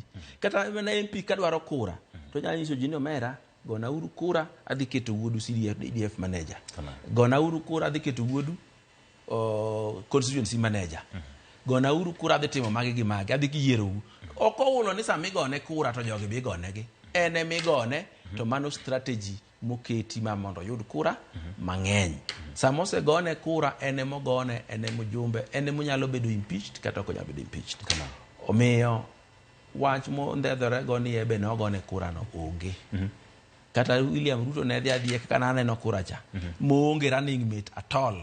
Okoni running mate adhi yiero bang' katiyo kane chik nyalo yiene. Pod doyudo kura mano yudo. Masawa no osedhigo kapok oyier. Jopiny odok chien nge jopiny ba winjo pachi kata kiwacho ni inyalo biti godo e weche mangado kamano. Jopiny wacho ni piny Kenya nitie kama nitiere gik moko mapek ahinya monego otwagie kata mipek. Wach ni do keti tenge matin olos gik moko machando ganda jo Kenya gie sani eka mondo mi gima kama nyalo biti timore. Iparo ni ka okang' ma kama okaw wadhi bedo gi fuong'ruok kod resruok e piny owacho ma Kenya Kwanza kod weche mag telo mane gidwa miyo jopiny. Jopiny mawacho ni wach do ket tenge mondo los gik moko machando jo Kenya go. Emomiyo experts ni e piny emomiyo jorieko nie piny, emomiyo jolony nie piny, emomiyo jomoyier be nie piny. Nikech jopiny te ok nyal ng'e gima important gima ok important. Kamano. Onge gima important kaka bedo gi jotelo mabeyo kendo mowinjore. Gima pok awachonu ni kadipo ni jalup ker nyalo tony, joma be yudo thagruok mogik gin ogandane ma masiwago. Kata idhi lugi gogandana ma e nam Lolwe. Wan ing'eni wan watu wa Ziwa, gin watu wa Murima. Kata nitiere jo Rift Valley.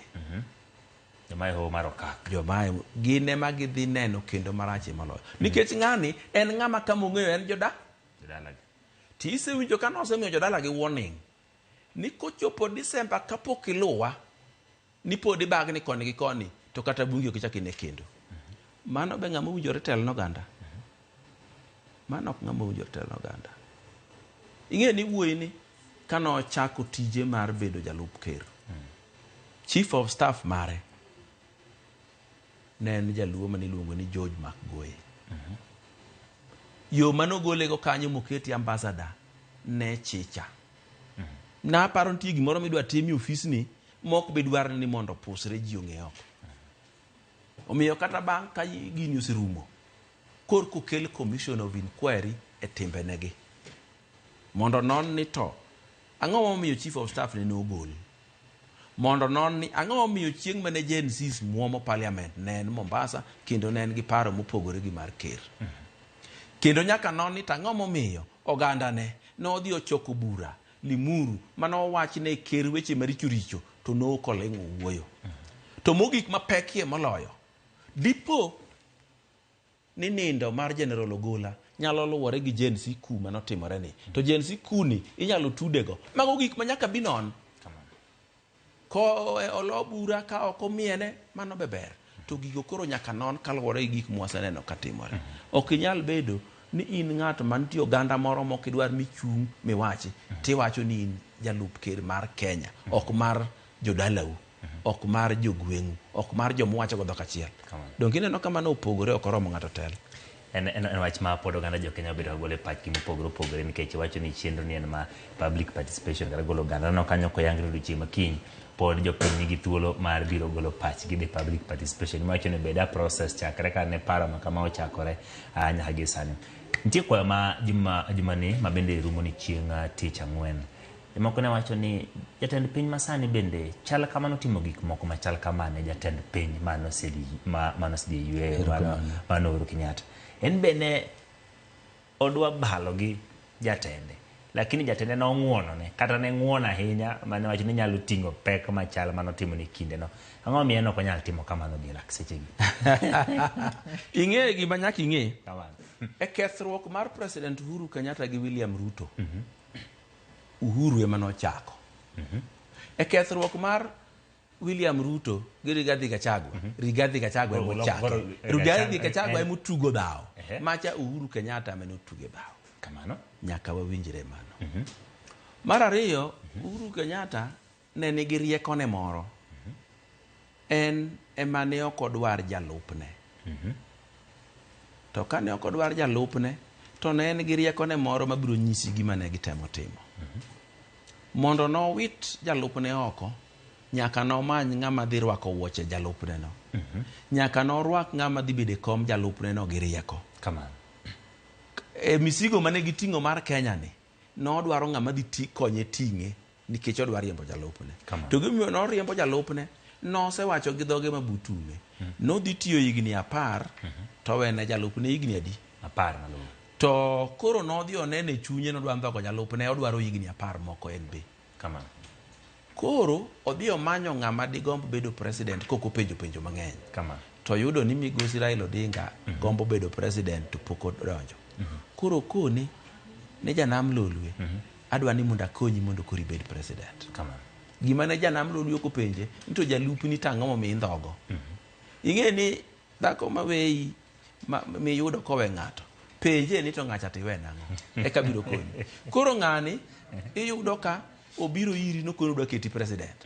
To ng'ama nokonye kedo bedo president, mano konye kendo chako konye rito president higni 5 koro weyo to biro iri ni makosa moyudego notanga oyawo projects mano kende ka accusation mane Uhuru keto ne Ruto nyake chechi koro kone wuod namno ne ng'eyo adi keti president to kapok aketi walok pend chik koro pend chik mane iloko ni okele gimoro miluongo ni BBI kamano iloke ikelo wajumbe moko imedo to wajumbe gi thoth gi mimedo gin majumbe mag joma sawa kamano to ng'ama idwa kony bedo president tidwa mi kombe 2 kende kuom kombe 70 kamano tikoni ni konyi bedo president gi weche moko kaeto BBI ni ikete kom mar prime minister midhi yier gi jokombe kamano gi wabunge to wabunge mineno ka osemedo wan imedo wariyo muthung' imede kamano koro gima rieko mano kelo kacha ni koselos BBI tidhi yier wuod nam Lolwe president kamano maonge gi teko to en idhi yiere prime minister man gi teko kaluwore kaka gikete BBI koro gi wuodhni ting'eni wuod Sigoi ni wuoyi maratego kamano gige gi noom notimo togo piny noom notimo tidhi e kot tigogi piny ogogi aga piny mochopo kama koro BBI ogore piny kamano koro ka BBI osegore piny Uhuru koro fwenyo ni nondhogo Ruto mondo odhi ondhog Raila e gikone oket president maonge teko bed gi teko to gigi koro gore piny te to nofwenyo ni kodhi owe Raila obedo president man gi teko to en be ok obedo prime minister otimo tim nono koro en gi enemy e Ruto to Raila be koro nigi teko monge gi monjo tim kode kamano koro omine no kochako banka BBI osegore piny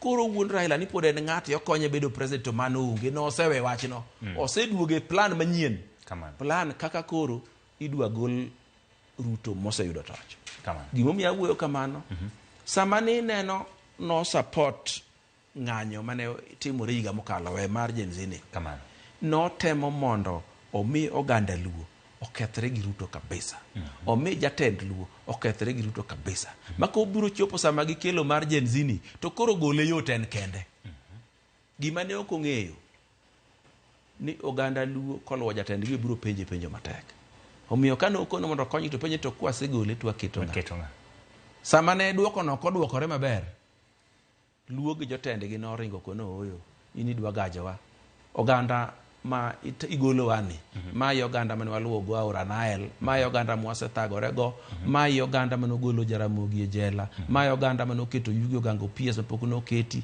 mai oganda mokwongo keto Jaluo Police Commissioner mai oganda mane oketo Jaluo Chief Justice mai oganda ma kiluwo to luwi kikonyo to konyi ma ok ondhogi kaka koro ne wadhi ni koro wadhi wakaw shares mane Rigiji sungo ka wang'iew kaka oganda Luo mondo koro wambi wabed gi shares mane gima notimore kore ka kore wacho ni mar Ruto gi jatend piny mano sedhi retire mano Uhuru Kenyatta nowuok kuom jatelo kadhi kuom jalupne to koro mar Rigathi Gachagua jalup jatend piny gi jatend piny owuok kuom Rigathi kadhi ir jatend piny koro ma ema kelo pogruok ma kore wacho ni ng'uono moro iye ka ng'uono to onge gimomiyo ng'uono ok nyal bedo king'ama riek to ng'ama bayi gi tong' dichiel biro bayi go diriyo to kendo kiweye sani kaka komosechopeni koro in jasike chon en mane en jasiki koro ibe in jasike mar ariyo odhi sando joma ne neno chung ji 291 manogo ketose kama maka koro adupe ne te nosom nying gi achiel kachiel maka koro adupe ne te ma imbe kiwegi tindhogo ji 291 ni imbi wuok State House idhi wacho ni we uru ng'ano aneno gimoro wadok chien matin ichalo ng'amora nadhi alawo kwach to kechopo gotiko ni kel tong' no ka koro iweya gi kwach ta onge gi tong' to chiwagni nyaka kwanyni nyaka wanega ka wadhi bedo safe wate koro mane gimomiyo gir Rigathi Gachagua ni kamochope ok nyalo to wan ka oganda Luo anyisi ni wan ema biro safa moloyo nikech wan wang'eyo kendo nwawinjo gi itwa moko pimnwa kowacho ni sa saya mane jaker obire piny Luo kata moganda Luo moko ong'wanre odhi State House to nyaka iwinj kodoko dhi wacho ni ng'eyo sirikand ni en chalo kambi ji nyaka bede gi shares joma nogo kura ema ne gi shares omiyo jomoko konego biye omiyo mano kido mok tel nego oganda. Kamano. Iparo ni onego walok chik mondo koro jalup jatend piny obed ni bedo appointed, yani ka iyiere mana ka ji osegombul, nikech koro wach ni wacho ni chal ka gima koyierwa kodi ni koro itelo to an jalupni, to abiro go kora ni donge an gi lwedo e gini ma ok inyal timo gimoro to an be nomiwago kodi. Ipani kinde chopo mondo oloke mondo koro bed ni jalup jatend piny biro bedo appointed, ma jatend piny nigi teko. Mano onego timre, to time ok nyal bedo mayot. Nikech ng'ene jo Kenya ng'ama gidwano bed gi checks and balances moloyo en president. Ing'eni gimiyo ne okel ni kiseyiero vice president to kinyal riembe matinde en DP ni. Nikech Moine chioche ukinyi to wacho ni uriembi to riembi. Makosa ma jitimo iluongo ni lazy crafters of the law. Gin ging'iyo gima notimore ma gi solve. Ok gidwa manyo gima nyalo timore mondo gikete chik. Gimanyo gima notimore cha mae makoro ne watim kama mondo kik chak timre kendo. Adieri makende kata mana procedure mar golo ker, jalup ker, en procedure ma elaborate ma tiyo go tek. To pare ni in ker ng'amo yieri go ni koro jalupni osekethore kodi, to kaluwore gi chike samoro nyaka wang' uchiem kode sana achiel. Nikech kang' udhi e cabinet meeting nyaka ang' ubed kode, ka un gi welo, public holidays, ene ma nyaka ubed buti. Ng'ama kama nyalo kata poro ni buru e gimimadho. Kata ka okoporo ayanga, to weche ne gi timbe ne chalo poro buru. Nyalo chuo mi. Ting'e ni neno ndalo moro Nyeri kucho. Governor notho ghafla e barabara ma jalupni okawo pod chamo nyaka sani. Bedo ni gicha ne lwet dhano nyalo bedo yot malich. Samoro ng'ama ne time ma samoro yudo nyalo bedo matek. Omiyo ka jalupni nyaka kaw kari, to jalupni nyalo bedo jasiki to riembe ok nyal riembe, en endangering the life of the president.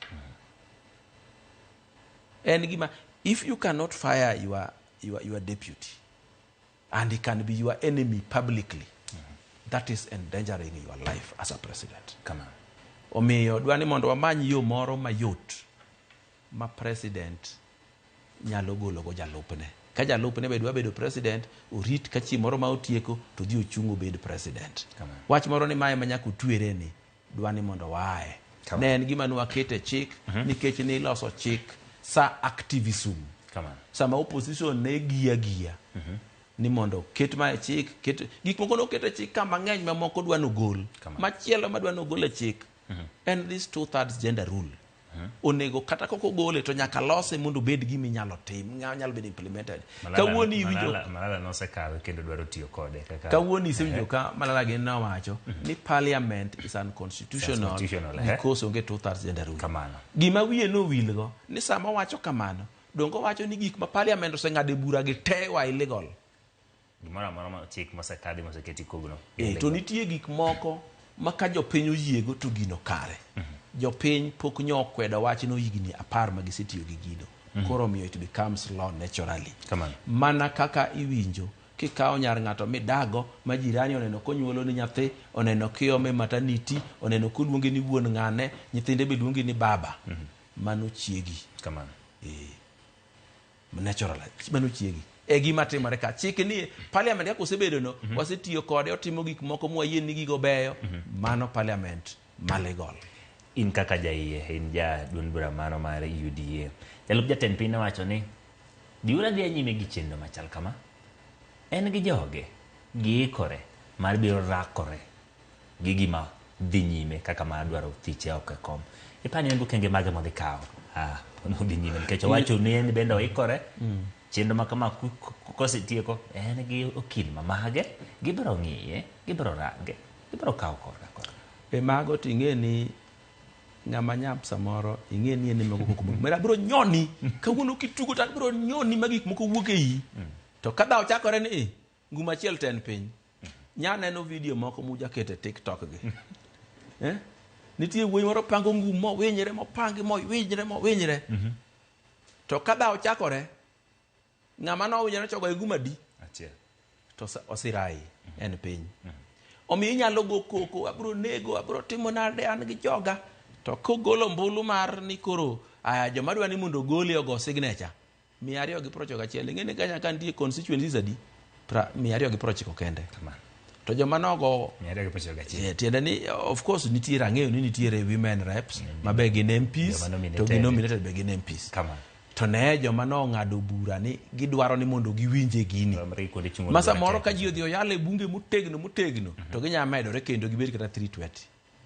Kati ng'e ni jo Kenya nigi timbe moro. Ng'ato ka ng'ato dwa bedo the correct side of leadership. Iwinjo. Koro gikoni gini oke president dhi win. An aringa dok kor president sama chon. To ng'ani ema ncho buogo ji. Ni kapod ine Murima ka. Ni to pod ipenga. Pok idonje laini. Pok iwinjo ground. To kochopo December to buchi wang'ado ma inok bi kata yieri. Ng'ama kamano be unyalo we ni telonu. Omiyo kata oganda ma e Murima gi. Gibone ing'e ni Murima ji ng'enye. Gimany ng'at moro mamiyo jopiny luor. Gimany ng'at moro mamiyo wabunge bende luor mondo giketo bed jatendgi. Kiwacho kamano nyiso ni nitie moko kuom jood bura maseche moko chung' margi pod ok otegno nyaka gie sani, kendo poni twak ibiro keti nyalo biro loko pachgi. Mano nyalo yogi kanyo. Duond bura ma UDA nitiere kod chenro mage mag loso kethruok iluongo ni internal dispute resolving, nyalo bedo committee moro maloso weche machal kama. Ok ne nyal migi thuolo mondo gitem loso wachni gi kinde. Ing'eyo timbe makosa ma Rigathi Gachagua gi otimogi. Kikwano gi te. Okoso ne jopiny, okoso ne Ruto. Mokwongo en makosa ka Ruto wuok koni adwa ni mondo ang'won ne Rigathi. Ing'wono ne to ito no ko wacho ni onge share e sirikandno. Ing'wono ne to ito no ko nyisi ni kok iluwo bang'e to ok bi yieri Mount Kenya. In ing'wono ne to ito kokoso ni. Makosa mtie kanyo matin motimo ne president. To kata motimo ne president go, joma noyiere, joma president norito, manorito emochayo. Omiyo thoth gik magolegi ok gin ne makosa ne president. Gin makosa ne jopiny Kenya. Jopiny Kenya ok diher ni jalup ker mar piny Kenya mangima. Mochakore Muuru Bei nyaka Imbo Usenge. Mochakore Kisumu nyaka Mombasa. Mochakore Voi nyaka Mandera. Ni to in kama ing'e kende en mana Murima. Ing'eyo nitiere gik moko manyicha jalup kere mane time Kenya ka. Weche mag kahawa. Weche mag chai. Gi weche mag illicit brew. Kong'o mag badie. To gigi endi kanotimogi Mount Kenya ka moluorore. Pok na winjo kowuok gi wach konge ni odhi Kisii koni jo Kisii weuru madho kong'o.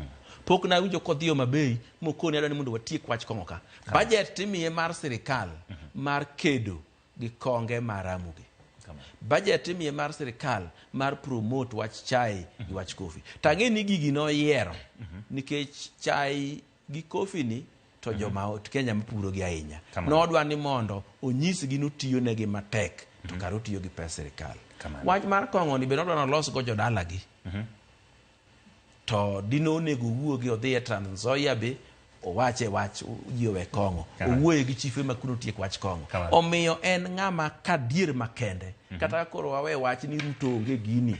Oko ng'ama moro motelo noganda mara yuoyi kaka Kenya. To wach machielo mabang'e ni kik wang' wiya wilgo. Nyaka ne kel katiba manyien.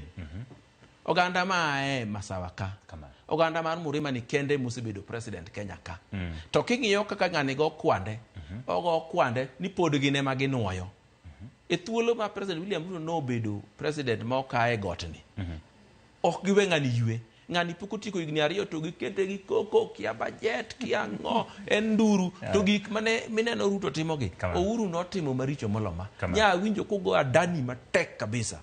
Kendo go ma wiwok twi. Tadani no pok obedo kata signed ma sirikal ogole kata nduru. To nitiere chik moro e Kenya ka miluongo ni Public Private Partnership. PPPP. Osegero projects 2 kende Kenya ka. SGR to gi expressway. Ting'e ni SGR gi expressway no ng'ama nie gi dwaro gi nen President Uhuru Kenyatta. Mago projects ge. to mago skandal madongo mora mosetimore Kenya kata mabiro timore. To mago wiji owil onge ng'ama nogo e koko, onge ng'ama nopenjo, onge ng'ama wuoye. Tadani mapok otimore, mapok kata tonglo lale. Wago e nduru ma wiwa ji ok ywe. Gidhogi nado penjo gimoro, ng'ato penja ka ni Fredrick Okelo. Wacho ni penj na Odoyo Owidi. Mit ka nitie gima utemo umo ne jopiny nikech jalup jatend piny osewacho ni en a truthful man, en ng'at ma wacho adiera. Mit ka nitie gimoro ma utemo umo ne jopiny, omiyo koro urwaro mondo mi jalup jatend piny. Ng'ano konya kabisa. Kamano. Wiya nitie wach moro mane wiya dhi wilgo kamano. To wache yot gi Kisungu. Rigathi Gachagua is not a truthful man. He is a reckless man. Tiende nang'o? Tiende ni gik ma an wiya nyalo kuot wacho en owacho. Gik ma wacho ka gin gik ma kuodo wiji, to tuo ni gin adier. Iwinjo? Kamano. Gik ma ing'eyo bedo ni go pochi ni an truthful man. Ng'ama go poche kende mano jamriambo. Wejie mopaki, ondik nyake muma. Ber ni no wejie mone to paki. To ka ine miwache kendi ni am truthful man. Kendo ntiere gik moko ma ok ne nyal kete chik cha. Ing'e ni siasa en tugo ma mele kabisa. Jitime moko mafane no ka ng'ani en olando kendo yalo ni en truthful man. To jito keto lando ni Ruto ene jamriambo. Donge neno gigo. Kikipani wacho ni en truthful man owacha. Owacho kogeto go ng'acha. To keto ji goni ng'acha jamriambo wacho kama ok otimo. Nitie ng'ama no wacho gik mang'eny moko timo malo Uhuru Kenyatta. Kata gik mineno Morara wuothe kaluwaro go pinygi. Gigi endi Uhuru mane ok otimo gi Ruto mane temo timo gi. Koro yudo kodhi ot moro mane ochak ger 2011.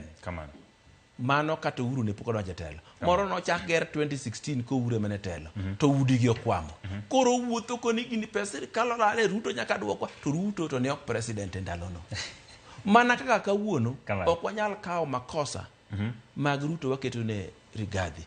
Kan chono be ok wanyal kawo makosa mag Uhuru waketo ne Ruto.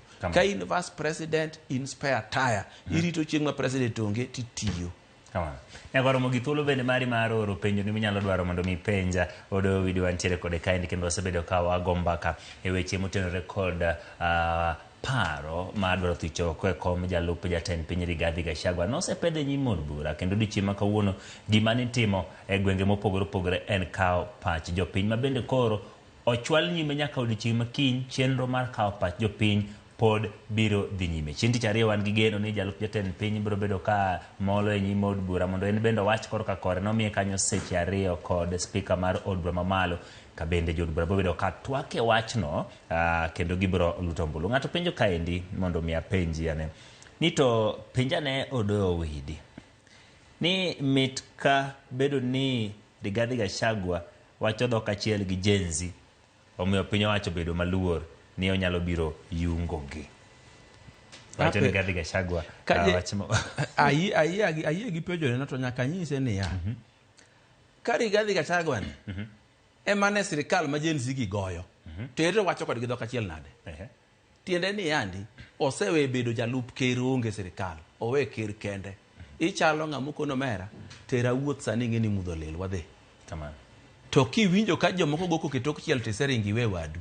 Mano be ichaki bedo kode wuodho no chak udhi nyime kata koro gimo miyo ringo choduogo. Omiyo bedo ni Rigathi Gachagua wacho dhok achiel gi Gen Z no mano be makosa. Nikech Gen Z gin joma gore gi sirikal. To sirikand ni en namba 2. To nitie gima nyiso uga pile pile. Gimiluongo ni Gen Z ni ok en gima nochakore achaka ni jo Kenya moko bet kamoro to neno ni gik moko dhi marach to jo Kenya gi joma tindo koro giwuoye. Gen Z en gima no bede bura mopangi molosi mogone gi budget mosolne gi pesa momanyne gi consultants moktigi teko mar gimiluongo ni artificial intelligence. Artificial intelligence okelo duoko ni gima group demographic group manyalo kedo lweny ni maber en the Z generation. Magi target Z generation. Magi loso X spaces groups. Mibiro lose online political rallies nikech Gen Z chopo kuom gi yot kiluwo internet. Ni gini te ni ji ok ne ni ji pod wacho mani ing'eyo. Nitie gimoro kata timore siasa sani. Kamano. Inyalo dhi e function to in a politician to political opponent ni oketo ji apar ni mondo bang' ogoni koko. Ji apar ga ngochako koko to ji moko donje te. Jomoko ng'e gima timore ma yawa ni kodgi to paro ni ng'ano wacho wach marach ma jogi ok dwar manade. To opponent ni meno keto ji apar ka. Ji apar ka emano light the gas makoro wang'o kateni. Gine mane gitia kibrit. Koro ini woni to ma mach moa kure. Kare gini Gen Z ka ne gilose ma giloso ne gi narrative tiene ni gik midhi wachi. Ko chakore ni to ji odonje mok ya kata ni gini no chakore kanye. Gidonje kendo gisiro gini ma piny lich ma kata media houses ne lando gir Gen Z cha mi woni gilando sports. Mane tijo ne wangiso jo piny gima timore gi kakao cha. Ne media house olande ka gima gilando sport. Ka gima en gima ber. Ing'e ni ndalo moro na penjo ng'ato ni to un ndalo mane ng'anyo nitie higa mokalo mane mar Azimio cha. Kama. Ni to un muko ni ng'anyo ni chiko yie. Kendo katiba iluongo ni article 37 oyie kabisa ng'anyo ni nyaka wang'any. No kete kanyo ni en sport masasa miwinjo ka juogi moro biro ni dwa ng'anyo ti donja nyaka ibed gi gima long'o momi ng'anyo ok en sport. To ng'anyo no be kokete kanyo no kokete aketa moweyo kete mokoni ni nyaka ng'any gi kwe. Tiene ni kata koko go gi nduru manok kwe. Nyaka ng'any maonge silaha maonge gir lweny. Nyaka ng'any mok iketho gik moko. To kane neno ng'anyo cha koko ne nitie manokwe onge. Ketho gik moko ne nitie manokwe onge. Gir lweny ne nitie. Gir lweny ok en beti gi pala gi bunda kende. Gir lweny kata kidie mikwanyo to en gir lweny. Omiyo ng'anyo temo setim ka e bwo katiba manyien gi gin illegal. Wawe wuondo jopiny nikech nawinjo ka ilando kamoro amora milande jogi ne ng'anyo gi kwe to polis otimo gi nade ne ging'anyo gi kwe to mach to gimoke ndara ging'anyo gi kwe to Ibrahim's mall to gitiae mach ging'anyo gi kwe to Phoenix House to sani owang' ging'anyo gi kwe to gimuko gate ma gidonje bunge mano to ng'anyo gi kwe bila mane wawe wuondo jopiny ting'ene jopiny gima josiasa onyiso gi ema giyiego omiyo ng'anyo manotimore ka onge ng'anyo moro amora mane nigi kwe ng'anyo gi ne nigi koko kendo joma noloso gi nitie gima gidwa achieve gima ne gidwa ni mondo timre no moko notimore moko kotimore moko temo timore to fail. Penjo nitiere kama wuok kuom iluongo ni Ayub Jakino Kolongo entiere yo Manyabera. Penjo de owidi ni to ka Rigathi Gachagua oloyo lweny ni ubiro timo ang'o? Nikech makoro lweny makoro en koro iwacho ni osechak ng'adne bura kendo neno kuma lweny ni nyalo chom. Poni Rigathi Gachagua oloyo lweny ni ang'o manyalo biro timore kata ibiro chom kanye? Ng'at manyap bura mar UDA gi weche mag telo. Ng'at manyap ema dhi e lweny kaparo ni yato koro ka lweny ni oloyo dhi chomo kune ka lweny ni ng'ama ratego dhi kong'eno dhi loyo. Emomiyo gik mane Rigathi Gachagua timo gi to ok onego bed ni ng'ato paro ni pod olo lweny. Odhi lo lweny mane? Odhi lo lweny no dhi nyiso jobunge ni koro ginene. Omiyo to bende kata koloyo nikech en ratiro mare mondo lo. To ji koro ng'e adier. Nitie adieri mano wach kacha, nitie adieri mano timore mok nyal ruchi. Gik mano wacho kabane ka giwuotho. To kendo gimoro nitie ma jopiny ok ne. Ni tools mane Gen Z tiyogo ema sani otiyogo e go ker. Jok mane Gen Z tiyogo ema sani otiyogo e lwejeni. Omiyo adwa ni Commission of Inquiry obi obed bang' gini mondo ng'e ni ere kama nopange gik moko ere gik manotimo gi manok otimo. Nikech nitie gimoro mok inyalo chomo ka choma ng'ato notimo to pok ibedo gi evidence. Koro kuom mano wakwayo mana ni biket Commission of Inquiry, biket investigation mondo ng'ama ong'e gimoro bi owachi. Kata breaching mar parliament, wach moro nowuok ni parliament chieng' mane joko donje ne CCTV okethore. Mago gik manyaka non ni to ng'ama in charge of CCTV ang'o ma nomiyo CCTV okethore mana chieng' mane jogi gine. Koro jomong'eyo biro kelo wach ni ng'eyo ng'ane manotimo achiel ariyo adek. Erokamano. Ibiro chwale buch Senate be nyalo bedo gi duondgi e wachni tok osewuok e od biro bedo go. Gibiro bedo kod duondgi.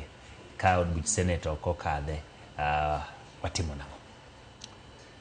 Ka buch Senate ok okadhe tiene nang'o? Ka buch Senate owacho ni ok oja makosa. Ok oja makosa. To kodoko beda deputy president odhi nyime.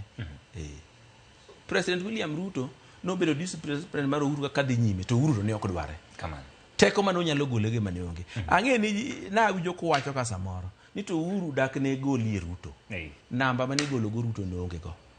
Rieko mane golo go Ruto no. Ruto ninge ni gima okunge kode ni en a forward planner. Opango gige ne chon. Ineno kata mana gik mineno koro ni kia obro dhie Senate go. Mago no seng'e ni biro timore. Opango gige ne chon. To ingego mi anyisi ni Uhuru onge plan, ne onge teko, ne onge nyalo, ne onge rieko mar timo gigi. Ing'e ni ne odwaro gani, ka ne odwa konyo Raila mondo obed president, to ne odwaro ni mondo Chebukati odhi mondo ket ng'ama odwaro. Notame keto. Nitiere ng'ama ne iluongo ni Director General mar IEBC. Notame keto ng'ama ne gidwaro. Koro ne gi up ni giketo jomoko 4. Jogi 4 gi pod ne ok okonyogi. Ng'ama kama ing'e ni ok inyawe gima koro tek machalo kama makaka golo DP no chako organize magolre. Ok onyal nikech kodhiambo to dhi obet kamoro chamo nyama ne moro gi taska ne moro. Ng'ama kama ok nyal. To ng'ama ne no sobani makobet piny to paro ka stima ni en tich kode tek. Ng'ama ratego ng'ama nyalo ng'ado no ganda rieko. Gik mine ni wacho kuomegi. Wacha nikech nitiere en gi enemies madwani mondo wachgi. En gi jok mok par no ganda moro moko ganda ni be nyalo telo. Omiyo gi mobilize ji ma weche kere nyinge marach. Tadieri makende onge rach ma Ruto timo moloyo ma presidents mosekalo kana otimo. Maka moko notimo madongo maloma. Ing'e ni Kenya ka ok ing'eyo ni nitie chik moro ma wacho ni you cannot sell unprocessed milk. Ing'e ni chik no nitie. Imano chik ma kotime public participation dikal. Ni ini pidho dheri ni tok nyal yie ni ius chak mapoko tere factory molosi. Kenya ka nitie chik mawacho ni ok nyal tiyo gi animal manyewe puodho. Gin chike moketi ni mondo ng'ato meu, ng'ama ogero kambi ne mar loso fertilizer meu kata ma import fertilizer meu. Ng'ama ong'iewo kembni mag Kenya ka mag chak te mondo meu. Omiyo onge scandal maduong' e Kenya ka malo manotimo e higni 10 mochakore 2013 nyaka 2024.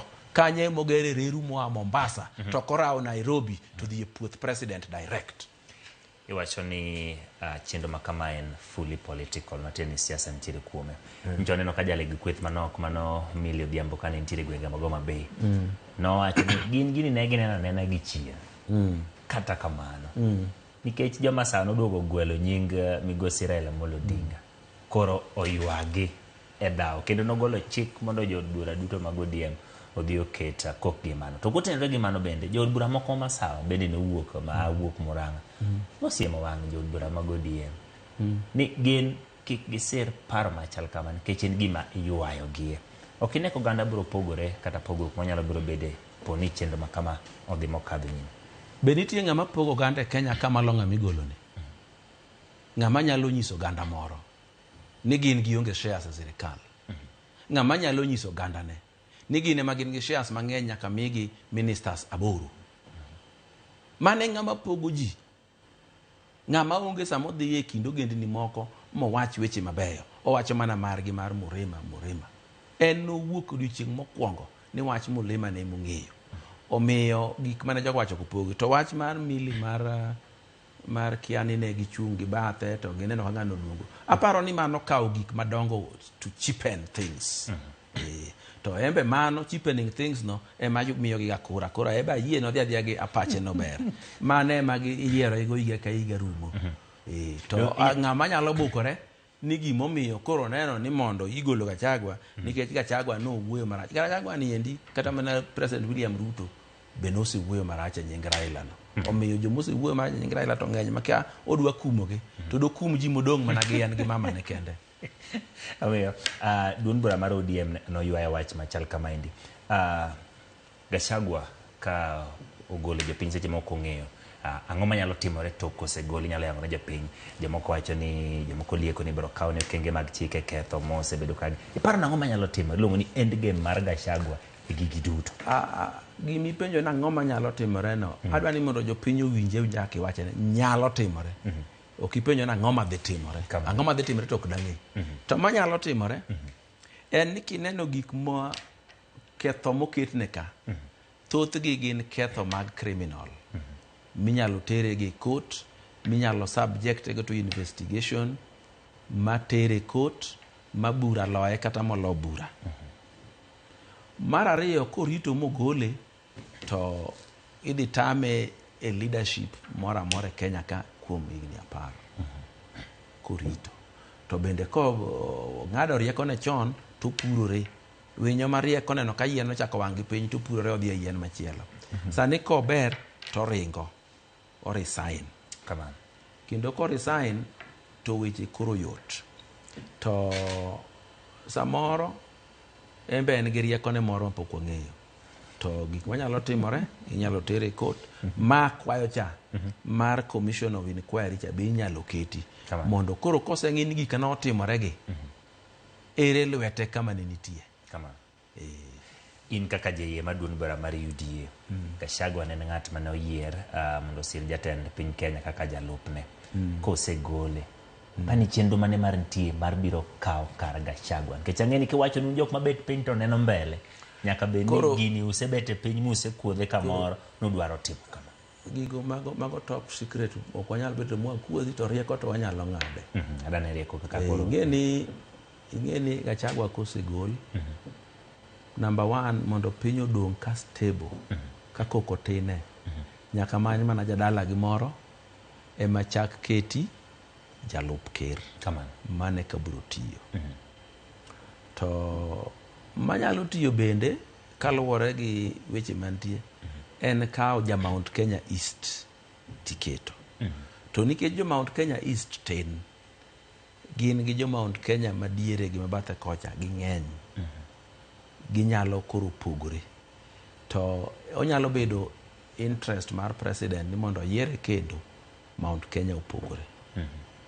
To bende kosepimo mose evaluate moyudo ni ng'at migolone onge teko mang'eny mar kisiasa manyalo biro chande go mbele ka. To pod odwoka jadala gi moro to kawo Mount Kenya ringo go. Bende en bi ng'eni no odwa rikni. No we ma joka bed joge. Ing'eyo nitie ji makoro nyalo bedo jogi makata richo ni koro gine. Ineno kama koro jatend ODM Raila Odinga chope. Ochope level moro ma joka koro en ng'at joluo ma kata koso to jaluo. In fact kata ka palo ng'at go ng'ato uru paka. Joluo pod koni wenwa go uru en wuodwa. Jirikadhi ne pok ochopo kama kamano. No temo riembo gino mondo chop kanyo piyo. No manyo sympathy mar jodala gi kabisa. Emomiyo chieng' moro ni neno kobukore ni tame ndege kendo koro kete ndege mar abiria. Ne bano dhi kamoro gochiwo kinyi to ndege onge. Koro dhi Mombasa oidho ndek raia. To gima notimo kanyo manyisi ni gino notimo atima mar manyo sympathy kuom jodala gi en no document. Tiene no go picha. Chak wuodhe nyaka paw ndege, nyaka wuok e ndege, nyaka hotel. Notimo mano nang'o? Notimo mano nikech nodwaro. Onyiso jopiny. Ni ne gi sanda. To ng'ama sande ka en namba 2, ng'ama sande ok namba 1. Mage gik momiyo namba 1 ok nyal ng'wono ne nikech timbego. Be momiyo oonge gi chir mar chomo ng'ane to kare ng'ane na koso ni ang'o. Nikech en to ng'e makosa ne. Ng'acha bunge makosa ne. Jopinje mok ne. Emomiyo to ka gibeda gi wuo. Nitie timbe moko ma ng'ato nyalo timo ni moko bedi wuo nikech otimo ni nikech kite makata we gi sani to kiny obro dok timo kite no.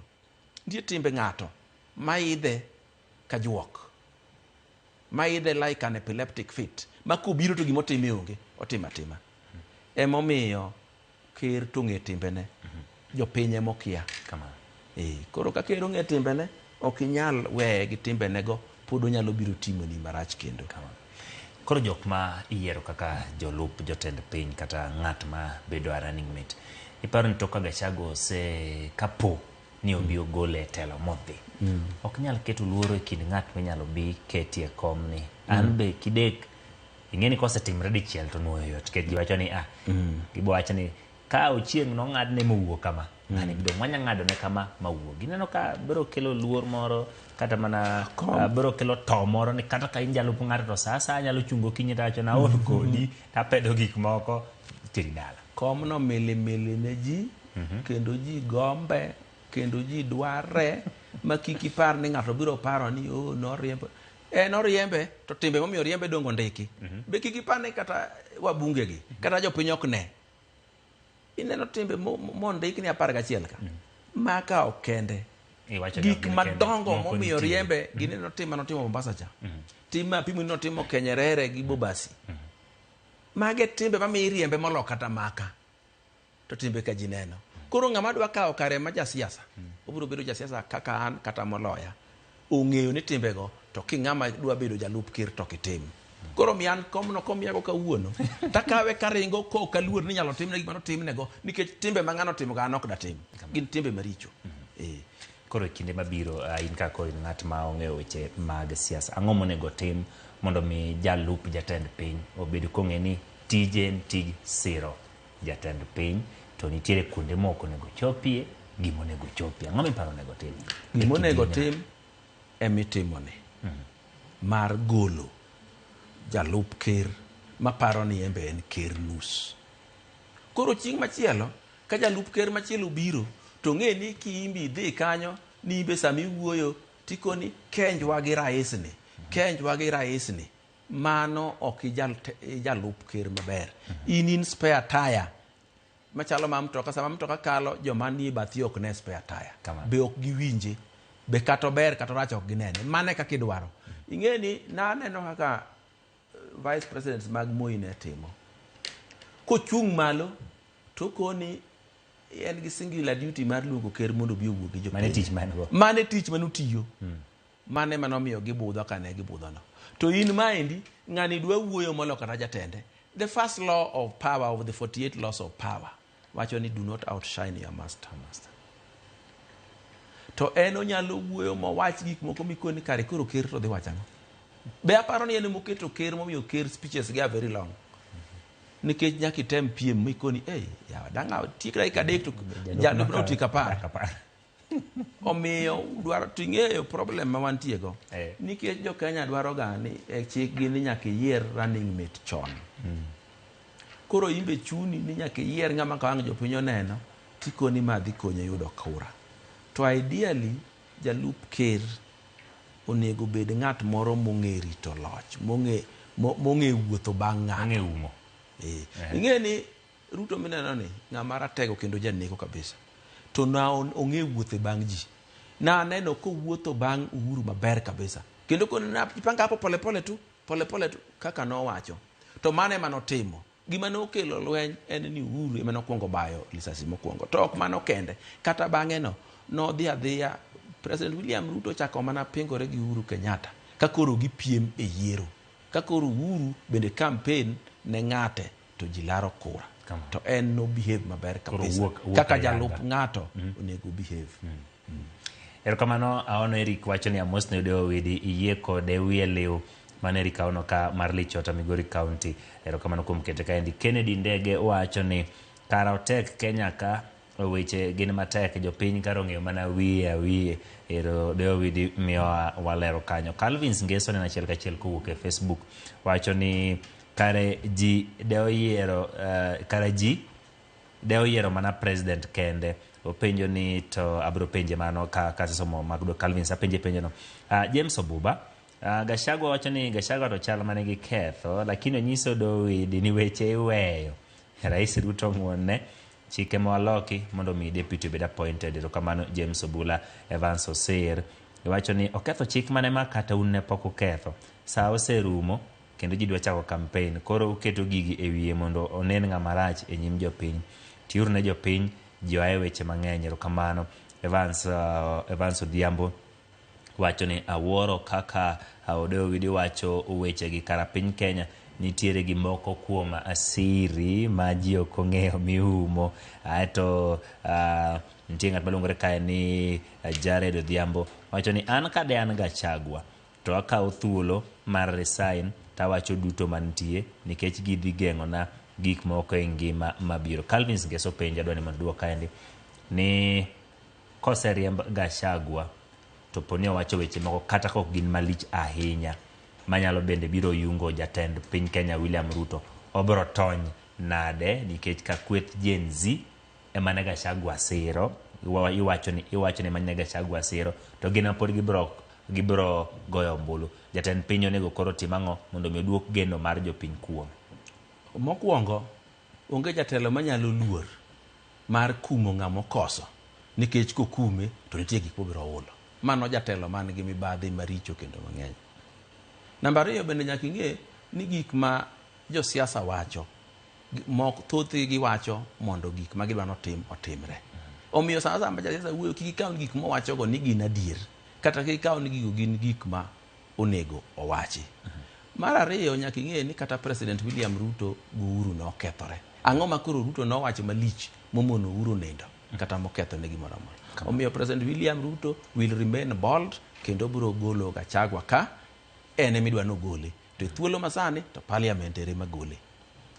Penjo moro machielo mopenj kaendi kod ng'at ma luongore ka ni Willis Odembe wacho ni mondo penj ne Odoyo Owidi ni e UDA kapo ni jatend piny oyiero ng'at mawuok e duond bura mar UDA no mondo tiek tam mag Gachagua, bende nigi thuolo mar nyalo biro dwaro loko ka yiero maduong' mar higa mag 2027 chopo, nikech kaluwore kod kaka notimore apani penjo ni kaluwore kaka William Ruto gi jatend piny manosedero tano donje telo ne en Ruto gi Uhuru kendo ne gichamo higni 10.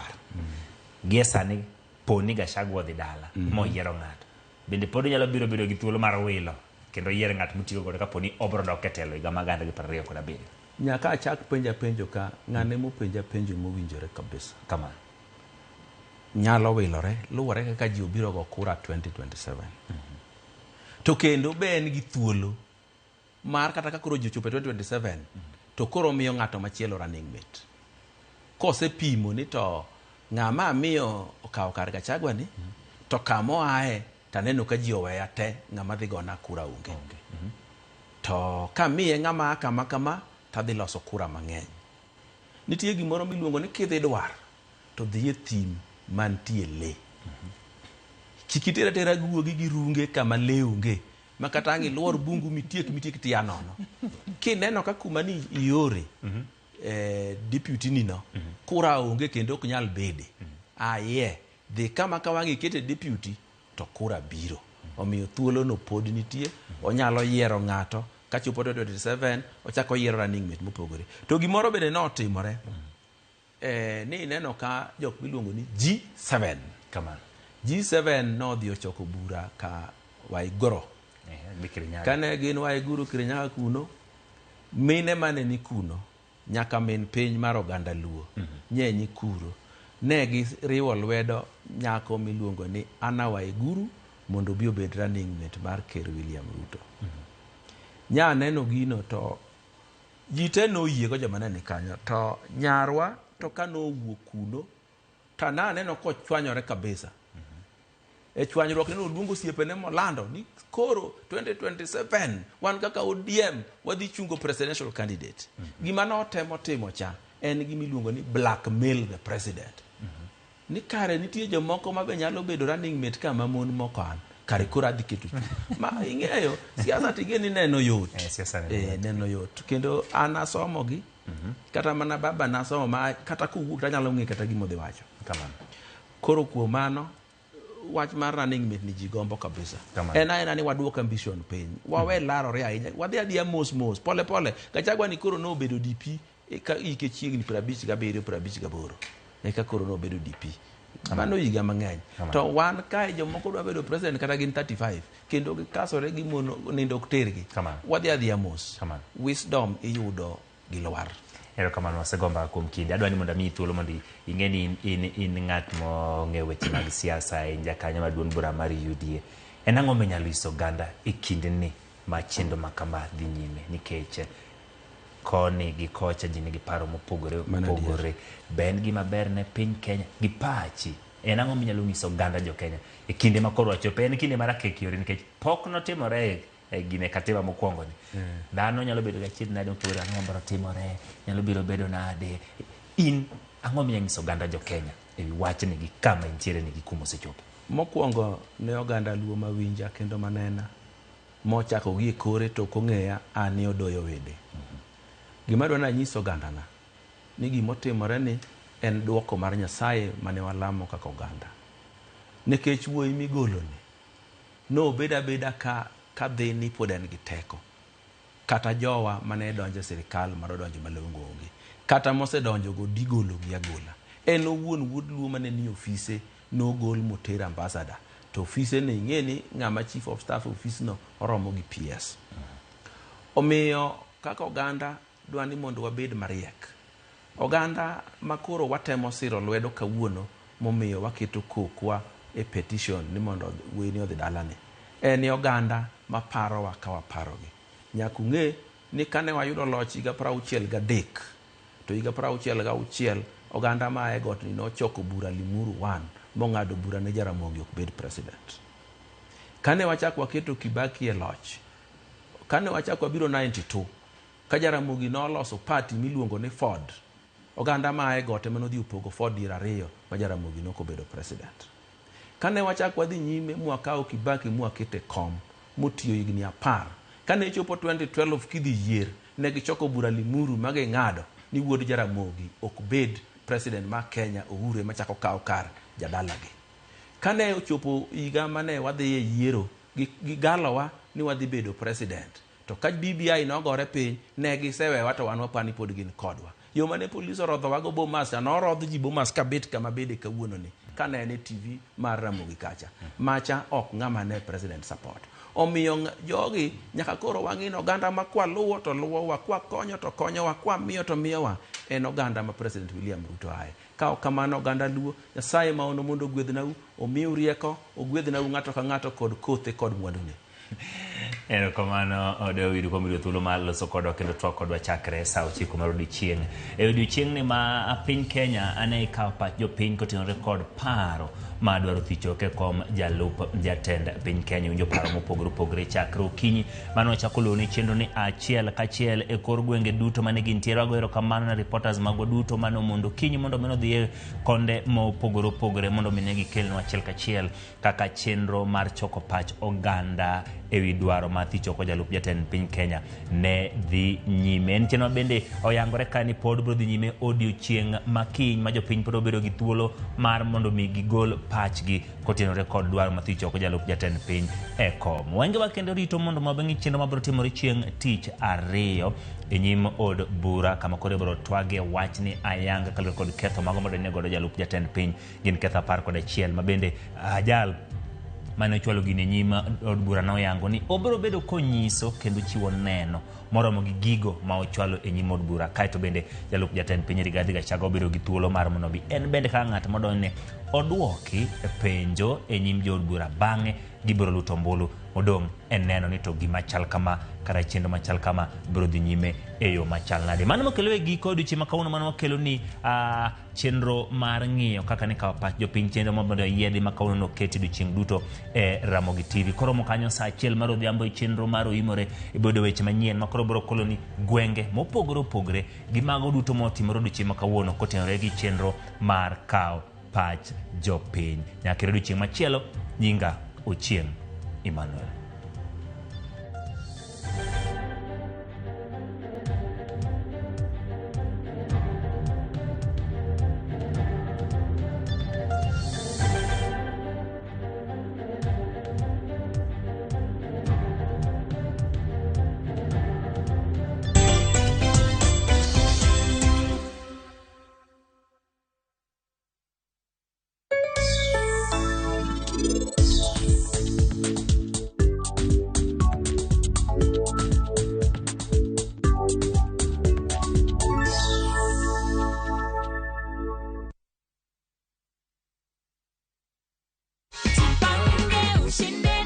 Wakati ulipigiwa simu ukaambiwa ati umeshinda 1000